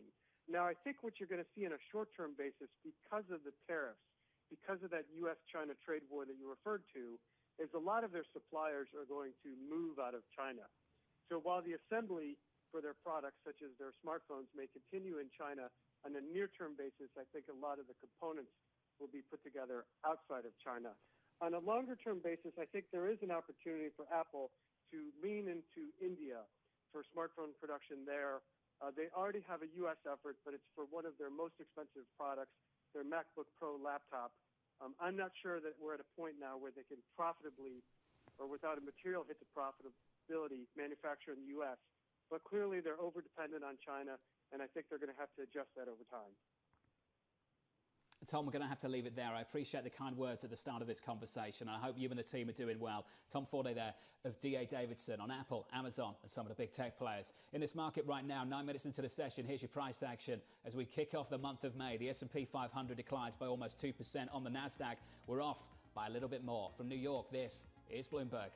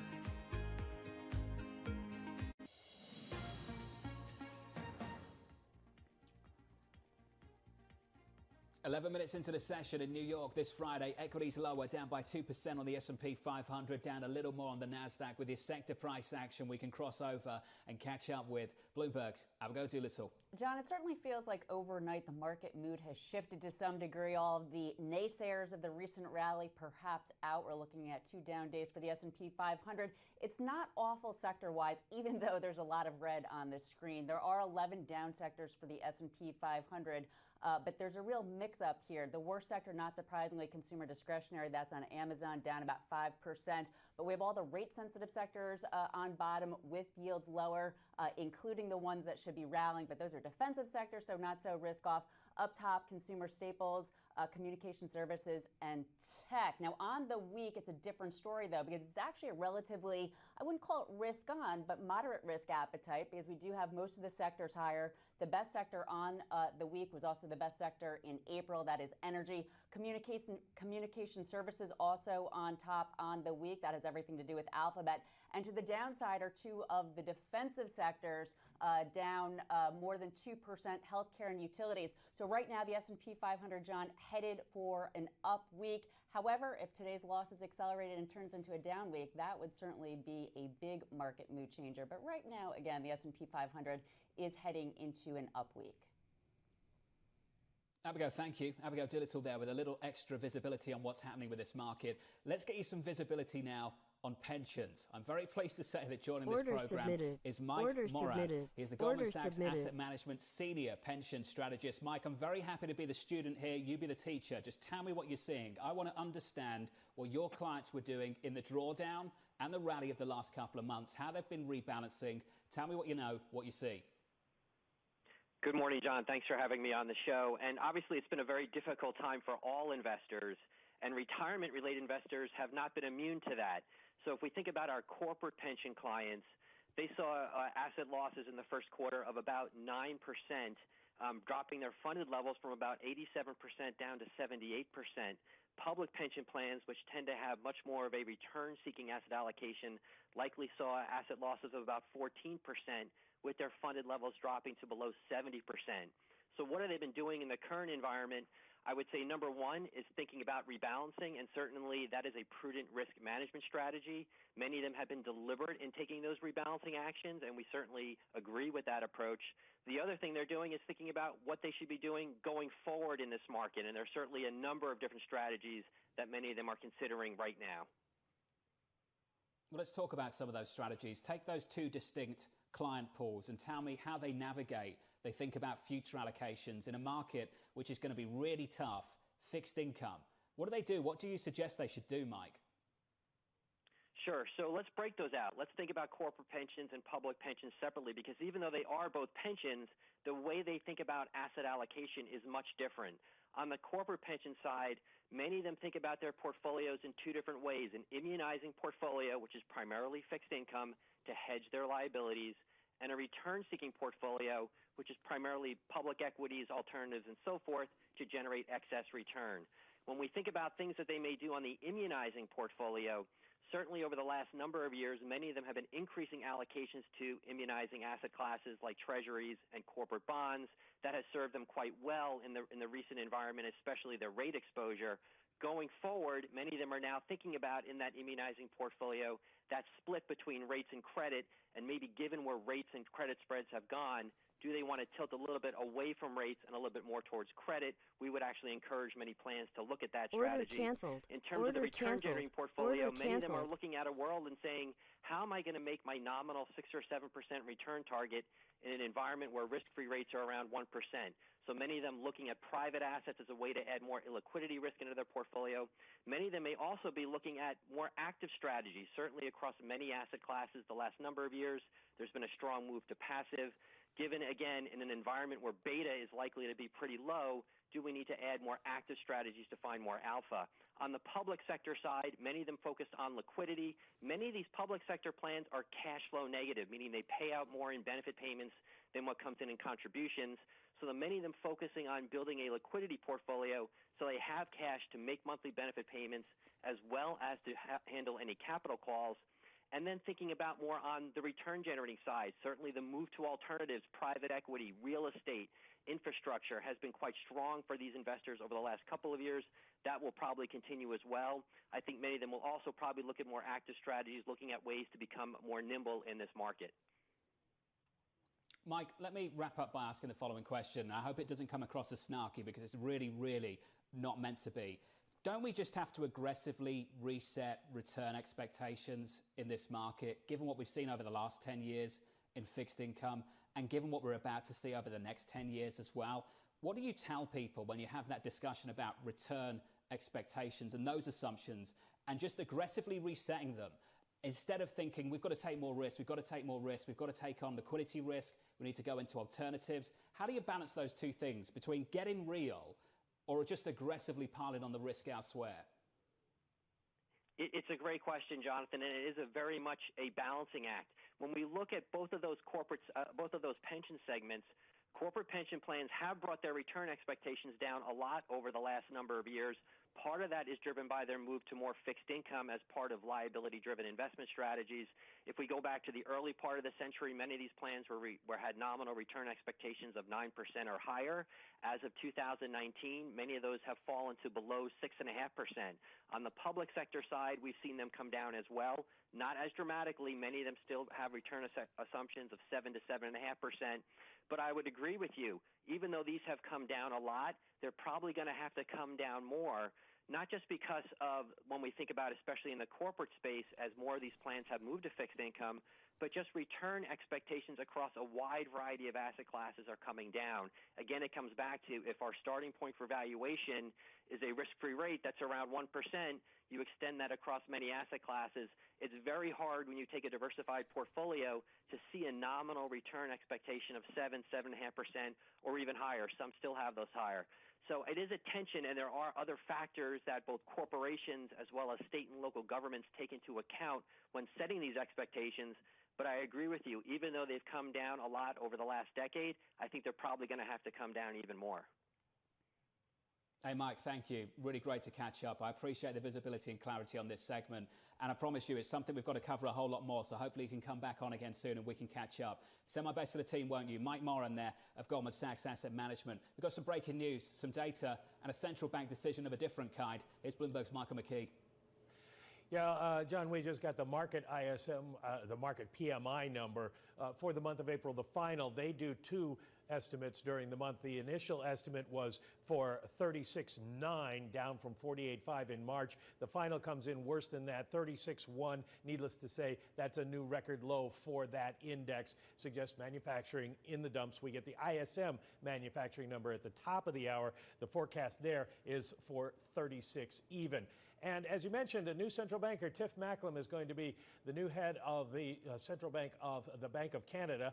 He is the dean of the business school at the University of Toronto, but he was deputy governor at the Bank of Canada, so very familiar with things the Prime Minister Justin Trudeau announcing moments ago. Tiff Macklem, the new head of the Bank of Canada.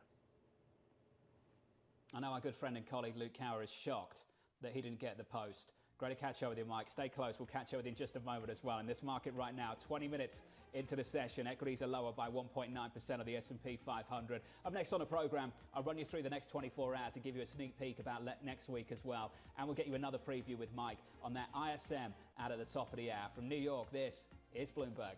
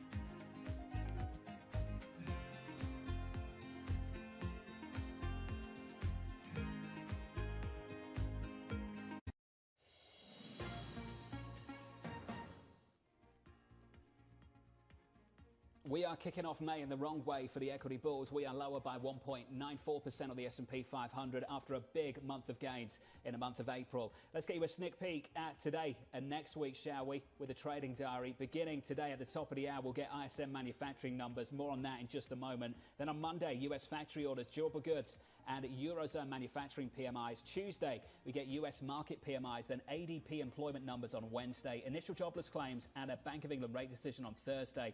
Automakers reporting throughout the week, and then finally, on Friday, it is the main event. It is the payrolls report coming up this Friday next week. Let's get you a preview of the numbers still to come. Bloomberg's Michael McKee is back with us. Mike, laser focused on the ISM in 7 minutes. What are you looking for? Well, the interesting thing, John, is the ISM, like most of these purchasing managers' indexes, will overstate the strength in manufacturing because there's a component for supplier delivery times that usually signals strength if supplier delivery times lengthen out. They're lengthening out now because there's nothing to deliver. The supply chains have been interrupted. So whatever the number is, the conditions are probably going to be worse. Check new orders. We know the headline is going to be terrible. Let's get an idea of whether we're seeing any kind of hope for the future. And as you go into that calendar next week, it's literally all going to be about how bad was April. We know it's bad, but put some numbers on it. And then maybe when we come out of May, we'll have an idea of what it's going to take to get back climbing up into expansion again. One thing I've been thinking about, Mike, over the last couple of days is how conditioned these officials at these central banks will be by their experience of the past 5 years, that they could have waited longer to see if the employment market, the labour market would improve. And I just wonder how much longer that means we have to wait for rates ever to rise again, considering it took 7 years last time around. How long will it take this time? Well, a lot of that is going to depend on two things. One, how fast people come back into the economy. And by that, I mean, are people going to start spending again? What kind of new normal do we have for spending in this economy when we come out of it? And the other is, what kind of pressure will all of these central banks get from their governments to keep rates low? If we're going to issue trillions of dollars in debt at just about zero, if you start raising those interest rates, it's going to cost those governments a lot of money. So you can bet there's going to be a lot of pressure on those central bankers to keep rates as low as they can for as long as they can. Michael McKee on the data and the central bank decisions ahead of us. Mike, always great to catch up with you, sir. That data comes out in around about 5 minutes' time.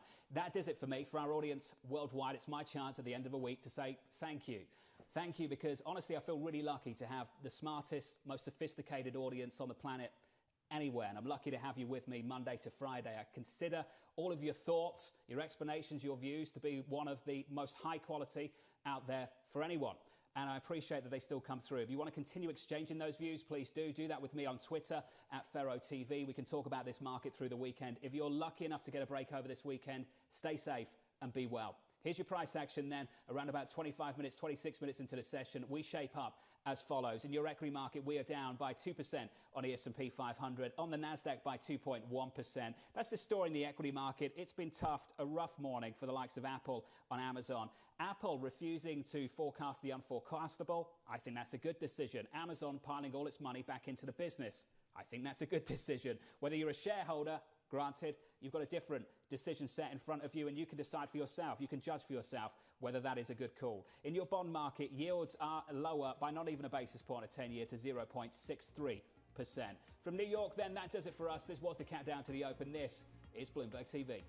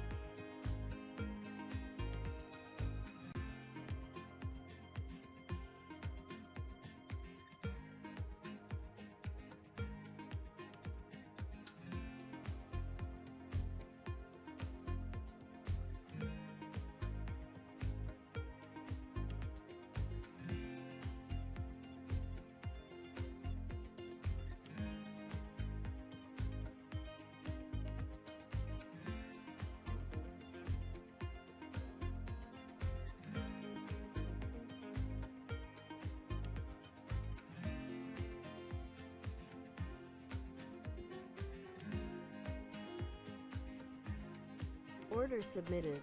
Order submitted. Order submitted. Order filled. Order submitted. Order submitted. Order filled. Order submitted. Order submitted. Order filled. Order submitted. Order submitted. Order filled. Order filled. Order filled.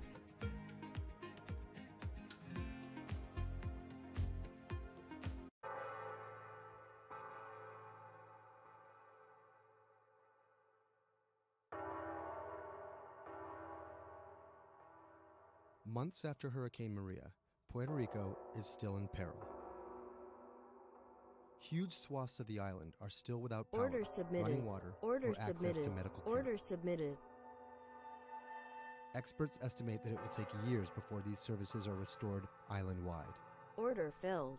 Order submitted. Much of the Order blame has been submitted. placed on FEMA for a slow response in comparison to recent disasters on the mainland. But recovery from a disaster of this complexity and scale has proven more challenging than anyone anticipated. And filling the gaps between an overextended public sector and a suffering populace falls on the private Order filled. citizens.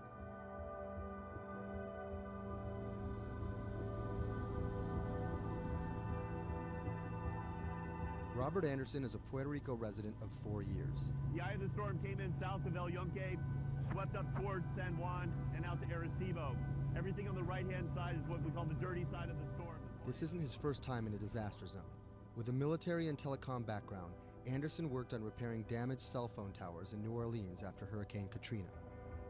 Some might be tempted to label him a disaster capitalist, seeking lucrative government contracts for his expertise.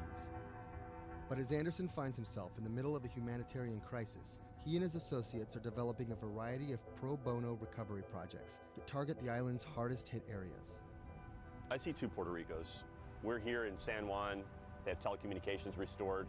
They may or may not have power, but basic services are in place. They're able to get food, they're able to buy things, they're surviving. And when you look outside of the San Juan area, you can go 15 minutes from here and find areas that are devastated. I'm working on the devastated side. Today, he's put together a boots-on-the-ground mission to provide medical care to some of the island's most isolated and vulnerable residents. Steve Berenbaum is one of Anderson's business associates. He offered an extra car and a set of hands. So we received an initial report from a nurse that was out in the area. We're headed to the northeast region of Utuado for some people that are in need of urgent medical assistance. Dr. Sally Priester is a physician from San Juan. She filled a van with medical supplies at her own expense and brought along a team of nurses. Google Maps estimated our first destination to be a 90-minute drive. But it didn't account for obstacles like this. Order canceled. Order canceled.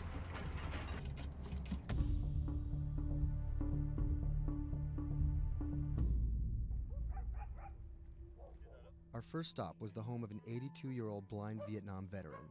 His roof was blown off by the storm, and he's been living alone in a back shed for nearly 2 months. His cane actually got broken in the storm, so he's limited mobility. He has a number of medical ailments. Dr. Priester's having a look at him. We called the VA. They're going to get him set up with what he needs, get him stabilized so he can then be transported either to an evacuation center or off the island.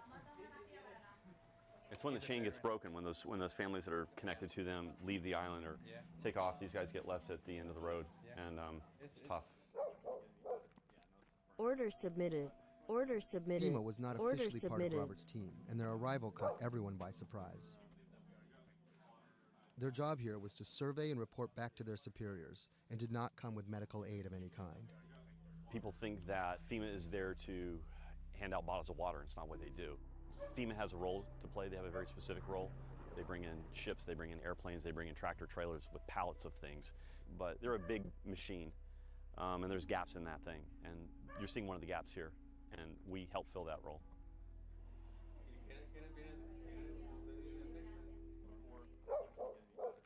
These guys are in a bad situation before, and now they're struggling for real basic things. One of the risks that you run is people going from fear to hopelessness. Those are the folks that we're trying to reach. And how are they reached? How are they even found? Word of mouth, mostly. And what's your role in all this? Ghost in the machine. I'm lucky enough to be able to communicate with folks in FEMA, the state of Puerto Rico. For a ghost, Robert makes his presence well known. Not only was he the de facto leader of the mission, now with FEMA in tow, he created his own maps to survey storm damage. So we're right here. And delivered them to FEMA HQ free of charge. I have pretty good reach. Perhaps that's how he managed to earn himself a coveted FEMA badge without actually working for them. And it's these relationships that allow him to operate more efficiently than an NGO or a government agency. We're able to resolve problems at a different level. Our next stop was on a mountaintop, a family of 11 struggling to care for their special needs brother in what was left of their house. Probably we are the first health team to come and visit this family. Muy bien, todo muy bien. The patient has Down syndrome. He's all day in bed. The difficulty with this is the patient cannot be alone. The most important thing is that you need to take care of the chronic disease besides disability, because they have been not going to a doctor, and no doctor has coming here yet. So we need a refill of this medication. After maybe 54 days, it's not getting better. And the only way that you can be able to see that is Order coming canceled. to the ground, Order drive, canceled. and see the Order people and canceled. talk to the people. You can see San Juan from here, but you can't get there. It's like the Emerald City.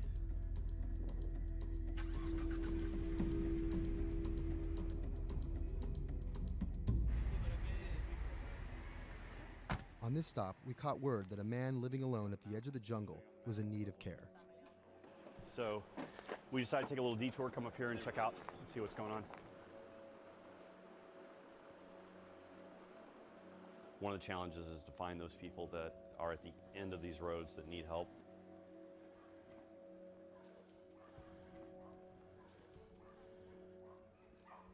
¿Pero por qué estás solo? ¿Por qué estás por acá? I'm asking about why he's alone right here. He said things of in life happens. You know, I'm here by myself. So ¿dónde vive acá? En la parte de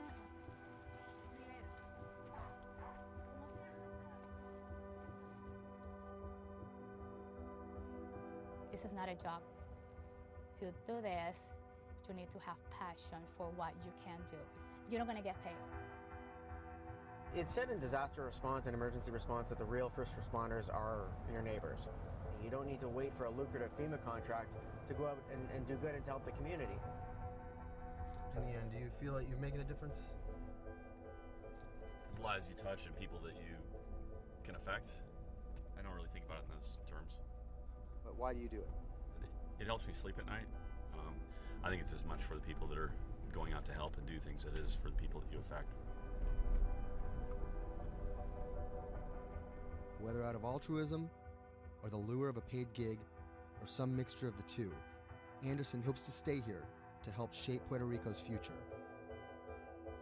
Puerto Rico's essentially been a colony for 400 years. It was treated poorly by the Spanish. It was not treated well by the United States when they first got here. Puerto Rico can continue in the way that it's always been, or Puerto Rico can rebuild itself like nothing that's ever been. And we have to do everything we can to make that real. That's the bottom line.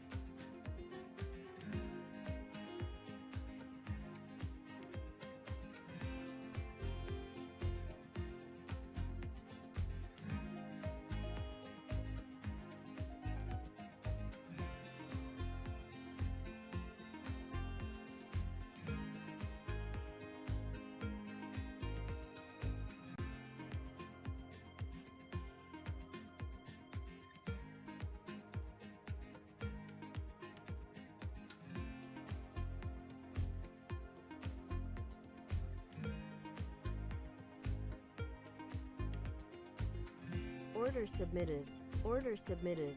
Order submitted.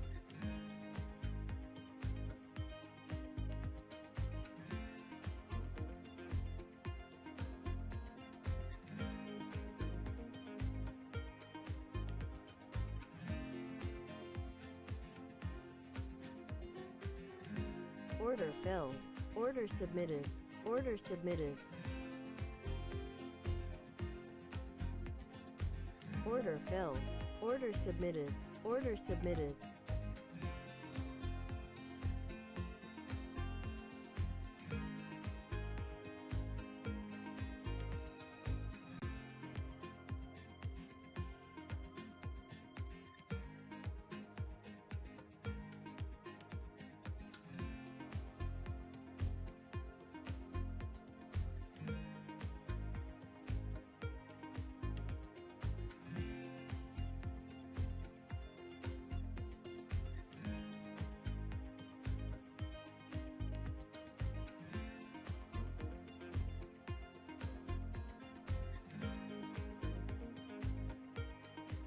Order filled. Order submitted. Order submitted. Order filled.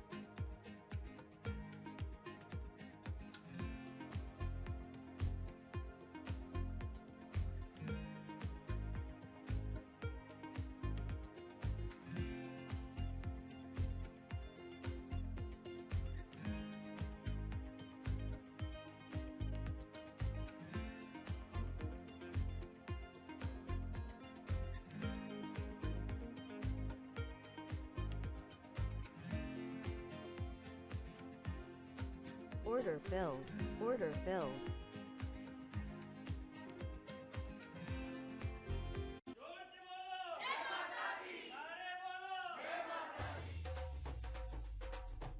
When I met him first online, I found him to be really sweet. I think I was the one who was talking for an hour. He was just listening. When we met, I saw her. She was beautiful, intelligent, and kind, which was, something that I was looking for.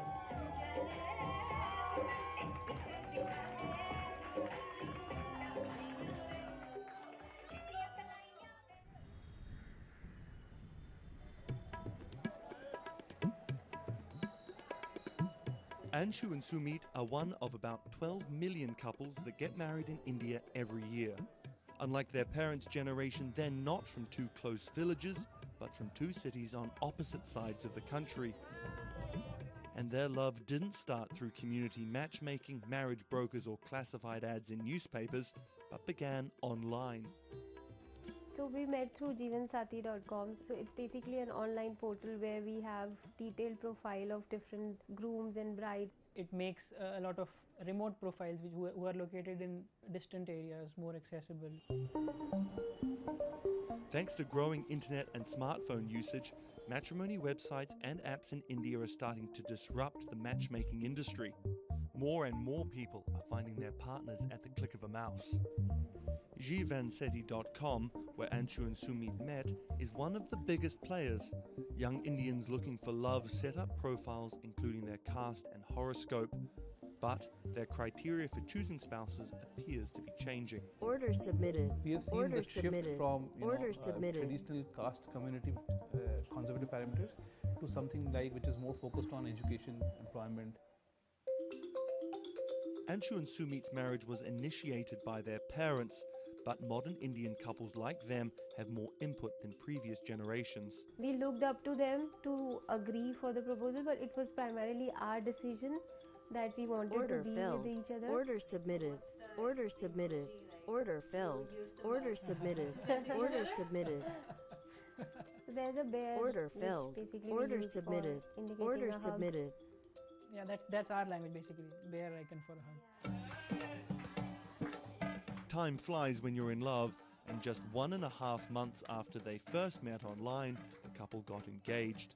They decided to hold their wedding less than 3 months later. But planning a traditional Hindu wedding on such short notice is no easy task. The massive event usually lasts 3 days, has various ceremonies and celebrations, and involves the entire two families and hundreds of guests. Luckily, there are websites and apps for that. We searched online, we got in touch with Wedding Brigade, and they helped us finalize the venue, and it makes the search faster and efficient. Startups like the Wedding Brigade are challenging traditional wedding planners in this $50 billion industry. It provides various services from booking banquet venues to buying wedding gowns. The website makes money by charging commission from vendors. Order filled. People don't want to be limited to what is available around them. They want to know the entire range of options available before making a decision. And now it's easy to find almost Order everything filled. on one portal.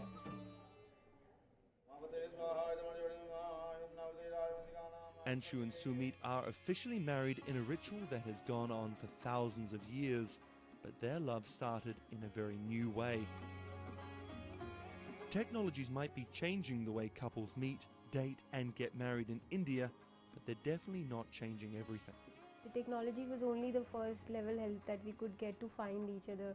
Everything else was like very humanly and emotions and feelings based.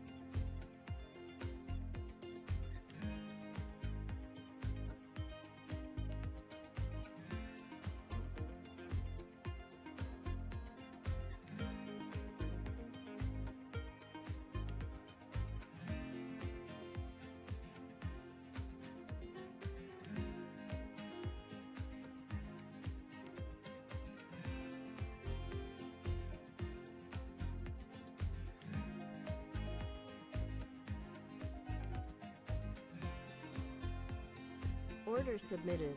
Order submitted. Order submitted.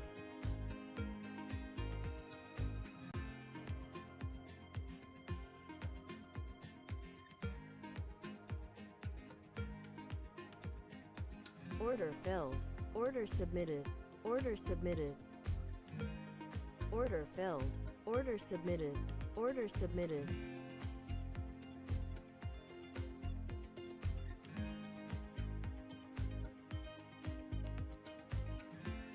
Order filled. Order submitted. Order submitted.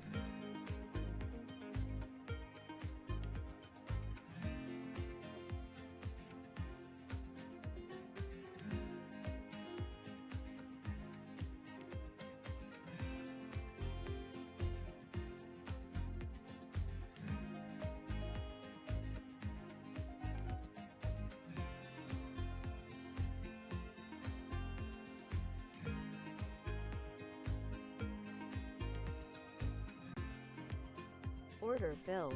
Order filled.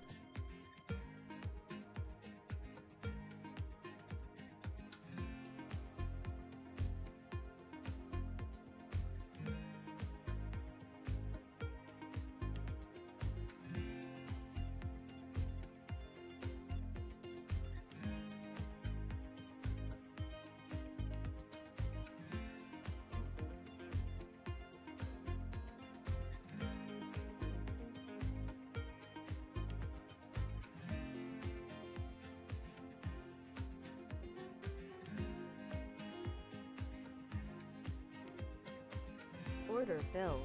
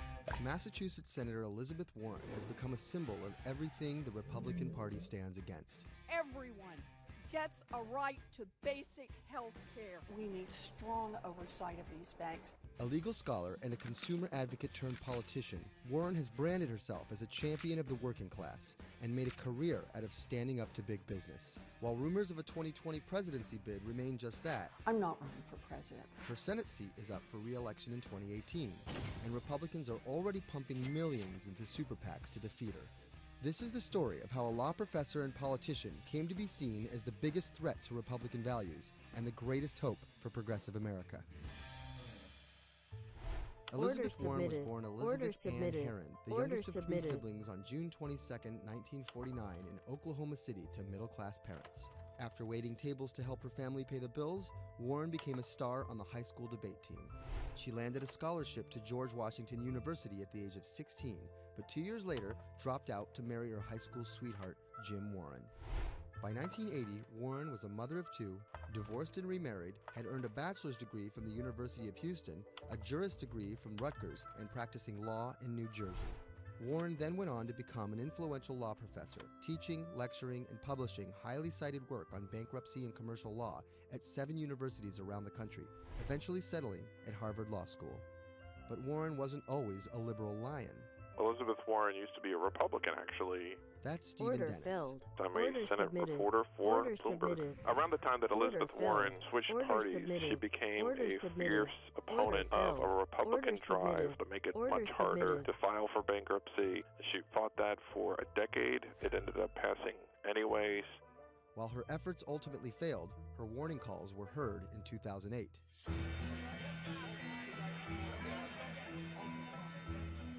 We're in the midst of a serious financial crisis. Our entire economy is in danger, and without immediate action by Congress, America could slip into a financial panic, and a distressing scenario would unfold.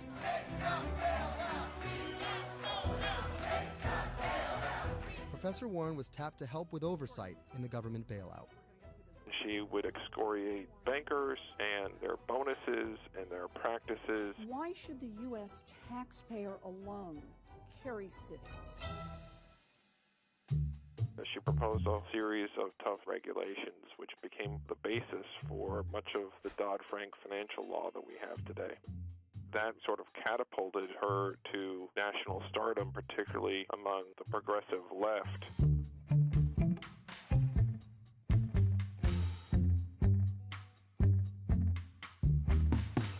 Encouraged by her newfound notoriety, Warren declared her bid for the U.S. Senate on September 14, 2011. During the race, her opponent Scott Brown tried to derail Warren by accusing her of falsely claiming Native American heritage, a controversy that earned her the nickname Pocahontas. Nevertheless, she was victorious and won the Senate seat by a comfortable margin. She used her new tenure to challenge everyone, from banking regulators and Treasury officials to members of Wall Street and Congress. I'm really concerned that too big to fail has become too big for trial. We need tough new laws to hold corporate executives personally accountable. No one should be above the law. She called for Wells Fargo CEO John Stump to resign for fraud, introduced the Bank on Student Loans Fairness Act, and reintroduced the 21st Century Glass-Steagall Act. In 2016, after staying silent during the Democratic primary battle, Warren finally endorsed Hillary Clinton and had some harsh words for candidate Trump. Donald Trump is a loud, nasty, thin-skinned fraud who has never risked anything for anyone, and that is just one of the many reasons he will never be president of the United States. But she was wrong.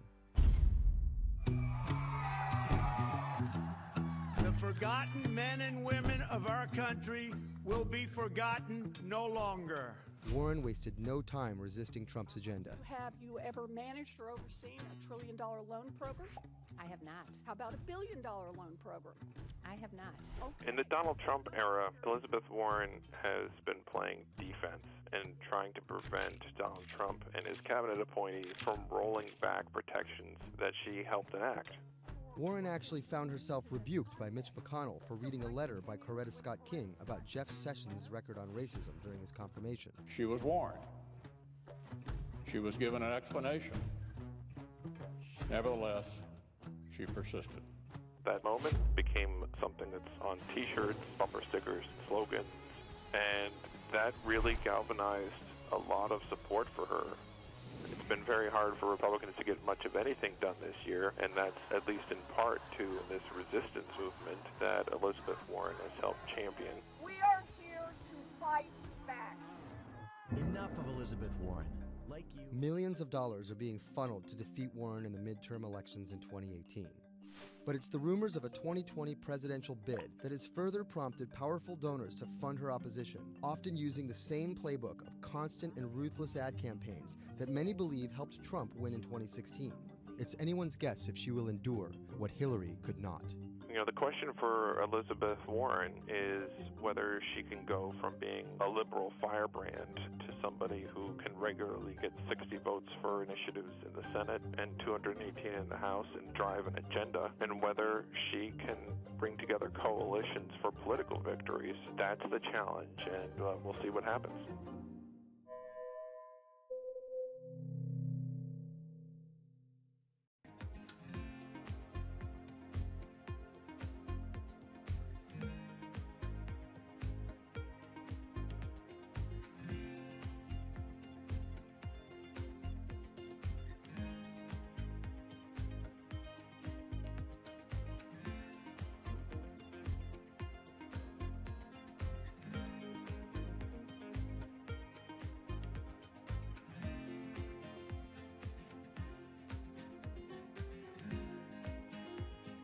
Order filled.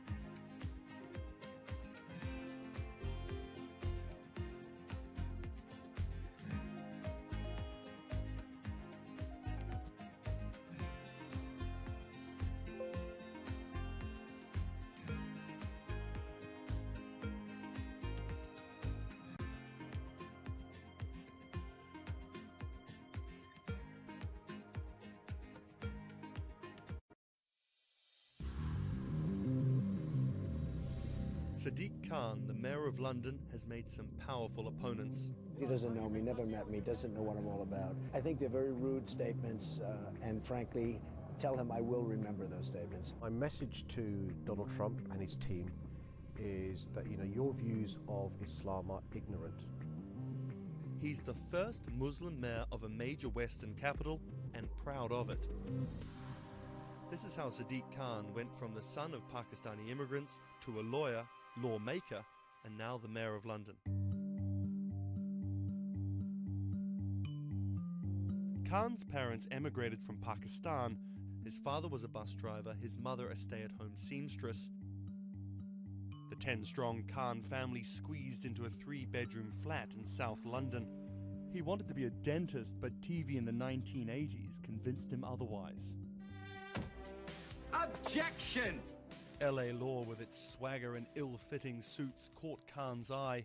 He graduated in 1991 with a degree in law from North London University and joined a human rights firm. Khan worked a number of high-profile cases, often clashing with London's Metropolitan Police Force. But he had bigger political ambitions. This is what being a new MP is like, squatting on a bench in the absence of an office, dealing with letters from constituents. Reports are just coming in of an explosion here in London. And there's just explosions, and then it was just smoke everywhere. Everyone's just asking what's happened. Only 2 months after Khan entered the Commons as a Member of Parliament, London was attacked by Islamist extremists. That day will stay with me for the rest of my life. He spoke out against the attacks both as a London MP and as a Muslim. He has been very clear about his opposition to violence, opposition to terrorism, and has set out to make the case for a more open and peaceful Islam. That's Thomas Penny, one of Bloomberg's Westminster correspondents. Here is a man who is a Muslim, and he is standing up and being open and straightforward and being clear that the problem here is not Islam, but it's Islamic extremism. In 2015, a decade after the attacks, Khan ran for mayor of London, and his faith was back in the headlines. His opponent, Zach Goldsmith, trying to link Khan to radical Islam. The debate got again personal and nasty. The Goldsmith camp has called Khan extreme and accused him of associating with, quote, those who seek to do our police and capital harm. There's a pattern of behaviour. Even the former Prime Minister David Cameron repeated the allegations. He shared a platform with Sajil Shahid, the man who trained the ringleader of the 7/7 attacks and accused the United States of bringing 9/11 on themselves. But the smears didn't stick. Zach Goldsmith ran a very negative campaign that was based on what people knew was a lie. This election was not without controversy.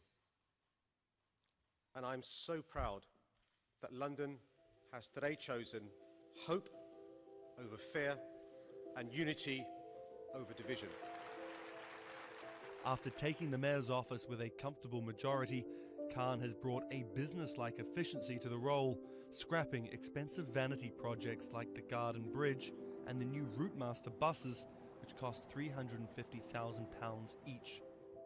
The former lawyer who used to fight the police in court is now praised for his close relationship with them. I was talking to a very senior police officer in the Metropolitan Police who said there was a sea change when he went into City Hall, and the police were saying how much they welcomed this because they knew where they stood and it was more straightforward to work with. So he works like a lawyer, he works like a government minister. Khan's kept his faith at the fore. He's an outspoken voice for moderate Muslims across the world. Donald J. Trump is calling for a total and complete shutdown of Muslims entering the United States. Now, by giving the impression that Islam and the West are incompatible, you're playing into the hands of the extremists. The ongoing spat between Khan and US President Donald Trump escalated when Trump went after Khan, misquoting him on Twitter just hours after the terrorist attacks of June 3rd, 2017. Khan's now one of the most prominent Labour politicians in the UK. In fact, a recent poll of Londoners found Khan was more trusted to keep the country safe from terrorism than the Prime Minister or the Labour leader. His story of going from the son of an immigrant bus driver to the mayor of one of the greatest cities in the world plays well with Londoners. But can he appeal to the rest of the nation? Has Khan got his eye on the top job? And is the UK ready for a Muslim Prime Minister?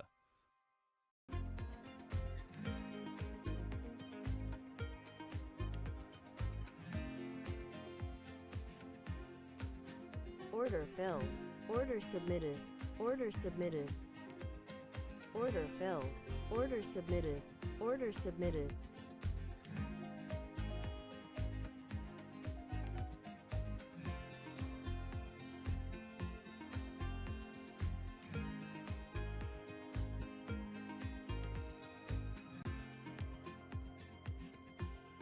Order filled. Order filled.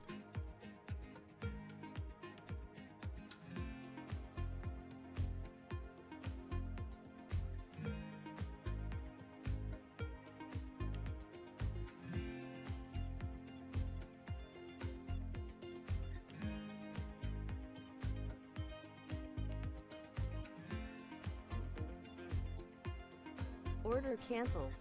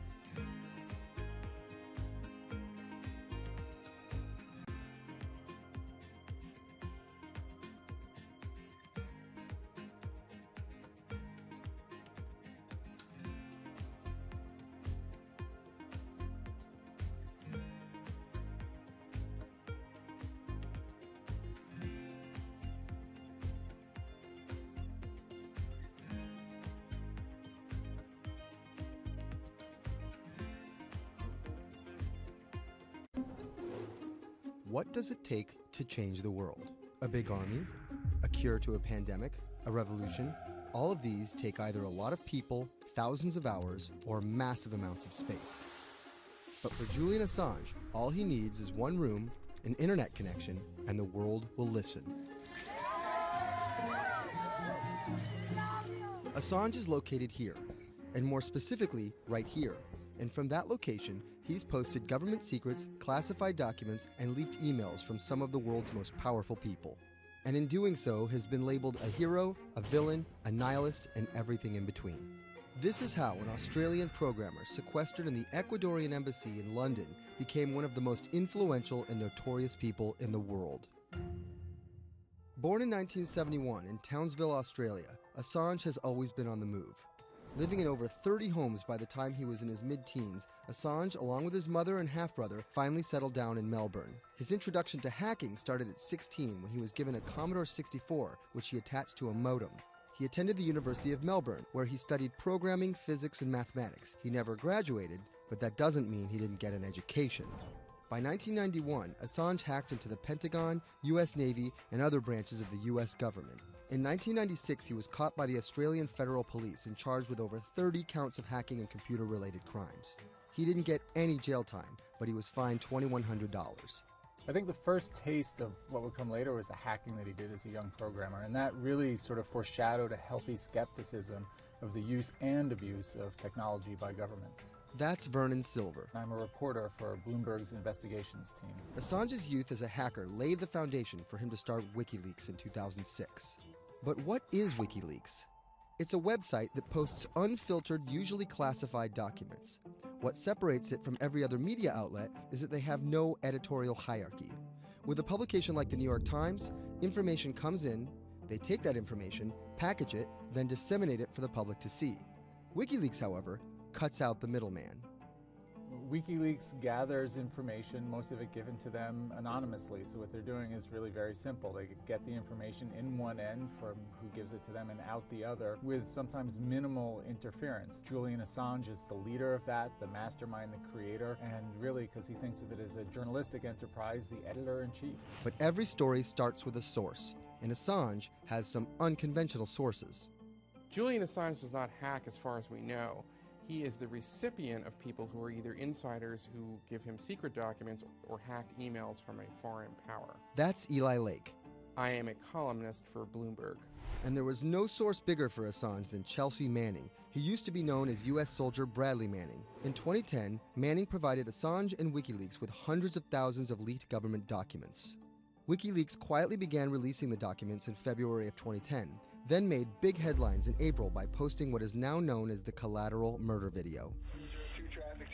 Come on, fire! It was a vivid, graphic video. It changed the debate on the Iraq War, and importantly, it put WikiLeaks on the map when they put it online, and they couldn't be ignored at that point. And those leaks were just the beginning. They went on to post more than 90,000 leaked documents known as the Afghan war logs, 390,000 documents known as the Iraq war logs, and 250,000 private messages between diplomats called cables in what is now known as Cablegate. These leaks were met with very real ethical questions. The problem with publishing those cables was that a number of confidential sources for U.S. diplomats who faced real danger when their names were exposed. Then Secretary of State Hillary Clinton drove the point home that every country, including the United States, must be able to have candid conversations about the people and nations with whom they deal. Shortly after Cablegate, the Swedish government issued an arrest warrant for Assange on allegations of rape and molestation. He claimed the allegations were fabricated to get him extradited to the United States, a claim the U.S. government denied. Either way, Assange's next move was to seek refuge in the Ecuadorian embassy, which really was the beginning of the new chapter in his life and what we're dealing with now, which is him being stuck in London. What was supposed to be an office in an embassy is now Assange's self-imposed prison to this very day. But that doesn't mean he's slowed down. Since being trapped in the embassy, WikiLeaks has released files about Guantanamo Bay prisoners, Syrian political figures, and the draft to the Trans-Pacific Partnership. And then came the 2016 U.S. election. Thousands of leaked emails showed Democratic Party officials possibly plotting against Bernie Sanders in his race against Hillary Clinton. Over the course of 68 days, WikiLeaks released 20,000 confidential Democratic National Committee emails. In terms of the presidential race, if you look right here, when Assange released the first batch of emails, Trump actually takes his first lead against Clinton. I think we've had enough of the Clintons, in all fairness. Once WikiLeaks started exposing secrets of the Democratic Party, Julian Assange became a hero to many on the right. Public opinion kind of flip-flopped. WikiLeaks! From the emails, we now know Hillary Clinton's campaign manager makes risotto, and also how the DNC squashed Bernie Sanders' campaign. One thing we don't know is who gave Assange the stolen emails in the first place. Many leading Democrats say they suspect it was the Russians. They released an analysis from a private cybersecurity firm that had said it was the Russians. But Assange claims our source is not the Russian government and it is not a state party. So this is where we stand today. The public still doesn't know who provided the emails to WikiLeaks. Meanwhile, Assange is still running WikiLeaks and still releasing documents. In March 2017, he started publishing documents from the CIA's Center for Cyber Intelligence called Vault 7. The CIA, the agency charged with finding and keeping our top secrets, can't keep its own secrets. As long as Assange has a connection to the world, no government secret will be too far from exposure. Julian Assange is still in the embassy. Maybe he'll leave, maybe he won't. Kind of regardless, his work has been done. He's changed the way people think about their governments, about their own secrets, about their own hackability, and really the world has changed because of him.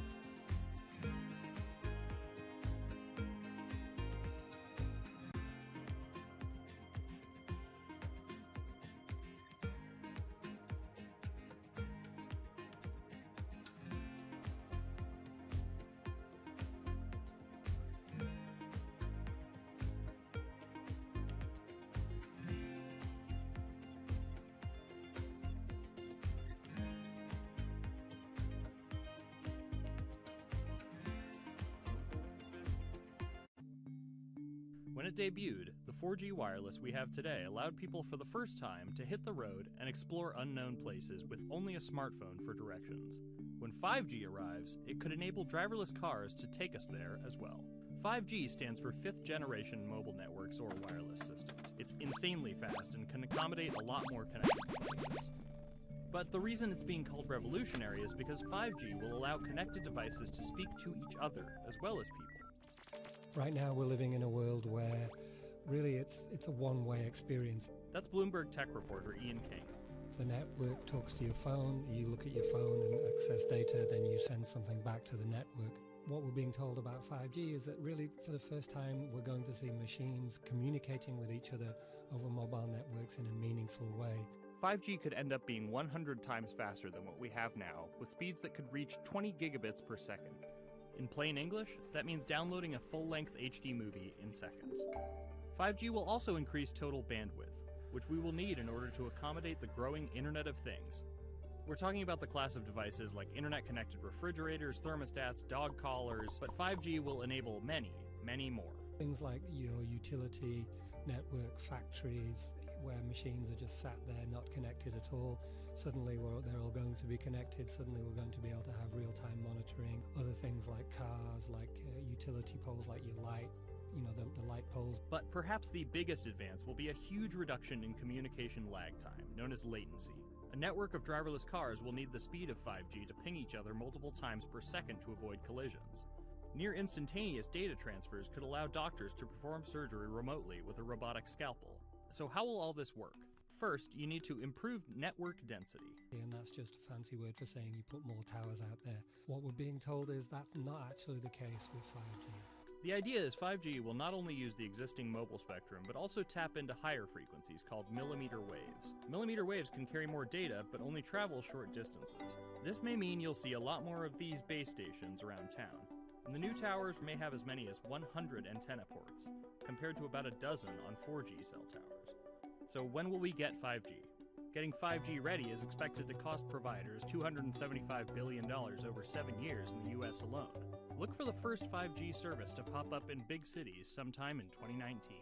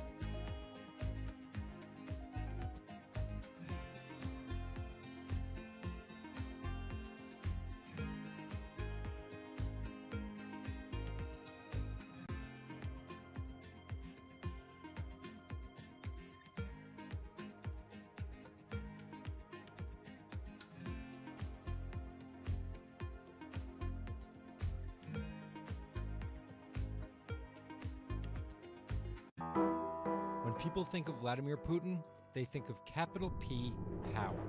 And that's exactly the impression he creates. Whether it's physical power, firing different weapons, riding in various James Bond-esque modes of transportation, or tossing hapless opponents in judo. Or political power, ruling his own country with an iron fist, crushing his political opposition, or, most recently, being accused of meddling in foreign elections for his own benefit. This is how Vladimir Putin went from a poor, tough kid in Leningrad to a KGB spy to the very symbol of modern Russia. Vladimir Vladimirovich Putin was born in 1952 in Leningrad, which is now St. Petersburg. His father was a factory foreman and his mother a homemaker. It is widely said that Putin's public-facing tough guy persona can be traced back to him getting into fights when he was younger, which paved the way for him to take up judo. After getting a law degree from Leningrad State University, Putin joined the KGB Foreign Intelligence Service. He spent 16 years in the KGB.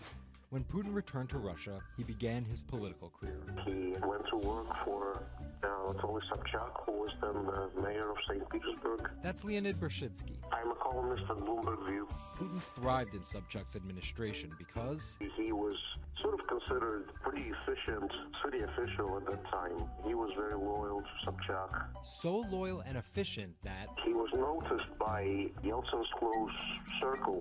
And those people soon brought Putin over to Moscow to work in Yeltsin's administration, where he quickly climbed the political ladder. Then, of course, he was promoted to Prime Minister of Russia. That's Dmitry Trenin. I am currently director of the Carnegie Moscow Center. Around this time, Yeltsin and the people around him, the so-called family, decided that Putin would become Yeltsin's successor. And then this happened. The apartment bombings were carried out in 3 Russian cities, killing 293 people and injuring more than 1,000. Putin immediately accused Chechen separatists for the bombings and followed it up with action. He was credited with having a very successful military campaign against the terrorists. And it worked. After that, he became an heir apparent in the eyes of the Russian people. 3 months later, Yeltsin resigned. And on his way out, a famous exchange. He was getting into the car in the Kremlin, and the last words that he addressed to Putin before getting into his car was, "Take good care of Russia." So Putin took over as president, and 3 months after that, won his first election. But just because Putin won the presidency, that didn't mean he had all the power. This is Michael McFall. I was U.S. ambassador from 2012 to 2014. In the 1990s, there was a fire sale of all the things worth owning in Russia, and certain people, the oligarchs, did better than others in that fire sale, sometimes called privatization, and those people tended to be well connected with the Yeltsin regime, and they weren't Putin's friends. But they probably miscalculated, thinking that they could easily find a way to influence him. It became impossible almost from the start. And from that very moment, there was warfare between him and the oligarchs. That's when Putin gave the oligarchs a choice. Putin's way? Some of those people from the 90s managed to figure out a new way of dealing with Putin and have survived. Or prison. Others could not find common vision, and so they lost their assets. Khodorkovsky once was Russia's richest person, worth $15 billion, but he ran afoul of President Vladimir Putin and spent a decade in prison. With domestic power consolidated, Putin focused on restoring Russia's global influence. Putin is the guy who believes in the expansionist Russian state.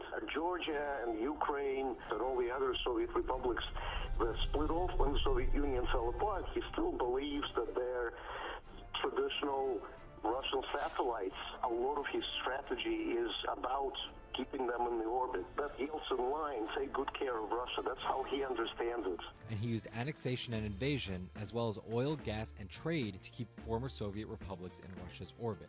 In 2008, Putin's 2 terms were up, and he decided to step down as president. Dmitry Medvedev stepped in as president, and Putin went back to prime minister. But really, Putin never left power. He pretty much continued running the country, and Medvedev was a bit of a figurehead. There was actually a period of cooperation between Russia and the U.S. that benefited both countries during Medvedev's presidency. Because Medvedev did not have the same negative attitude towards the West as Putin did. But when Putin came back to run for a 3rd term, in the lead up to the 2012 election, it is widely believed that both the presidential and parliamentary elections were rigged, and Russians took to the streets. Putin blamed the protests squarely on America, and more specifically, Secretary of State Hillary Clinton. He believed that she had sent, and this is his words, a signal to demonstrators. Still, Putin won by a huge margin and set about crushing the protest movement immediately upon his return to the Kremlin. Over the next few years, Russia's economy tumbled. Putin annexed Crimea, leading to sanctions. The price of oil fell drastically.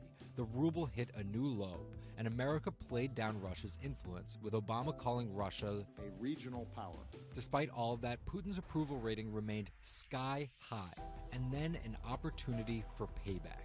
I think I'd get along very well with Vladimir Putin. In 2016, there was one candidate who called Vladimir Putin very smart. Trump exhibited tolerance towards Putin's actions annexing Crimea, and similar views on NATO and sanctions. Secretary Secretary Clinton didn't support any of those views. Even though Putin denies any wrongdoing, U.S. elections. Yes.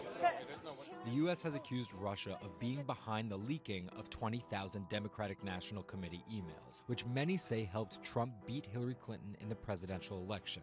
Which leaves us here, with the possibility of a President Putin until 2024, positioning Russia to be the world power he always imagined it should be.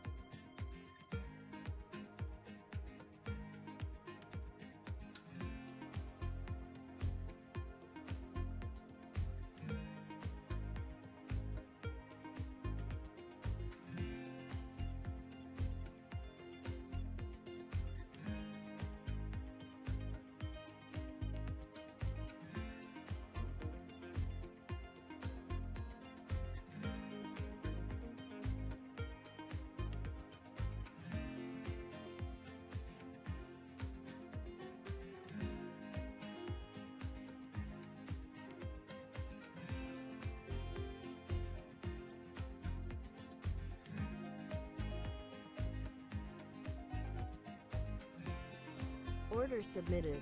Order submitted. Order submitted.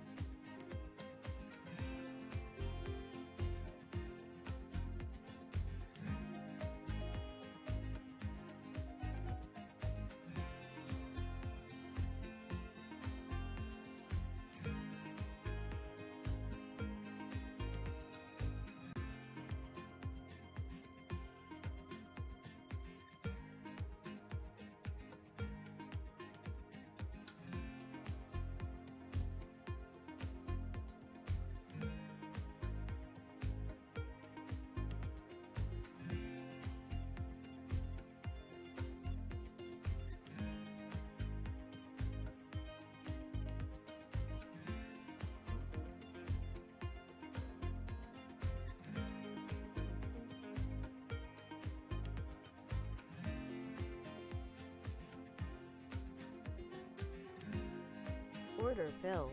Order submitted. Order Jack Ma submitted. is Asia's richest man and most recognizable business tycoon.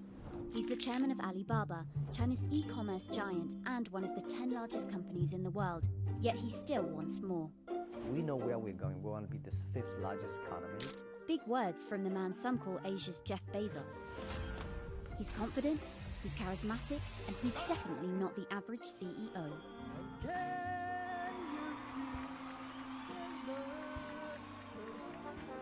This is how a poor school teacher went from the classroom to being one of the most influential multi-billionaires in the world. Order filled. Ma was born in China's southeastern city Hangzhou in 1964. His parents were Order traditional submitted. musician Order storytellers. submitted. Order submitted. As a teenager, he started to learn English from foreign tourists after China opened up in the late 1970s. And then for 9 years, Jack Ma hung around outside the Hangzhou Hotel, which is now called the Shangri-La. He would get up at 5 a.m. to talk to travelers. That's Bloomberg technology reporter Lulu Chen. And I cover China Internet for Bloomberg. Ma failed China's National University entrance exam twice before being admitted to local teachers' college. He graduated in 1988. He applied for 30 jobs and got rejected, including from the fast food giant KFC. When KFC come to China, come to us, say, You 24 people went for the job. 23 people accepted. I was the only one guy. Then Ma got a job at a local university and taught English there for about 5 years, earning just $15 a month. On the side, he started a translation company with several friends. During a company trip to the US in 1995, Ma had his first encounter with the internet at a friend's place in Seattle. I searched the first word, beer. I don't know why, because it's easy to spell, baby. And I see beers from Germany, beers from USA, beers from Japan, but there's no beer from China. So he searched for the word Order China filled. instead and Order still couldn't find submitted. anything. Order And that got submitted. him thinking. He wanted to build something that would put China on the world's map. He started China Pages, a Yellow Pages-like website, but it didn't take off. Then Ma joined a government agency in Beijing to help set up a website.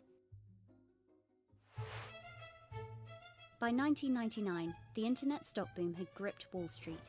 And back in his Hangzhou apartment, Ma Order decided filled. to try again. Order With submitted. his wife and a Order group of friends, submitted. Ma raised $80,000 and set up Alibaba, a site that allowed businesses to sell stuff to each other.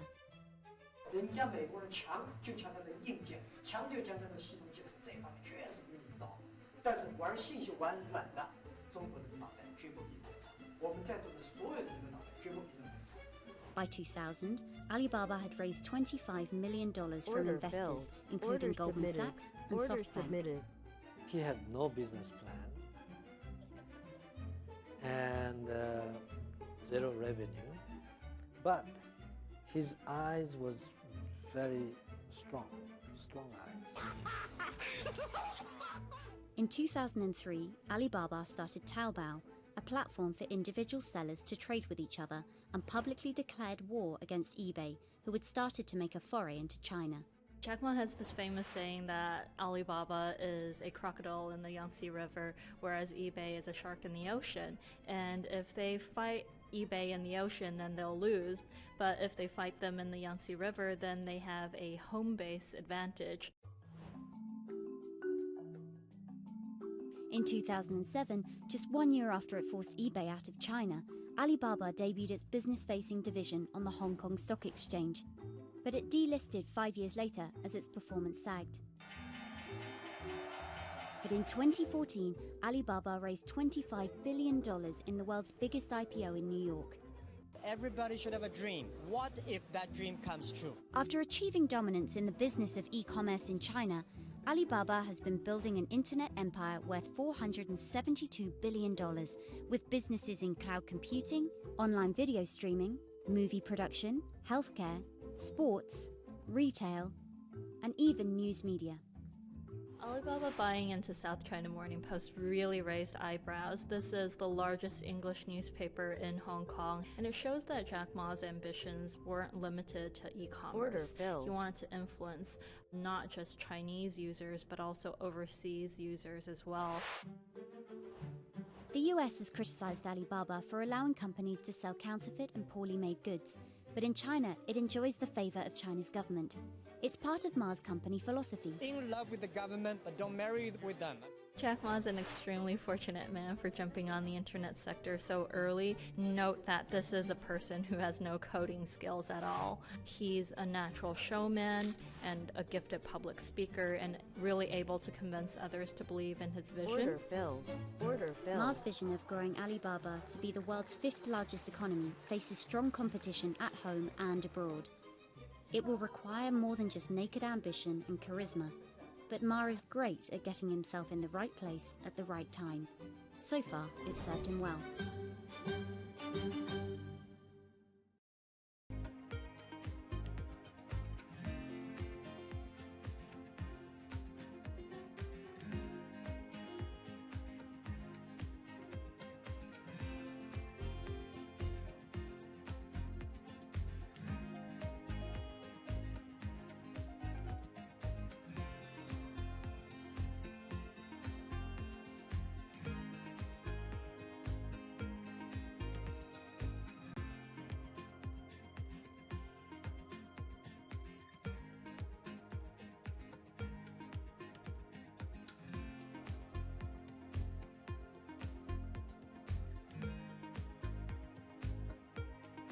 Order submitted. Order submitted. Order submitted.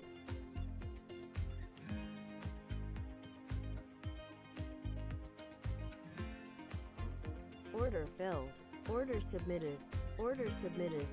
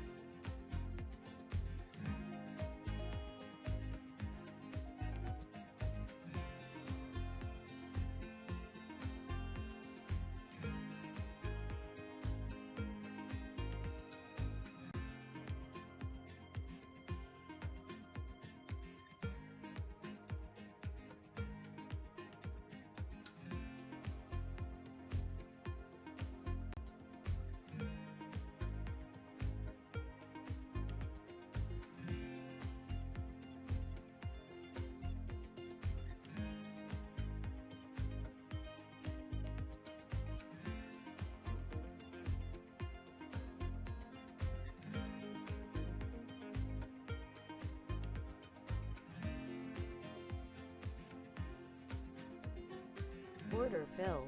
Order submitted. Order submitted.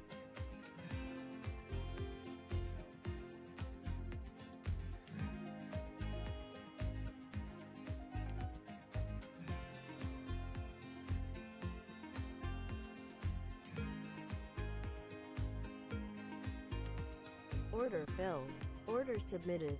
Order submitted.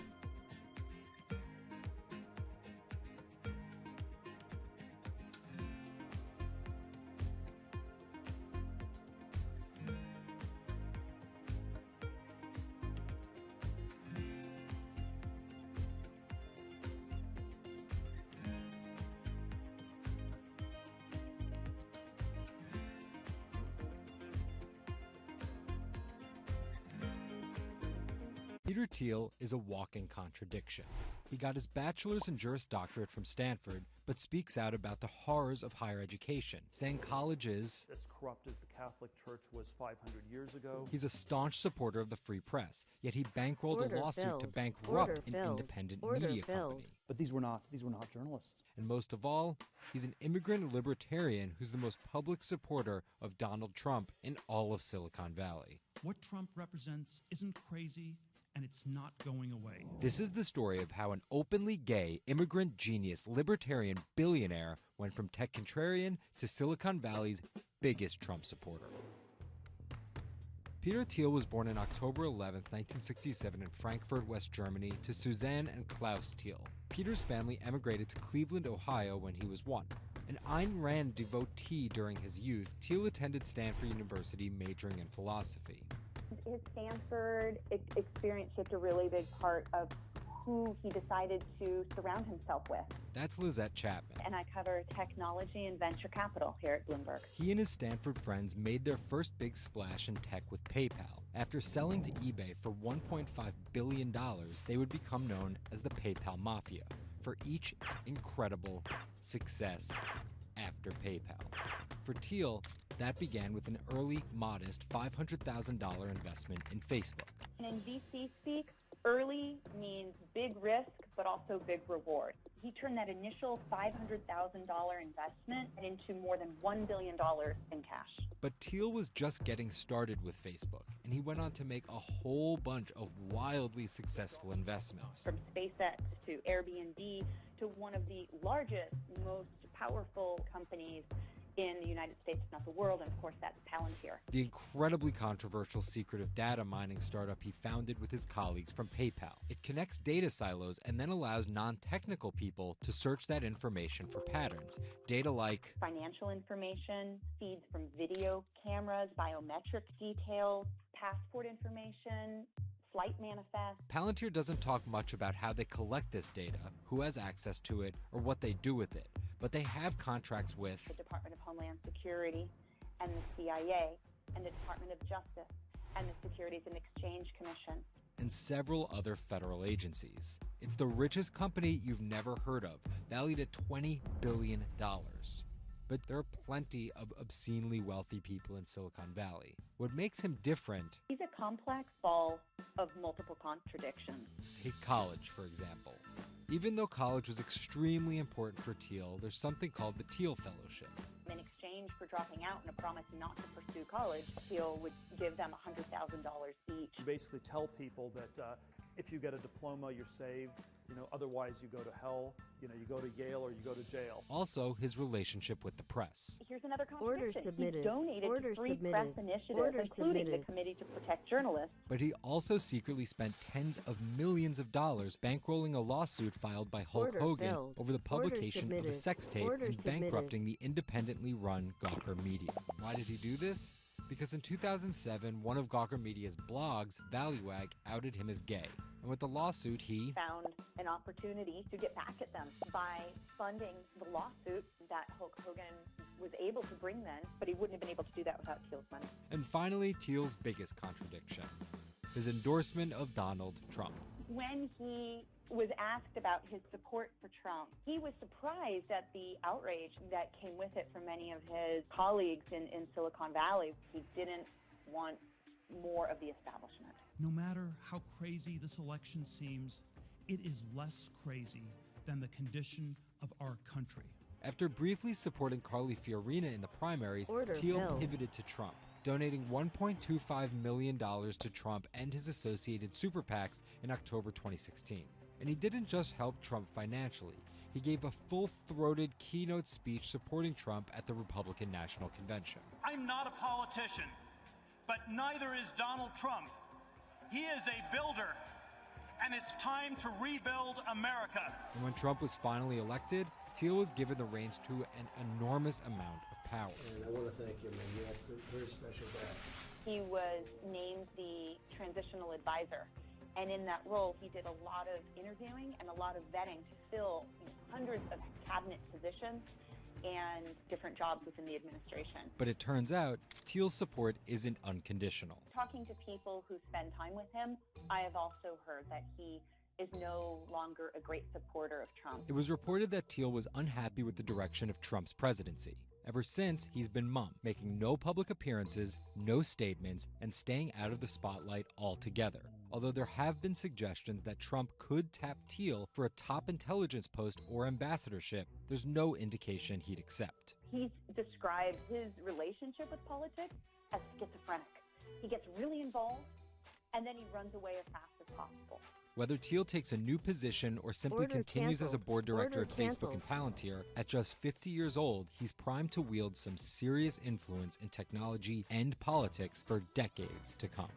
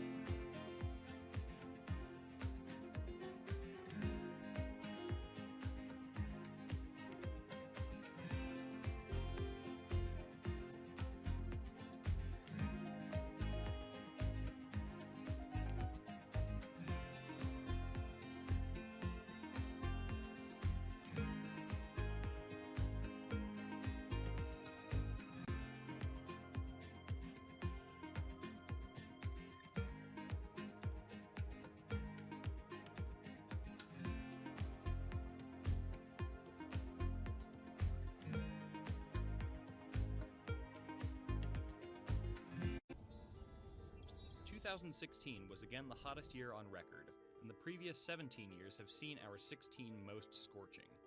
Scientists overwhelmingly agree. Global warming is the culprit. And it's just getting started. Ice caps, extreme weather, wildfires, droughts, and the hits keep coming. What are we doing about it? In 2015, the world took its boldest step yet to stem climate change with a historic accord in Paris. But now comes the hard part. Nations must change energy policies and invest huge amounts of money, and they will likely do it without the United States. President Donald Trump announced on June 1st that the U.S. would withdraw from the accord. The reality is that withdrawing is in America's economic interest and won't matter much to the climate. Here's the situation. Decades in the making, the Paris Agreement united the U.S., China, and more than 190 other nations in a push to limit fossil fuel pollution. The UN-sponsored plan secured pledges to cut greenhouse gases, the emissions that trap heat in the Earth's atmosphere, in an effort to avoid the rising seas and other environmental disasters that climate models predict.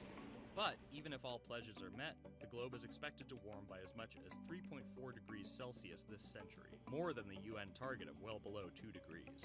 Meeting the Paris Agreement means that governments will have to offer more incentives for clean energy, scale back support for fossil fuels, make emissions more costly, and reduce deforestation. It's estimated that the deal will require $13.5 trillion of spending through 2030. Here's the argument. Unlike past climate pacts such as the Kyoto Protocol, each country set its own Paris targets and then promised to revisit and improve them. The U.S. was primed to play a lead role in climate change, but Trump's energy independence executive order reverses Obama-era rules and directives put in place to combat climate change, and expands production of coal, the dirtiest fossil fuel.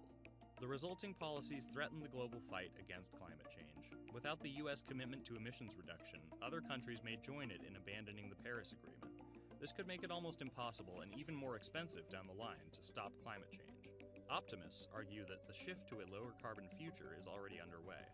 Businesses, cities, and U.S. states, such as California, are already investing in wind and solar and taking other steps to make it work. I've actually been called an environmentalist, if you can believe that.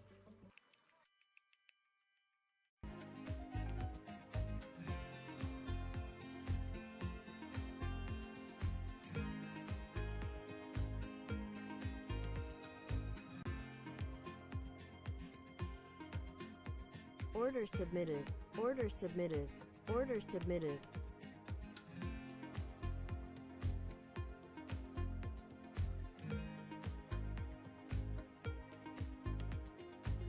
Order filled. Order submitted. Order submitted.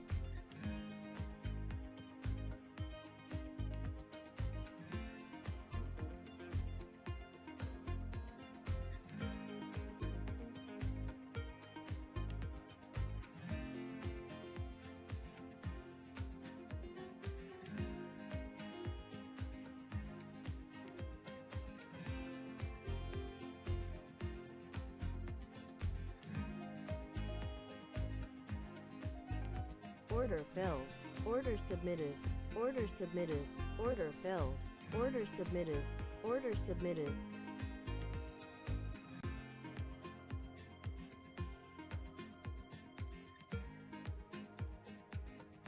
Order filled.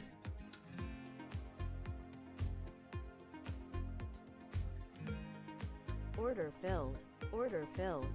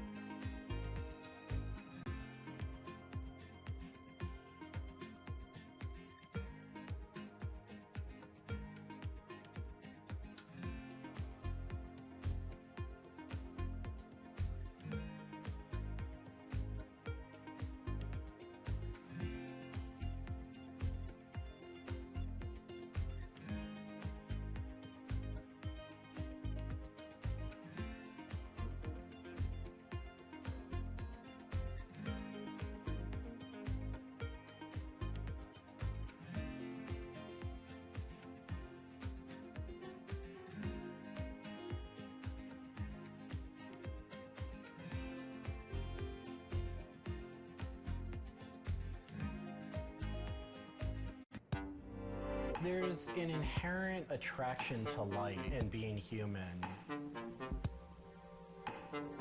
And I think on a very deep psychological level, light is this way in which we experience the energy surrounding us in a very personal manner.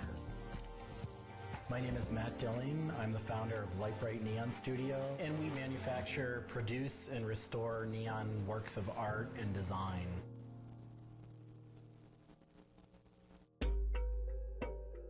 Origins of the creative content of a lot of the work at Light Bright comes from a variety of sources. Sometimes people come with a napkin sketch, some people come with an Adobe Illustrator file, and we have a whole design team who then we kind of work together to help create layouts of what it might look like.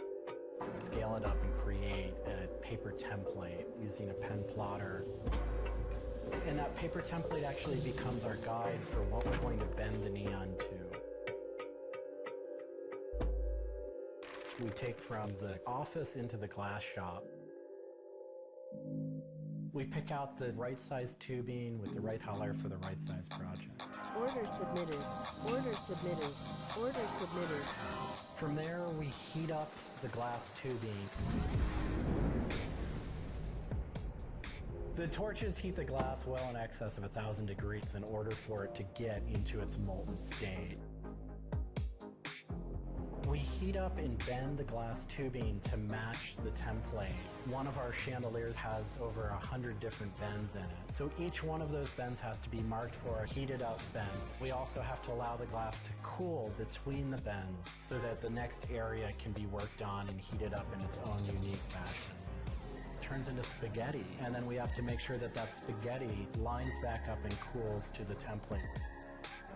We use a blow hose to connect our mouth to the tube, create a volume that's closed, and we can control the pressure in there with our mouth.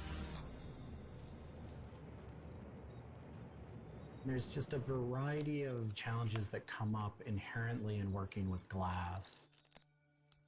Glass can crack due to stress, and sometimes you'll just have a batch that all it wants to do when it gets near a torch is crack.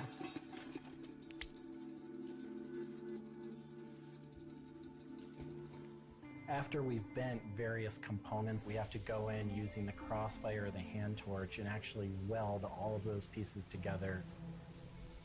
The last step on that is then to weld on electrodes onto either end. Each one of those steps is very, very specific. I draw inspiration from so many different experiences. It's hard to come up with one thing that's particular, but one of the ways that I really am able to connect with the creative is to float. Floating is a similar experience to meditation, to psychedelics.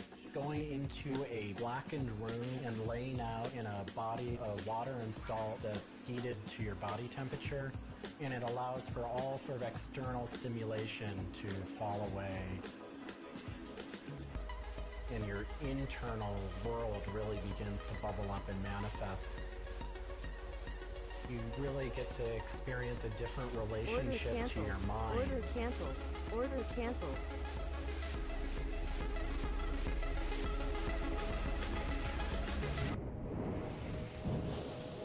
I think I work with neon because I can't not work with it. It's so challenging and so rewarding. And those things are so intertwined that there's no way of separating it out. I learn so much and continue to learn so much by working with it.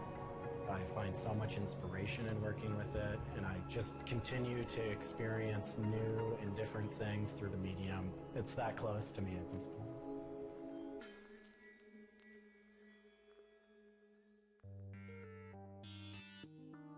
Once the neon tube is completed, we have to hook it up to our manifold for bombarding. The manifold is opened, a vacuum is drawn. We check the tube for leaks with our Tesla coil.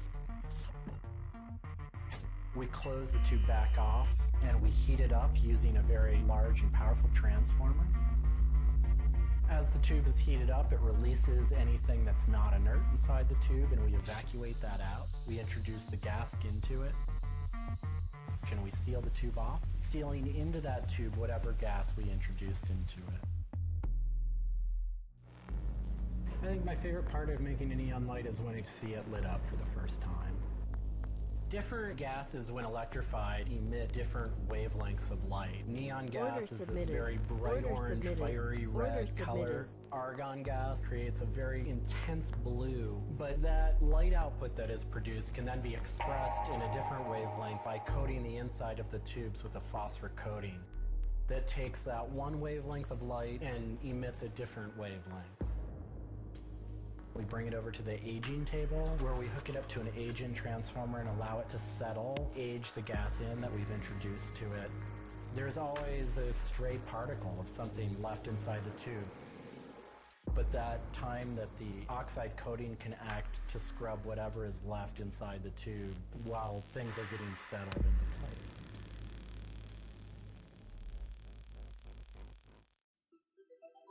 Once the tubes are aged in, we move on to our process of assembling two halves of the fixture together in a jig, gluing up the center of the fixture to its spindle.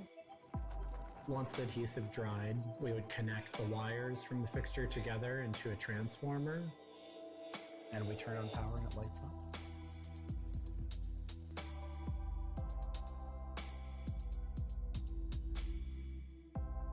Part of what we love about what we do here is that we try and put out into the world the kind of things that we'd like to see. I still am surprised when it lights up. I'm still excited when I get to see it illuminated. There's an ineffable quality to it. To me, it is this insight into the inner workings of the universe. It literally is. It's a way of looking at what is surrounding us in the cosmos in a new light.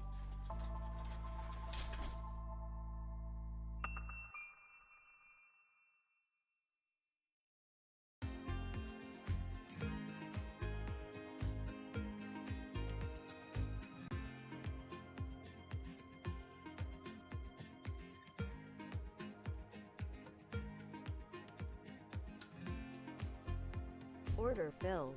Order submitted. Order submitted.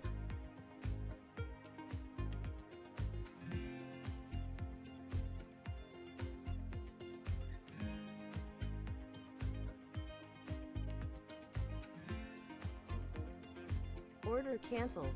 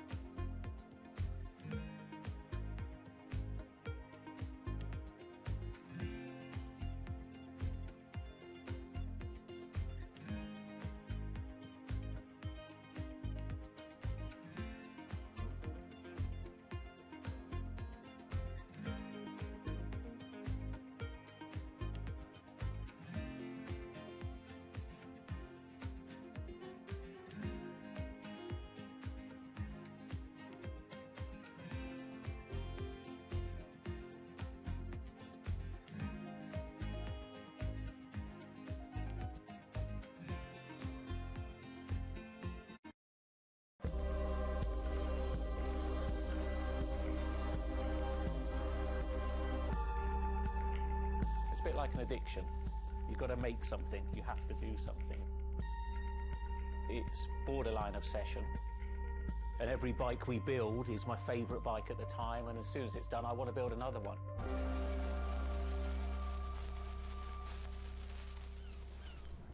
Sven Cycles is something I've been thinking about ever since I started cycling in my late teens. We want bikes that ultimately you'll really enjoy riding. There's never a bike that's the same. There's always a slight change. And as we build them individually as well, they have the marks of a bike that's built by hand. Most people I know cycle have an idea of their dream bicycle. And it may be an evolving idea you've had in your head. And we've worked with a lot of people that have come to us with sketches and scrapbooks. It's really, really nice to build something that's just one-off and unique. I think a lot of people see a bicycle as two wheels and a frame in the middle. There are a lot of subtle changes and nuances in design which can change the riding characteristics quite dramatically. I'm a really big fan of modernist architecture, and the simplicity of a modernist building is really hard to achieve. And with some of our bikes, they may look very simple, but I think people should not underestimate the time and effort that goes into designing a product. Tubing is key to a bike's feel and ride. Reynolds tubing has been in my life ever since I can remember. Growing up, I could never afford a frame manufactured with their tubing. We can now put a badge on our bike saying manufactured at Reynolds, which is a sort of thing as a kid I just wouldn't have believed was going to happen.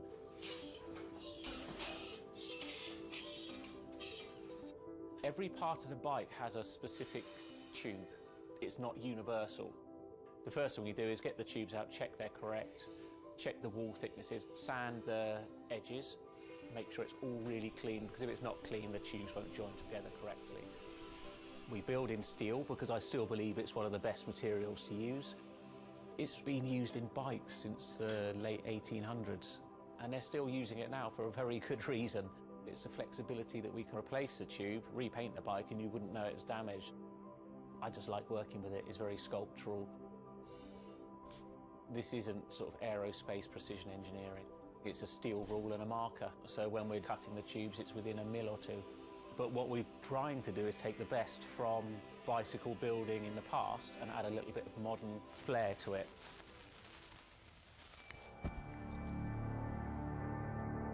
There's various techniques for building bicycles. We do a thing called fillet brazing, where you connect a pipe together. We use a bronze rod and a flame. We heat the tubes up to the same temperature and we fill the joint with bronze. And it gives a very, very sort of fluid, lovely, sort of quite sculptural feel. It's got to practice. You've got to be able to judge material temperatures. You've got to just look at it and you just get a feel for it. It's the stage where your tubes start to look a bit like a bicycle. My father's a jeweller. He'd make sort of very pretty things, which are lovely, but for me, they don't really have any function. What I love about bicycles, you can start on a Monday with a box of tubes, and you can be riding it by the weekend, and it can last you for the rest of your life.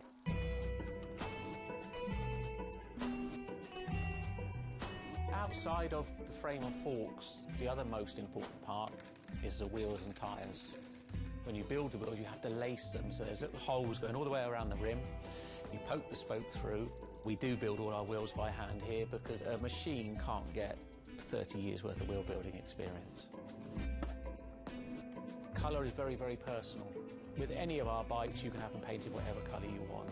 We've matched one to a teapot, so we can get that scanned and we can match that, or someone's favourite item of clothing. I like to let the bike sit for 4 or 5 days minimum, just so the paint can have time to cure a little bit, and then we assemble it. We get out all the new components, and it's a case of putting them together. Some bikes you can assemble in 3 hours, some will take 3 days. And we've built bikes that cost in the £10,000 plus mark. Order filled. Some people, Order they're saving filled. up and this is their bike and they're going to own it for the rest of their lives. So we just want to make sure they get the right thing.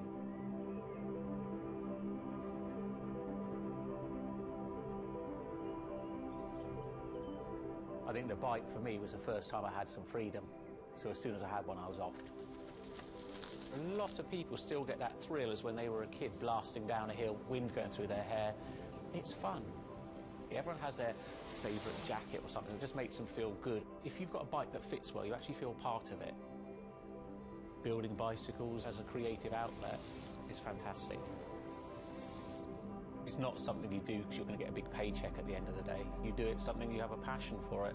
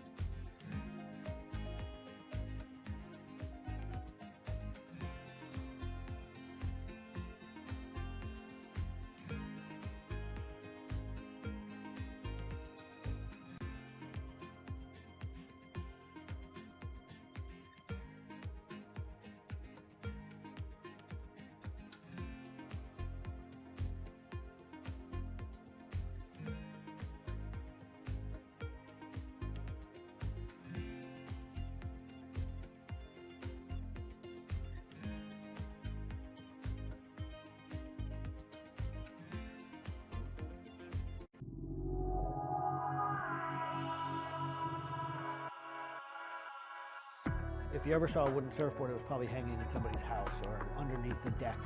But kind of in the last 10 or 15 years, wood has made a big comeback. They surf wonderfully. It's beautiful and it feels great to be on one of them.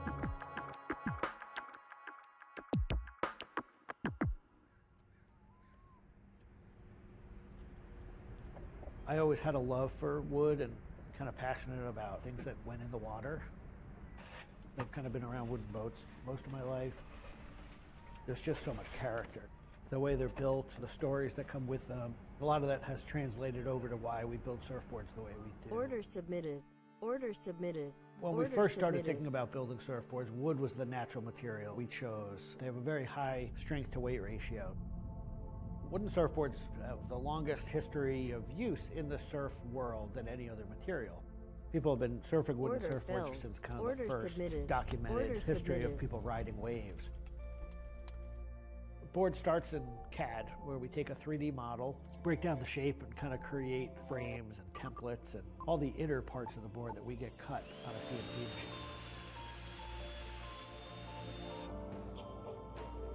We take those frames and we just pop them out, assemble the frame into kind of a skeleton. We go out to our lumber shed, pick a bunch of cedar, and bring them into our mill shop, put glue along the edges, clamp it all together into a panel. Everything's book matched. You have symmetry in the colors and texture of the wood. Cut your outline. Take our assembled frame, gently put it down right on top of the plank.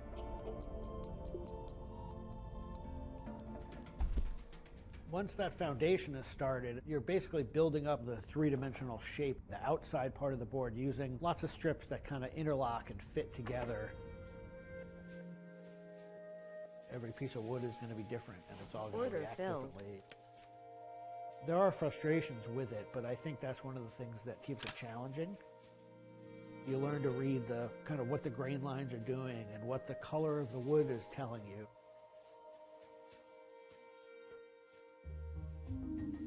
Once those rails are cleaned up, we put our top planks on. It's a little bit like putting a lid on a box. It's like, this is it. Whatever's inside that board is staying inside that board. And by tensioning some rope, you can clamp the two together. It's like a time capsule.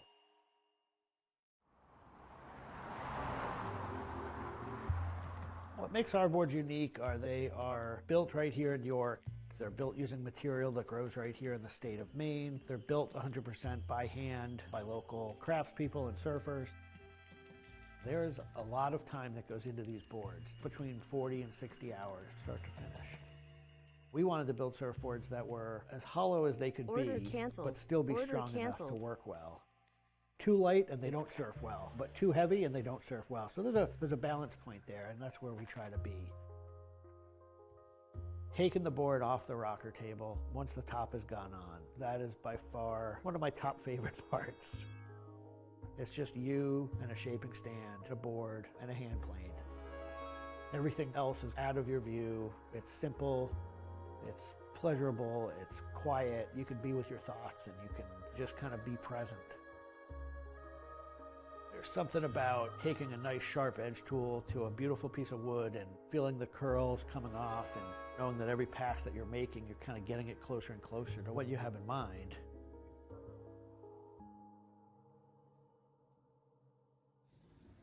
Once we've shaped it down and the board's looking like it's supposed to look like, it's time for it to go into the glassing room. 4-ounce fiberglass, laying it over the board, draping it over the edges, cutting it, applying epoxy, and on the board. Once both sides are lamb coated, it's time to put in the hardware. Drill and router and install the fin box. And on the other side, we drill and put in the leash plug and a vent. There's a lot of air just naturally inside the board, and that air wants to expand and contract with temperature changes. And that vent has a little piece of Gore-Tex fabric in it, and it allows air to kind of breathe both ways, but it doesn't allow water to get in. Once all that hardware is put in, it goes back into the glassing room. We brush a nice, beautiful, thick coat of epoxy over the whole surface, and that we call a gloss coat. That's supposed to look beautiful and glossy and shiny and flawless. You get to see that board come to life. Whatever the colors in the wood, they really come out. It just makes it look like candy. You just want to touch it and run your hands down it, and it's just kind of the icing on the cake.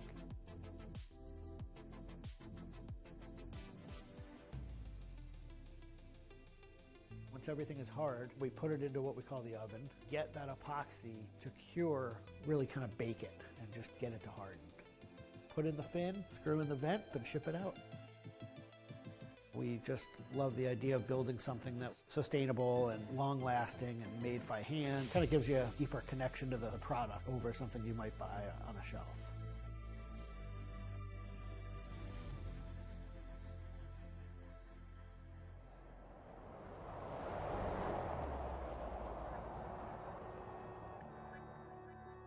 When a customer gets the board, they feel it. They 100% feel the amount of work and the amount of passion that went into the board. So I'm not really looking at hours and efficiency. We're looking at like doing it right and enjoying it as we go.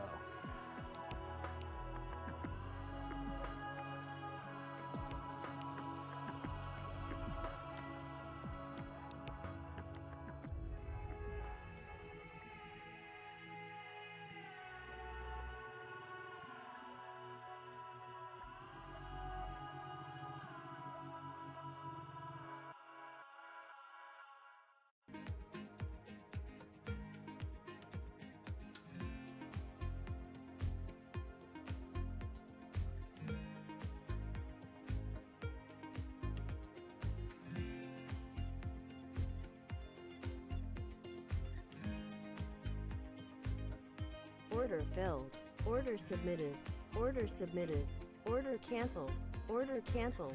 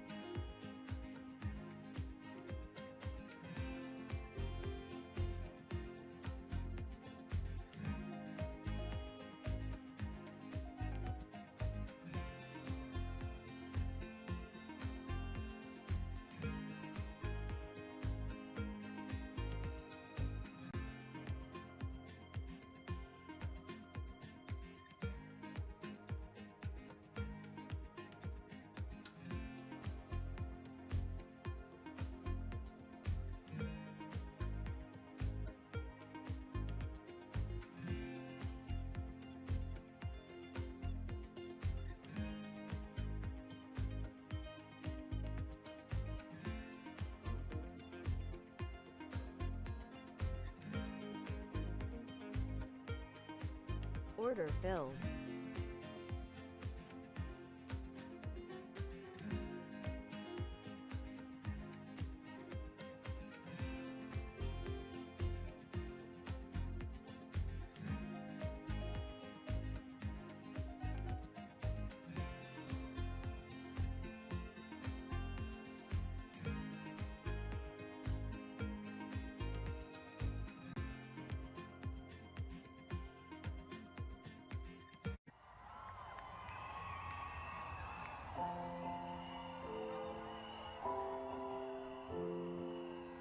Ma Baoli, better known as Gang La, is one of the 4 Grand Marshals leading New York's Pride Parade this year.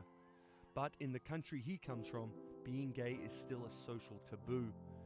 The CEO of a Beijing-based internet company is on a mission to improve the lives of millions of gay men in China.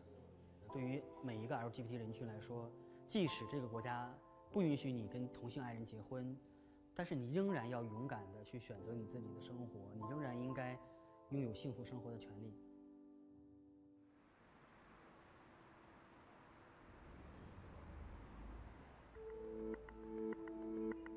Ma's company Blue City runs an app and a website specifically for gay men. Blued is one of the biggest gay social networking apps in the world, with an estimated 30 million registered users. Unlike most other apps, Blued is more than just dating or hookups. 大家可以在我们这个软件里面找他自己的情感，然后可以阅读相关的内容，然后可以进行一些娱乐，比如玩游戏啊，比如看直播啊等等。Back in 2000, when Ma studied at a police school in northern China, he realized he didn't feel like everyone else. 因为他们都找女朋友，然后谈恋爱，但是我对长得好看的同性的男生，我反而觉得对我更有吸引力。所以那个时候我就到互联网上去找这样的一些资料，然后希望能够告诉我自己我到底是谁。互联网上所有的信息都是负面的，都是错的，就是说同性恋要电击疗法，要被治疗，然后要吃药等等。After visiting some foreign websites with different attitudes to homosexuality, Ma created his own site for a Chinese audience, encouraging people that 他们也是正常的，他们不用自卑，然后也不用自杀。Even though attitudes towards homosexuals are slowly changing in China, it's still a social stigma. The virtual world of Blued where members can be open about their sexuality, is for most a striking contrast to their real lives. This is live streaming, a function added to Blued in late 2015, right when the internet craze was starting to take off in China. Many self-made stars like Jin make decent amounts of money by receiving audiences' virtual currencies and gifts. 我们不是彼此的初恋，初恋这种事儿多不靠谱啊。For Kyle and Klaus, a couple who have come out, live streaming on Blued means something different.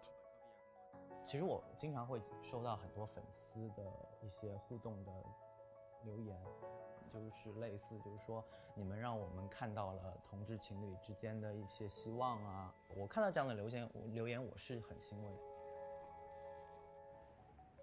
The government's rules for acceptable content online may shift quickly in China, with LGBT material in a grey area.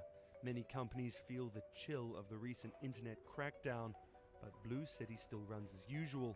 Ma has won the Chinese government's trust by helping with HIV prevention among gay men. A third of the company's staff are dedicated to screening pornographic and politically sensitive content. 我不太多的愿意去对抗，我更多的愿意去对话，去改变他们的想法。我觉得这个可能在中国来说是更有效的。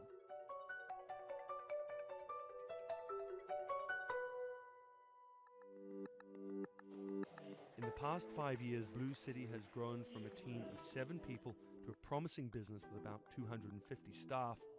Ma said the company earned over $15 million last year, mainly through advertising and selling virtual currencies to live streaming audiences. Now the company is expanding overseas.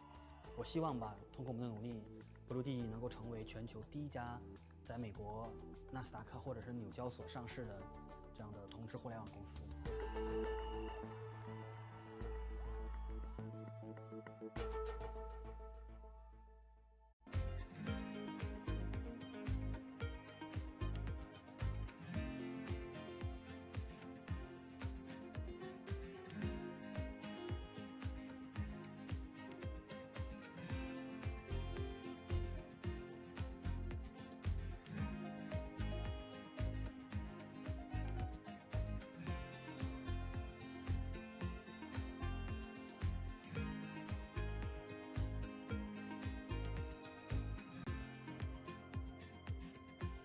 Order canceled. Order canceled. Order canceled.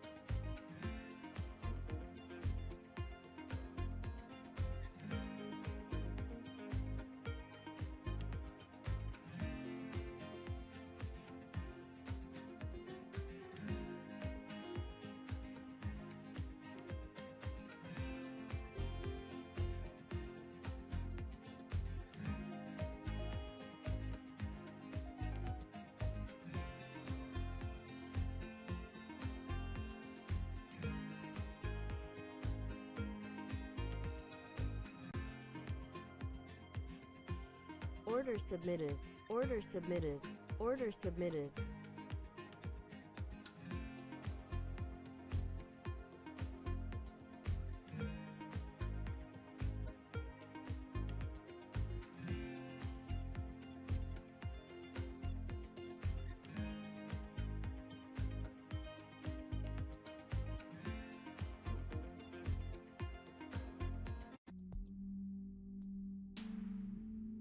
This is Rich Chiga.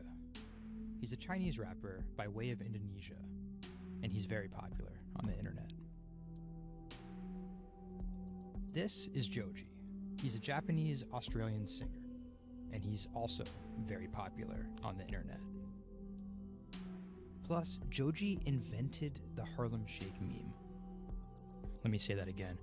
This guy, Joji, in the blood bathtub, invented the Harlem Shake meme. But we'll come back to that. Order filled. Order so submitted. Rich and Joji Order are both submitted. signed to 88 Order Rising, filled. an Order entertainment submitted. company Order hoping to submitted. build a lasting Order filled. global brand Order that submitted. will outlive Order singular submitted. moments of virality. They primarily create content combining Asian culture and hip-hop, a formula that apparently pleases the internet gods greatly. They've only been around for 18 months, but they're already putting up major label numbers. I think that we have an unprecedented collective of talent, a group of predominantly Asian artists, really making waves globally, which from an independent point of view as well. 88's founder, Sean Miyashiro, cut his teeth launching Vice's electronic music channel, Thump.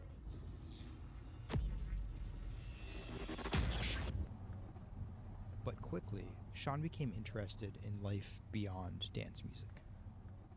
I knew that after launching a whole content platform that I have kind of the ability and the know-how to do it again, but for what was the question? So Sean moved to the Bronx to start over and figure it out. He couldn't afford an office space, so he worked out of his car at the top of a grimy parking garage. Everything kind of started here.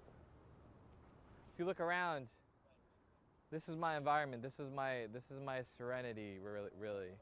88 Rising was built here. Built on the grounds of LA Fitness, residence in a parking garage. I was living in the Bronx. I'm just like, damn, where the hell do I go? So I just come up here and I just kind of figure things out every single day. Being like, okay, what the hell is this thing? Coming here was kind of like my own kind of private office, basically. To be honest, I would even go to the bathroom here. I would take pisses here, you know what I mean? It was it's just too far to go back down there. When I need Wi-Fi, I'd spend a good part of the day at Dunkin' Donuts. Hi, how are you? Can I get a chicken snack wrap? Before 88 Rising officially launched, Sean caught a surprise break in the form of a Twitter friendship with a funny 16-year-old kid from Indonesia named Brian, who taught himself English by watching Rubik's Cube tutorial videos on YouTube. Seriously, that's true. I thought his Twitter was genius, from the future, just crazy, and just the shit that he was saying, the memes he was making. But I didn't know that he rapped or anything like that. I really didn't, and he came up with that stick 2 weeks later.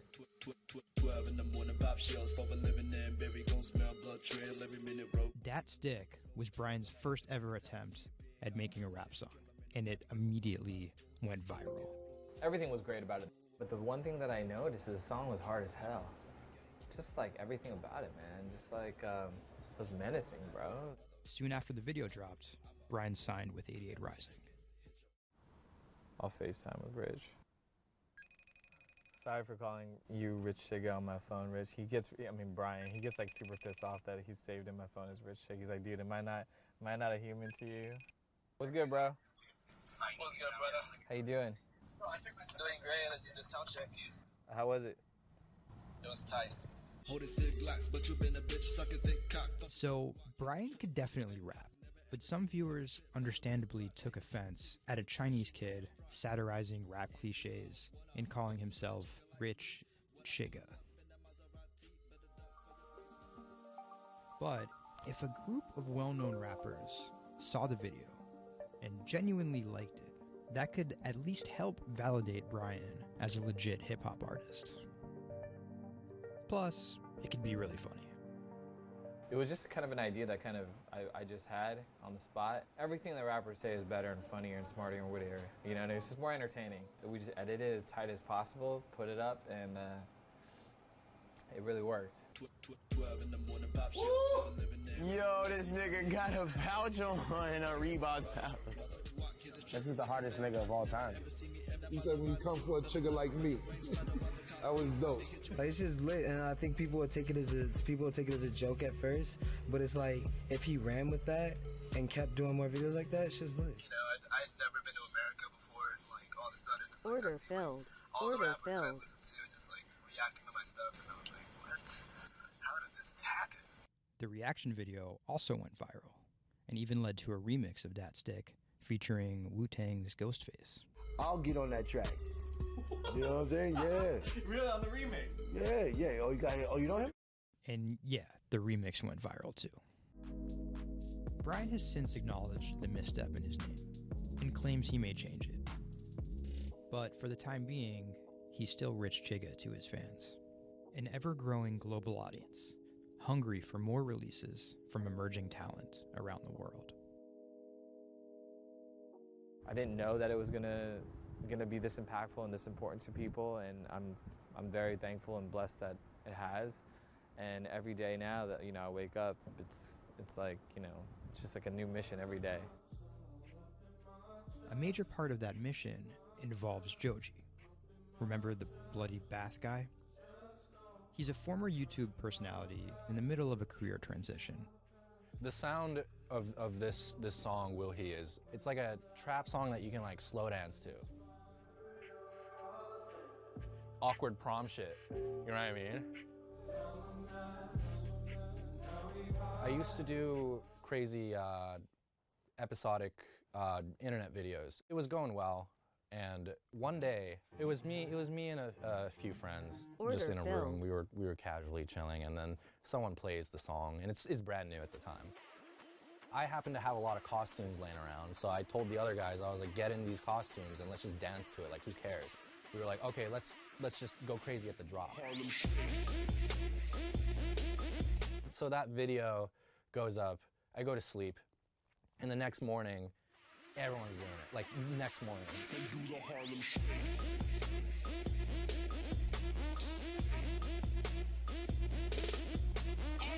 That taught me a lot about the internet, how people want to just be a part of something. And from that point on, something changed, and I was a little better at understanding demographics and people and what they want to see and what they want to hear.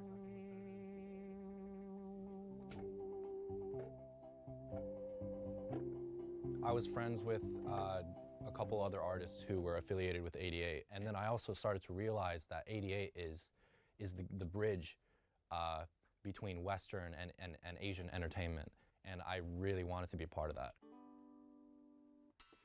Joji just released the In Tongues EP, his first project as a serious artist. Joji's In Tongues record came out a couple weeks ago. It's #2 on Billboard on the R&B charts, which is crazy for an independent release, and he's like a brand new artist. And the success is even more impressive, knowing he went from creating something like this, It's just Taco Bell. What could possibly go wrong? to creating something like this, the newest music video for his song Demons.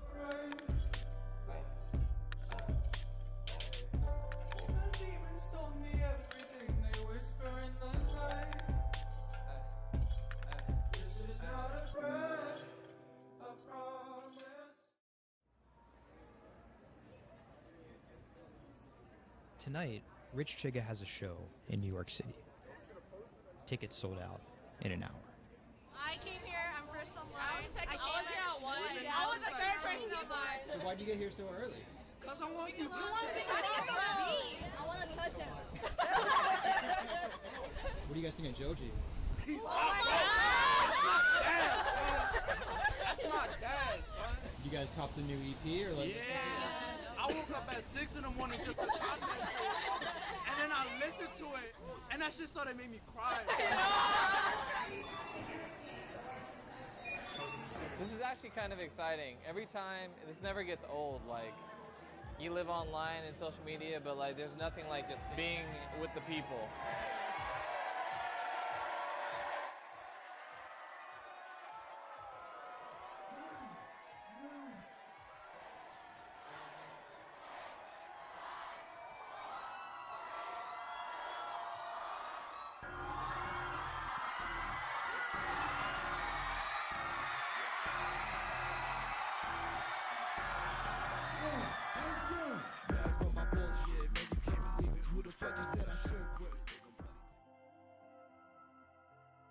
More often than not, viral success happens by accident. And then after an appearance on Ellen or Jimmy Kimmel, the creator's star power fizzles out. But Idiot Rising has figured out how to turn potential gimmicks into brands with an actual following that keeps coming back for the next thing. Oh, shit!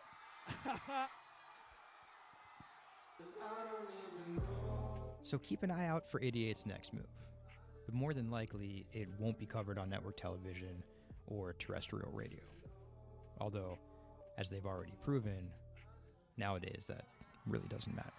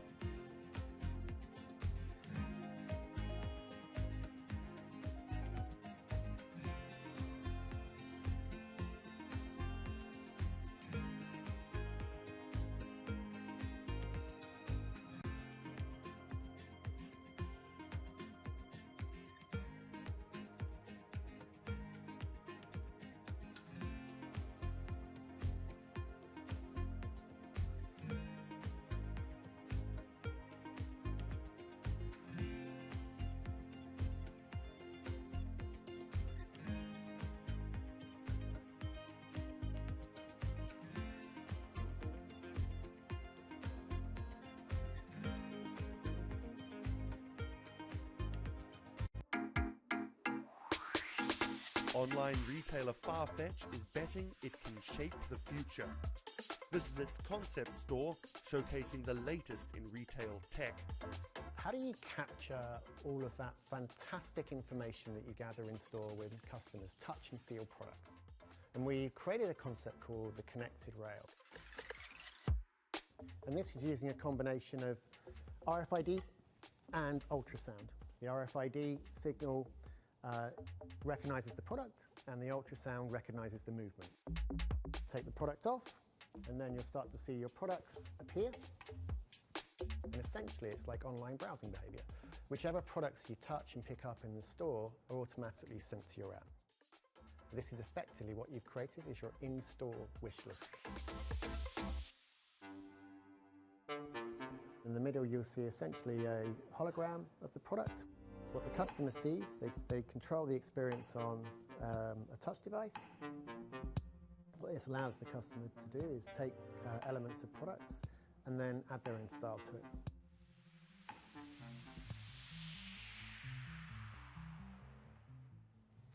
Right, so this is the connected mirror. So in this example, I see my products. I select a coat, and that's tried it, and it's slightly too big for me. So what I can do is choose an alternative size and send a request to the sales associate, and they'll bring that size to me in the fitting room mirror. You'll also see that we've got some product recommendations here. Crucially, the sales associate's able to push items into the mirror from their device. If you wanted to, you could simply use the mirror and pay and go. Your items would then be packed and dispatched to you afterwards.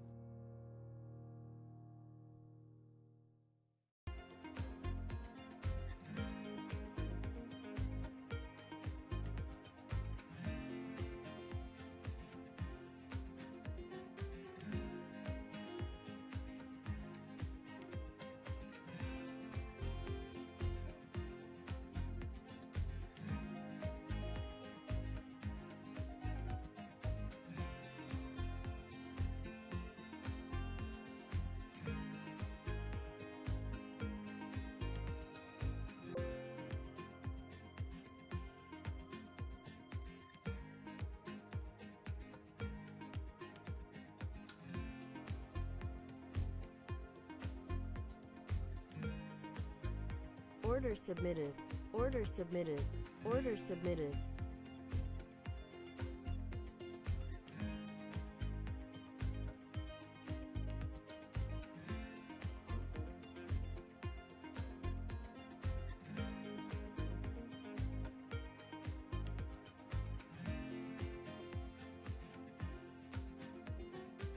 Order filled. Order submitted. Order submitted.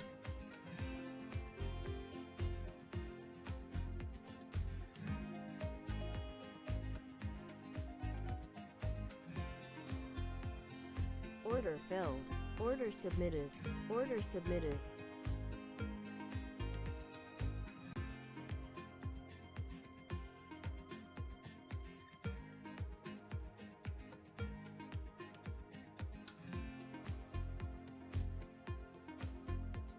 Order filled. Order submitted. Order submitted.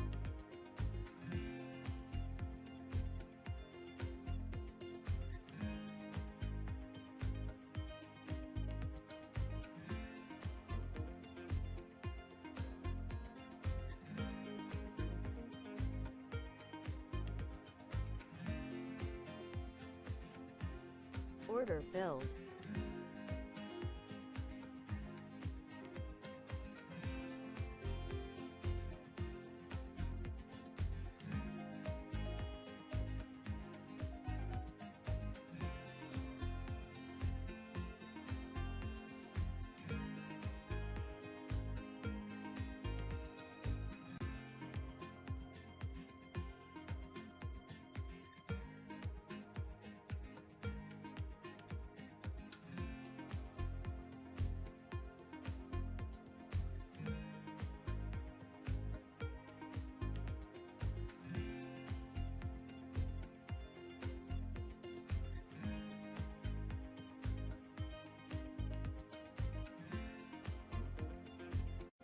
Do you want me to turn you so you're looking outwards? Yes, please. How about there? First time we came out with B, Jade said, "It feels like I've been released from prison." Do you want these, Mrs? Definitely. Definitely. Right. Yeah. And she could say hello to everybody, people she hadn't seen for months. It's Hi, it's Jade. Jade. Oh. So you can talk to Jade through this. Hi, Katie. She's there. Hi.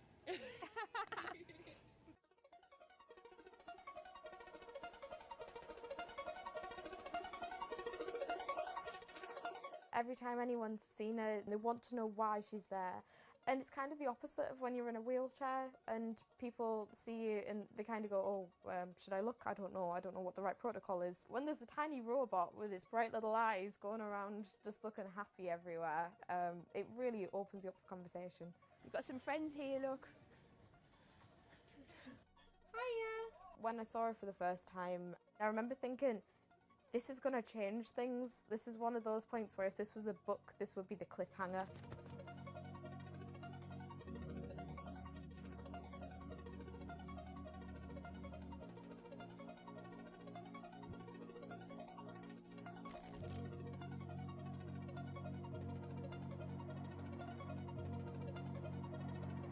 condition called Ehlers-Danlos syndrome, which means that I have a lot of dislocations, there's a lot of pain, and a lot of seizures and whatnot. So I can end up on my own in my room for long periods of time.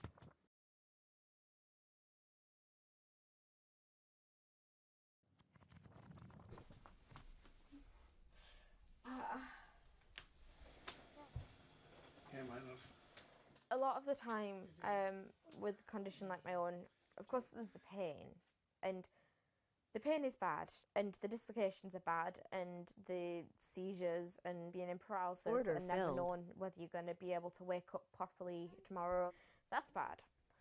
But what's worse still is being able to count the number of people you see a day on one hand. Are you ready? Sure am, I'm just hoping the connection's going to stay. Yeah, me too. Alright, here we go.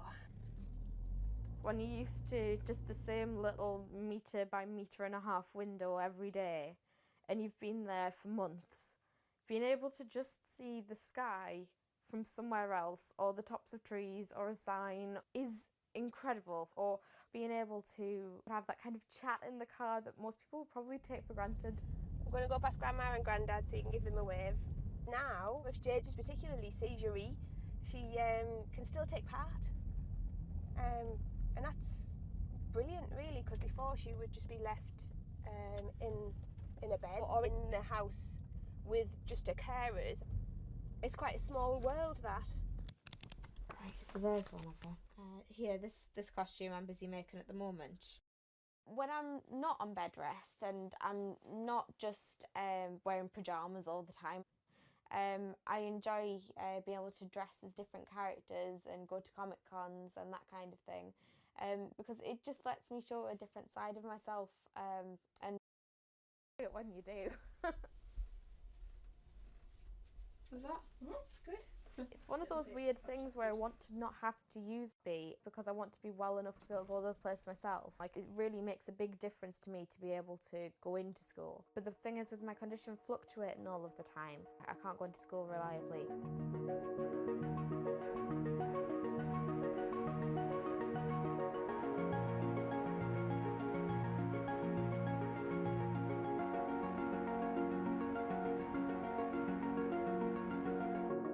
He's written it out bigger on the board, thank you.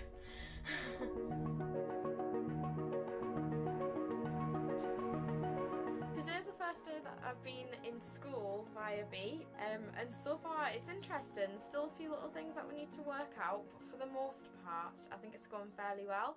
And it's brilliant because I can really tell the difference between today and yesterday. How yesterday I forced myself to go into school when I wasn't very well, and I was really tired afterwards and ended up having loads of seizures, whereas today I've been able to do all of the work, I've been able to keep a clear head and not be ill, which means I'm able to be more focused on my schoolwork. So there is my first step of working, is to simplify root 8. The algebra test is next week. Now I'm trying to make friendships which I'll be able to maintain with B. Before that, I've ended up letting people down quite often. B gives me hope, yeah. She's just always there. And if I can't do something, she can. And if I need sort of assistance to be able to make commitments, then she's there, and she means that I feel like a more valuable person because I'm more reliable.